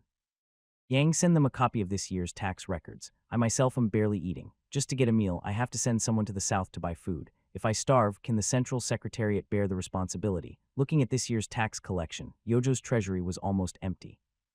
No one in Yujo believed that. Just look at Jushing Street and then at the bustling new ferry crossing where people received 300 coins daily. Even Shuang thought the king should be able to come up with that money. The king also realized this. He wasn't completely stingy. "I am just short on grain. I have no disrespect for Father Emperor's filial piety. Zio Bao, go and fetch the dragon sculpture that Mr. Zio oversees. I want to present it to Father Emperor as a New Year gift." Zio was confused. "Which sculpture did Mr. Zio? Which treasure are you talking about? Give me a hint, Your Highness." The king blinked and pointed. "The one in the study, the big yellow glass one." Seeing that Zio Bao didn't understand, he added the yellow dragon sculpture in the study, the largest one, Zio Bao. "Oh, that one is indeed a treasure." Thus, the Central Secretariat's reminder about tribute was exchanged for a large yellow glazed dragon sculpture. If they knew that this trip was mainly to give the second prince some gifts and bring some back, they would probably be even more upset. That dragon is quite beautiful, shining gold and clear. When it's placed in the hall, it's dazzling, almost blinding a group of ancient people. Because the dragon's base is made of clear, colorful clouds in 5 different shades, such vibrant colors combined in a gemstone. Such stones are rare and considered a good omen in ancient times. They can't figure out whether it's just painted or actually made in one piece that looks like it was carved by hand, but it wasn't. Golden Dragon is a treasure, but only the emperor who receives it is truly happy. People worry about food shortages, especially at the end of the year when famine is worse. All officials involved with grain storage blame Kingu for being unfair. But considering his age, everyone naturally starts blaming Schwellen, and instead Kingu is just a child. He wouldn't know much. Such flattery is definitely done by the chancellor. The king didn't just send a glass and gold dragon. He also included a new family letter. The letter for Emperor Ninga still features a big round cake drawing. "Father Emperor, your son really doesn't want to skip the tribute from you. I received a grain demand notice from the Central Secretariat, and it broke my heart. I've been worried for days and haven't eaten well. There's really no extra grain in Yuha now. The palace is only eating the 2,000 shur of grain your father sent. Since I came to Yuha, I've become very thin from hunger. Ask my second brother if you don't believe me. This year's tribute was late and I feel very ashamed. When next year's harvest is better, I will make up for it twice as much. Do you like the golden dragon I sent? Father, I always think of buying good things for you first. Missing you, Jing." Emperor Ningo looked at this familiar, poorly written letter and tried to remember what the third son looked like. He thought he was a chubby child. Well, being a little thin from hunger might be just right. The second prince was also very happy. Not only was the third son quite genuine, but he also knew to send some fun gifts to his older brother. The packaging for the gifts from Vian City to the second prince was very high quality. The box was wrapped in a layer of wood and the whole package bore the Vientian City seal. The original packaging of the Lafayette straw was included inside, and the pink straw looked very luxurious to ancient people cut to the same width, and the paper was quite good. It was really a luxury. Looked very valuable. Zudi, who has a keen business sense, gave by Li Hung 2 gifts: a night lamp with a map of the rivers and mountains, and a small tabletop water feature with flowing water. Rare and valuable items are the best, and all these fine things were given to the second prince. Li still spend money on such things in the future. There are only a few of these items, but they are enough to make a big splash in Chang'an for a while. As long as wealthy merchants come to Yua for them, the remaining items from Wang City will have a chance to spread throughout the Great Jin. Bari Hang died about a third of the way on his journey back from Yua with the Koish. His servants took good care of him, and once he arrived in Chang'an, he never died again. To protect these expensive and rare big fish in the delicate fish tanks, he hosted several fish appreciation banquets. Chang'an has only 2 glass tanks for raising koish. One is his father's. Rumor has it that Princess Bailihao has a small tank in the palace, but he ignores it completely. Second Prince's Fish Appreciation Banquet is very famous in Chang'an. Nobles, officials, and scholars all feel honored to be invited. Poems and articles praising koish have also been published, and they are much better than those written in Yu. The second prince is currently very popular, and mentioning the third son feels more familiar. Even Emperor Ninga occasionally talks about his third son. The koish have played a big role in this. Wealthy merchants heard about it and wanted to go to Yu, but they didn't because the road was too far and still on the way. The Jin family's treasure pavilion sold several koish, sand paintings, and music boxes for sky-high prices. They made a good profit and were thinking of having the second prince help start this business. However, before anything could happen, Kingu sent more attractive gifts. It's settled. The trip to Yujo is definitely necessary. Many wealthy merchants with some connections are thinking the same, but they also wonder why these overseas traders don't come ashore at the East Sea. Even Jia would do, but Yua is too far north and too dangerous. Bari Hung is eager for the king's confidence. Wild horses are hard to tame, and they won't scare men away. Everyone thinks they are the most special, and the more the king writes about it, the more he wants it. Looking back at the description of the wild horse, it's truly a divine steed. As for the 18,000 taels mentioned later, money, that's not something the second prince needs to worry about. Bari Hung can't wait to get these divine steed. He thinks of the third son's bay horse and feels even more excited. With quick action, Bari Hung summoned the Jin family's people and sent them to the northern lands. 18,000 taels for a fine horse. No problem. Thinking of the dull-looking third son, the second prince rarely shows kindness, but he ordered the palace staff to prepare some good gifts for King Yu as thanks. With the third son's appearance, he would be embarrassed to even show him off in Chang'an and introduce him as his brother. Bain from the Duke of Yu's residence felt very confused. The unruly and impolite King of Humility actually sent him gifts. What is his true intention? When his attendants opened the layers of delicate packaging and found no tricks, Bain was very surprised. Does His Majesty really have the authority of an elder brother? Is he still thinking of him from so far away? I don't believe it. He probably took the wrong medicine, but the map of the rivers and mountains and the flowing water ornament successfully amazed the King of Yu. He had never seen a transparent koi fish tank before. The miniature landscape water feature was so sturdy that it shocked him. It was so exquisite. Overseas people really know how to play. At this moment, B's koi business hadn't fully expanded its layout. The King of was very impressed with such delicate items for the first time. He even personally wrote a reply to the third brother without mentioning it. King had just sent off the convoy carrying the golden dragon to Chang and heading south to Yuyang and Yuhao. His mind was already at his new ferry dock. He wished the new dock would be finished immediately so he could summon the 3 NPCs to train fishermen. He hoped they would go out to sea and fish right away. He didn't want to attend classes anymore. Every few days, he rode his horse to check the progress. The dock wasn't a house and he couldn't tell when it would be finished. He just wanted to watch the fun. With the treasure ship tempting him, he couldn't stay in the residence anymore. The officials accompanying him, Zion and Jin too, were amazed every day. The dock included a tall lighthouse which was already quite high. Manager Zio said it wasn't finished yet. There was still a section above. The 2 ancient people had never seen such a tall tower before. After asking, they learned it was used to guide fishermen returning at night. Building it so tall meant the light could be seen from far at sea, helping fishermen not to get lost. They only needed to row toward the light to go home. Along the dock, over 1,000 people were digging mud and sand, loading it into huge baskets, then lifting it onto the shore with a pulley. They said the big ships had deep drafts, so the harbor needed to be expanded to dock large ships. Both of them were from inland and thought building the dock was just leveling the shore and setting up some wooden piles for boats. But following the king to the seaside these days, they learned a lot. The way back to the residence, the king was riding his small horse, Zo, happily in front with Shion chasing behind. Today, the king suddenly noticed that the usually quiet road was bustling with people. There were voices coming from the foot of the nearby mountain. Curious, the little explorer saw Zion struggling to chase after someone. He decided to slow down and watch the scene unfold. This was the first time he had seen so many people running around in this area. The king, feeling curious, turned his horse and saw 2 men kneeling on the ground crying. This was unusual, such grown men crying out in the wilderness. The king thought he should care about them since they were his people. Jumped off his horse and approached, asking, "Excuse me, why are you crying here?" The older man looked up and saw a child who looked like a fairy. He remembered they were near the mountains and was frightened, so he stepped aside. The king didn't notice this and kept asking what they were crying about. Crying for my mother," the man said. When he mentioned his mother, he looked up again. The king was even more confused. The ground in front of the 2 men didn't look like a grave. He followed the older man's gaze upward. Surprisingly, he saw a figure with white hair slowly moving away, perhaps a very old person. The king exclaimed happily, "Is that your mother? Why are you crying? She's still alive. Do you think you've lost her?" Behind them, Zion hurried over, unable to watch anymore. He had never seen children from the palace cry like this. "Prince." The older man and his younger brother collapsed to the ground, crying loudly, "Mother, I'm useless. I'm so unfil." The king was completely stunned. Jaeun gently pulled him aside and explained quietly, "It's because their family couldn't survive anymore. There was nothing to eat. The kind old lady didn't want to burden her children with filial duties. She decided to go up the mountain voluntarily. During times of famine, similar things happen in the south. They might survive a few more days until they encounter wild animals. In the northern mountains of Yusho, there's no food at all. In simple terms, the elderly person chose to end their life, and the children were there to say goodbye. The king had never heard of such a cruel story before and was completely stunned. He felt it was wrong. Those children kneeling there were probably not on filio, but he also felt sorry for them. Maybe they didn't want this either. The king broke free from Zion and ran back, shouting, "Are you just going to watch your mother die?" Old leader fell to the ground, turned over, and lay there with tears in his eyes and an empty look. "Our family is almost out of food, and we also have debts. Maybe in a few days my whole family will be reunited with my mother. Spring and summer are hard to endure, but winter is too much for us." Sniff. The king looked closely at this person. He was big but extremely thin. His patched and tattered clothes couldn't even hold him up. The king asked again, "You've asked the workers to work several times, but your family is so poor that you haven't had a turn." The silent man kneeling beside old leader finally spoke. "My sister-in-law's family is involved with mountain bandits on Yank Mountain. Everyone in the county knows such good fortune. We, the Yu family, will never have a chance." That was truly hopeless. The king almost sighed.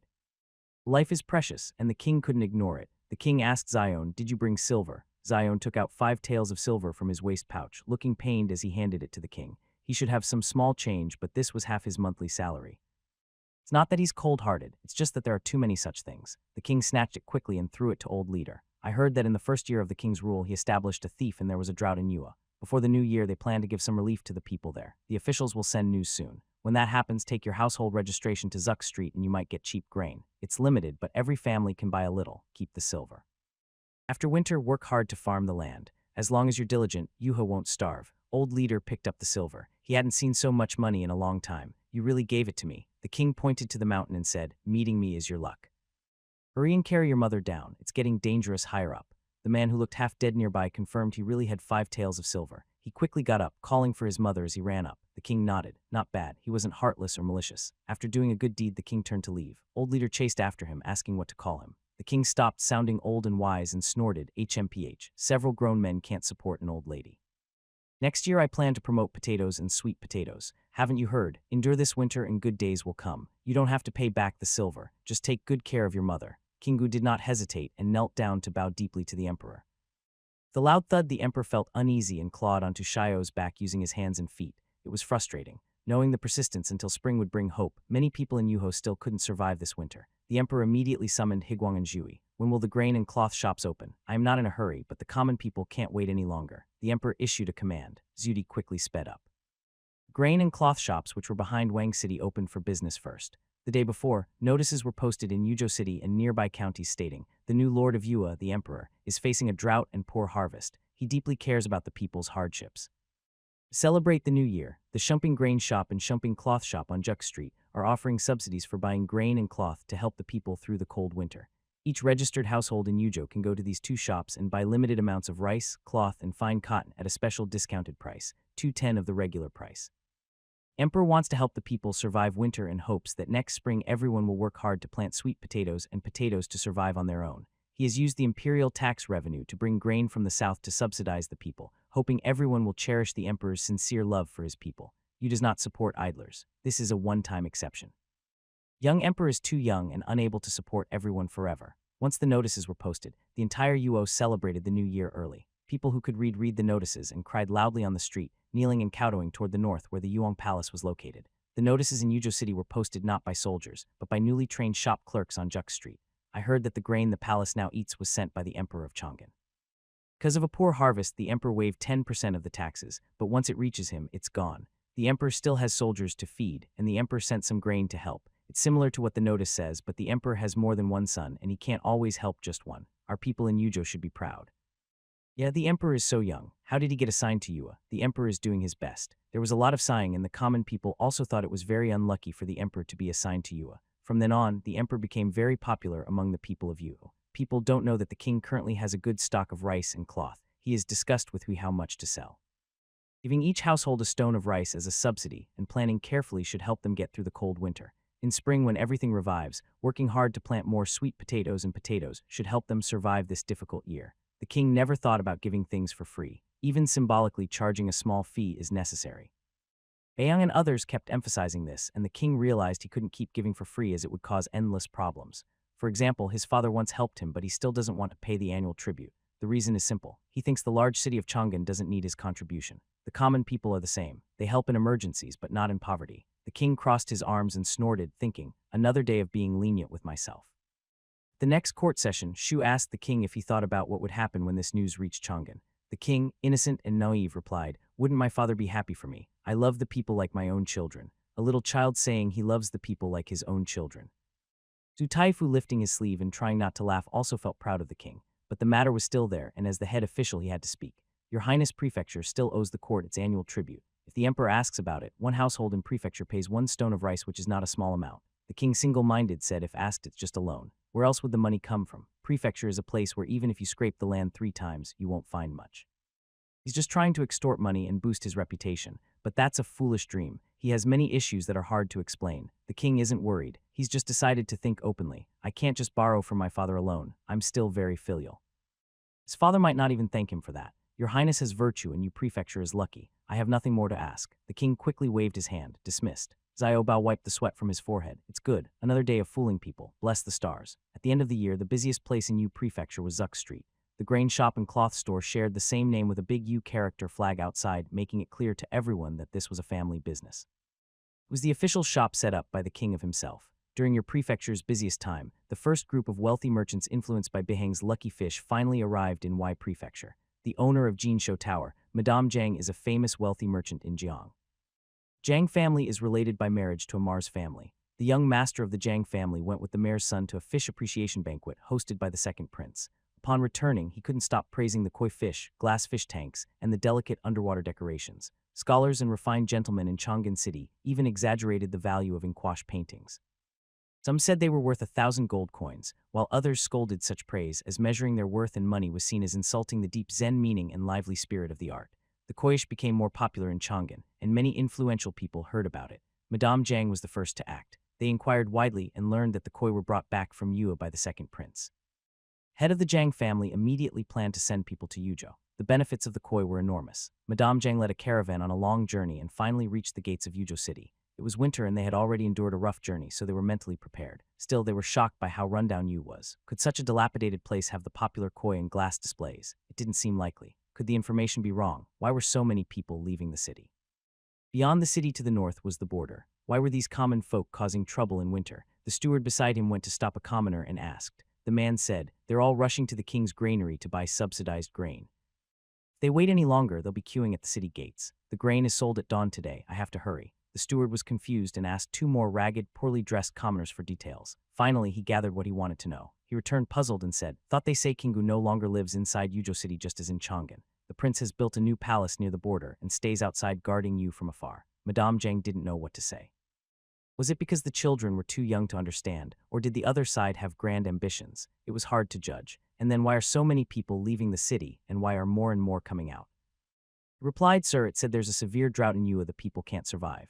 King Yu is kind-hearted and prepared winter aid grains, selling them cheaply. I think there's also cloth." Madame Jing thought about it. The scene of thousands of people gathering was impressive. She decided to go see for herself and find out what King Yu was really up to. Was this only happening in Yuzhou City or across the entire region? Who was King Yu's mother? Marquis Wei Ting, such a powerful family.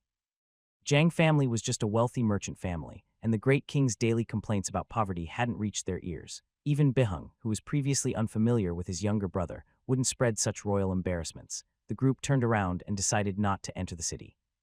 He followed the crowd heading north out of town. However, it didn't take long. The old man had been right. The line moved quickly and they reached the city gate. They saw the tail end of the queue of common people, a long, seemingly endless line. The people hurriedly pushed forward to join the end of the line. Yungyang finally realized something was wrong. The city walls looked damaged and broken, but the road extending north from the gate was well maintained. The road was paved with large, flat stones, wide and smooth. Despite the large crowd, there was no chaos or pushing. Everyone patiently lined up in 2 rows. Only 2 rows of people in front, and suddenly the road opened up. A mounted soldier in armor rode up, patrolling and shouting, "Everyone, please wait patiently. Do not push." King said everyone in Yuzhou can receive supplies. No need to rush. The 2 lines of people became even more orderly, making groups stand out outside. A woman couldn't help but say, "Wearing such fine clothes, are they here just to buy aid supplies like us?" Her sister shot her a sharp glare. "Our king is not easy to serve. If my family could eat even half a meal, I wouldn't come here to take advantage of children." Their loud voices drew the attention of nearby queuing people and soldiers. Mistaken for trying to take advantage of others, Zhang Yiyang felt very embarrassed. He cupped his hands toward the soldier. "We're not from Yuhe. We're merchants just visiting. We've just arrived in Yuhiao." The soldier nodded and pointed ahead to a wide street. "Guests can go straight ahead." At the end of Zhuck Street, there's a Wang City opening for trial. Mention your merchant name and you should be allowed in. Zhang Yang didn't know what Wang City was, but he quickly nodded and followed his finger forward. Being stared at by so many people, he felt uncomfortable. This discomfort lasted only until they saw the end of Jack Street. The bustling city scene before them made him forget his unease. What's going on? There was a street in Yu, even more lively and prosperous than Chang'an and Jiangkangai. At the southern entrance of Zhuck Street, a large archway was built with 4 big characters. Zhuck Street, flying dragons and phoenixes carved into the top. The people waiting in line inside are arranged in an S shape. Both shops are not far from the main street entrance, allowing the line to extend northward. The buildings on both sides block the wind, helping the waiting people avoid the cold outdoor air. Jen's group saw the beautifully built street in the crowded crowd. You might think this is Jean Hoy Street in Ji and Kong, and he believed it. But now the buildings on Jean Hoy Street are actually not as nice as this little-known Jack Street. Jen's group entered Jack Street, which is lined with 2 or 3 shops on both sides, stretching as far as the eye can see. Most of the shops are locked, but a couple are open nearby. The people are queuing here to buy things. He found a corner to watch. Above the shop door, there's a wooden sign that reads Shimping Cloth Shop with a flag fluttering nearby.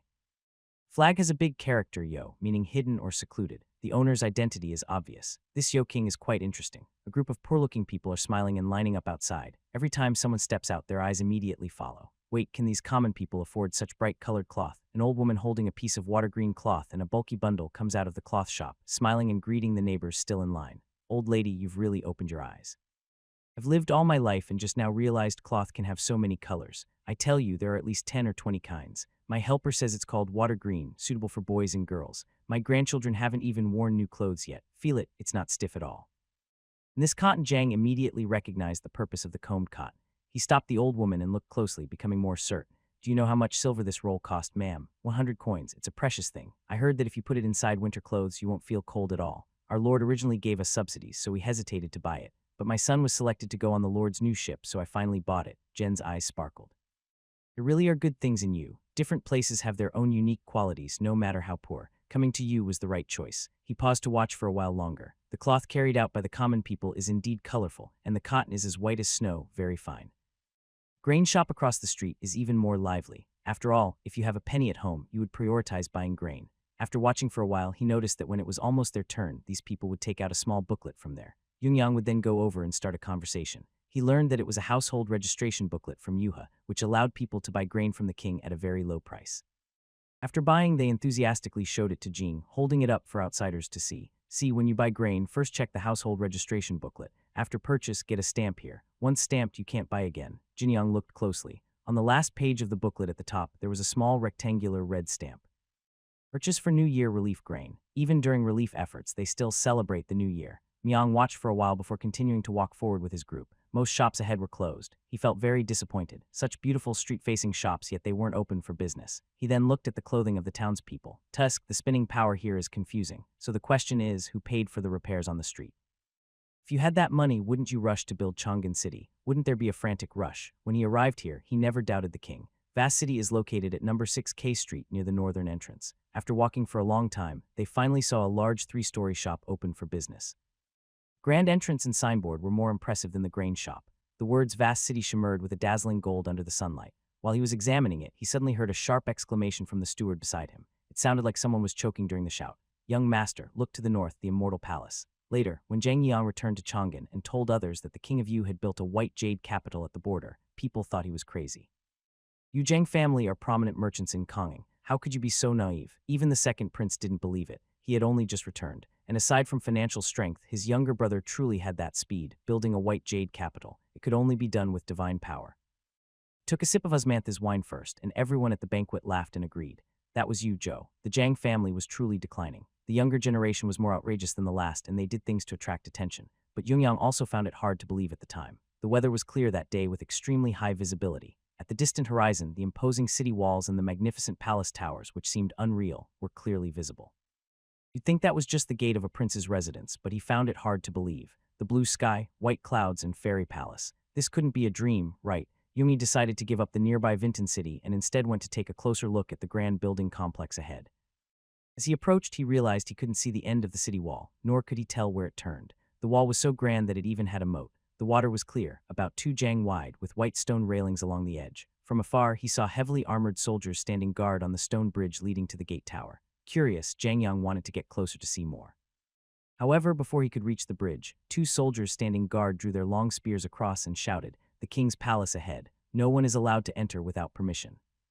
Step back. Jung quickly stepped back 2 steps, then cupped his hands and said, "I am a merchant from the south passing by and couldn't help but come to take a look." The soldiers saw him retreat and lowered their spears, turning to stand properly without paying him further attention or replying. Zhang Yang stayed where he was, gazing at the majestic gate of the king's palace. A large vertical sign hung on the second floor inscribed with Nanhwa Gate. The gate was closed, so he couldn't see inside.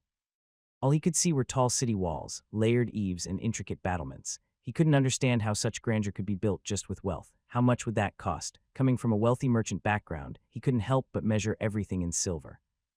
This moment, he finally understood that the king was truly extraordinary, and at least the people behind him were no ordinary figures. Manhwaedit gave the impression that it wasn't something that just anyone with money could build. Standing here, even ignoring the soldiers on the bridge at the gate, and on the city walls just looking at this corner of Nano Gate, he could feel a sense of noble authority. In simple terms, the design exuded a strong sense of power. As a person from the Jin dynasty, Kang Yang only felt that this was the majesty of royalty. Returning to the entrance of Vincian City, Jingung no longer dared to underestimate Yuha. Was the soldier guiding him earlier from patrol? Could it be that the shop also belonged to the king? Looked around carefully but didn't see the U character flag on the three-story buildings of Vientiane City. Today, Vientiane City was quite busy. The shop assistants were busy memorizing the prices and uses of each product. Other places might not be so complicated, but everything in Vientiane City was truly unique and rare. Everyone had never seen such things before, so how could they explain them to customers if they didn't know? After studying for a few days, the custom-made display cabinet finally arrived yesterday. Today, the shop was busy arranging items on it. Shopkeepers, I kept changing its position, feeling unsatisfied. Yang was about to step inside when the attendant, who was at the door, put down his work and greeted him, even though they hadn't officially opened for business yet. Welcome inside, we're preparing to open soon. Things are a bit messy. If you need anything small, I can introduce it to you. Our main products this season are solar-powered nightlights. Yang didn't understand what kind of power a solar nightlight had. When he left, His Highness I hadn't yet gotten the new type of nightlight, which was a popular gadget for making quick money. And he heard it was from a wealthy merchant in Chang'an, who came to Yuzhou specifically for the koish. The attendant immediately raised his service level and called for the shopkeeper. Big business. The shopkeeper said they mainly served wealthy merchants from the south, not local Yuzhou residents. They didn't expect such a big customer to come directly to them so soon. And Zhang Yifang was dazzled by the beauty of the shopkeeper of Wancheng City and then overwhelmed by the many surrounding art pieces. Every category of product had its own display cabinet. He found that there were over a dozen different styles of sand paintings, music boxes with different tunes, and more than 50 styles of small nightlights that could shine just by sunlight.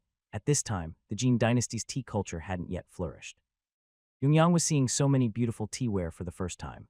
Thin as cicada wings cups, adorable tea pets of various kinds, he wanted to buy a set of each. Watching him linger in the tea art area, Chudi silently brought over several boxes of tea leaves, green, black, and white teas, asking which type the guest preferred. Tier also had matching sets ready to be introduced properly. If you have the money, just buy them all. Each has its own story. Wang City was the most stylish and magical shop in Jin Dynasty. Once you entered, you couldn't leave without emptying your pockets. Having seen the prosperity of Jiangkong, Zhang Yiyang couldn't resist either. He wanted to buy everything. Every new and strange item made him think about how much excitement it would cause in Jiangkong and Chang. How much it would be loved by the city's wealthy scholars and elegant people. How could there be so many shapes of glass ornaments? Why are the colors so bright? Different styles of glass vases without even flowers looked novel and beautiful just by sitting there. And asked about the prices, it became even more wonderful. Aside from small items like bookmarks and canvas bags, nothing cost less than 500 taels. However, the beautiful shopkeeper also said that discounts are available for large purchases. Yang wanted to buy a little of everything, but he remembered that his main purpose was to get koish and glass tanks. His father had given him a shopping list before he left, so he couldn't spend all his money at once. Judy smiled and told him that a merchant from Yua had already bought many koi and glass tanks to set up in the south. As for Chang'an, he was the first to come looking for these items. She then introduced him to the aquatic world that hadn't yet moved into the city. Jinny Fong asked about the rolls of fine-combed cotton that common people outside were buying. Since Chang's winters are quite cold, bringing back some should sell well. Oh, that's also new goods brought by overseas ships. They are expensive. Our prince who has already asked someone abroad to buy cotton seeds. If they can be grown in Jin in the future, the price might drop. Expensive. I heard from the common people outside that one roll cost 101. That doesn't seem too expensive. Judy flicked her fingers and Jing's eyes flickered with her movements. She then smiled and said, "You are quite humorous, guest. Cotton grown from the ground and processed into reddithouse combed cotton takes several steps. All raw materials are imported from overseas, so how could it be cheap? Sell it for 30 taels per roll. Really? Then that lady just told me 100 win. You're joking, guest. Do you have household registration in Yuzhou? If so, you could buy 2 rolls at that price, but no more. Selling so cheaply to common people is because Prince who wants to help his people get through winter. The remaining 29 taels are paid by him personally." Zhang Yang was speechless. How strong must the financial backing behind Prince Yub to buy people's loyalty so generously? He set aside some budget for koish, but after a few rounds of negotiations, all his money was spent in Wanzhang City. He was convinced by Zhu. Since people in Jiankong and Lo Yang already had plans and shops opening, he wouldn't be the only one. It's better to focus on new exotic imports in Wanxiang City, which he can promote first in Chang'an to build his reputation and capture the market. That evening, shopkeeper Zhu confidently took out a large silver note worth 500,000 taels in front of the king. The king counted it twice, and everyone was stunned. Are all wealthy merchants in Chang'an this rich? The royal family really is weak. As the son of an emperor, he had never seen so many silver notes from the great Jean before. Shopkeeper Zhu stood straight and said, "This money has been earned back. There are just a few small issues, only a little." The king also sat up straight, very alert, and asked, "What's the matter? It probably isn't that all the stock has been sold, right?" That young merchant shop originally aimed for the Koish. I told him that the B family in the south had already taken action, so he changed course and bought a lot of goods from our Vint city. He bought 20,000 taels, but the manager said that the people in Yuj are fierce, bandits are common, and he was worried that carrying too much might attract attention and make it hard to leave you later. Hearing this, the king was angry. "No way, everyone has turned over a new leaf. 3,000 people now." "All right, keep going. It seems I'll need to deal with bandits after I finish my meal. I say as long as he spends 50,000 taels on Juk Street, your majesty will send troops to him out of Yu, and then heading south will be much safer." The king thought for a moment. "Not bad. That's clever. That's feasible." Current situation in Yu with fierce people and rampant bandits is partly because wealthy merchants don't dare come without some skills. If I them safely out of Yujo, it will show the world's wealthy merchants. Zheng's shop was the first big client from the south and the first order on Zuk Street. It must be safely delivered. When will they leave? I've arranged for Zion to send 200 people to handle it. 3 days later, shopkeeper Zhu was also bold. He had already written a note to Kanjin's side asking him to line up and reserve a guard team, escorting Prince's personal guards just for a private job. 50,000 taels. Your Majesty, who only cares about money, would give up anything. Food and cloth were burning money, and Vint City was making up for it. The king looked at the sales list. He had sold 3,000 items in total, including over 800 craft ornaments, with the rest being bookmarks, canvas bags, and other small accessories. He roughly estimated that the 50,000 taels worth of goods would earn him about 40,000 taels in profit. The king almost cracked his smile, lifting his small head and calling Xiaobao here, deposited into my small treasury. Xiaobao counted again and recorded it, finally confirming that the girl with pig's trotters was not just pretty, she was quite good at business. Then Xiaobao thought of a practical problem. "Your Highness, after the wealthy merchants in Chang'an return, news about our prince's residence in Zuk Street will also spread. I wonder how His Majesty and the second prince will feel about this." The king has always been easygoing. Given the current situation in Yujo, if he weren't such a big-hearted person, he would probably be very worried. "Let me ask you, who do you think can personally come to you in a month? Father Emperor or the second brother?" "Definitely not," replied the second prince, having suffered from the trouble of delivering supplies back and forth. He probably wouldn't be interested in coming again for years. As for the emperor, he wouldn't leave Chang'an at all. That's terrible. If you haven't seen how our mansion looks now, how can I tell you how well it was built? Do you think the Yuang mansion would be of this size? Xiao Bao shook his head vigorously. He really couldn't imagine it. Look, whether he, a simple merchant, can meet the second brother is another matter. Talks too much, and my proud second brother would just look down on him for being unworldly. As for building another mansion in the northern border, my father already made it clear long ago. Xiao thought about it and realized it was true. Seeing the king happily bouncing his chubby legs on the stool, Xiao Bao felt very pleased. Despite being young, His Highness was very good at understanding people's hearts, no worse than any adult. The Anonic Street was not open, so his group had to return to Yujo City to stay. Once inside Yu City, Jianggang thought this was more like what the northern border should look like. The bustling street with its splendor was truly beyond his usual understanding. They first visited the aquatic world to check prices. Sure enough, it was much cheaper than the jewelry shops at the Jin family's treasure pavilion with high profits. Yungyang planned to buy a batch to bring back to Chang'an. The plan to go to Ji and Kong was temporarily put on hold. They would wait and see what the old master thought before deciding. The Yuang agreed to ensure their safe passage, which made things much easier. With one Zhang City, frequent visits to Yua would be inevitable. Once settled, they didn't rest. Some assistants stopped the common people holding fine-combed cotton, telling them that their shop would buy a roll for 1 tael of silver. Everyone was surprised. Was there really such a good deal? But each household was only allowed to buy 2 rolls. And they saw how soft and light the cotton was, as white as winter snow. Some were reluctant to sell. Others, facing financial difficulties, were very tempted. Selling 2 rolls could easily earn 1,800 coins. The shop assistants did manage to buy a few rolls. Onlookers watched and paid silver on the spot, and more people became interested. Some honest people looked down on those who resell goods. You say the king personally subsidized the fine-combed cotton, selling it cheaply to help us through winter. But you turned around and sold his kindness for profit. Do you think the king doesn't know that selling directly to southern merchants would make more money? Soon, this price will be impossible to get. Who's the fool here? People with integrity turned away in shame, unwilling to sell. Everywhere there are sharp-minded people. They asked the shop assistants, "Why don't you just line up to buy from Chapping Cloth Shop?" The assistants didn't answer directly, only saying those who want to buy should go to Tongfu and where they would receive the goods the night after tomorrow. Some good-hearted folks went outside the city to Zuk Street to inquire. By evening, news spread inside the city that the king was selling fine-combed cotton at 100 coins per roll. And those without household registration in Yuju needed 30 taels. These were rare goods from overseas. Household registration in Yua became very valuable. It was a new feeling unlike anything before. No other time felt like this, and people took pride in being from Yu. Few who resold the goods were mocked, and King Yu's reputation rose even higher. If the king knew, he wouldn't be angry. He might even thank them for their help. Although the palace promised everyone a share, no one wanted to leave after nightfall. People feared that if they left, they wouldn't be able to queue again tomorrow. With over 100,000 households in Yujo and more arriving from afar, it couldn't be settled in a day or two. But they braved the cold and queued all night, holding the grain and cloth in their hands to feel secure. Higwang went out for a walk, then had someone reopen the closed gates. The official servants and palace staff took turns day and night, distributing life-saving grain to everyone. When the king learned this, he also came out for a walk, enjoying some food and watching the scene. After all, the roasted lamb with chili powder was too delicious. Standing at the street corner, the king hiccuped. No, this is too good. How can everyone not know how wonderful it is? When he returned from sea, he planned to open a big restaurant here, selling roasted lamb sprinkled with chili powder. Wouldn't that drive the unworldly southern folks crazy? Jiao Bao grabbed a cloak and chased after him, seeing His Highness laughing at the street corner, hands on his hips. Oh my lord, you just ate and choked on your wind. Be careful or your stomach will hurt later. The king, not handsome for even 3 seconds. The newly renovated watching city opened in 2 days. Queue for grain hadn't dispersed when new excitement arrived. Bayang prepared a grand opening gift for the king. Isn't the new year coming soon? Bayang printed 30,000 characters, as it is a tradition in their place to put characters on New Year's Eve. The gift is a red velvet square 45x45 cm with a large gold embossed character in the center and a beautiful signature below. No 6-zuck street gift. It looks very festive and shiny, and the king likes it a lot. Not to mention the people of Yua. On the day of the opening, everyone who enters the shop or passes by Wang City receives a big gold character. Most common people in Dajing are not literate, and ordinary folks rarely buy decorative calligraphy or paintings. Few families hang calligraphy or paintings at home.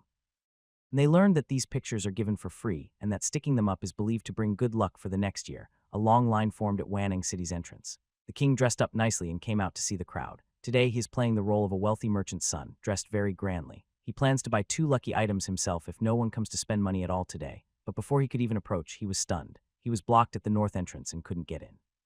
Juk Street was crowded, leaving no gap for him. Zioa grabbed the prince and said firmly, Your Highness, don't go in. It's more crowded than the Lantern Festival in Chang'an. You're small. You might get trampled. The king pouted angrily. Someone go back and tell Jiang Tu to send people to maintain order. No, wait. He quickly realized he shouldn't call the Imperial Guards for every little thing. They are trained soldiers meant to fight on the battlefield. Recently, they've been busy training with curved swords and spears to see who is better suited for each. That's very important. If the city falls, he's truly finished. These soldiers shouldn't be out on the streets doing small chores like maintaining order all day. King has already chosen to forget about the service he arranged earlier. Zio Bao, what about the 300 men we eliminated last month? Zia Bao thought to himself, those 300 men weren't easy to get rid of. The king never let them rest, but their pay was cut in half. Highness, some are at the grain shop and cloth store, some are at the royal estate, and others are guarding the old city gates. They're quite busy. The king had a plan in mind. After the governor's office was abolished, no one was in charge of maintaining order on U Street. Letting the regular army handle such small tasks doesn't look good. People in Chang are very disciplined. Their Yujo shouldn't be much different or else the king would lose face. However, for now, let's let him squeeze in first. We can discuss this later. In the end, it was Jin Tu who arrived with a group of guards at the gate of the king's residence and cleared the way for the king. When they finally entered Vincian City, there weren't many people inside. Most outside were just there to join in the fun and get lucky charms. The items sold inside were mostly for the common people who looked at them from outside and knew their limits. Most didn't go in. The king wasn't interested in the goods bought by the people of Yujo. He just wanted to let everyone know that shop number 6 on Vermilion Street was open, mainly to boost the hype. He wanted future visitors to Yujo to easily ask anyone on the street about Vientiane City's location and main products. He quickly moved up to the 3rd floor, which had fewer people, and looked out the window at the crowd lining up for lucky charms. It was very lively. Everywhere on the street was full. To the south, men were queuing to buy grain and cloth. The north, women, children, and elders waited happily to receive the king's blessings. The king was very pleased. After watching for a while, he went ahead and started enjoying himself. He saw some new items he didn't have before, like a big glass bracelet with a pink cat's eye. It sparkled beautifully. It's pretty, but maybe not very imposing for him to wear, though he's a pet owner. He picked up 2 bracelets and compared their lengths. Connect these 2 together, and Baze and Winnie can each wear one around their necks. It looks rich and nice. Baze, left in the Yu hall, suddenly sneezed. It looked up outside, worried. Something felt wrong. Someone was probably trying to harm it. There was no one on the 3rd floor. King was leisurely browsing until he heard the noise downstairs. He went down a few steps and looked down from the staircase railing to see what was happening. It was simple. He quickly understood what was going on. On the 2nd floor, a young man was eyeing a small folding military knife, like a lower-quality version of the one by Yang gave the king, selling for 2,000 taels in Vientiane City. The young man didn't seem to have silver on him and wanted to exchange his jade pendant for it. Wasn't Vincent City refusing the trade, but his accompanying guards. This is made from top-quality sheet fat jade, only found in the far west. It's definitely worth 2,000 taels. Let's trade, young master. That's not possible. The jade pendant was a family heirloom with special meaning. And one might use it for something bad in the southwest. Absolutely not. Such an important item shouldn't be exchanged for a harmless little knife. How will we explain this when we go back? Unfortunately, their master has set his sights on something else and insists on changing it. Seeing the king watching with great interest, Jing too was worried he might hang on the railing and fall again. He planned to step down a few steps to block him. As soon as he showed himself, he noticed the young man's followers downstairs. He quietly whispered to the king, "Your Highness, those followers are soldiers. They've probably killed before. They look like soldiers who have been through battles. From their posture, eyes, and the disguised knives they carry, he could tell quite a bit." This made the king even more interested. He looked at the young man repeatedly, then suddenly went downstairs straight to him. "I like this jade pendant. I'll buy it for 3,000 taels." The young man didn't take the little chubby kid who jumped out seriously and waved him away, saying, "Go away, this isn't your business." The king crossed his arms and said, "I insist on buying it." The young man laughed and looked directly at the king. "Hey, are you the local troublemaker from Yusho?"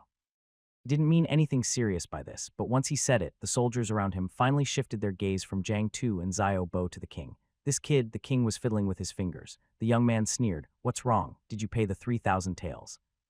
"You need a hand to borrow," the king replied. "When I was 4, you were 11. After the new year, I'll be 7 and you'll be 14, right? We Shin." By all accounts, he should be the second son of his uncle. As his uncle had said, this boy who liked to casually sell family secrets just like him resembled Weeping, the heir of Marquis Ting, about 5 or 6 points. Beijing, the young men finally realized. Soldiers beside him bowed and saluted the king, reminding their young master not to call the king of ghosts directly outside. The second son of the Wave family truly is the king's cousin. He clicked his tongue as expected. "My father said, 'You're clever and wouldn't starve.' The old man didn't believe it, told me to come and see for myself." "How can you be so fat and still not hungry?" The king pouted and said softly, "I'll give you one more chance. Take back what you just said and I'll give you this sword." This refers to the previous incident when Chanjo received the unusual help letter from his highness, the ghost king, Uncle Rice Hunger. The household was quite panicked for a while until Wei Ping returned and saw the genuine letter from the king, which finally eased their worries. He was sure that King Yu's situation wasn't as serious as the old man thought. His nephew was still young, but he wouldn't have written such a childish letter asking for help. King was very sensible at 4 years old. If he were truly in life and death danger and starving, he wouldn't have written such a trivial letter for help.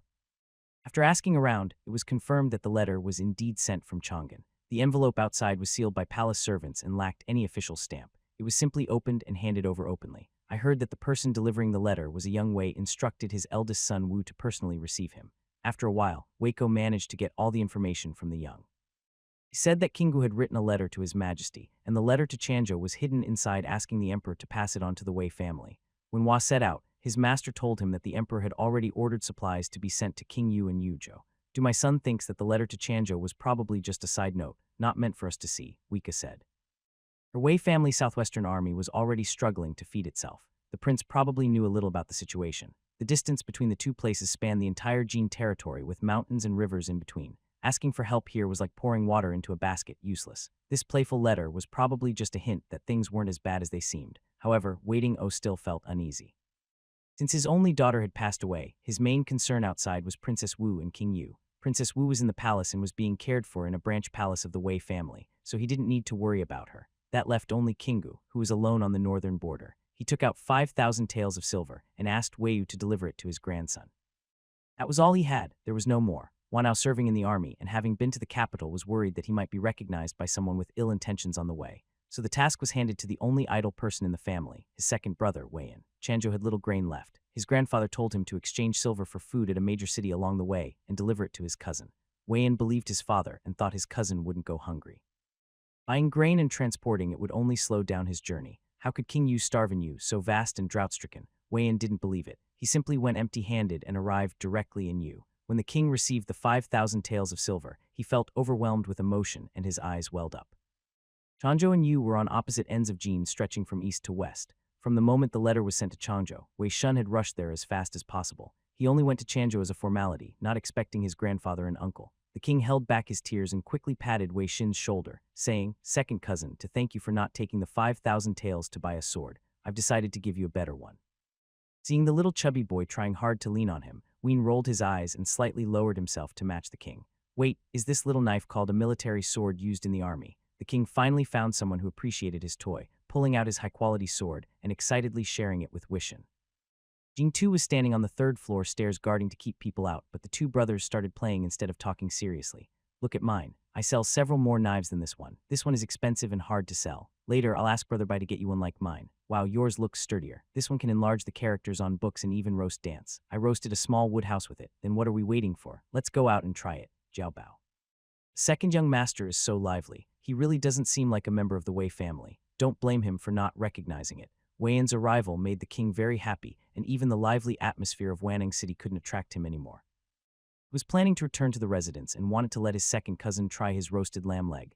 The king is hospitable and organized everything clearly. He handed Wei the military sword he had looked after before, saying, "You can play with this first. Later I'll find someone to buy you a similar one. Now come back to the house for dinner. You must be tired. Rest well after eating." In fact, they had been traveling all day, looking exhausted. Wei Yan's clothes were wrinkled with dirt that hadn't been brushed off. When they met, Ween immediately saw that his brother, the prince, was doing quite well, at least in terms of clothing and food. After leaving the main street and seeing the grand building in front of them, which looked like a small luxurious city, he realized that Bai Jing was living even better than he thought. They stood outside the South Hua Gate, looking up at the incredibly luxurious gate and tower beyond their understanding. We sincerely sighed. The royal family really has money. If his brother who had been to Chang'an were here, he would doubt that the king had mined 10 or 8 gold mines. Outsiders suspected that Wei Tingho, who ruled the southwest, was supporting him financially. Did the Wei family not know their own level? The second young master to leave Changzhou for the first time had never seen the Chang'an Palace or other princes' residences. He only thought this was the height of royal wealth and honor. Grabbed the big prince's small shoulder and shook it back and forth. "Is this all? Are you still hungry? Food, you're so clever," by Li Jing. His grandfather, scrambling to gather enough money, wondered if 5,000 taels could buy the bronze gate at Nana Gate. Would it take a whole row of palace guards to push it open? The big prince, you let go. This time, we accompanying soldiers didn't stop him because they were also stunned. Chanha is on the southwest border and looking at the city walls. No, the estate walls. They are impressive. Just imagine attacking the city. If only they had high ladders made to order. How long would it take to climb up? Climbing ladders depends on speed, and the height alone makes it hard to scale the walls. If enemies attack, just defending these walls would cost many lives. The big prince brought his carefree second cousin into the estate and first toured the main halls of Changzhou. Just a quick visit outside the buildings. Then he focused on the gardens behind, showing Wishin some rare Yua 3-colored young fish selling for 200 taels each, and big fish costing 300 or 400 taels. People in remote Changzhou never thought fish could be so expensive. The exquisite garden of the Duke of Yu was impressive even to common folk who looked on in amazement. At noon, the big prince held a banquet at El Shia Pavilion to entertain his second cousin. The view was good here, and they could see far. Yin quickly realized that the Duke of Yu's estate was not only beautiful, but also offered new and interesting food. There were dishes on the table he didn't recognize. The big prince treated his second cousin like family, not bothering with formal manners. He served what he liked. The main dish was a large bright red lamb leg with stewed lamb ribs with potatoes and carrots, mashed potatoes, baked sea fish, and the only green was cabbage and vermicelli forced onto the plate by the kitchen. Staple was plain white rice. Weanian picked up a long piece of potato vermicelli and asked, "What is this?" The big prince poked at the potato chunks inside the lamb ribs. "It's made from that potato vermicelli way." "I don't believe it. Don't try to fool me." The big prince. In the afternoon, the big prince ran around the garden with his cousin all afternoon, very excited, finally having a playmate. Ween, though much older, found the young prince a bit childish and they quickly got along like mischievous kids. After dinner, Ween finally ran out of energy and went back to rest. The king was still excited and called Jing Tu and Zion to share some facts. "Two commanders, today I went for a walk on Vermilion Bird Street and felt very emotional. City outside Yua is really lively now." The two commanders looked at each other, both a bit confused. Isn't sharing inner thoughts something they should do with Shuang and Grand Tutor Su? Something felt off. Sure enough, the next sentence showed the king making a complete turn, "But I am not happy at all." Zion, who was more familiar with him, wanted to say something rebellious like just say it, but held back. He remembered how brightly the king had laughed in the garden earlier. He heard it from afar while patrolling. Jing Tu remained quiet as a chicken. "Do you think if the northern Shin tribes in the southern Xingu suddenly moved south, we have enough strength to protect Vermilion Bird Street and the people inside the city?" Yesterday, a wealthy merchant came, but he dared not buy much, fearing he couldn't get his goods out of Yuha. Why keep circling back to this old problem? Jing Tu clasped his hands and said, "Please, your highness, give your instructions." The king, with a sudden reveal of his true intentions, asked, "How's the training of the personal guards recently?" Jing Tu reported the progress. The king nodded and then asked how many horses they currently had. "Your highness, the Bi family sent 2 more batches, including those brought from Chang'an. We now have 1,600 horses, all kept in the western camp." The king sighed with a look of old age and said, "Just 3,000 men. I worry every day that the city might suddenly fall or that our hard-won good days could end abruptly. So I want to increase our numbers slightly to ensure our safety, but the regulations for vassal kings only allow 3,000. this gets out, no one will believe we're just trying to stay alive. What do you two think? Django understood a bit more now. He no longer saw the Yuha prince as a child. The king could be fierce when needed and very clear-headed about big matters. He saw this as a royal matter, not childish. Jang Tu stepped forward, kneeling in it straightforward, saying, "My family has already come to you, Zhou. I am loyal to your highness and share the same mind." The king turned to Jaeun. Jaeun, even if slow to react, understood. "My family isn't Chanzhou on your mother's land. I swear loyalty to your highness." Zangu was truly surprised this time. They usually didn't talk about family matters privately, especially knowing Zion's family hadn't come with him. Only knew that Zion was sent by the Chang'an Tiger Guard. He always thought Zio's family stayed in Chang City, but it turns out they were sent by the Wei family. Wow, today's performance isn't just for show, right? The king nodded in satisfaction. "We've been in you for a long time, and I trust both of you as leaders. I believe in you, Jingu. Once the East Market is built, I will reward your family with a big house. Your whole family has followed me north and endured hardships, so it's not easy." Jangu thanked him, and the king finally got to the main point. "Now we have 1,600 cavalry. I want to select 1,000 of them to form a special cavalry unit. These should be the best, more skilled than the personal guards, both men and horses. Hope this cavalry team can be our secret weapon, our safety charm. Their pay will be doubled compared to the current personal guards, and as they become more capable, their treatment will improve even more." Jangu understood that the king had already made up his mind. They were just there to inform him, so he said nothing unnecessary, taking away 1,000 men while the personal guard replenished their numbers. Replacing 1,000 at once might cause a big stir. King noticed today that the streets were chaotic and no one was managing it. "We can't mobilize the personal guards for everything. They are my private soldiers, not Yojo's, so I plan to recruit some people to form a Yujo guard. They will handle security, patrol the streets, and guard the city gates daily." Use the personal guard's recruitment as an excuse. Recruit more now, then train and select later, and some will be eliminated so it won't be so obvious. Jangu was numb with shock, only thinking, is this something the prince himself thought up, or was it suggested by the Wei family? If he thought of it himself, then a 6-year-old child truly has a promising future. But it didn't matter anymore. He was now a grasshopper on the string of Yuha. If he had connections in Chang'an, he wouldn't be following the prince to become a vassal, so the more impressive the prince was, the happier he was. The king ended by throwing a sweet treat. "Once the recruits are in, we'll hold a grand martial arts contest. The winner will get 2 fine horses as a prize. These are divine steeds from the deep grasslands, sought after by my second brother, valued at 180,000 taels." The 2 leaders' eyes lit up instantly. What do soldiers love most? To protect their lives and help achieve fame and success. Besides their own martial skills, they love a good horse and a trusty sword. 1,802 silver coins for the horse. Probably not the kind little Zhou has, right? This time, their enthusiasm is genuine.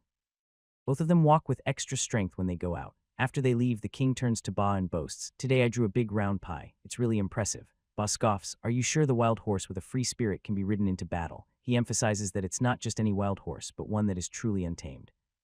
"Most important thing for a warrior is obedience." The king confidently replies, "I only said it was a divine steed, didn't I? I didn't promise anything else." But the king still feels a little guilty when he listens carefully to how he writes. He keeps muttering, blaming Ming Ming for not breeding new breeds. In the evening, while setting up his stall, the king casually asks Bai Gu for advice that, "What do you think I should name my new cavalry?"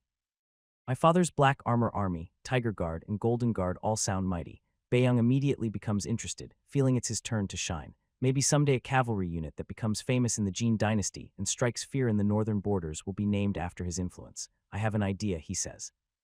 "But have lots of good names in your head. If you're brave enough, call it Dragon Cavalry." Cool, right? Sounds awesome, doesn't it? Dragon Cavalry. Anyone dares to use the word dragon casually. If his father finds out, not only will the relief supplies stop, but his kingu will be finished too. Why is he so bold? The king decisively says, "Tutu." "I choose the second option, the one for the timid." "Baeyang, how about Shio Cavalry?" The king's eyes light up brightly. "Is that the brave and fierce Shio Baeyang?" "That's too plain. It's the Shio from Xia Yao." "Owl, what you want isn't just ordinary cavalry. They're like your secret weapon. Special forces used in critical moments, your sharp knives in battle, right?" The king nods vigorously. Yes, Bu understands him. Even if the city falls and people die, someone must avenge him and someone must inform his uncle. He can't just die for nothing. What they need isn't just bravery. Have you heard of eagles soaring, tigers striding, all watching, wolf glaring? The owl cavalry must be fierce, ruthless, and cruel. When they go out, they deliver deadly strikes. Otherwise, how could they be intimidating? No man has ever dreamed of this. By Yang, just imagining it makes his blood boil. He was a bit envious of the king now. King had the resources to build a team that all men dream of, and he fully controlled it. Such a team would be impossible in peaceful times later on. But who wouldn't want to be a general or leader? Only the strongest soldiers can join the Falcon Riders. You need determination. Make your Falcon Riders so fierce on the plains that everyone fears them. That's what makes a special force. I plan to select 1,000 out of 4,000 men, then send them to Biwa Gate. They will train alone near the border. If we find good ones, we'll replace or add more later. Haha, get ready with money, kid. Good cavalry cannot be built without funds. If the pay isn't top-notch, your falcon riders won't have any reputation, only for glory. How many people in Jean would risk their lives? You need their full loyalty. Besides power, offer benefits. Make them understand that only under King's command are the falcon riders real. That's future talk. For now, focus on the present. First-class cavalry needs first-class equipment, horses, armor, weapons, and good food. King listened quickly, covering his small pouch. When he touched it, he remembered there was no real money inside, just some small trinkets he liked to carry. He immediately changed his hand to his chest. Brother, no more talk. I'm going to set up a stall to make money. See you later. Byung, King's diary. First day of the lunar month. King Yu's residence. I want to build a cavalry that will shake the plains. Today I took the first step. It has a name, Falcon Riders. My goal, make all tribes hear the name Falcon Riders and run faster than the people of Yu when they hear about the northern barbarians. Does that sound a bit less heroic? A little off, but never mind. It's just how I feel. The next day, King Yu's residence issued a new notice. Because the vassal kings' FF-toms and counties were abolished, Yuzhou lacked basic patrol officers. It was decided to recruit 200 to 500 regular city guards for Yua. Their main duties would be maintaining order inside and outside the city and guarding the gates. Requirements from Yuzhou: love Yua, willing to serve you. Male, aged 14 to 25, healthy, no criminal record, martial arts experience preferred. He planned to recruit 1,000 people, but after training, 80% will be eliminated. Only those who pass the assessment will officially become part of Yuzhou Guard and receive regular military benefits. Due to tight finances, Yu does not keep unnecessary staff. Also, whether hired or eliminated, meals are provided during training. The common people saw the notice and spread the word quickly. This is a great job opportunity. Those who missed the chance to go to sea as fishermen because of no experience are now getting another chance. Patrolling and guarding city gates are good jobs in the Jin dynasty, and in Yuzhou they are even better. The next day, the king took Wei Yan to the old ferry pier to see the sea. News about recruiting for Yu Guard spread even to the seaside. People from inland now visit Yu for sightseeing, and the King's sea trips have become a regular tourist activity.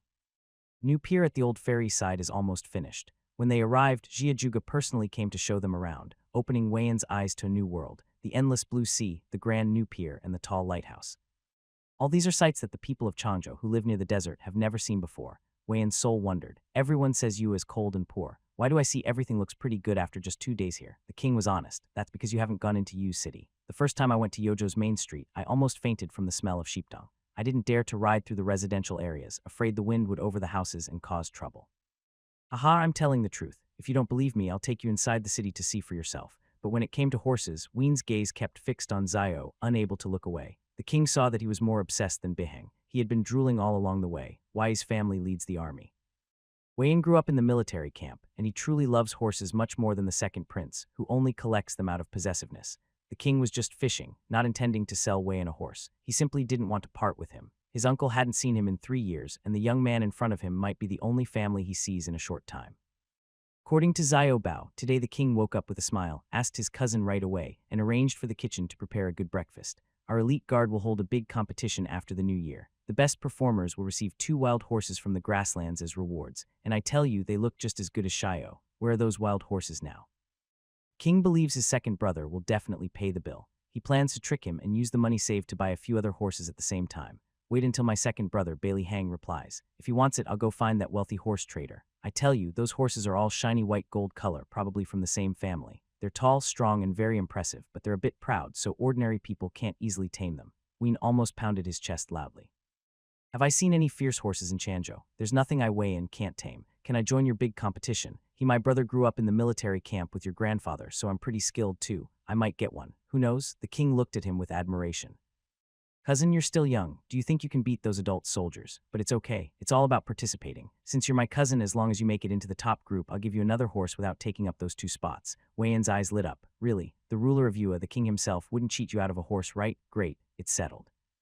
And seeing the two talk so excitedly, the guards from Changzhou who had come along couldn't help but remind him, "Second young master, do we have to stay here until after the new year? That's such a long time." The king interrupted him first. If you leave now, you won't make it back in time for the new year. It's not good to spend the holiday on the road." Then he looked a bit sad. "I was really happy when my cousin came. It's my first year as a vassal, so I thought I'd spend the new year in Yuzhou. And now that my cousin has come, he's leaving before the holiday." The king, feeling confident, thought he was doing well, but Wei Shin didn't seem to care about his younger brother's feelings at all. He circled around the king and said, "Sigh. Yes, that downward gaze just like this. Try to act a little more. You look almost 5 parts like my aunt." The king got angry and decided to show him who's boss. He crossed his arms and said firmly, "You must stay in Yuzhou until after the new year, or I'll write to Changzhou and say you spend a fortune of 5,000 taels to buy a horse. Then we'll see if you dare to fight back." But Wei Yan wasn't threatened.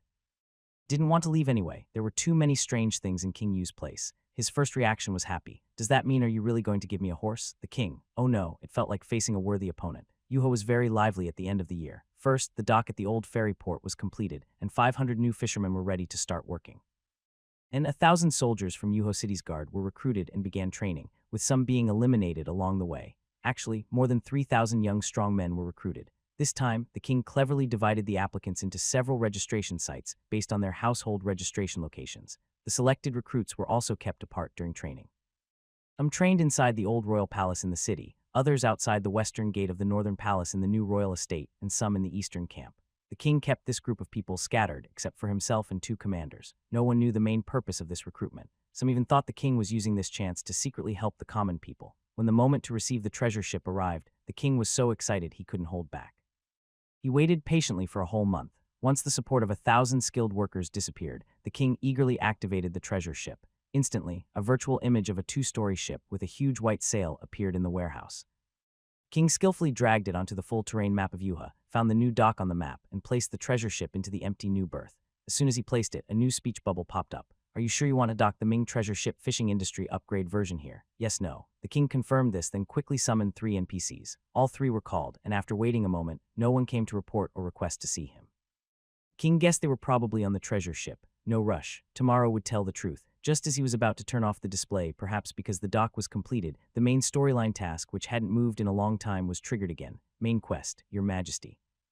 Recently, the happiness index and hunger index of your city have slightly improved, negligibly, but still an improvement. Data analysis shows they're still well above the red alert line, indicating a high risk of regime overthrow. Please continue to work hard as the city's ruler and do your best to ensure the people's peace and happiness. A new main quest has been issued. Quest 1, strive to increase the happiness index by 6 points. Reward, level a roulette, draw X1. Quest 2, strive to reduce the hunger index by 6 points. Reward, level a roulette, draw X1. Quest 3, use the Ming treasure ship to go fishing and add 50 edible marine species to dodging, counting only species not on dodging's edible list, enriching the meals of the hungry people. Ask reward for B-grade roulette draws. Do you accept the task? Yes, no. The king finished reading and wanted to complain a lot. Was he being mocked? But it doesn't matter. Last time accepting the main quest only gave him a white Z. What about this time? And most importantly, why has the percentage increased doubled again? The king angrily clicked yes. There's no other choice. Now the king feels a bit like someone who goes out and finds no money, so he considers it lost money. He posts a bunch of seemingly difficult tasks. After clicking, he can't immediately pick up anything, and he feels like he's losing out. He pouts and then hears a crackling sound from the house. The king opens his mouth to scold Winnie. Is he gnawing on the table again? Looks up and realizes it was a misunderstanding. Winnie the bear has already run away after seeing him pouting. It's actually his butler sitting far away filing his nails. Those bright green nails always look like they might be toxic. Do you still have time to file your nails? What do you want from me? Judy picks up a piece of paper from nearby and stands up to hand it to the king. This is the list of expenses for the new reserve soldiers' meals. It needs her seal. King sees that 3,000 people eating and drinking for a month costs so much and his head hurts. He also has a formal guard camp of 3,000 people, so a total of 6,000. The poor king immediately feels uneasy. He must go set up a stall to earn some money back, but it's already bedtime for the kids. This is so hard for him. Probably feels completely unguarded in front of Zai, who knows his secret, and his expressions are so rich that Shui understands everything. Zudi sincerely suggests, "My lord, why don't I go set up a stall at the home garden? I don't need to sleep."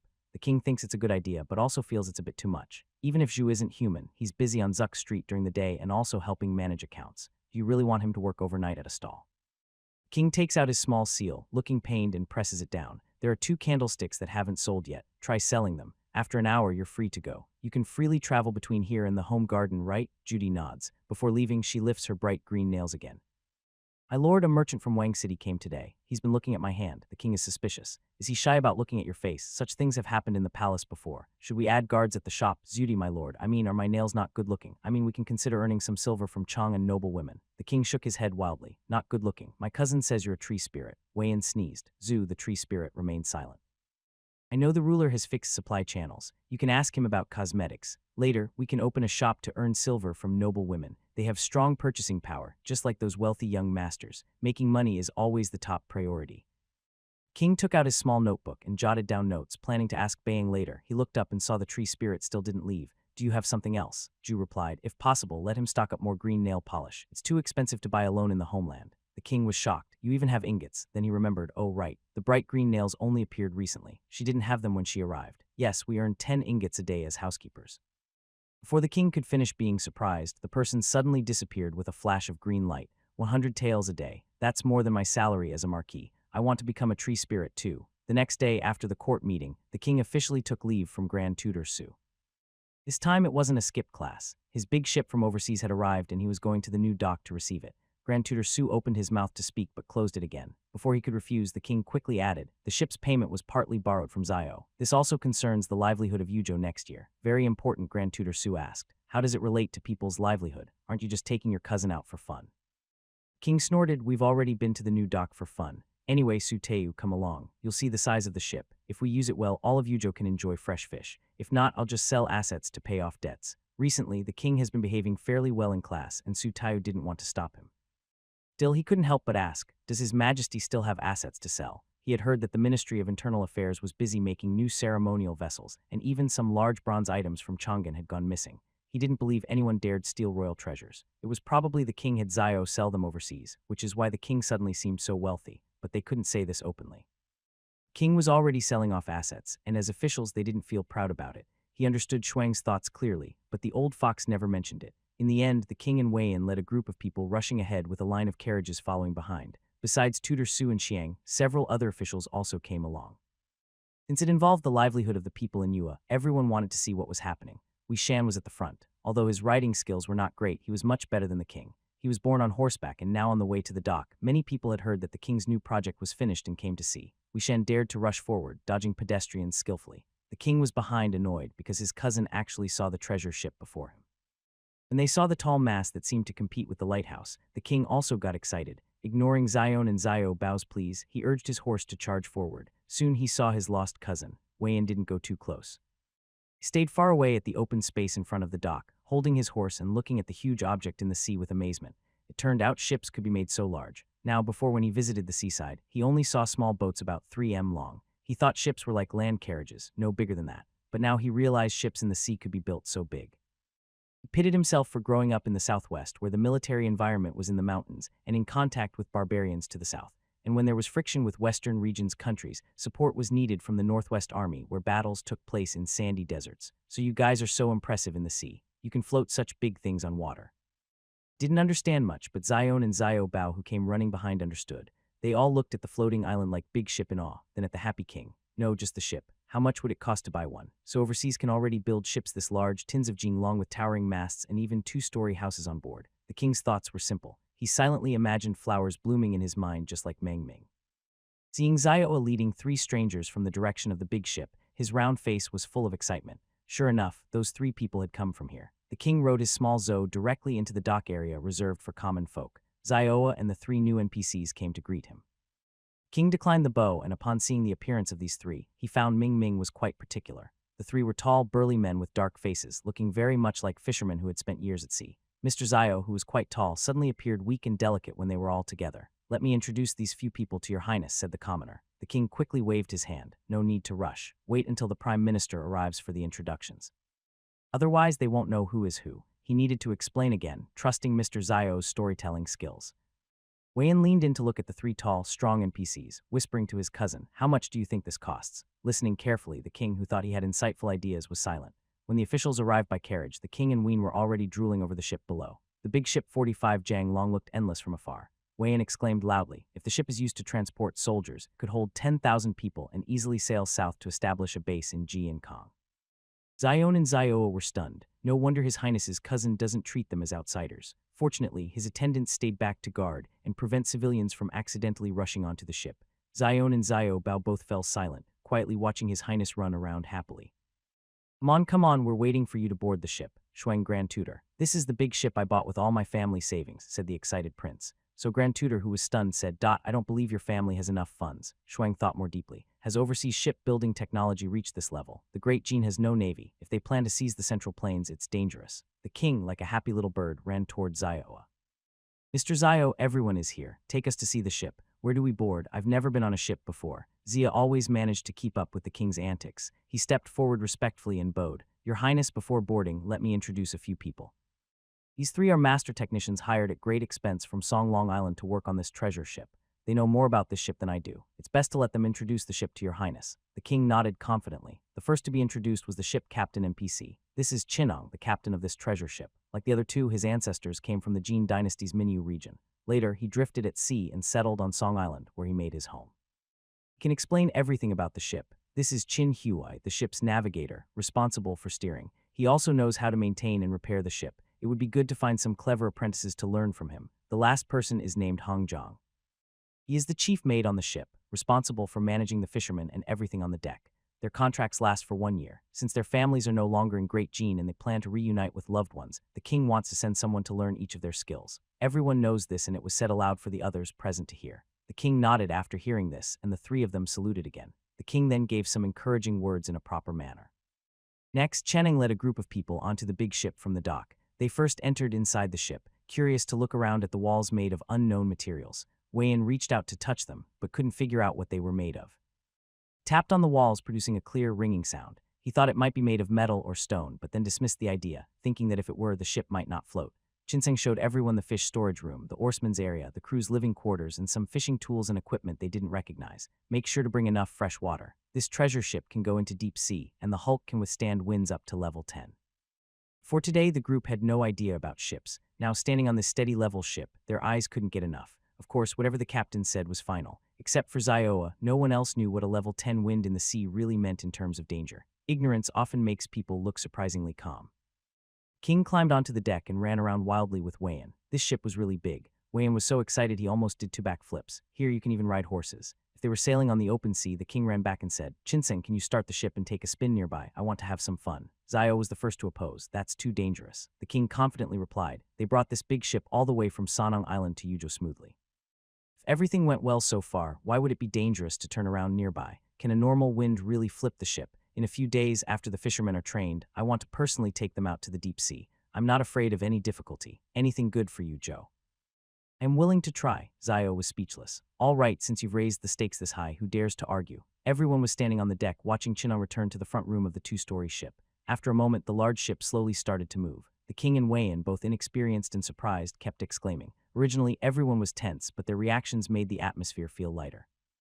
You could clearly feel the ship moving, but because it was so big and stable, the king still ran around and jumped without any trouble. "So as long as the ship is big enough, it's just like being on land," he said. "Yes, we can still run and play." Ween agreed. Shin Huai didn't raise the sail.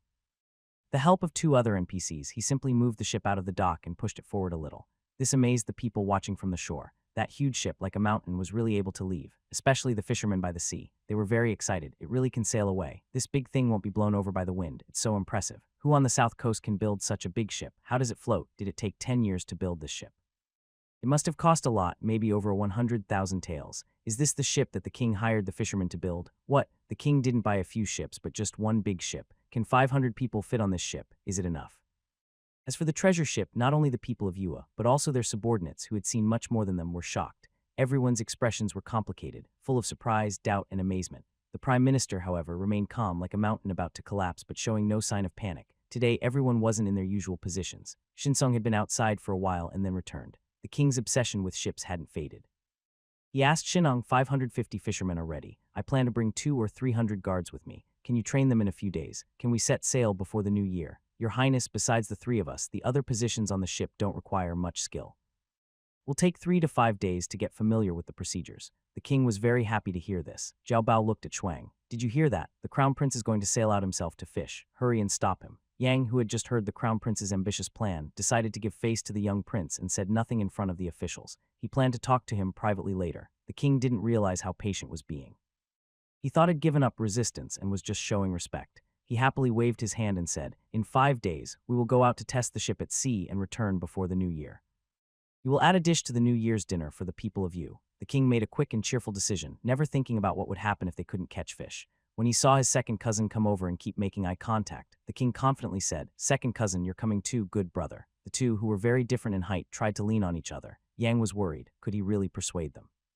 When they returned to the house, Yang indeed went to the king's study to ask for a meeting. As soon as the king saw him come in, he showed an expression that said everything was under his control. The king learned to answer quickly. He raised his hand to stop from speaking and said, Chancellor, do you also want to go? Yang hesitated. Your Majesty. The king immediately interrupted again. It's not that I won't take you. If we both leave Yuha, what will happen? The Grand Tutor will also need to go. And if you all leave, what about the government affairs? Yang was shocked. Are you planning to take Suji too? The king looked happy. Can I not take him? Wouldn't that mean no more studying? Yang realized what was happening. He had been interrupted twice and decided not to follow the king's lead this time. He firmly said, I have something to say about your highness going to sea on the ship. I think this is too dangerous. Please think carefully. The king rested his chin on his chubby little hands, blinked at his chancellor, and said, not just 3 times. I've thought 5 or 6 times. I've considered it carefully. Treasure ship needs me to oversee it. He kept saying, I and me, showing he wasn't intimidated by his status. Xueseng firmly believed that the king shouldn't risk himself. The king took out his thick marine life manual like a dictionary which listed edible sea creatures. I have an important mission to find various edible fish to solve Yo's hunger. Yang, stop talking. No one can replace me. I must go myself. Looked at it from another angle.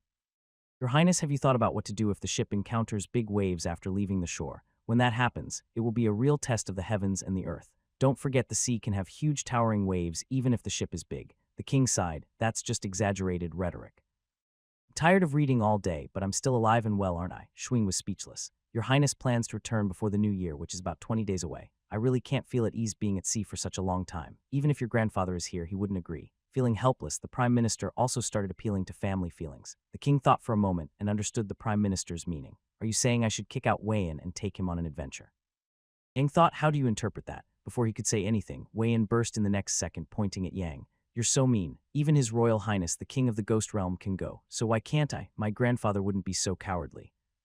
Highness, you can't abandon your cousin. If my cousin doesn't go, who will protect you closely? If my grandfather finds out you went on an adventure without me, hell break my legs. Zhang sighed inwardly. The king's stubbornness was already enough trouble, and now this. Today it seemed impossible to explain reason. His intuition was right. They couldn't convince him. The king was determined to go. If you don't let him go, hell say he's doing it for the people of Yuha, for the good of the Ghost Realm.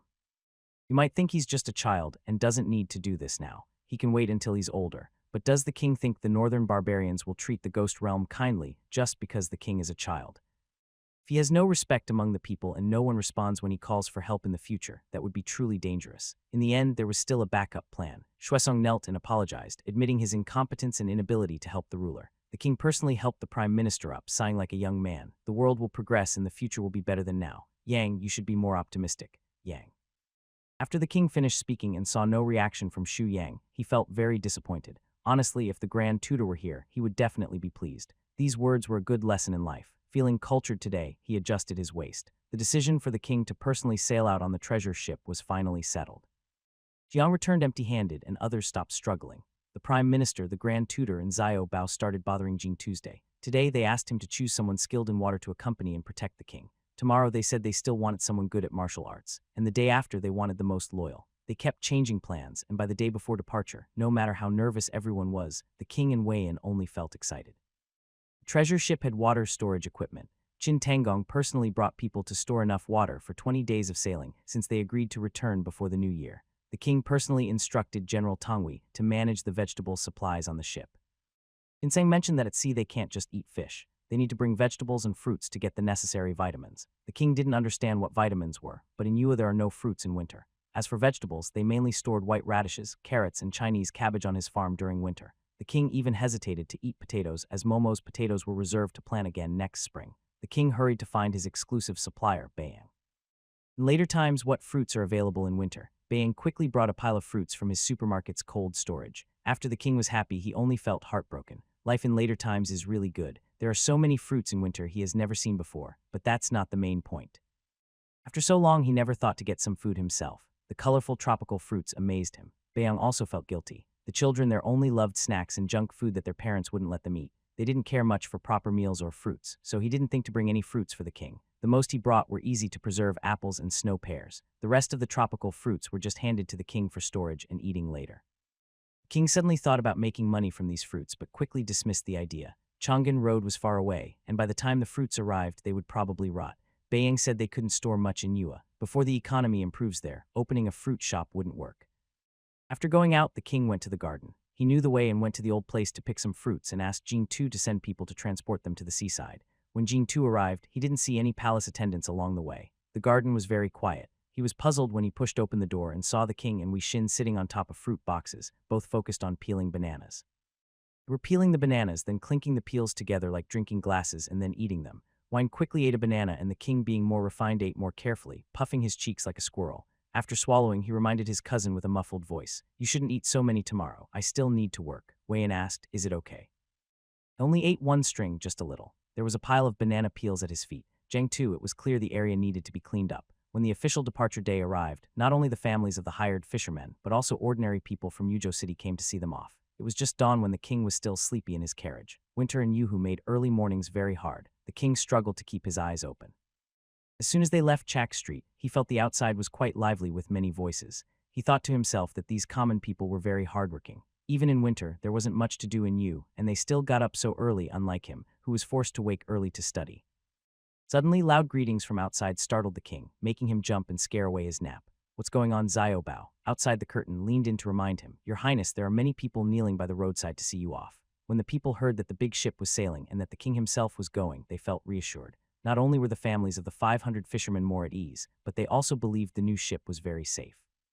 Even the city residents were touched because it was rumored that the king had hired expert fishermen to find new fishing spots for Yua. To explore new opportunities, the king personally took the risk. This time, the people spontaneously gathered to see him off.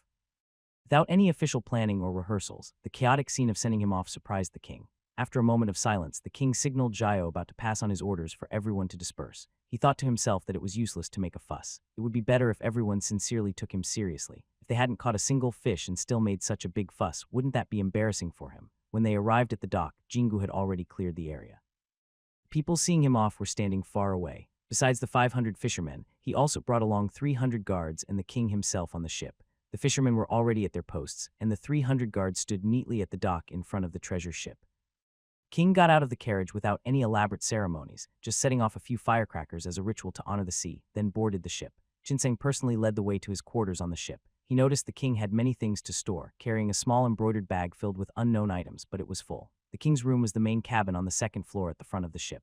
Wei-yin was impressed. The king's room on the ship was no worse than his in Changzhou. It wasn't as luxurious as the royal palace, but had all the essentials. He tiptoed over and asked, "Since you changed to a new environment, does His Highness need someone to guard the night?" The room looked quite comfortable, and he could barely manage to stay polite. Zioa turned around as the king took off his cloak and threw it aside. Hearing this, the king put his left arm around Winnie and with his right hand, forcibly grabbed by Zay's hind leg to prevent him from escaping, declaring proudly, "I have a divine beast to guard the night, so I don't need humans." Humph. When mentioning these two little pets, Wei-yin reminded the king that Bear is just simple-minded. "I won't say much about that. And that raccoon dog, or whatever it is, do you want to find a skilled doctor to check on it? It has horns and is even growing another one." Bai's tried hard not to curse him out loud. He was used to being surprised. The king was reminded and let go of Winnie, then reached out to Biss's head repeatedly. His horn had grown over an inch long, making Bai's look much more impressive. At first it seemed strange, but the king was used to it and thought it looked more majestic. As for his cousin saying Winnie was simple-minded, he automatically ignored it. Wasn't that true? It's so beautiful, white, and gentle. The king loved it and wouldn't let go. Bai shook his head at the horn on his head, thinking, well, you do have some taste. Just as he gave a look of approval to this little troublemaker, he heard him continue that when it grows up, breaking off the horn to carve into a delicate ball will definitely be worth a lot. Bai struggled to free himself from his claws, jumped out of his embrace, and deliberately stepped on the king's foot twice before walking away. Ahian's laughter echoed throughout the room. The king, having annoyed by Zay, couldn't sit still inside the house. No need to rest. He didn't want to miss the fun. He changed into casual clothes and went to the deck with Wishin. In a short while, the treasure ship had already left the dock and turned south, heading far away. What he saw from the deck was an endless sea far from land. From the shore, the ship didn't seem slow, but the king, not an expert, only thought it was steady. Wind on the deck was a bit strong, and even his cousin couldn't keep his mouth closed from the wind. The king, made of steel and iron, felt completely relaxed and happy as a vast new world awaited him to explore. Later, Sutayu saw his restless disciple dressed in a thin robe, standing at the bow with arms wide open, laughing loudly. Surrounded by 2 young eunuchs and several guards, they were trying to persuade him, but he impatiently waved them away. "Your Highness, even if you think you're heavy, you can't stand so far forward. The wind is strong, and if you get blown off, what will happen?" The king slowly turned his head and said, "Grand Tutor, are you teasing me? I will remember this in my notebook." Suji, the endless sea looks very calming. The king stands at the bow of the ship, feeling a bit proud, confident that he can conquer the world. He ignores the Grand Tutor's nagging and stands alone at the bow, facing the wind for a long time. Shan, who was blown like a dog behind, now looks at his chubby cousin's back and feels he looks taller than before. Being chubby has its advantages, but since it's winter and they are traveling once the big ship leaves the land and sees only the vast ocean and can't go into the water, the king quickly returns to the control room. Chuneng and Chun Hu are bombarded with questions, while the first mate Huang Zhang, who is working with fishermen below deck, escapes unscathed. "Captain, is there no fish below? And will we start fishing? Your Highness, we're not far enough from the shore yet. This is an area where fishermen can reach. Usually our big ship targets deep-sea fish. Oh, how much longer until we reach the deep sea? I can't see the shore anymore. Jinhyo has to show him the sea map they received with the ship, pointing out a rough location. The king realizes they just left the coast. They're only at the entrance of the vast ocean. His eyes sparkle with a new idea. He waves away Zia Bao and his attendants, then dismisses the captain and a few apprentices and asks mysteriously, "Captain, if the ship stops to cast nets and fish, can I go into the water to dive? I'm not afraid of the cold. I even practiced in a bathtub before." Jin Huai Wei and cough. The king ruthlessly sends his cousin away too. Once no one else is around and seeing the surprised looks in Chun Hua and Chun Sung's eyes, the king adds, "Can I not be afraid of the cold?" Chun Hua thinks for a moment and replies, "As long as your majesty can persuade your followers, I can find good weather to teach you how to dive in the bathtub. That's called holding your breath." The king excitedly waves his hand. "It's all the same. I can hold my breath without limit. I'm really good at it." Bus still doesn't believe it. "I want him to see for himself." "Captain, it's settled then." Actually, after the initial excitement, a ship sailing alone on the vast sea can be quite lonely. The king, tired of the boring, unchanging ocean view, said he was too excited yesterday and didn't sleep well, so he wanted to go back to his room for a nap. When he returned, he pressed Winnie at the door and said, "When I need you, you'll be here watching the door. Don't let anyone come in. If someone tries to break in, you must step on their body." "Understand, Winnie Wu, what are you saying?" Bai's mockingly replied, "No one is taller than your knees, so who could you stop?" The king agreed and immediately pulled Bai's over, placing Winnie beside him. "With you here, it's much safer. Watch the door. I'm going to explore the homeland." On the ship compared to the Suyu Palace, the room is too small and every move can be easily noticed outside. There are about a dozen people surrounding the house. The king returned to his bed, lifted the blanket, and in the next moment disappeared. And he saw its master leave and decided not to stay at the door anymore. It wanted to go back to the cozy bed with the little nightlight. Just as it got up, Baze raised a paw and pressed its head, saying, "Stay here and watch the door, don't move." Winnie looked at Baze with a curious, wise expression. Bai sighed, wondering if they could buy some intelligence-enhancing medicine in the homeland. It really needed some. Baze got up and walked to the corner where the bear's nest was. Picked up the little nightlight and placed it inside the nest, then used its newly grown horn to top the nest and the door. "Here, you stay here and watch the door." When he looked at its big brother with bright eyes, pushed the nest back a little, and wed happily lying down for you. And it cheerfully crawled over to the small nest corner and lay down next to the crystal nightlight. By this is why it feels a bit embarrassed to bully the naive one across the way. The king first checked his treasure count when he entered the homeland and found that he had gained over 40,000 more gold coins. The total was back to 120,000, almost making him smile. That tree demon. No, Zudi is really good at business. Both candlesticks could sell for 40,000. King walked briskly, happily strolling through the streets. During the daytime, his brother was definitely not here, so he just looked around for any new shops. After a while, he earned 40,000 and the joy faded. How could Mingaming be so ruthless? The king has gradually become numb as he walks along. It's just a string of numbers. After all, I don't buy anything, and I don't even pay when I look. It's just to gain some knowledge. He arrives at a shop with a strange and eerie design. A mechanical dog made of iron bars blocks his way and hands him a small fan. Having never experienced handing out flyers, small mirrors, or scanning QR codes to get toys on the street, the king is truly amazed. So warm and touching, so nice. Before he can finish feeling moved, something even more impressive happens. At the shop entrance, a round snowman-shaped figure slides over. It politely invites him to drink tea, then opens its belly and offers him a sealed cup of green tea. The king is once again amazed. Then a little bit of anger rises. Looking at the dog, it can even hand things over. And will Ba and Winnie be able to pour him a cup of tea? Every time the king has to carry them himself. Dogs should carry things for their owners. Wait, he doesn't have a dog, that's a bear. The king suddenly feels even sadder. When he passes by the weapon shop that quotes many small prices again, he, full of anger and courage, boldly walks in. He can't afford it, but he wants to see what kind of advanced weapons they have. Shop assistant sees that the visitor is a small child shorter than the counter and casually greets him, telling him he can look around freely. If he likes something, he can try it. The king hears the words, though the system translation is slow and strange, but he's no longer the shy little boy who first came here. He's more open now. Look, the shop owner didn't chase him away. The king asks about how to use each weapon. The shop owner, noticing his outfit, realizes he's from a different place and patiently gives a simple explanation. This is a pistol with bullets inside in a certain range. This is a long-range rifle with a certain range costing 24 million gold coins. These weapons are indeed powerful. The king listens without changing his expression. Whether there are 7 or 8 zeros at the end doesn't matter to him. He can't afford any of them anyway. He gains some knowledge and listens eagerly. After a while, he suddenly remembers something and asks the shopkeeper selling weapons, "I can't afford any of these. You have any swords like this for sale?" He pulls out a small booklet from his pouch, which contains a diagram of cavalry weapons from a tool book that Bei Yang helped him find. He shows the shopkeeper a curved sword used by cavalry soldiers. The book explains that nomadic peoples prefer curved knives, while farming communities favor straight-edge swords. Curved knives are harder to forge, but are more convenient for close combat compared to the standard large swords used by soldiers in Jane. Since curved knives are better suited for the grassland environment, The cavalry and Yujo should also have them. They're easy to use, so why not use them? Book also says that the curved design makes swinging easier while riding, and it's less likely to get stuck when cutting through enemies' bodies. This makes them very good for fighting in open grasslands. According to the king's plan, his elite cavalry must be well-rounded. They need long spears, bows, and also curved knives. They should adapt to the terrain and be ready for any situation. He has spent a lot of money on this, so he cannot settle for average. When the shopkeeper saw that the customer was interested in cold weapons, his confidence in his guest grew stronger. It turned out he had been talking nonsense earlier, and he was a bit behind the timeline. He didn't believe the kid in front of him understood what a rifle was. However, his business back home wasn't doing very well, and he was thinking of changing careers. The small amount of money sent by the king was barely enough. He wanted to listen in and see what was going on. "Do you want to buy one or several for collection or for use?" he asked. He wondered if the kid was just interested in decorative items for defending myself and fighting. "I want the sharpest, strongest curved knives. If the quality is good, I'll buy more." The boy said the king thought that curved knives were common across the grasslands, and he hoped Dream wouldn't charge him a high fee again. He didn't have iron or himself, and buying large quantities or sending people to make knives could leak information. Buying from his home was the best option right now. Trusted by Yang more, but unfortunately, Ba's country was peaceful and weapons were tightly controlled. Ordinary people probably couldn't get access to deadly weapons. When the shopkeeper heard that he might buy more, he finally stood up and left the counter. He looked at the boy's golden crown and wondered if this kid was a noble with an army behind him. "So you want curved knives for cavalry?" he asked. He knew his stuff. The boy nodded firmly. "I can get them for you. Even use high-quality carbon steel with a tough coating if you're willing to pay." The boy was cautious and tried to hide his small purse, but he managed to hold back. He lifted his chin and said, "Don't boast. As long as the knife is good, we can discuss the price. How many can you buy at most?" The boy hesitated. 500.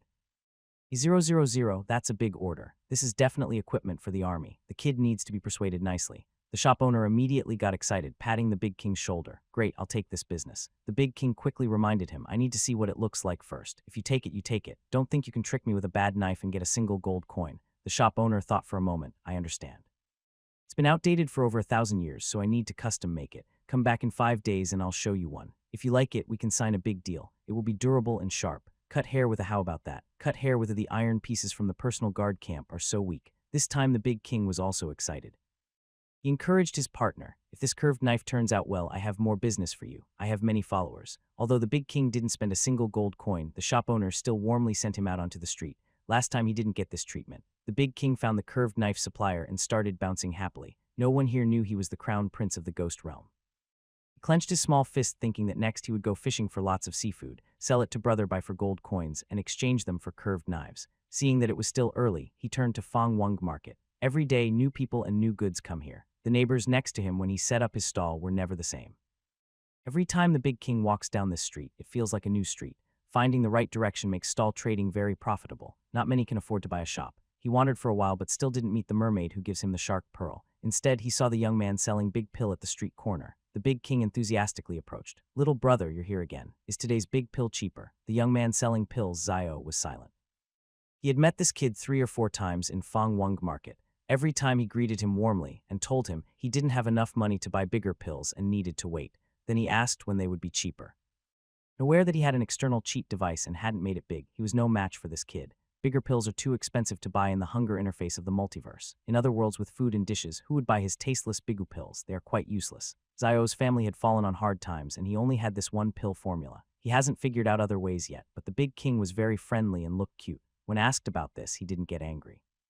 Instead, he felt strangely sympathetic. "How about I give you 2 beads? The king shook his head vigorously. "Little brother, you're so kind. I don't want them. I would just be taking Dream. Oh, I mean the homeland, and I wouldn't let others take it away. That's true."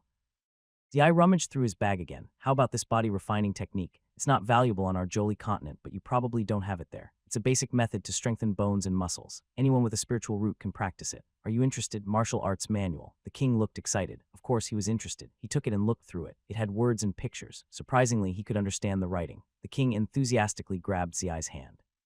"You use the same writing as us. Our weapon shop isn't the same as others. Could it be like Brother said that you and us are from the same land, just different time periods? We look alike." Zio had never thought about this before. The kid had black hair and black eyes just like him.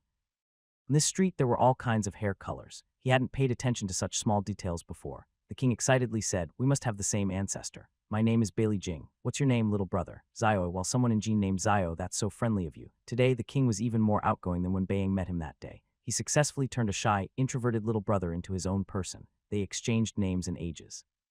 After Brother Bai, the king now had another brother named Chayo. Brother Chayo felt a bit embarrassed to ask for money for the body refining technique. He just asked for a single gold ingot as a formality. The king earnestly explained, actually, how much you sell it for doesn't matter.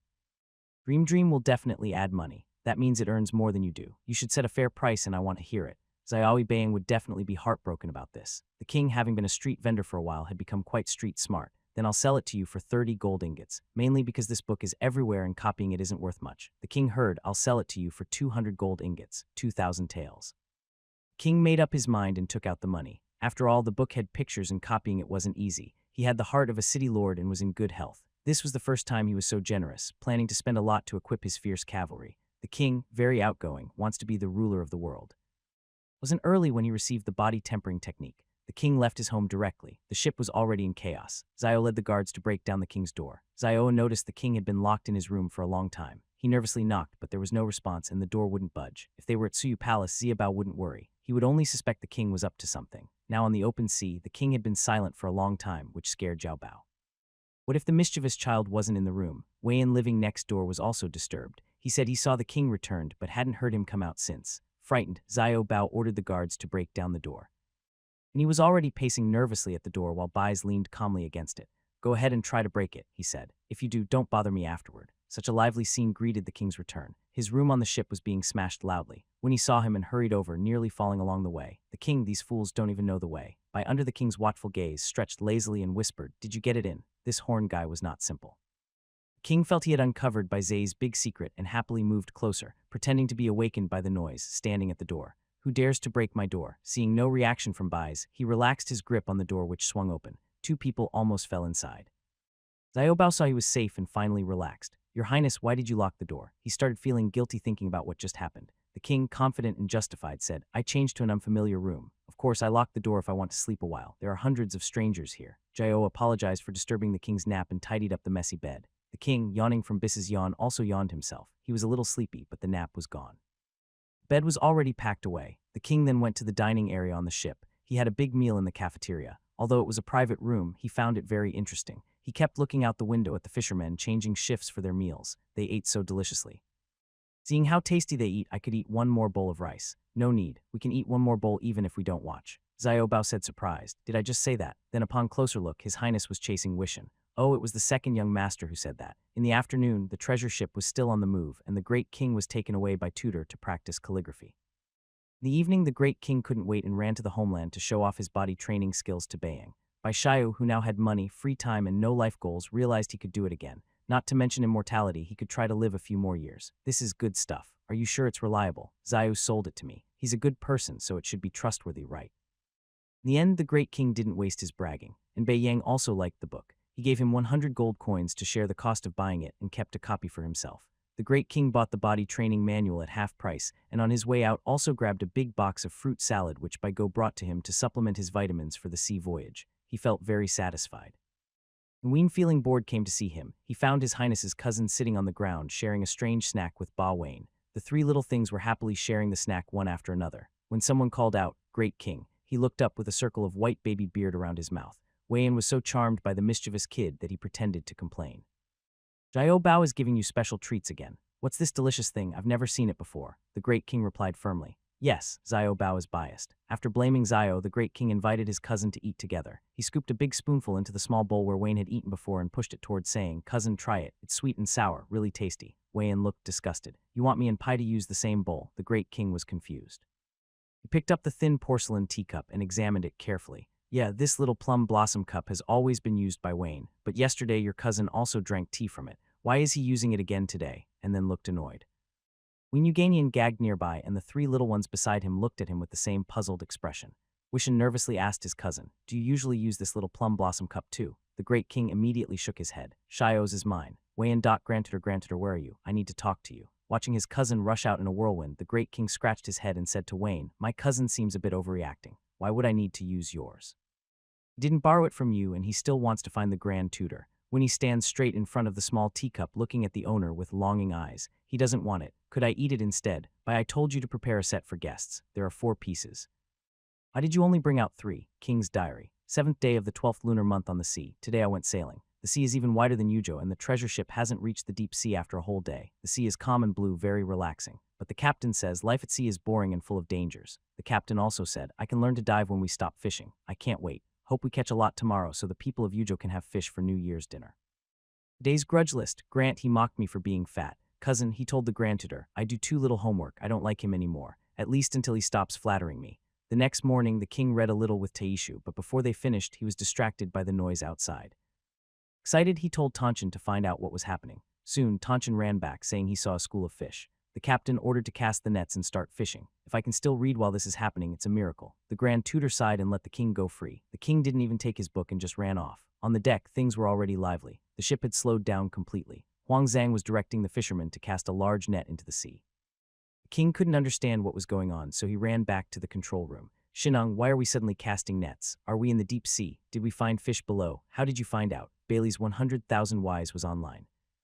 Captain had to explain that he observed the waves and whirlpools on the surface which indicated strong water currents and possibly many fish gathering. He also said he saw many seabirds and so on. The king kept asking questions. What is a warm current? What is a cold current? What do ocean currents mean? The king felt like he saw another grandtutor. He didn't want to know all these theories. He became more and more frightened, but soon he relaxed again. Glad that as a feudal lord you didn't have to fish every day. Fishing was not easier than holding court. The king glanced at the apprentices in the control room. Whether I understand or not doesn't matter. You must understand. If you don't ask quickly in a year, all of this will be up to you. Apprentices trembling with fear. Fisherman who had just caught fish was also amazed. This treasure ship is really advanced. They cast the large net which was tied to the crane into the sea. The big ship slowly moved with the current. When it stopped, the first mate gave the order. Everyone took their positions at the rehearsed spots to pull in the net. The king ran back and saw the first mate desperately pulling a thick rope on the crane with some apprentices and fishermen. Shinseng said this was the closing line.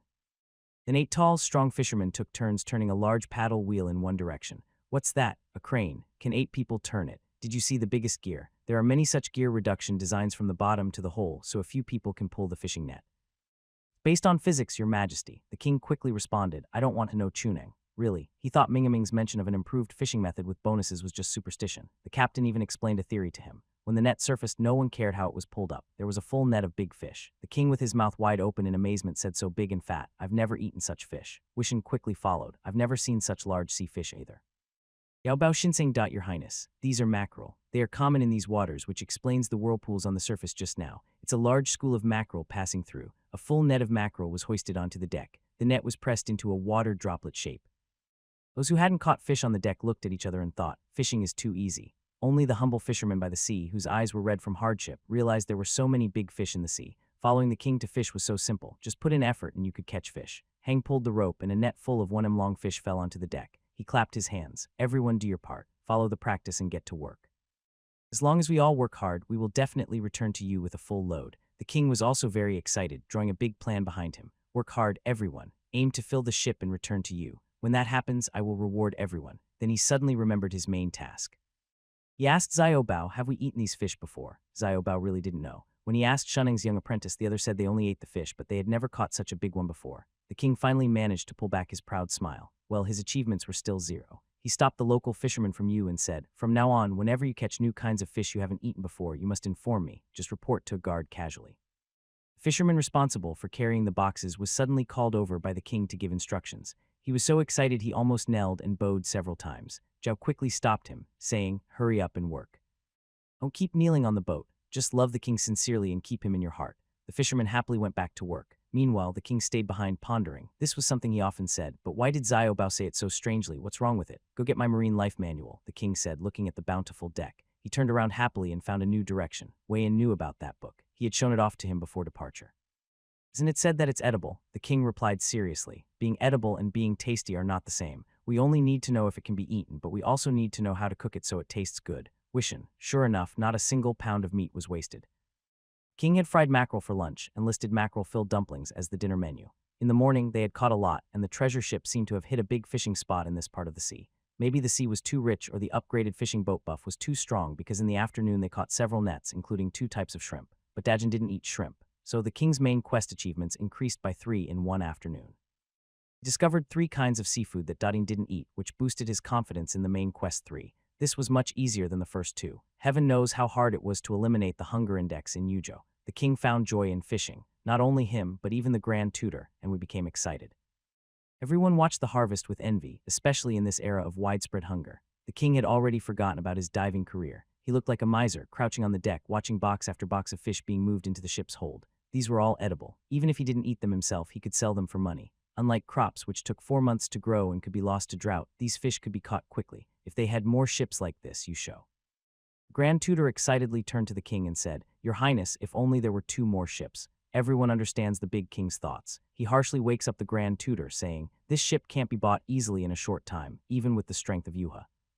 You should spend more time helping shipwright Zhang analyze how the ship was made. Don't expect me to spend money to buy it. Who knows if such high-quality goods can still be obtained." After receiving the second task, Ming didn't even give him a reward. He thinks maybe it's because he already has the top grade by Z they won't give him another one. Who knows if the top quality goods already obtained can be drawn again. The king speaks earnestly to those around him.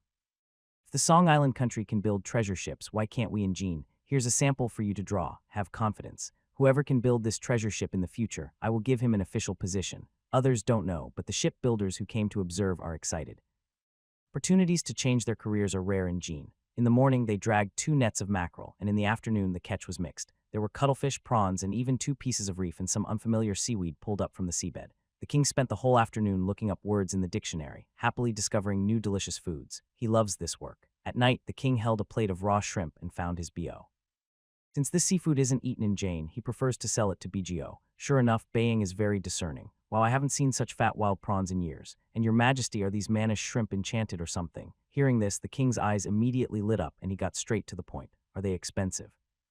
Manual lists many ways to eat them, but unfortunately there are no seasonings on his ship. That evening, the king ate 2 steamed prawns, and the rest of the small shrimp was filled with mackerel filling for dumplings. Baying, while calculating on his calculator, muttered, "Deep in the ocean, there are hundreds and thousands of years worth of seafood that no one has caught. I can't imagine how exciting it was for your ancient people to fish in the deep sea."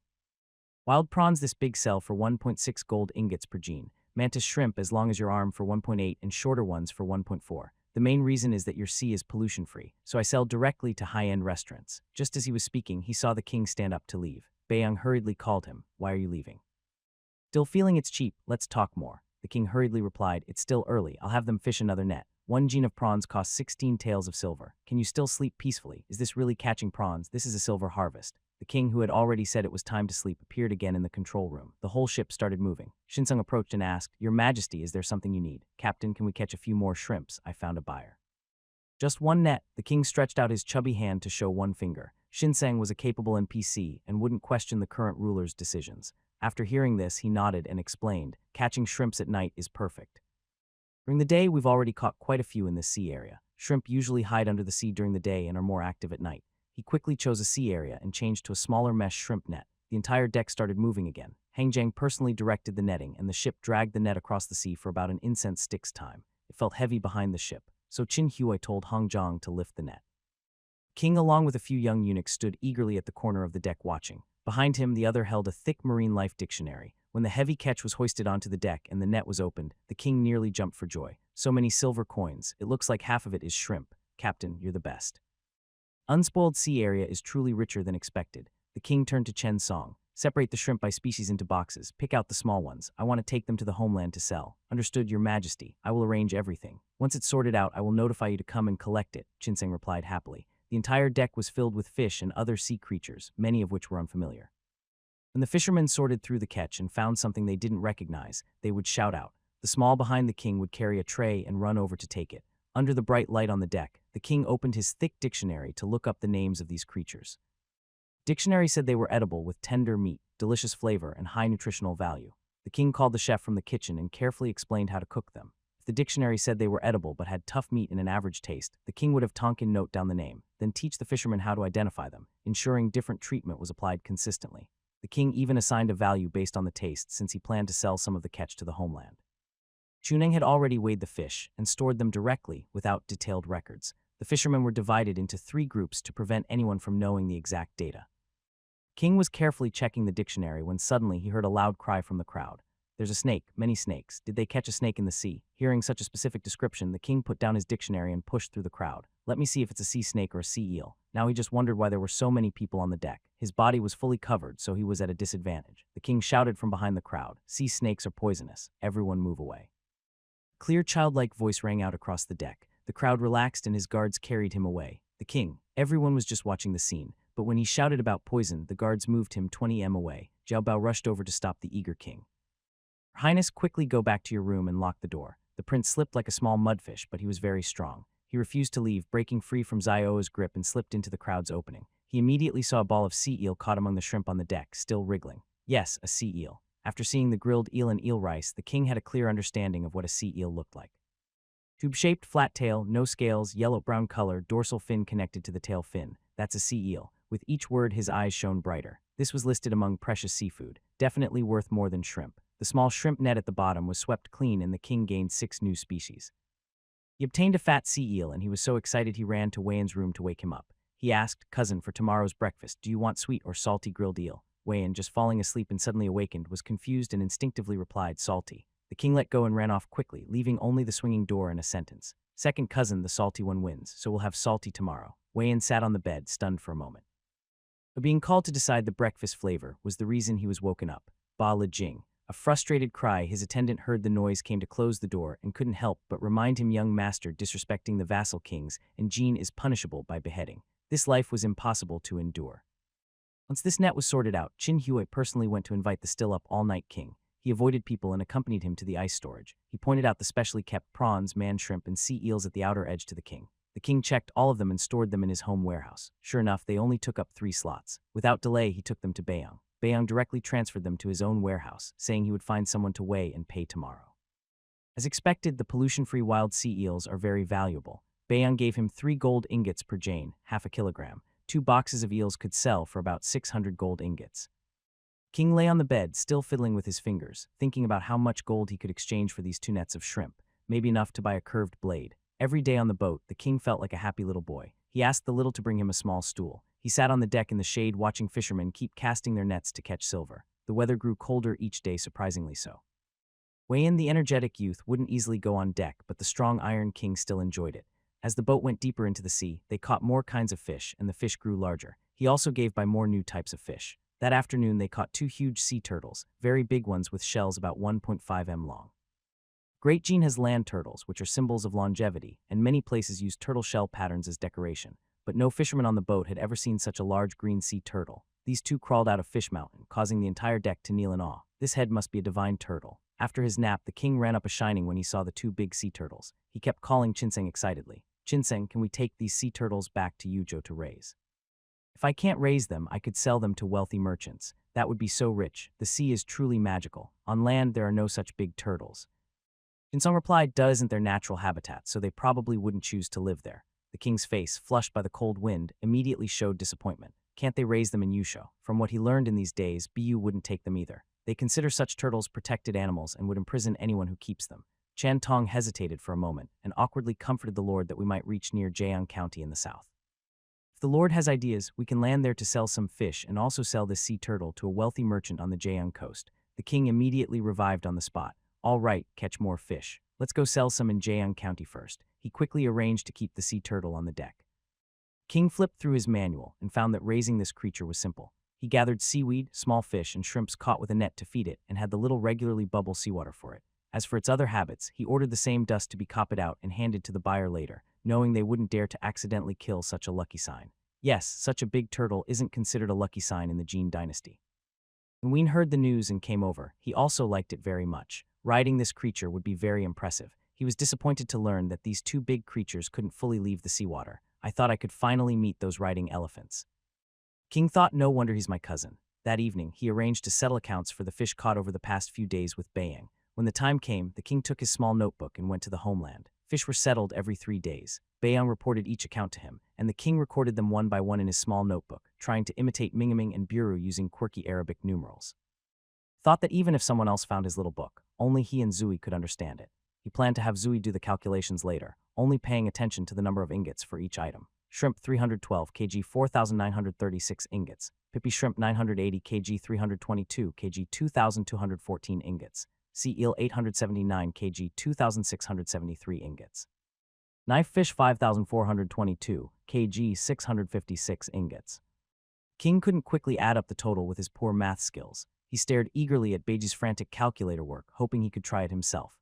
Biang was amused by his little expression and took out a brand new calculator, handing it to the king here for use in the homeland. "Just keep it in my shop. The king didn't expect this to happen. He threw down his small notebook and caught the pink calculator, not caring about Guy's playful taste. It's so pretty. By go, I'll pay you for it.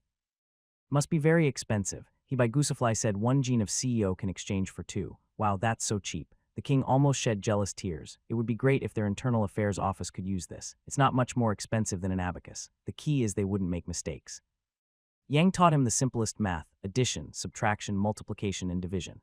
The king became even more curious about the amazing electronic products of future times. He picked up a pink calculator and shook it, asking, how does pressing buttons give the answer? Are tiny people inside helping with the abacus? Bayan was amused and said, how small would those tiny people have to be to fit inside? The king was not convinced and said, Momo's shiny board isn't very big, right?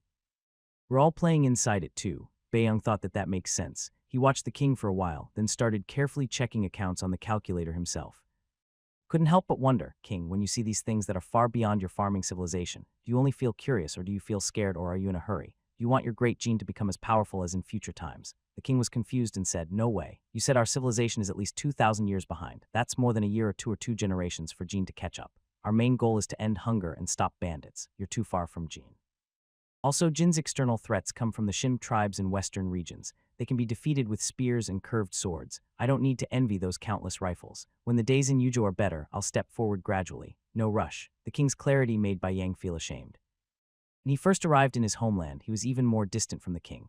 Remember, he was already an adult then. This chubby little boy was truly a natural ruler, sharp-minded and clear. But from the king's situation, after reading thousands of years of history, Bai Yang couldn't help but worry about him. The lords fought for power, bandit chaos, droughts, floods, cold weather, and suffering people. Everything seemed like a new mini ice age. Suddenly, Baiyang asked the king awkwardly, what kind of ruler was your father? The king didn't need to think about this. My father, he's in his 30s, looks okay, treats the eldest and second children well, and is sometimes generous to me. He doesn't like court meetings much, loves banquets, singing, and dancing. Oh, and he's superstitious. Heard that when I was born, he saw the great General Tai and named me Jing, hoping to suppress something, thinking it wasn't very lucky this way. Byang. Wow, that really fits. Looking over 3,000 years of official and unofficial history, the atmosphere of the late Jin dynasty is all there. Moreover, the king once said he's the 12th generation of the emperor, which means the throne of the B family has been passed down 11 generations to the current emperor. Based on this, with just a small trigger, the Jin could fall into chaos. How about the crown prince of Jin? Do you think your second brother has a better chance now? The king shook his head in confusion. Little 5 and little 6 don't know. There are 4 princes over 5 years old besides me, and they all have ideas. Eldest from the De family is the prince and favored by my father. The second, the legitimate son of the Yuan emperor, is from the wealthiest family outside the palace with a proper claim. The 4th son of the current empress is from the prestigious Chu family of Bowling. The Chu family is a noble clan with many talented people. It's hard to say who will get that position. The king really thought about this. Baiyang listened and thought, wow, this is a real contest. This young man who seemed isolated and helpless in the harem now has external family supporters in the southwest who rely on him. When chaos comes, having a military family in the southwest might be more useful than being the emperor's legitimate son. Are your uncles honest? The king looked innocent. Aha, how would I know? I was born after all the princes and kings had not returned to Chang'an. I've never seen them. The princes can't be summoned back. Baiyang was even more worried. Silly kid, they don't know how they've been secretly developing in their thieves. Baiyang began to advise the king. Seriously, your majesty, do you know what you should do most right now? The young boy discovered a new world. There's a button on the calculator that makes it beep. The whole shop was ringing. Zeroing, zeroing, zeroing. Zeroing, king, haha, zeroing. What am I going to do? You tell me. Byang, you don't seem very reliable in anything you do. You should stockpile grain, then recruit soldiers and wait in, you king. Was the topic jumping so much? Recruit soldiers and buy weapons. You also think the northern barbarians will march south. I tell you, you is dry and starving. No reason for the grasslands to still have food. By Gu, when do you think they will march south? By Yang. Oh no, I forgot you still have external threats. You should stockpile food, recruit soldiers and train well to protect yourselves. From what I know of history since I was young, your Jin dynasty is already on the edge of a cliff. How are your grain prices? Do you want to cash out your 16,000 taels of gold to buy grain, or should I exchange it for food? 160,000 taels can buy quite a bit of old rice where I am. The king was stunned on the edge of a cliff. What do you mean? Is the Jin about to fall? He stopped speaking halfway and covered his mouth with his chubby hand. No. Oh, don't be afraid. I'm just guessing that you might be heading into a mini ice age. You always talk about how cold it is and bad weather can cause social unrest. It's better to prepare early. Aren't you starting to work on the flying cavalry? That's good. We need to be ready with backup plans to save our lives. Of course, this is just my guess, just a guess. The king was angry and sad. I still have some money saved for the curved sword, so I can't buy grain. Let me think. Last time you bought me a batch and it's all settled now, right? I still have 1.7 million gene of rice. I don't even know how much will be left by autumn. Bayan, the clever strategist, analyzed for the king. Next spring, no matter what, you must organize large-scale planting of potatoes and sweet potatoes. These two crops are hardy and require less climate control. They're hard to store, so you can have them ground into flour, cooked, and dried in the sun. No matter how you do it, they'll be edible. I've already contacted several seed companies for both potatoes and sweet potatoes, so rest assured. The king looked at him with starry eyes. It's hard to worry when baying is around. Wait, where did you buy the curved sword? Why didn't you take me to bargain? Next day, when the king went to see the sample, the blond young man at the weapons shop noticed that the noble kid who kept soldiers had brought his parents along. The blond young man's name was John P. The curved sword he showed was pure black, with only the blades shining silver white. It was finely crafted with a simple old-fashioned scabbard. The king liked it at first sight, but the whole sword didn't feel heavy at all. The strong young man thought it was light as a feather. Could it really kill someone? Bayoung weighed it and said it was just right. He took out a luxurious printed handkerchief from his pocket and threw it onto the sword, and it was perfectly intact. Isn't it said to be able to cut through hair? John P. rolled his eyes. My dear friend, that level of sharpness requires handcrafted work, and the price would be several times higher. If you only want one sword, I can find the best craftsman to make it for you. However, this distinguished young guest is asking for 500 or A000, which is very expensive. Day I brought a curved sword based on historical research designed for cavalry with perfect proportions. You will need to put in some effort to use it. John picked up a handkerchief, threw it into the air, and gently swung the curved sword, neatly cutting off one corner of the handkerchief. After demonstrating, he handed it to the king. Try it yourself. Any sword you buy from me will be covered by a 3-year warranty. If it has a defect, I will repair it or replace it if I can. King's eyes lit up. When the handkerchief was thrown into the air again, he swung the sword lightly with little force, splitting the handkerchief into 2 halves. Can we cut something a bit harder? What is that? A human head? John quickly waved his hands. Oh no heads to cut here. A young took out from his warehouse the giant fish that the king had given him, over 1 meter or 2 in length, lying in a box like a small pig. The king chopped twice at the fish's head near the bones, smoothly and without hesitation, very slick. He was worried about using too much force. So Bayoung also took a turn, finally sacrificing a super strong fish box given as a gift, and confirmed that the sword was good. With Bayoung present, there's no need for the king to bargain. John asked for 20 gold coins. The king's eyes flickered with a hint of happiness, cheaper than he expected. Then he quickly looked down to hide his expression. Hearing the price, Bayoung knew the exchange value on the other interface was likely high, so he immediately cut the price in half. This is too expensive. No, this kid needs many weapons. They are in a chaotic time over there and he can't afford this price. How about 8 gold coins? We can order 1,000 of them. The king dot. Wow, John shook his head. That price is too crazy. For A000 orders, I can drop to at most 18 coins by Yang. No, I know you only need to make 1 mold. This fully mechanical automated sword line doesn't need to be so expensive. 9 coins at most. No, the steel and coating are the most advanced. 16 coins, no less. Nonsense. The steel we use isn't worth much. Who uses the steel for lunch boxes in peacetime? Higher-level weapons don't need it. 9 coins, 15 coins, 9 coins, 12. All right, as long as you guarantee all are of the same quality with 3 years of after-sale service. Let's write a contract and store it in the home. I am willing to pay 10 gold ingots per bundle. Deal. The king jumped out, start with 1,000 bundles. After fishing for 3 or 4 days, part of the catch was exchanged for 1,000 curved blades. The king was very happy with this. Bayoung witnessed both sides drafting the contract and storing it in the multiverse home. The king paid a deposit of A000 bundles and agreed to pick up the goods in half a month, paying the remaining balance.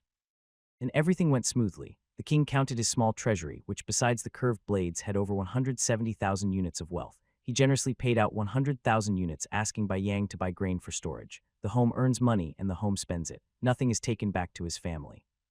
Next day we finished his training, and thinking his cousin had finished class went to look for him but found no one. When he was familiar enough, he went to the 2nd floor terrace and found the 3 little ones there. The king was with his 2 small pets, playfully poking at a row of 3 or 4 crystal night lights. Recently, not only was it cold, but the sunlight was also weak. The night lights on the windowsill had become useless. Looking at the small behinds in front of them, Wei-yin had a rebellious thought to kick them, but then he considered cutting in half and held back. Your Highness, what are you busy with? Didn't you say you wanted to see me this afternoon? The king remembered and came over mysteriously. Cousin, do you want to go diving?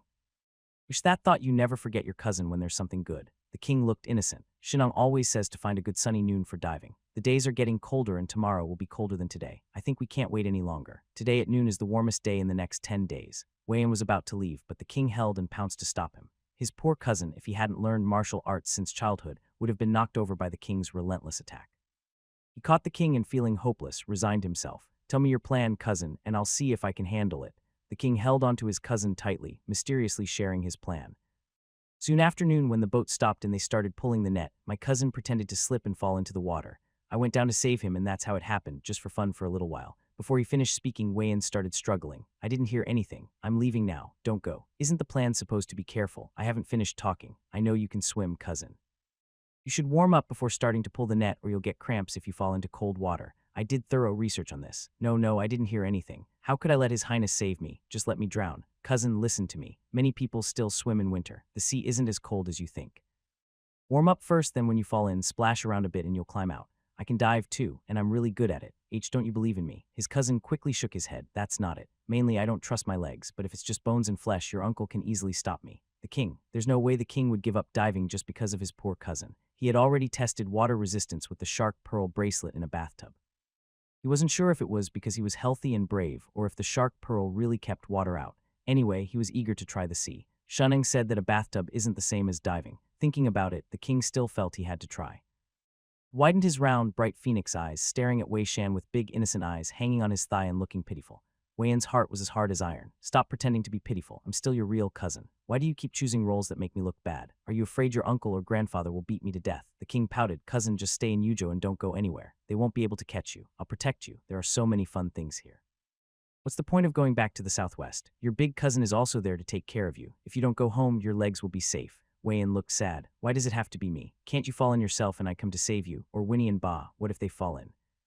Looked at the two fluffy creatures innocently watching the scene. By who could understand words? The king Sai asked about this every day. Django and the grand tutor warned me many times. Look, if I fall into the water at this spot, no one will follow me. When I get close to the boat, 3 or 4 guards will jump out to prevent the chance of me accidentally falling in. That's why I wanted to create some chaos. I took the opportunity to do so. Wei was very impressed. You've thought of everything, but you forgot to consider your cousin's leg. In this cold winter, you a kid jumped into the sea to save me. That's so brave of you. The king nodded. Then you were so moved that you insisted on staying in Yua to keep me company for a while. And I saw that I was so excited I gave you a white platinum wild horse, a curved sword that can cut hair, and a new long spear for the royal guards. Every time he said something, his unambitious cousin would blink, waiting for the king to finish. After he was done, we clapped his thigh and said, let's do it. All 3 gifts sounded worth the risk. What kind of curved sword? What kind of spear? The king looked mysterious. They're better than the ones your southwestern army has. I know a master craftsman who's the best in the world. We being older wanted to make sure the king really knew how to do that underwater breathing trick. Later, the king was playing on the terrace of the 2nd floor of the treasure ship when he suddenly fell and broke his hair.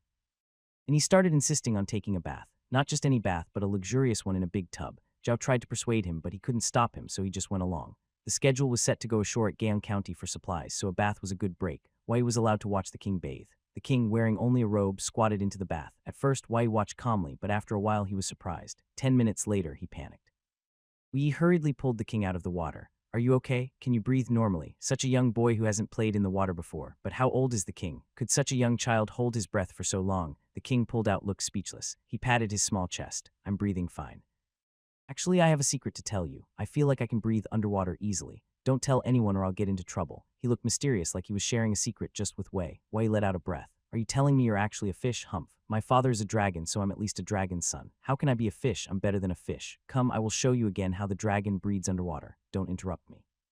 This time Wei Yan couldn't help but quickly pull him out after just 1 incense stick because he said the king fell into the water. If he hadn't pulled him out after 1 incense stick, everyone on the boat could have died. This matter was already decided, so confirmed the preparations with the king again, such as warming up.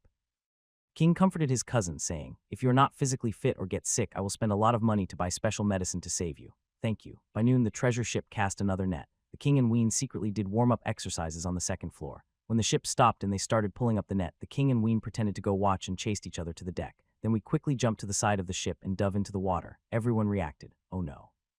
Young Master Wei fell in. Quick, save young Master Wei. The king shouted amidst the chaos. Ah, cousin, you can't die. He moved quickly, surprisingly agile, and flipped out into the water. Before Wei Yan fell, everyone on the deck was watching the fishing net hanging in midair. When he fell, there was a moment of panic, and the king performed this scene at 800 times speed. Jinan was not surprised at all, calmly instructing everyone not to panic. Bice, watching the whole scene, thought, ah, idiot. Winnie was just as anxious as the guards, pacing by the railing, asking, where is he? Divider line. These past 2 days I've been outside and it's been inconvenient. Normal updates will resume tomorrow. I will post more then. Happy Mid-Autumn Festival, everyone. The king jumped in to see Wei Yan had already surfaced. They exchanged glances, but their meanings were completely different. The king was signaling his cousin to come up quickly, while he was telling him to hurry and finish so they could go up together. Seeing a few people jumping into the water, the king quickly sank below the surface, determined not to let the plan fail after spending so much money on his cousin. Although it was winter, it was noon and the sunlight was still good. The king sank 3 or 4 meters and could still see clearly. He was very brave and didn't feel afraid at all. He carefully sensed the situation and felt no pressure as the grand tutor had described. The king waved his pearl bracelet underwater. He wasn't sure if the pearl or the city lord's heart had the special effect of making him invulnerable to poisons and weapons. The king wasn't foolish enough to take off the bracelet now to test it. It didn't matter much to him. Just wanted to play in the water and carefully observe the mysterious contradictory ocean. The marine biology manual said that the ocean nurtures millions of creatures and supports the human ecosystem. He didn't fully understand the big ideas, but it mentioned that the sea is also an important farm for humans, providing food, minerals, and medicines. Guarding the sea gives you a chance for survival. At the same time, in the words of the people of Yusho, the sea has a different meaning. Claims many lives, is unpredictable, and is sacred and untouchable. People tend to avoid dealing with the sea unless necessary. The king sank about 4 or 5 m and could still see clearly. He noticed many fish swimming actively near the surface.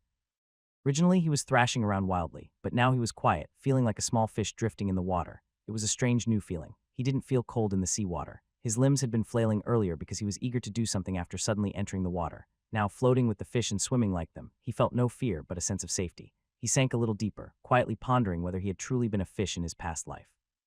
No, he was at least a paleo, not a small fish meant for the dinner table. He reached out with his hands to chase after a flying fish passing by. He thought maybe he had a chance because he was so big. Wei-in, who was above, hadn't planned to climb down himself. Wouldn't trust leaving the king to swim alone in the sea. When the king sank, Ween hurried over, but the foolishly brave guy sank without hesitation. Ween held his breath and followed, but after going just over 2 m, he couldn't go further. It was beyond his ability and he started feeling uncomfortable, so he had to surface for air. The guards who followed to swim also couldn't go very far and quickly lost track of the king. At this moment, Chuneng finally lowered a small boat. He stepped in to stop the amateurs from risking dangerous deep dives and told everyone to stay on the boat for support. He and Hang went into the water to search. The king had no idea that the people above were nearly frightened to faint.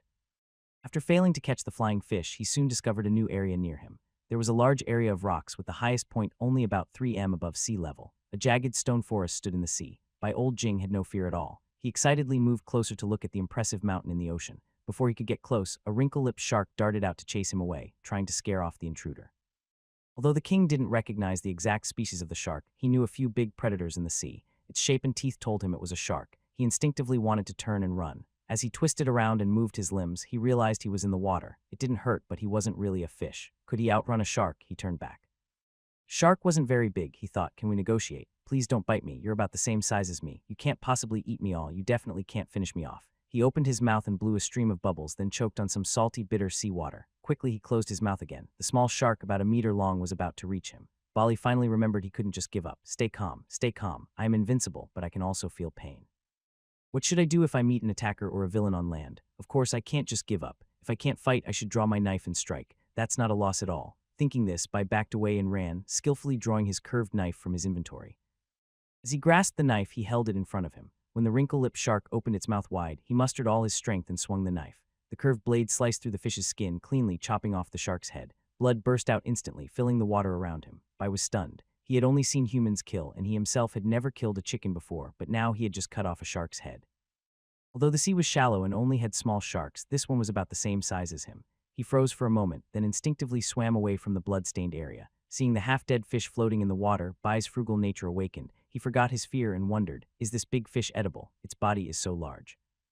Put it away and thought about asking White Brother if he wanted to eat it. Wait, dead fish can be stored in the inventory, but what about a living one? He checked the fish storage box. It could hold dead fish, but what about the fish that was still swimming? The king stored the second half of the shark's body and moved closer to the reef area where he noticed many fish swimming around. This time, the king became cautious, holding his curved knife in front of him.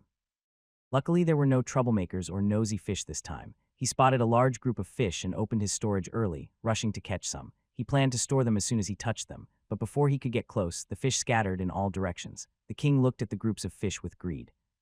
Why was he so slow? But he was not discouraged. He quickly realized that the fish were not very smart. They dodged him but still stayed in groups nearby, ignoring him completely. It was frustrating. The king swam around using his big eyes to look around. He leaned against a large reef and pretended to be part of the reef when he opened his storage. When a bunch of yellow shiny fish swam past him foolishly, he acted fast, reaching out to grab some fish and preparing to store them.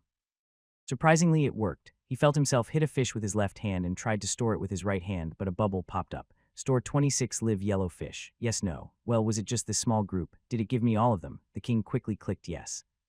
Yellow fish suddenly froze in place for a moment and then disappeared.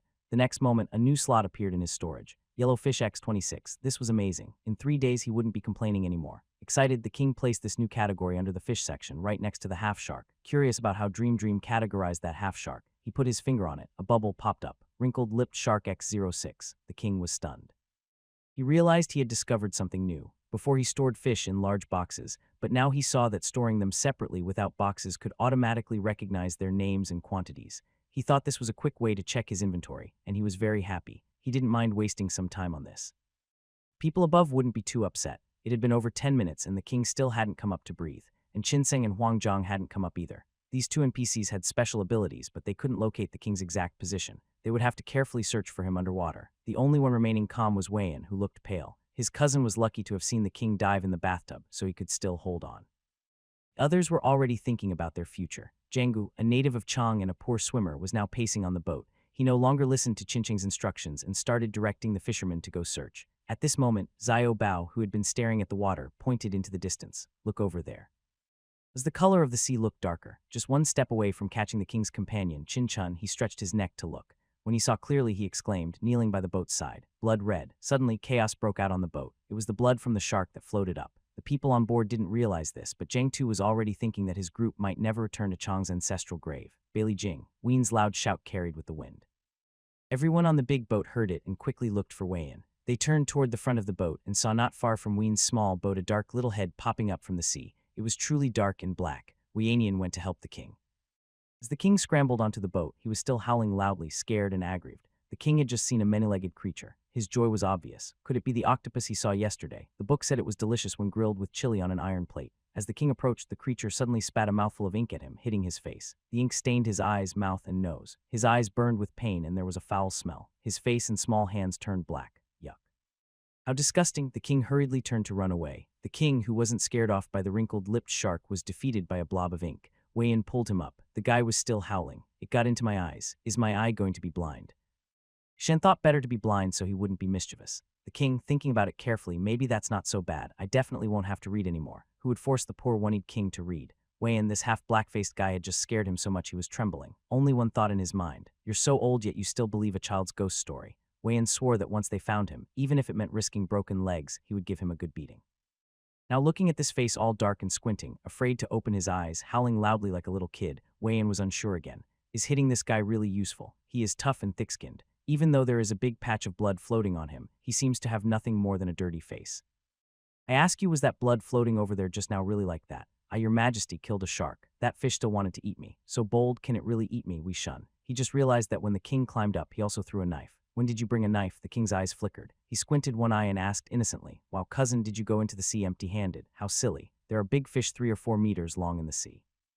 Shan, someone will deal with you eventually. When I go back, I will write 2 letters to Chanzhou. No, 3 letters. He dared to say that even his father didn't understand the king's strength. Usually he was proud of being a tough guy, but they all underestimated Bai Jing. Compared to Bai Jing, he was just an honest, nothing special guy. King squinted and asked firmly, who is the third person? Wu, he's more troublesome than my grandfather and father combined. Just wait and see. The king pouted, accidentally touching the ink on his lips. Ugh, it's so fishy and gross. Weiyan serves you right. When Chineng and Huangzhang returned, the small boat finally rowed back. As soon as they got on the boat, Xiaobao scrambled over. Your Highness, did you get hurt anywhere? Huh? The king squinted. It's my heart that's hurt. I told everyone I can dive, but no one believed me. Why did so many jump into the water? Do go wash your face with water. My eyes hurt. Grand Tutor. With such energy, he could still bounce around for another 100 years. Jiaba personally helped the king wash his face. King dunked his whole head into the basin and scrubbed hard until that sluggish feeling of his eyeballs rolling around disappeared. Only then did he seriously start washing his little black face. Everyone on the boat was watching and talking.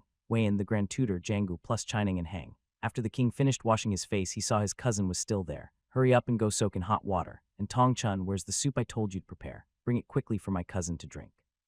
It's cold, Wishan gritted his teeth. My clothes are already dry. The king felt guilty and kept calling his attendants to take him back to soak in hot water. When the soup was served, everyone realized that the king's plan had been in motion since this morning. King had told the kitchen early on to prepare soup and keep it warm, but no one knew when he planned to drink it. He was just waiting for the right moment. Even Shan soon brought a bowl to the king, who looked annoyed and said, I'm not cold or hungry, I won't drink it. Seeing everyone's focused eyes on him, the king felt a little guilty. Still, he decided to go ahead and drink. Next time, if it's this troublesome to prepare the water, maybe it's better to just open it up. Everyone here today is someone I trust. I'll tell you only once. From now on, when I go underwater to play, don't bother me. I seem to adapt very well to being underwater. I'm not afraid at all, and I'm very good at diving. Can hold my breath for half an hour underwater, and just now I even used a knife to kill a shark. When I have free time, I'll definitely go again. Just don't tell anyone. Keep it a secret. It's not good if this gets out. Everyone in the room looked at Shintong and Hang Jiangwei and getting impatient asked first. Both of you are experts at sea. What do you think? Shinsong replied, what can I say? Of course, I'm just here to listen and watch. He bowed slightly and said, as I understand it, some people are naturally born with stronger lungs and can hold their breath underwater for over an hour. His Highness can stay underwater for half an hour, so he's quite impressive. The king was very happy when he heard this. Dream had given him a reliable answer. He reached out his small white chubby hand and patted his stomach, saying, that's right, I have good lungs. Chinsen looked surprised and said that you're patting your stomach.